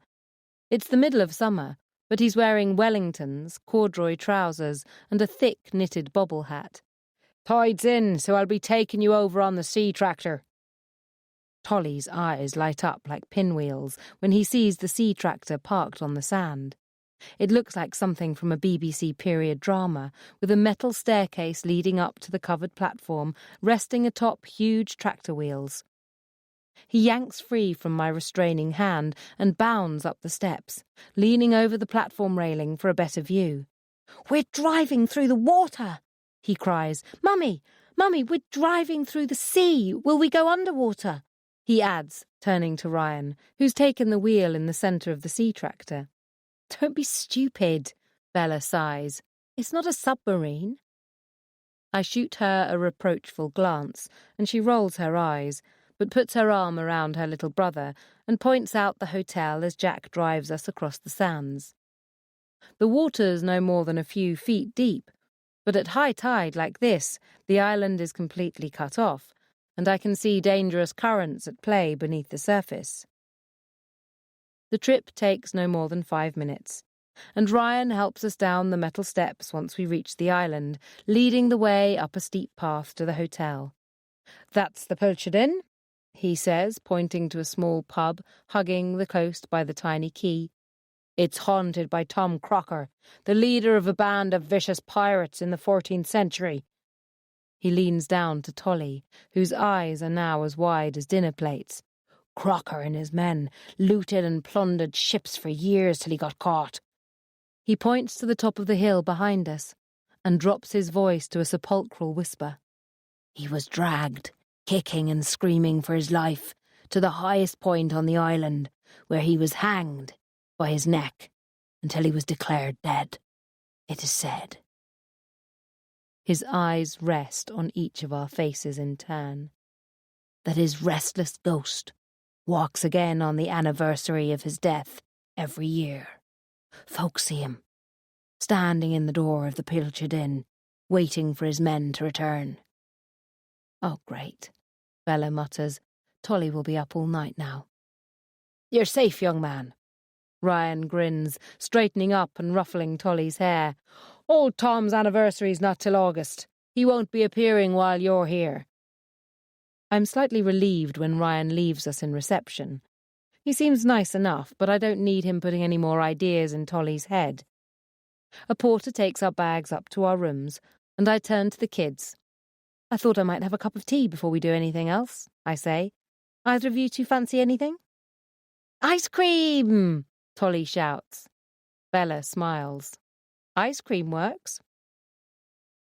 She leads the way into the spectacular Art Deco palm court, with its high domed glass ceiling, and we settle in some pale blue shell-shaped armchairs with a view of the water. The waiter comes over with a pair of menus, and I fight to suppress a grin. The man has long winkle-picker shoes, a fuchsia pink embroidered waistcoat, and a shiny, bald pate encircled by thick grey ringlets reaching down to his shoulder blades. He looks like an extra from the Rocky Horror Picture Show. The waiter takes our order, high tea for me and ice cream for the 2 children, and sidles away. "I'm guessing the staff here don't get off island much," Bella says dryly, Shh, I reprove, trying not to laugh. When they finish their ice cream, we go for a long walk around the island, which is bigger than I remembered. A combination of the long journey and fresh sea air has tired us all out, and after a light dinner in the restaurant downstairs, I tuck Tolly up in the double bed he'll be sharing with me, while Bella and I go outside onto the terrace to watch the sunset. I can see why Gree wanted to have the party here, Bella says, leaning on the railing and gazing down at the sandbar we crossed earlier on the sea tractor, which is now revealed by the receding tide. It must have been a cool place to go on honeymoon. It's like the rest of the world doesn't exist. Nice feeling, isn't it? Did you speak to her? She asks after a moment. You know, about Dad and Kaz? I squeeze her hand. Don't worry. I told her it's okay with me if they come. Mum probably now thinks I'm falling in with her diabolical plan to wrest Andrew back, but the truth is, I've barely given him a second thought in the last few days. I feel as if I've just awoken from the grip of a feverish obsession. I can't believe I let myself get sucked back into a soap opera melodrama I thought I'd left behind years ago. The whole vendetta with Kaz suddenly seems ridiculously petty. Bella was right. Kaz isn't the enemy. She never has been. My cheeks burn every time I think about my mad dash to London with poor Bagpuss on the seat beside me. Of course Kaz didn't poison him. She may be many things, but she's not a sociopath. He was just unlucky. He must have wandered further afield from our house than I thought and got access to antifreeze on one of the nearby farms. The nonsense with Kaz made me paranoid. She didn't behave well 4 years ago, having an affair with a married man, but I know better than anyone you can't choose who you fall in love with. If anyone's to blame, it's Andrew. He's the one who made solemn promises to me. I'm just going to check on Tolly, I tell Bella now. I'll be right back. I let myself back into the bedroom, smiling when I see Tolly sprawled in the centre of the bed, arms and legs thrown wide like a giant letter X. I pull the covers over him, and he turns over without waking. At that moment, catching him in profile, I'm struck once again by his striking resemblance to his father. Tolly is the spitting image of him. They have exactly the same nose, mouth, and chin. I've never told Patrick that Tolly is his son. No one knows the truth, not even Andrew. He knows Tolly isn't his biological child, of course, but he has no idea who is, and has always treated Tolly as his own. Perhaps one day, if the time is right, I'll tell Patrick, but not until Tolly is old enough to understand. Ironically, it was through Kaz that Patrick and I met. A karmic closing of the circle, perhaps, that began when Chris Murdoch introduced Andrew to Kaz. After I'd discovered Andrew's secret phone and learned about his affair, I was desperate to know everything about the other woman in his life, partly to discover something terrible about her, something damning, a weakness I could use to undermine her attempts to steal my husband, but also because I had a visceral, masochistic craving to know who she was, what she was like. Everything from her shoe size to her favourite restaurant. It was like picking a scab. Even though I knew it had hurt, I couldn't stop. So I tracked her to Whitefish, and then used my position at the Daily Post to cultivate Patrick as a contact, an unwitting informant. But our relationship soon became a great deal more personal than that. The day I found myself standing outside his house, his mother waving to me through the window, was the day I realised I was in way too deep. Patrick asked me to reconsider after I broke it off, but when I wouldn't, he took it on the chin. We ran into each other several times professionally over the next few years, and he was always warm and cordial, but never tried to push it any further. If he felt the same undercurrent of unfinished business between us that I did, he never gave any indication. He's been the same throughout my brief stint working for Univest at Whitefish. Though when I told him last week I was leaving, his regret seemed genuine. "I'm going to miss you," he said. I've liked having you around. I should stay in touch with him, I think now, dropping a kiss on Tolly's cheek and returning to the terrace, where Bella is sitting in one of the uncomfortable iron chairs, focused on her phone. If and when I decide to come clean about Tolly, it'll make it so much easier if Patrick and I are friends. Bella glances up as I come out. Mum, can Taylor come to the party on Saturday? Won't that be a bit boring for her? I ask in surprise. Please, Mum. If she really wants to, I'm sure Gree won't mind. A thought occurs to me. Actually, Bella, why don't you have her come down tomorrow instead of Saturday? Auntie Min and Uncle Luke are bringing their boys in the morning, so you'll be a bit outnumbered otherwise. What about Gree's dinner tomorrow night? I thought that was just supposed to be family. I'm sure they can fit one more in. She nods, but she's not as enthusiastic as I thought she'd be. It's clear something else is on her mind. She puts her phone down on the small side table, tucking her hands into the long sleeves of her ubiquitous black t-shirt in the familiar way she has. Immediately, I pay attention. That phone is rarely out of her hands, which means she's nerving herself to tell me something. Mum, she says, then stops and bites her lip. I wait for a moment. I think she's changed her mind about whatever she was about to say, and then her words suddenly come out in a rush. Mum, do you believe in abortion? I'm genuinely taken aback. Of all the questions I expected her to ask, this wasn't even on my radar. My stomach plunges, and it takes all my effort not to let my shock show on my face. Dear God, please don't tell me my 16-year-old daughter's pregnant. Why do you ask? I say, somehow keeping my tone even. It's for a debate we have to do for school. She mumbles, not meeting my eye. We have to give the pros and cons. Do you think it's like taking a life? This is a complicated subject. I hedge, my mind racing a mile a minute. How does this fit in with what she's told me about Taylor? Does Bella like boys too, after all? Is this the reason she said things with Taylor were complicated? You know, you can tell me anything, Bella, I say steadily. I'm here for you, no matter what. I'm not pregnant, Mum. I'd have noticed if my own daughter was pregnant, surely. But then, I've been so obsessed with my feud with Kaz. I've let it overshadow everything else. And oh God, Bella has been sick a lot recently.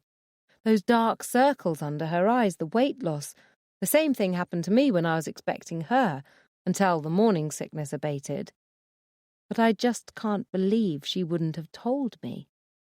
I know we've had our problems, but she wouldn't have kept this from me, surely. All right, I say. Bella knits her fingers together in her lap, her body taut as a bow. Clearly, she needs more from me.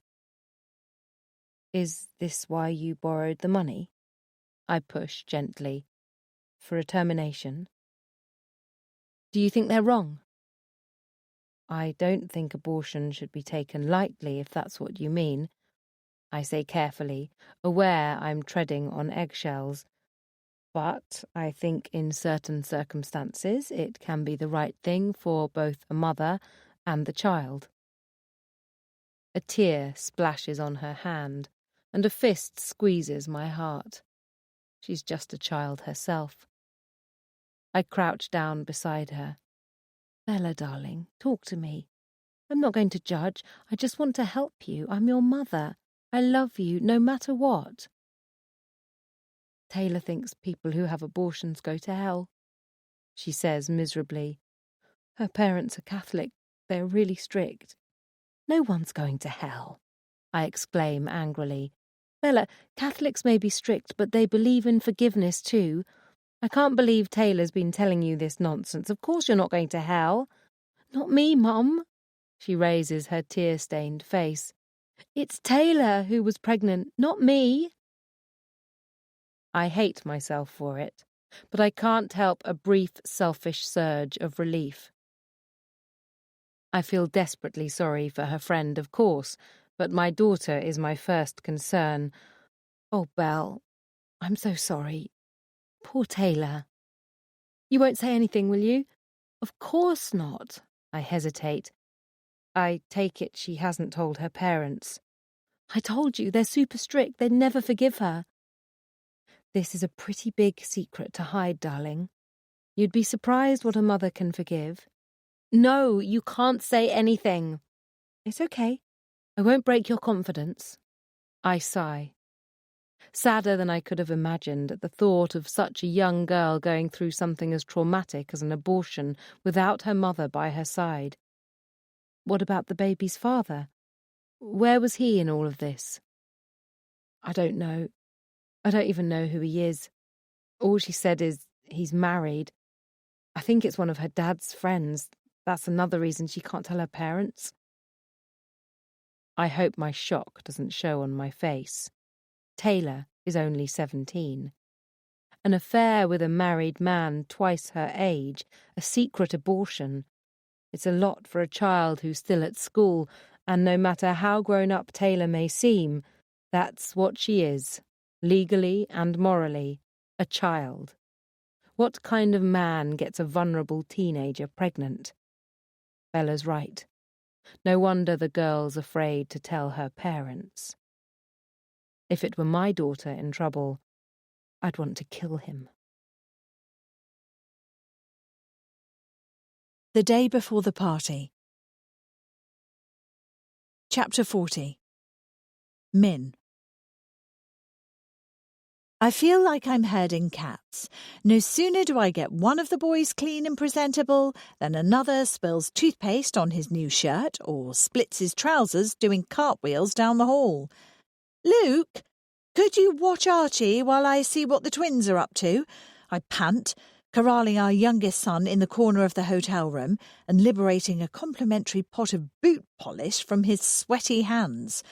Archie, I want you to sit on this chair and not move until I come and get you. There's a sudden wail from the bathroom. Mum, the loo roll fell in. Sydney, don't you dare try to fish it out. Mum, there's poo all over my hands. Luke holds up one hand to me like a traffic policeman. I've got it, Min. Sydney's got poo on him, Archie shouts, leaping up and running into the corridor to find his brothers. It's disgusting. I open the emergency suitcase I brought with me. 15 years of motherhood to 4 sons has taught me to bring backup outfits, a stash of gin, and plenty of wet wipes.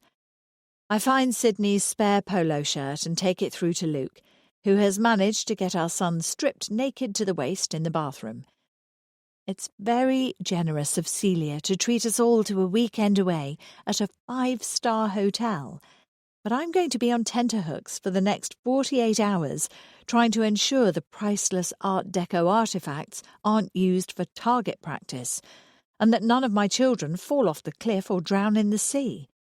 It would have been so much more relaxing on multiple fronts if she'd just made the party adults only. Eventually, we managed to get the 4 boys suited and booted, though I'm not entirely sure Dom's white snake t-shirt could be considered appropriate evening wear, but in comparison to the expletive-ridden hoodie he was wearing, it's progress. I change into a forgiving navy linen cocktail dress and go into the bathroom to sort out my hair, which has turned frizzy in the humidity. Fancy a quick drink before we go down? Luke asks, appearing in the doorway. Who'll watch the kids? I bribed Dom and Jack to mind the other 2 for 5 minutes. A tenner each, and I'll turn a blind eye to a beer later. In that case, make mine a double. Luke hands me the large, sweating glass of gin and tonic he was holding behind his back. Thought you might say that. I twist my unruly hair up into a loose chignon and apply the finishing touches to my makeup, then join Luke out on the balcony. The breeze is a little cooler than I expected, and I'm grateful when my husband wraps his arms around me. the two of us gazing out across the sea like Kate and Leo on the prow of the Titanic. It's possible to see the white horses breaking on hidden rocks between us and the mainland, and I can't help a shiver.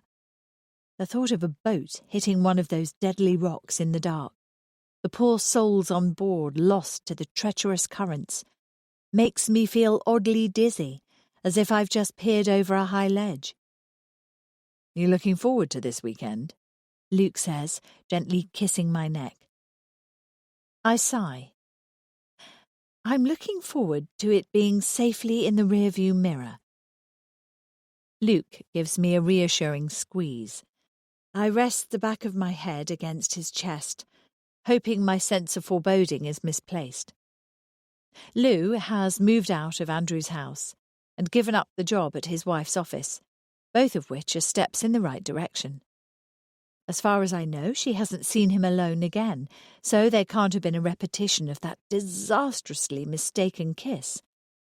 But the last thing either of them needs is to be thrown together on an island for the weekend like this. I wish for the 100th time Celia hadn't got us all into this mess with her meddling. According to Luke, Lou actually phoned her mother yesterday and said she wanted Andrew and that woman to come. I don't like to attribute any sinister motive to her sudden change of heart, but how can I not? A week ago, she was accusing the woman of poisoning her cat, and now she wants her at her mother's anniversary party? "Stop fretting," Luke murmurs. "I can read you like a book." "I can't help it," I say moodily. "Something bad's going to happen. I can feel it in my waters." "Give over, Gypsy Rose, it'll be fine." I'm about to argue when I spot Andrew and his wife coming up towards the main hotel from the beach house below us. Moments later, Tolly and Kit rush down the slope of the lawn towards them, the pair of them brandishing cheap plastic windmills. "Lou looks good," Luke says in surprise, as his sister emerges onto the terrace to greet them. "Has she done something to her hair?" "I got her an appointment with Stephen on Wednesday," I say, taking a look. He's right. Stephen's taken off at least 6 inches and put in some highlights, and the blunt bob looks great on her. She's wearing the stunning red dress I badgered her into buying too. I wish now I hadn't. Even from up here, I don't miss Andrew's double take when he sees her, and from the boot-faced look on his wife's face, neither does she. I don't have to be psychic to scent trouble ahead. "Come on," Luke says. "We better go down before the boys kick off again. A tenner each only buys you so much peace and quiet."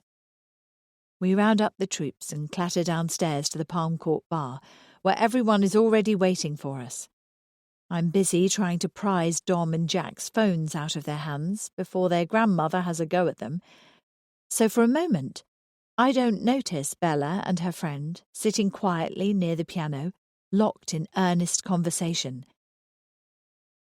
And then suddenly I do notice them, and everything makes dreadful, shocking sense. Chapter 41. Kaz. "Could you pass me my cufflinks?" Andy says, fiddling with his shirt sleeves. I hand them to him. "I take it the whole family is going to be there?" "Of course." He tweaks his tie in the mirror. "That's not going to be a problem, is it?" "Not for me." I leave him to finish dressing and go out onto the deck, leaning on the railing and gazing across the vast empty stretch of beach in front of me. A warm breeze lifts my hair as the tide washes over the rocks below, and I'm briefly soothed by the susurration of the waves on the honey-coloured shingle. The rest of the Roberts family is staying up in the main hotel, but for some reason, Celia has put the two of us down here at the separate beach house, in the most breathtaking accommodation of all. Nestled into Bear Island's rock face, the villa has stunning panoramic sea views and absolute privacy. I couldn't have chosen a location to suit my purposes better myself. To paraphrase Ridley Scott's famous Alien tagline, "At the beach, no one can hear you scream." And he finally emerges onto the balcony looking suave and debonair in his black tie. The real monsters aren't seamy, sleazy oddballs with lank hair and dead eyes who lurk in back alleys and dark corners. They're pleasant family men who live among you, handsome and charming, the last people you'd ever suspect. "Ready?" he asks. I smile. Looking forward to it. But it's all I can do not to flinch when he takes my bare arm. The touch of his hand on my skin makes me want to vomit. Another few hours, I tell myself. It will all be over in a few hours. Oddly, for such an important decision, I don't remember actually making it. There was no internal debate, no moral dilemma. A lorry hurtles towards your child and you fling yourself unthinkingly in its path. A bottle is thrown at you and you duck. There's no thought, no weighing up of options. Your survival instinct kicks in whether you want it to or not. "Stop him yourself," my mother said. The part of me that is Kit's mother and Andy's wife recoils in horror from what has to be done, but the other part of me, the darkest, most honest side, feels only recognition at its inevitability. Yes, of course. This is how my story ends, how my story has always ended. I didn't stop my father, but I can stop Andy. We walk up the cliff path to the hotel, and I feel oddly weightless and detached, as if I'm watching myself from a distance. There is Kaz, in her long grey silk column of a gown, arm in arm with her handsome husband in his black tie and gold cufflinks. Here comes their gorgeous little boy running across the grass towards them, his russet-haired half-brother whooping in his wake, the two of them joyously brandishing plastic seaside windmills. Look at Kaz bend down, exclaiming over her son's toy. Look at her husband scoop a child up beneath each arm, whirling them around before placing them laughing and stumbling back on the ground. The perfect, photogenic, modern blended family. Stepbrother, I correct mentally. I've no idea who Tolly's biological father really is, but it certainly isn't Andy. "Mummy!" Kit cries, thrusting the windmill at me. "Look what Gree gave me." "How lovely, sweetheart. Have you and Tolly been having fun?" "He let me play with his mini drone," my son exclaims. "You can make it fly in the air with just your hand. And he says I can play with his robot puppy later. Can I have a robot puppy, Mummy?" "We'll see," I say non-committally. "Can Kit stay in my room tonight?" Tolly asks. I smile at the little boy and ruffle his thick curls. Such gorgeous hair. I wonder if he gets it from his father. "Of course, if Mummy doesn't mind." Louise is standing in the doorway to the palm court, a carefree smile pinned to her face for Andy's benefit. She's clearly made a serious effort with her appearance this weekend. She's had a new haircut, a razor-sharp reverse bob, which makes her fair hair look much thicker and takes years off her. I detect Min Roberts' hand behind both the hair and the stunning scarlet dress she's wearing. Louise never usually wears colour. Her go-to palette favours drab greys and boring neutral sludge shades, what Celia would no doubt call taupe and bone and ecru, but which the rest of the world knows as beige. I shoot Andy a sideways glance and see his eyes nearly popping out of his head. She steps out onto the terrace as we reach her. Andy goes to kiss her cheek, but for some reason, Louise subtly pretends not to notice and evades him. My eyes narrow. What does she know? This woman who was married to my husband for more than a decade. Does she have any idea what he's done to her daughter? I would say it's not possible. No woman would knowingly let this happen to her child, but of course I know from bitter experience that isn't true. "How are you settling in down at the beach house?" Louise asks me as we watch the two boys chase each other around the lawn. "It's such a lovely room. I know it's a bit of a walk up to the main hotel, but so worth it, don't you think?" I'm not about to admit this to Louise, but actually, I don't think I've ever stayed anywhere this beautiful. According to the leaflet in our room, Agatha Christie wrote and set 2 of her novels at the Bear Island Hotel. "It's pronounced Bear Island, dear," Celia told me scathingly when I called to confirm we'd be coming. When the books were turned into movies, they were filmed on location. I remember Hercule Poirot crossing the beach at low tide on the sea tractor. The romance of the image stayed with me, but I never dreamed I'd ever stay here. Sometimes I forget just how far I've come in the last 10 years. "Where's Bella?" Andy asks, clicking his fingers to summon a waiter out onto the terrace. Normally I hate it when he behaves like that, but tonight it barely registers. She is joining us for dinner, isn't she? She's gone down to the cove to meet her friend off the sea tractor, Louise says. I thought it was just family tonight, Andy says irritably. Louise shrugs.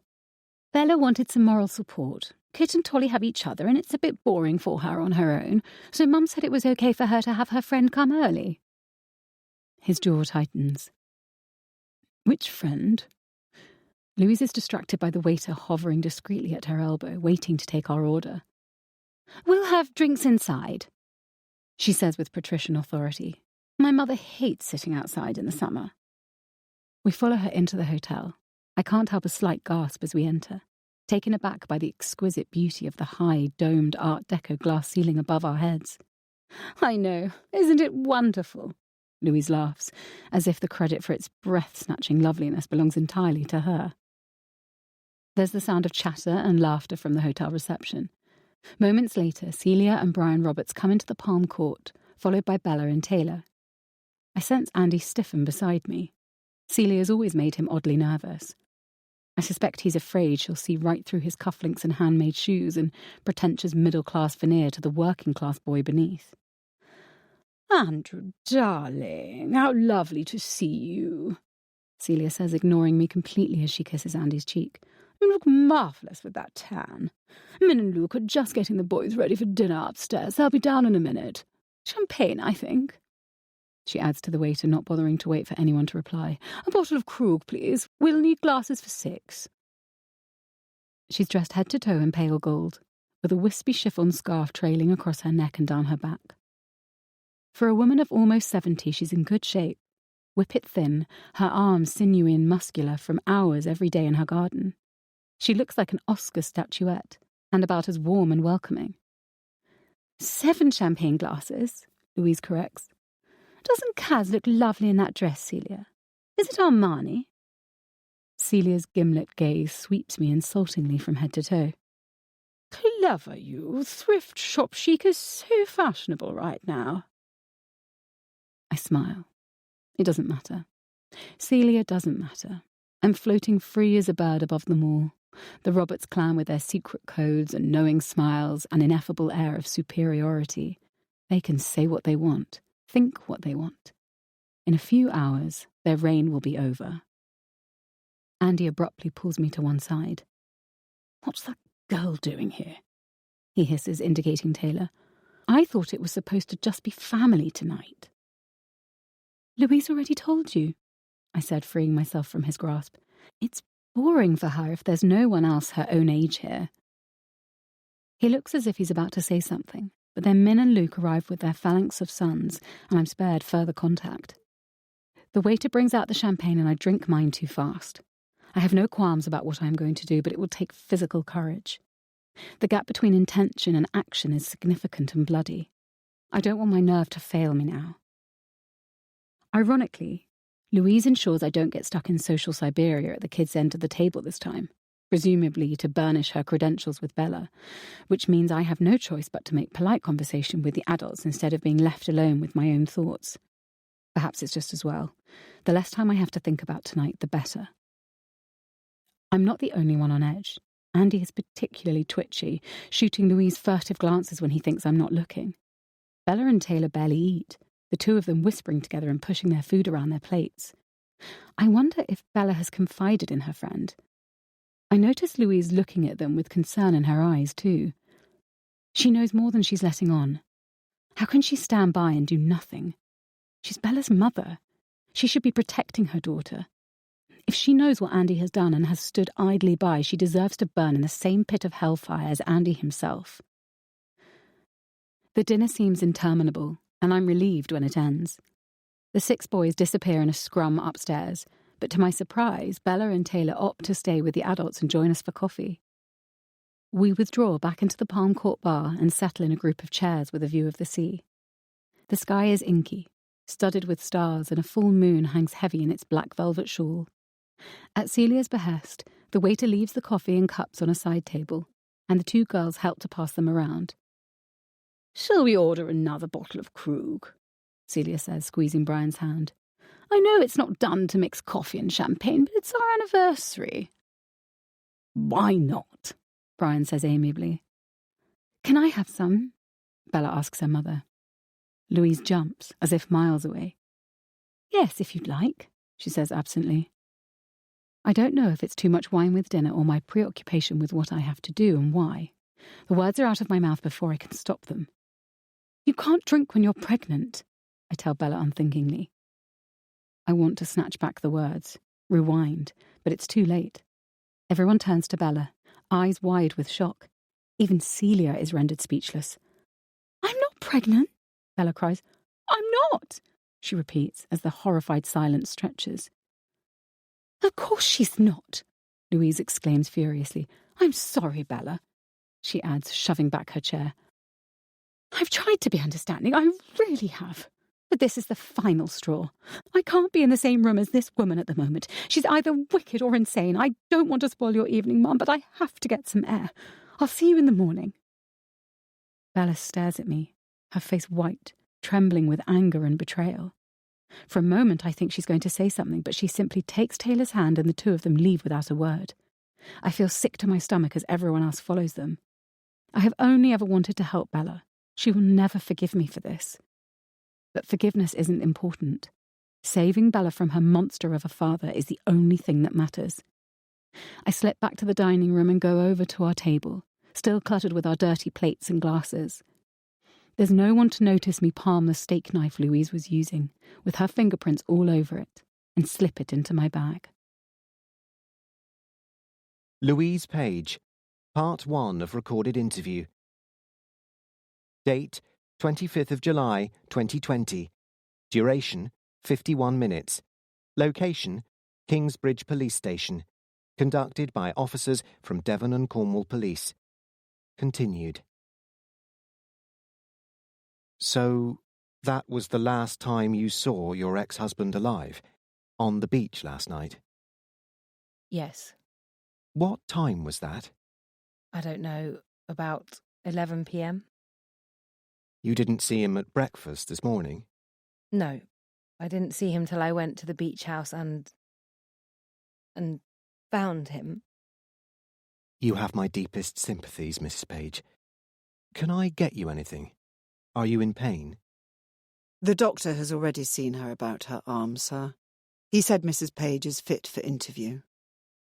Please, can we do this later? I need to be with my children. They've just lost their father. I'm so sorry, Mrs. Page. We'll make this as quick as possible, but we do need to talk to you now, while everything's still fresh in your mind. I'm never going to be able to forget it. So sorry. But just to clarify, Mr. Page didn't come up to the hotel at all? I didn't see either of them all morning. Them meaning Andrew and Caroline Page? Yes. Were you surprised not to see them? Not after last night. Andrew often goes for a run in the morning, and I kind of assumed Kaz was just staying out of everyone's way. We were all pretty upset after what she said.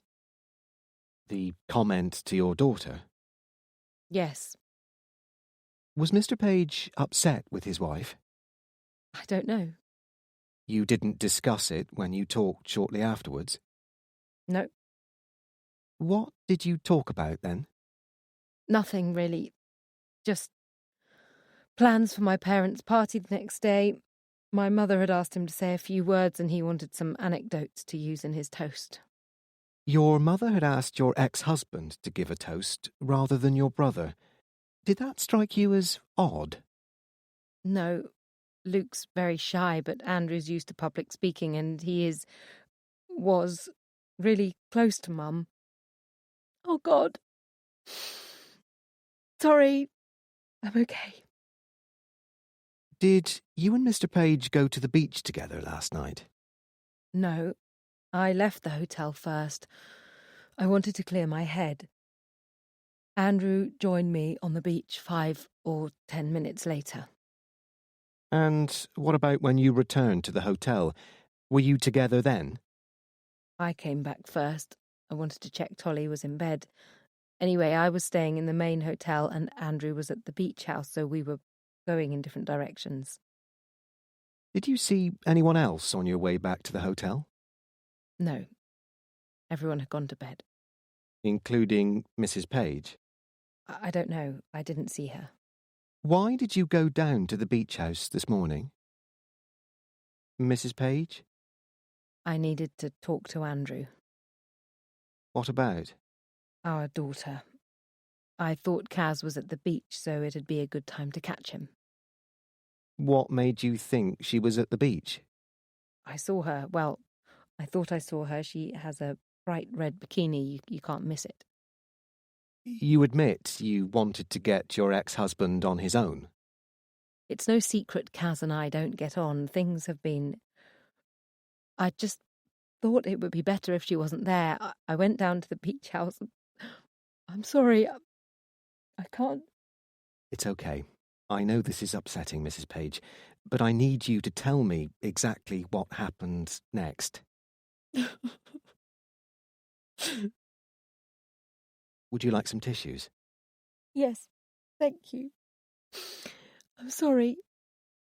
I just keep seeing him lying there.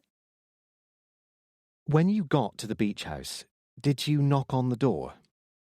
No, I was going to, but I heard shouting from inside and realised Kaz was there after all, so I stopped. You heard raised voices. Could you tell whose they were? Andrew and Kaz. You're sure about that? Mr. Page was alive when you first arrived at the beach house? Yes. Could you make out what they were saying? Not really. I mean, they were angry. I could hear bits of it. It was mainly Kaz. How could you? That sort of thing. Did you have any idea what she meant? No.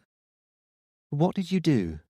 I didn't want to get in the middle of it, so I started to go back up to the hotel. I was about halfway back, and then I heard a scream.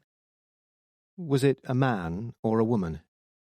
It sounded like a woman, but it might have been Andrew. I don't know. I've never heard a man scream before. It was terrible. I kind of froze at first. And then I heard another scream, and I ran back, and then I went in. The door was unlocked. It must have been. I ran in and saw... Oh, God. Just take your time, Mrs. Page. I'm so sorry.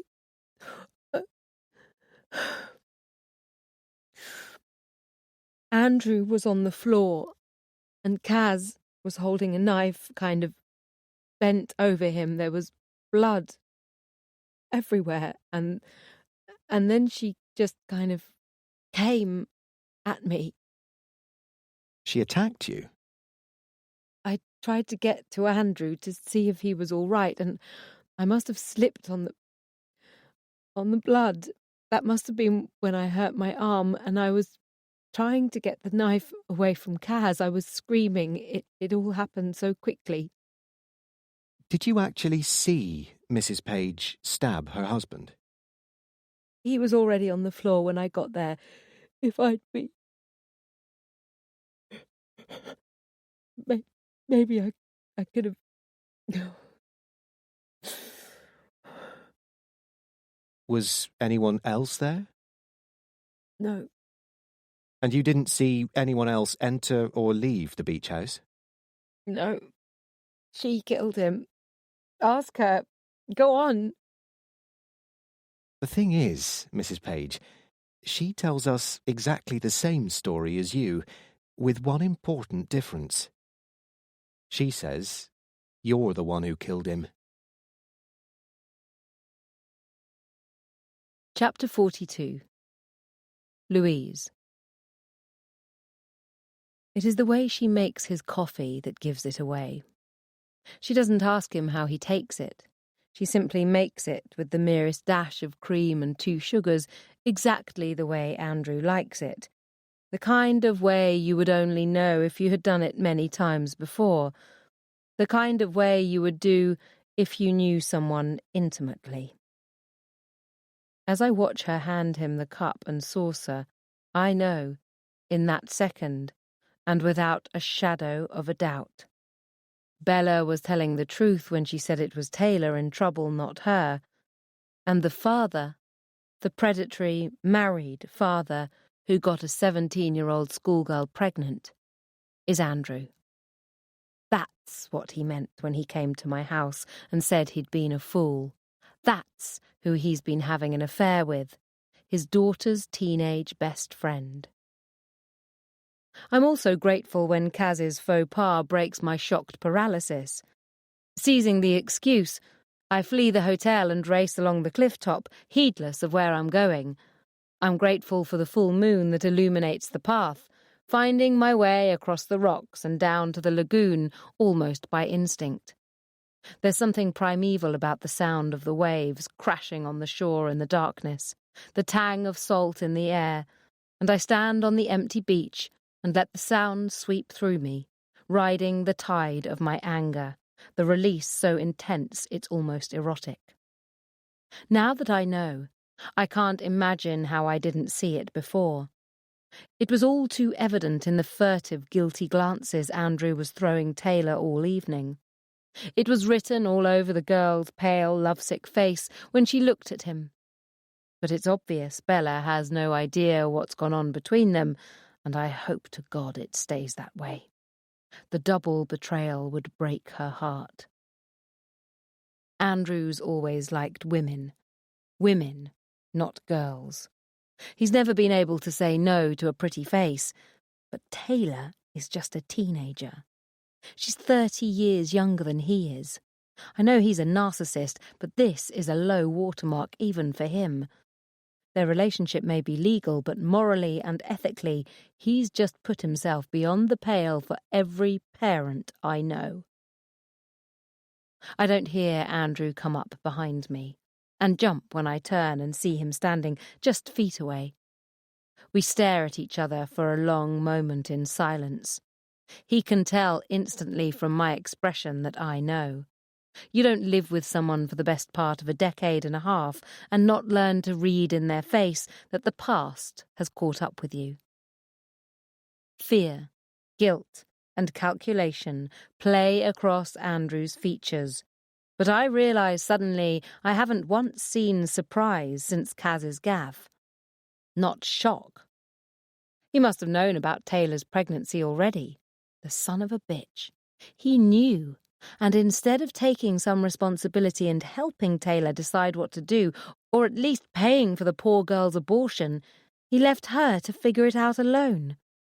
All he cares about now is that he doesn't get caught. I don't think I've ever hated anyone more than I hate him in this moment. Get away from me, I say, my voice hard and unforgiving. Lou, let me explain. There is nothing you can say. I bite. Nothing that excuses this. I can't imagine how I ever found him attractive. There is no substance to him, nothing of any worth. The precise qualities that make him such a brilliant television presenter also conceal the fact that he's an appalling human being. I've been an idiot. I know that.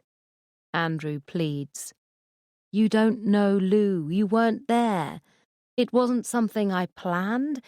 If I could take it back, I swear to God I would. It was the biggest mistake of my life. He realises from my stony expression his opening mea culpa gambit isn't working and abruptly changes tack. His tone freighted now with accusation. Look, we all make mistakes. You let me think I was Tolly's father when... Taylor is 17. I interrupt angrily. She's still a child. She knew what she was doing, he says, a sullen sneer creeping into his voice. It wasn't her first time, trust me. My fury and outrage boil over. I slap his face hard, and even in the darkness I can see the red imprint my hand has left. Don't you dare! I shout. You did this. She's the same age as your daughter. That's not an affair, it's abuse. How would you feel if one of your friends had done this to Bella? He looks repelled. Don't be disgusting. Can you hear yourself? I demand incredulously. How could you, Andrew? She's still at school. How could you ever think this was okay? Finally, he has the grace to look discomforted. Look, it just happened a few times, he mutters. She was always hanging around, making eyes at me. She asked me to show her around the studios, but she made it clear what she really wanted. It's not like the girl wasn't willing. He rubs the side of his face with an injured air. Fuck, you could have broken my nose, Louise. I can't go to work on Monday with my face like... I swear to God, if we were on the cliff top instead of the beach, I'd push him off. You got that girl pregnant, I hiss. And then you left her to cope with it on her own. Bella paid for her to have a termination, did you know that? Your 16-year-old daughter had to arrange to abort her own half-brother or sister. Can you imagine what that'll do to her if she ever finds out? She won't unless you tell her, Andrew says sulkily. The problem's sorted now, isn't it? The girl will get over it. I've told her we're finished. I don't know why she's here this weekend, to be honest. She'd better not be thinking about telling Kaz. He adds nastily, now she's got rid of it, it'll be her word against mine. I literally have no words. The man has no shame or remorse. I never thought I'd pity Kaz, but I do now, married to this amoral bastard. Taylor is a child, I repeat bitterly. You can't rely on her to keep your secret forever. I'm not even sure she should. Look, Lou, I get it, Andrew says quickly, but there's no need to be jealous. She honestly didn't mean a thing. It was just a stupid fling. He takes a step towards me, pouring every ounce of charm he can muster into his gaze. You're the only woman I've ever cared... Stop, I interrupt, sick to my stomach. Just stop. I don't want to hear it. Stay away from Taylor, or you'll have me to deal with. I leave him standing on the shore, filled with a loathing so visceral I can taste its acrid bitterness at the back of my throat. I feel dirty by association, as if I need to go home and scrub myself clean. I slept with this man just a few days ago. I enabled him as I have done for so many years. That makes me part of his grimy story. My foot hits a loose stone and I slip, my ankle turning as I stumble. It takes me a moment to regain my balance, and when I do, I suddenly see my mother hidden in the shadows of the cliff. Mum, you startled me, I exclaim. What are you doing down here? I was worried about you, my mother says. Her delicate gold scarf flutters behind her in the breeze. You disappeared. Min said she thought you'd gone down to the beach, so I came to see everything was all right. This path can be dangerous, especially at night. Her expression is unreadable, but there's something in her eyes that gives me pause. Voices carry across the water. What might she have heard? How long have you been there? I ask her. Long enough, Mum says. Caroline Page, Part 1 of recorded interview. Date, 25th of July, 2020. Duration, 48 minutes. Location, Kingsbridge Police Station. Conducted by officers from Devon and Cornwall Police. Continued. Are you sure you're all right to continue, Mrs. Page? I'm fine. You're not in any pain? I said I'm fine. Can we please get on with this? You'd gone for a swim, you said. Can anyone else confirm that? I don't know. It was pretty early. I didn't speak to anyone, but someone may have seen me from the hotel.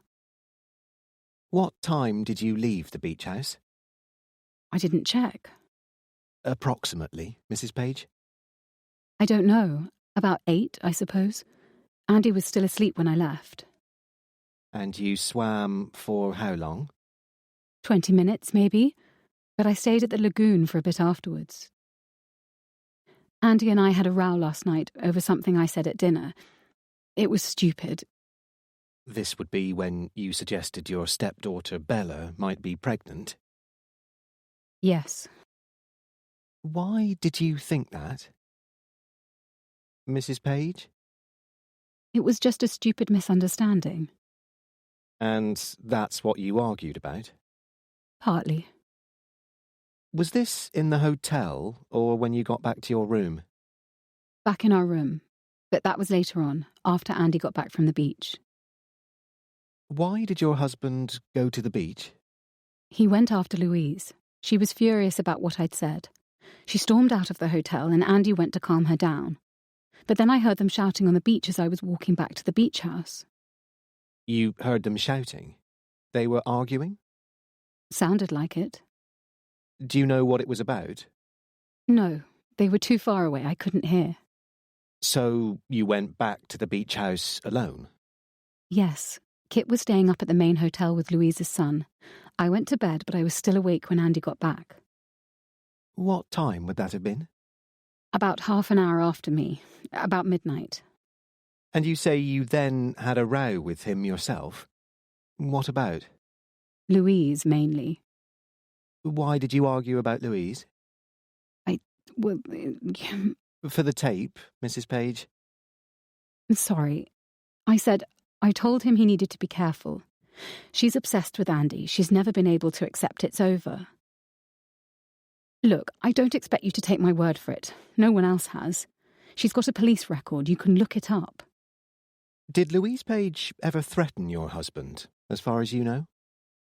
No, she's too clever for that, but... If we could just stick to the facts, Mrs. Page. In the end, Andy said he was going to sleep on the sofa.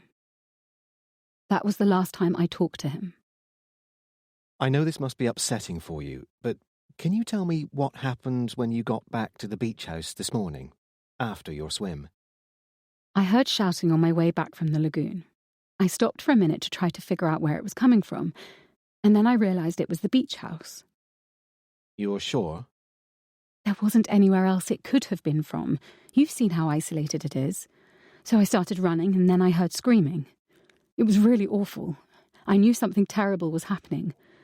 When I got there, the door was wide open and I could see Louise just standing there, and Andy was on the floor and there was blood everywhere. Was your husband still alive? I don't know. I tried to get to him, but she came at me with the knife. Mrs. Page was holding the knife?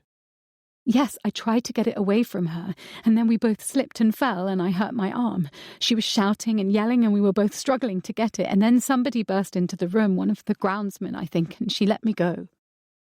Did you see anyone else at all? Anyone enter or leave the beach house? No. Mrs. Page, you are aware that Louise Page says it's you who killed him. She says she heard shouting and discovered you with the knife. Well, she would do, wouldn't she? But why would I kill him? You seem very calm, Mrs. Page, if you don't mind me saying. Because I knew something like this would happen in the end. Louise always said if she couldn't have him, no one else would. I guess she meant it, didn't she? The day of the party. Chapter 43. Kaz. I stand by the sofa watching Andy sleep. People are always supposed to look defenceless and innocent when they're asleep, when their guard is down. But all I see is a liar. He's betrayed me so many times, in so many ways. I've always come second to Louise. Second wife, second choice. Always. But that's not why I'm doing this. I made peace with my place in Andy's life when I married him. This is about justice. About doing what I should have done years ago, in a different time and in a different place to a different man. My mother wasn't strong enough to do what needed to be done, but I am. I should have done it last night, but the commotion my stupid blunder caused knocked my plans off course. I still have some instinct for self-preservation. I'll go to jail if I have to, but it's not my first choice. I'll come under suspicion no matter what. The spouse is the first person the police always suspect. But in this case, there are two of us. All I need to do is create reasonable doubt. My intention had been to do that by acting during a period of time in the evening when no one knew exactly where everyone else was. But thanks to the furore I kicked off, that didn't happen. So Andy earned another 12 hours of life he didn't deserve. He didn't even speak to me when he finally got back last night. His contempt is more embarrassing than a row would have been. I'll tell the police we fought. It'll sound more believable. It'd be easy to kill him now while he's sleeping, but I need to be seen out this morning to establish a clear window of time when Andy was alone and give myself an alibi. So I make sure I'm remembered going down to the beach. I throw a scarlet linen tunic over the top of my red bikini, and then saunter up the path to the hotel. I wouldn't normally give the two middle-aged tennis players limbering up for a match the time of day, but this morning I go out of my way to comment on the glorious weather and wish them luck. Two bored waiters straightening chairs on the terrace get the benefit of a wide smile. I can feel their eyes follow me all the way down the wooden steps towards the lagoon. The tiny beach is surprisingly busy this early in the morning, with a number of swimmers already in the sea. I strip off and wade out into the lagoon, diving below the surface and swimming underwater until my lungs feel tight. Even in July, the water is cold. Adrenaline courses through me. I'm not a victim anymore. I'm finally taking charge of my own life again, and it feels good. When I emerge from the waves, a woman about my own age is coming down the wooden staircase in a red bikini very similar to my own. It's an unexpected stroke of good luck. One blonde in a red swimsuit looks much like another. Another sign the gods are on my side. I wait till she's swum out to the floating pontoon in the lagoon and settled herself in the sun, then tuck my wet hair up under a nondescript baseball cap and throw on a plain denim dress from my beach bag, which now holds the eye-catching red tunic. Reasonable doubt. That's all I need. As I climb the stairs back to the beach house, I spot Celia Roberts walking briskly away from the hotel, dressed in jeans and a t-shirt that should look way too young for her, but don't. The gold chiffon scarf from last night knotted stylishly at her throat. I duck quickly out of sight as I reach the top of the staircase, and she disappears around the side of the terrace without seeing me. For a fleeting moment, I consider going to her and telling her what Andy's done to Bella. Instinctively, I know she is the one person who'd understand what needs to happen now, and would be ruthless enough to do it. She likes Andy, loves him even, but her protective love for her children, her grandchildren, is primal and far stronger. Perhaps losing a child shapes you in ways you don't expect. I dismiss the thought. She might not believe my story, and I'm not willing to risk her raising the alarm. I wait until I'm sure she's not coming back and then head quickly down to the beach house. Andy is still snoring on the sofa, sleeping off the half bottle of scotch he put away last night. I go into the bathroom and change back into the red tunic I've been so careful to be seen in, and take a deep, steadying breath as I get Louise's steak knife from my bag. This is it, then. It's time. Now that the moment is at hand, I feel oddly calm and clear-headed. The decision has been made. The sentence has been passed. All I have to do now is carry it out. My alibi is far from rock solid. The timings of my comings and going to the lagoon imprecise, but I just have to hope Louise's fingerprints on the murder weapon are enough to muddy the waters. I don't want to frame her, not exactly, but she and I are bound together in this, whether she knows it or not. It's her daughter I'm protecting. We both have a motive. We both have means and opportunity. If they can't tell which of us did it, they'll have to let us both go. Reasonable doubt. That's all I need. I return to my sleeping husband and eye his neck, picturing the knife slicing through the soft skin, the bright vermilion jet of arterial blood as his life and lies drain away from him. It can't be that hard to find the jugular. I'm not a medic, but I learned how to take someone's pulse on a first aid course at Whitefish a year or two ago. Presumably, you cut in the same place. I grip the knife a little more tightly. I'm so close I can smell the stale whiskey on his breath.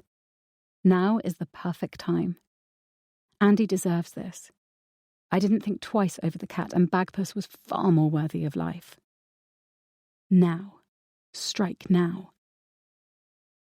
My hand shakes. I exhale sharply. I can't do it.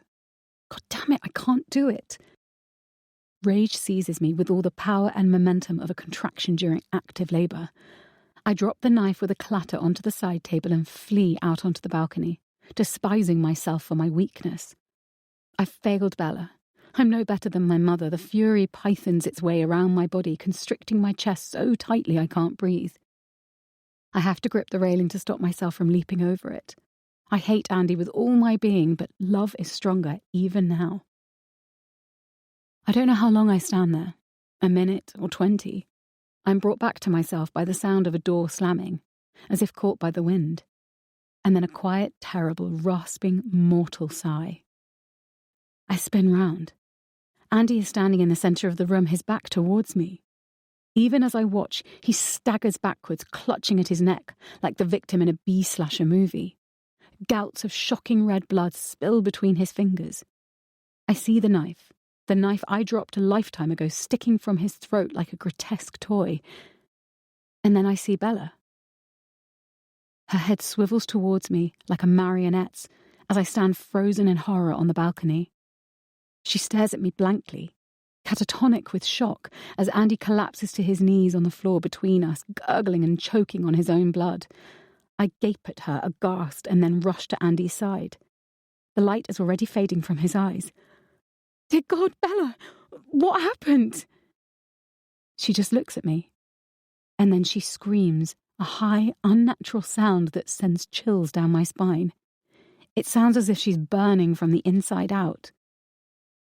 Moving faster than I'd have thought possible, I leap up and grab her by the arms, forcing her back towards the front door, away from the gory sight of her father dying on the floor. Bella didn't mean to do this. She must have finally snapped, and the knife was just there, right where I left it. She did what I couldn't, what I wanted to do. I refuse to let anyone else's life be ruined by this monster. Go, I say roughly, propelling her towards the door. She has blood on her shorts and bikini top. My own bloodied hands leave grisly smears on her bare arms. Go to the beach, I tell her. Swim in the sea. You need to be clean. She looks at me, her eyes glassy. I have no idea if she understands. Bella, you were never here, I press urgently. I'll deal with this. It was an accident. It wasn't your fault. Swim in the sea, then get back to the hotel. Do you understand? You were never here. Finally, she starts to stumble down to the sand. I slam the door shut and rush back to the sitting room. Vomit rises in my throat as I lean over Andy's body. But I can't afford emotion now. He is not the man I once loved, the father of my son, but a problem to be solved, a crisis to be handled. I pull the knife from his neck, wiping the handle on my tunic to remove Bella's fingerprints. Someone will have heard her screaming. It won't be long before they raise the alarm. I have minutes at most to make it seem like she was never here. I don't even get that. I'm struck from behind by a blow between the shoulder blades so powerful it knocks the breath out of me. I pitch forward onto Andy's body, instinctively curling my hands over my head to protect myself. I get a glimpse of Louise's face, contorted with fury, but I don't have a chance to explain. She slams the lamp into me again, and I scream in agony as the heavy marble makes contact with my upper arm. Suddenly I'm parrying a flurry of vicious blows as we struggle in mortal combat. She's got the element of surprise. She's winning. I actually think she might kill me. She raises the lamp to strike yet again, but as I cower, she suddenly slips in Andy's blood. The lamp falls from her hand as she loses her footing and lands heavily on her back. I shuffle backwards away from her before she has a chance to regroup. Searing pain shoots through my shoulder as I push myself upright against the wall, panting, my arm hanging uselessly at my side. The knife lies on the floor between us. I lunge for it, but Louise gets to it at the same time, knocking it from my hand. The knife skitters away from both of us, coming to rest in a glistening ruby pool of blood by Andy's body. My breath is coming in tight, painful rasps. I think she may have broken some of my ribs, too. I hear shouts outside and the distant sound of running feet. Sound carries across the water. Bella's screams were blood-curdling. Louise hears the voices, too. She rocks back on her heels and pushes her hair out of her eyes with the inside of her wrists, leaving scarlet smears on her face. We are both drenched in Andy's blood. I glance towards the beach, praying Bella reach the hotel unseen, that she keeps her head. I nearly pass out from the pain in my shoulder, but I force myself to concentrate. There's only one way we can save Bella now, but to do it, we're going to have to trust each other. If they can't tell which of us did it, they'll have to let us both go. Louise, I say quickly, we don't have much time. 5 months later. Chapter 44. Louise. I read the email twice, and then close my laptop and go into the kitchen.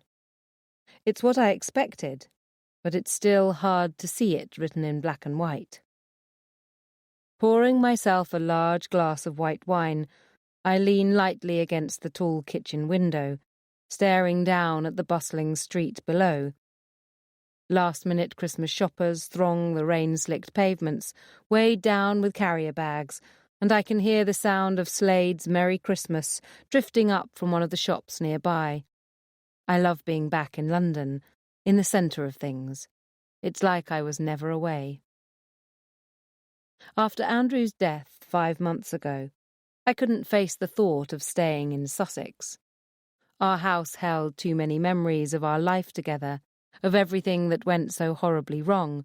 Besides, without his financial support, I needed a better income than I could generate freelancing or teaching.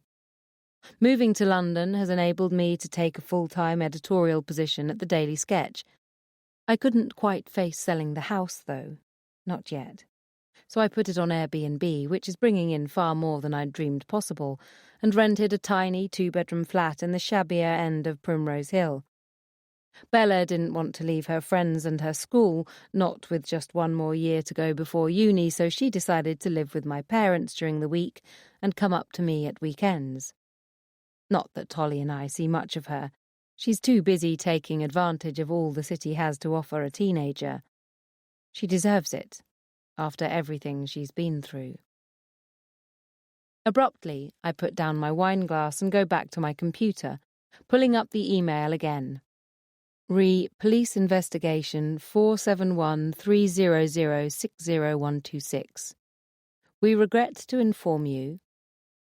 The words start to blur before my eyes. The reviewing lawyer at the Crown Prosecution Service. Difficult decision not to progress the matter to court. Your word against hers. No third-party material corroborating either party's version of events. Case will remain open. She got away with it. Kaz literally got away with murder. Kaz lied. I knew it then, and I know it now. My daughter didn't kill her father, even in a desperate moment of madness. It's not that I don't believe her capable of such an act. I know better than most how thin is the line between normal and crazy. In extremis, we can all be driven to do something we'd never have thought was in our nature. But I also know Bella could never lie to me. Not about something like this. Not for 5 months. Not to me. I'd know. Except she lied to me about where she was that dreadful morning. I think uneasily. She wasn't swimming in the lagoon like she said. I saw her leaving the beach house just moments before I got there. Bella was traumatized, that's all. She's probably just blanked the horror from her mind. No point mentioning it to anyone. After all, Kaz is the one who's guilty. Bella has always refused to discuss what happened that day with anyone, and on the advice of the counsellor we found to help her through her father's brutal murder, I've never pressed it. I don't know what she saw at the beach house, but she certainly saw me, covered in her father's blood, being taken away in a police car. Of course it scarred her, but she's recovering. Her therapist is very skilled, very kind, and Bella is almost back to her old self again. Almost. I take a gulp of wine. All these months later, the metallic smell of blood still lingers in my nostrils. I can still see the messianic fervour in Kaz's eyes when she concocted that ridiculous story to save her own skin, accusing Andrew of the most appalling wickedness. "There's only one way to throw them off Bella's scent," she said feverishly in those last few moments before the groundsman burst through the door. "We have to blame each other. They won't be able to prove which of us did it, but they'll be so busy trying they won't even look at Bella." In the street below, Christmas lights wink in the darkness.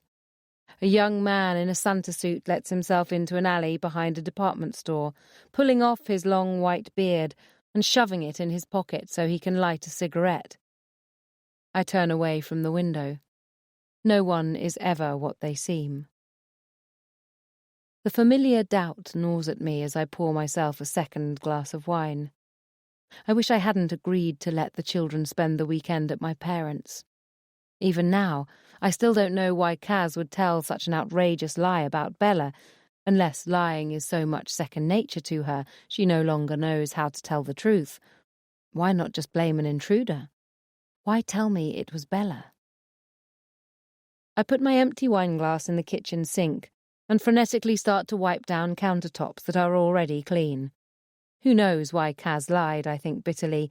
Maybe she's so delusional she actually believes what she said is true. But she killed Andrew.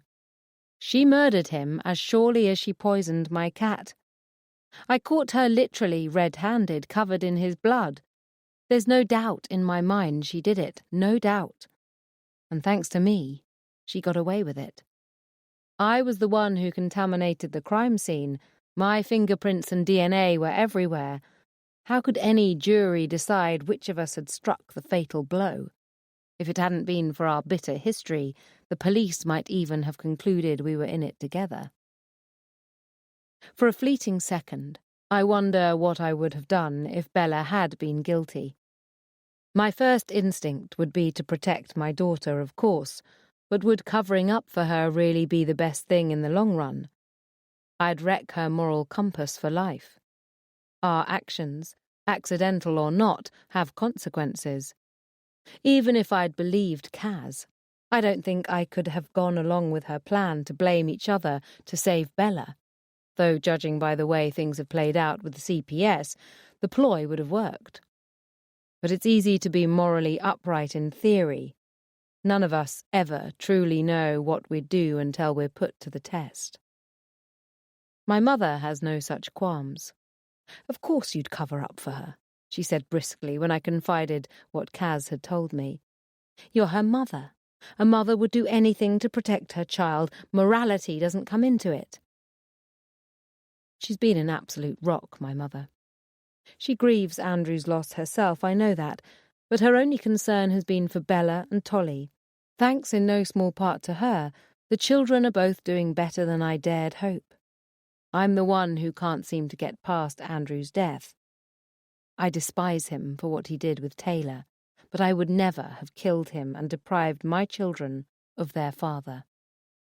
No one deserves to die the way he did, drowning in his own blood.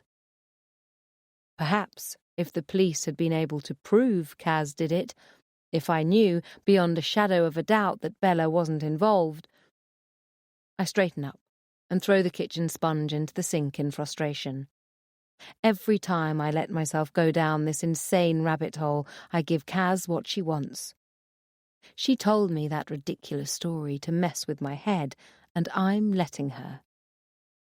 Thank God I never have to see the woman again. She moved to New York with Kit as soon as the police returned her passport. She's working at a very cutting-edge ad agency, Patrick tells me. No doubt she'll go far. The further from me, the better. I pick up Tolly's toys from the sitting room floor and return them to his room, the maelstrom of doubt and fear quietly dissipating as it does whenever I think of Patrick these days. He and Tolly have become firm friends in the 3 months since Patrick and I started seeing each other again. If he's done the maths around Tolly's birthday and our affair, he hasn't said anything, but things are going so well between us, I think I may tell him the truth soon. Tolly needs a father, and Patrick needs a son, even if he doesn't know it yet. Bella gets on well with him too. I thought she'd be really hostile to the idea of me dating again, especially so soon after her father's death, but to my surprise, she was encouraging. "It's been 4 years since you split up, Mum," she said when I tentatively broached the subject. "It's about time you met someone else." I tuck Tolly's Star Wars trainers neatly at the bottom of his wardrobe and try to close it. But the door jams on something. Kneeling down, I wrestle the canvas strap of a small holdall from beneath the runner. Bella borrowed it from my mother when she came up to stay the other weekend. No doubt it's filled with dirty washing. I must remember to make sure she takes the bag back to Mum next weekend. Opening the laundry closet in the hall, I empty the contents of the bag onto the floor. Out tumble a pair of grubby jeans, the sweatshirt Bella lost 2 weeks ago, and which caused a hurricane of hunting and 6 dirty shirts and odd socks. Not a single item is black. That phase has finally passed, thank God, along with her friendship with Taylor. I think she's met someone new, though she hasn't actually said anything. She gets a lot of texts from a girl called Alice. It seems much less intense than her relationship with Taylor, much less dangerous. I'm hoping she'll be ready to bring her home to meet us soon. I throw everything into the washing machine and shake out the holdall to make sure I've got every last sock. A crumpled pair of denim shorts falls onto the floor. They smell damp, as if they've been put away wet. I check the pockets, inhaling the briny tang of salt water, and toss them into the machine. They've probably been sitting in the holdall since the summer. None of us have been back to the beach since Andrew's death. That's a demon we'll all need to face at some point, but not just yet. My breath suddenly catches in my throat as I fold up the empty holdall. Caught in the zip is a long, tangled wisp of pale gold chiffon. It must have lain forgotten in the bottom of my mother's canvas holdall along with the shorts. I ease the delicate fabric through my fingers. My mother's chiffon scarf. She was wearing it that fateful morning at the hotel. I remember Bella teasing her at breakfast. "Are you going to wear that gold scarf all weekend, Gree?" "You only get one golden wedding anniversary," Mum said, laughing. "Might as well make the most of it." Splashed across the chiffon, faded but unmistakable, is the dull rust arterial spray of my husband's blood. Chapter 45. Celia. I think we can all agree, if ever a man deserved to be murdered, it was Andrew Page. There was no shortage of women in his life with a motive. Louise, Caroline, Bella, Taylor, even Min. Any one of them might have done it. Teenage girls can be very emotional, very passionate. They're a maelstrom of hormones and feelings they don't know what to do with. Louise knows that better than anyone. All that nonsense with Roger Lewison when she was 19.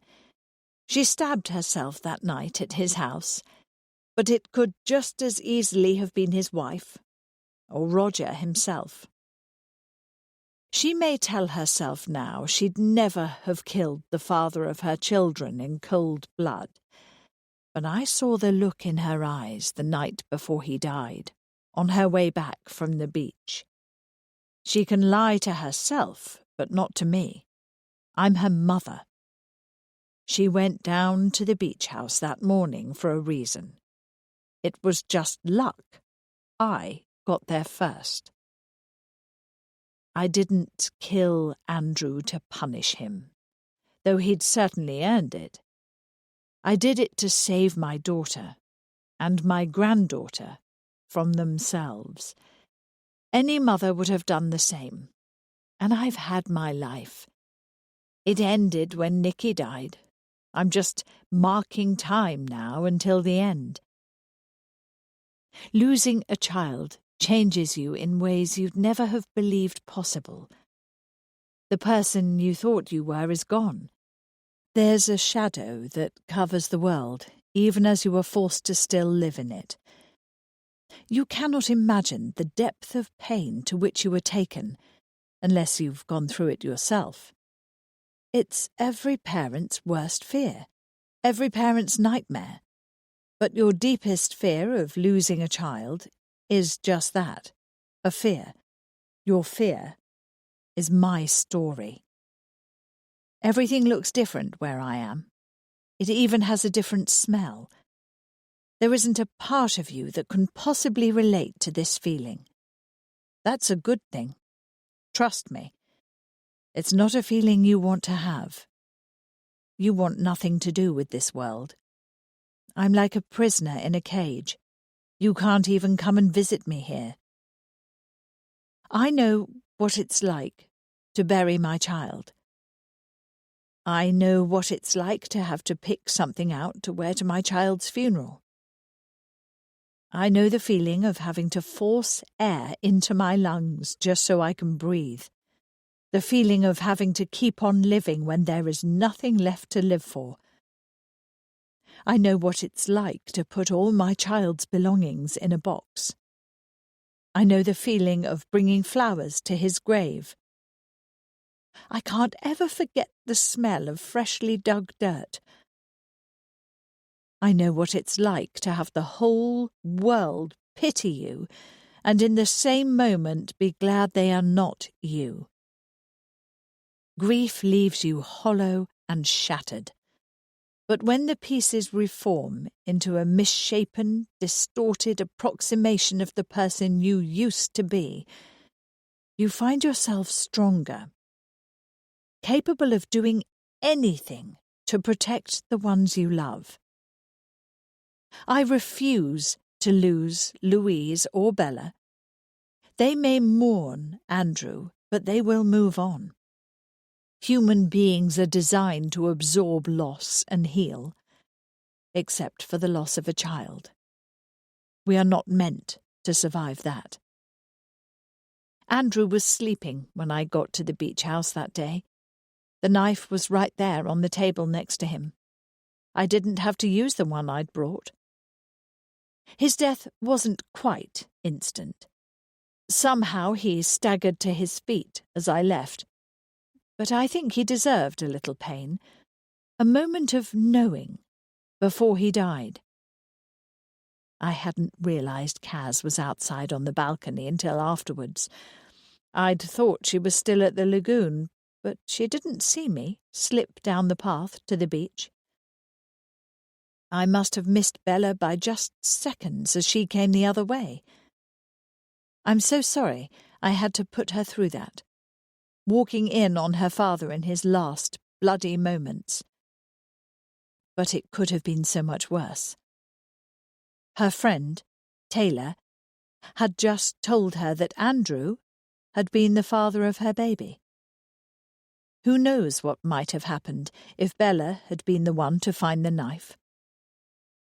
I don't know if she saw me leave the beach house. She's never mentioned it. But she's also never told anyone she was there that day. I don't know if she suspects me, or Kaz, or even her mother. But if she does, she isn't going to tell. After all, the Roberts women are good at keeping secrets. That was 1 in 3 by Tess Stimpson. Read by B. Holland, Victoria Fox, Julie Macy, Chris Dyer, Antonia Davis.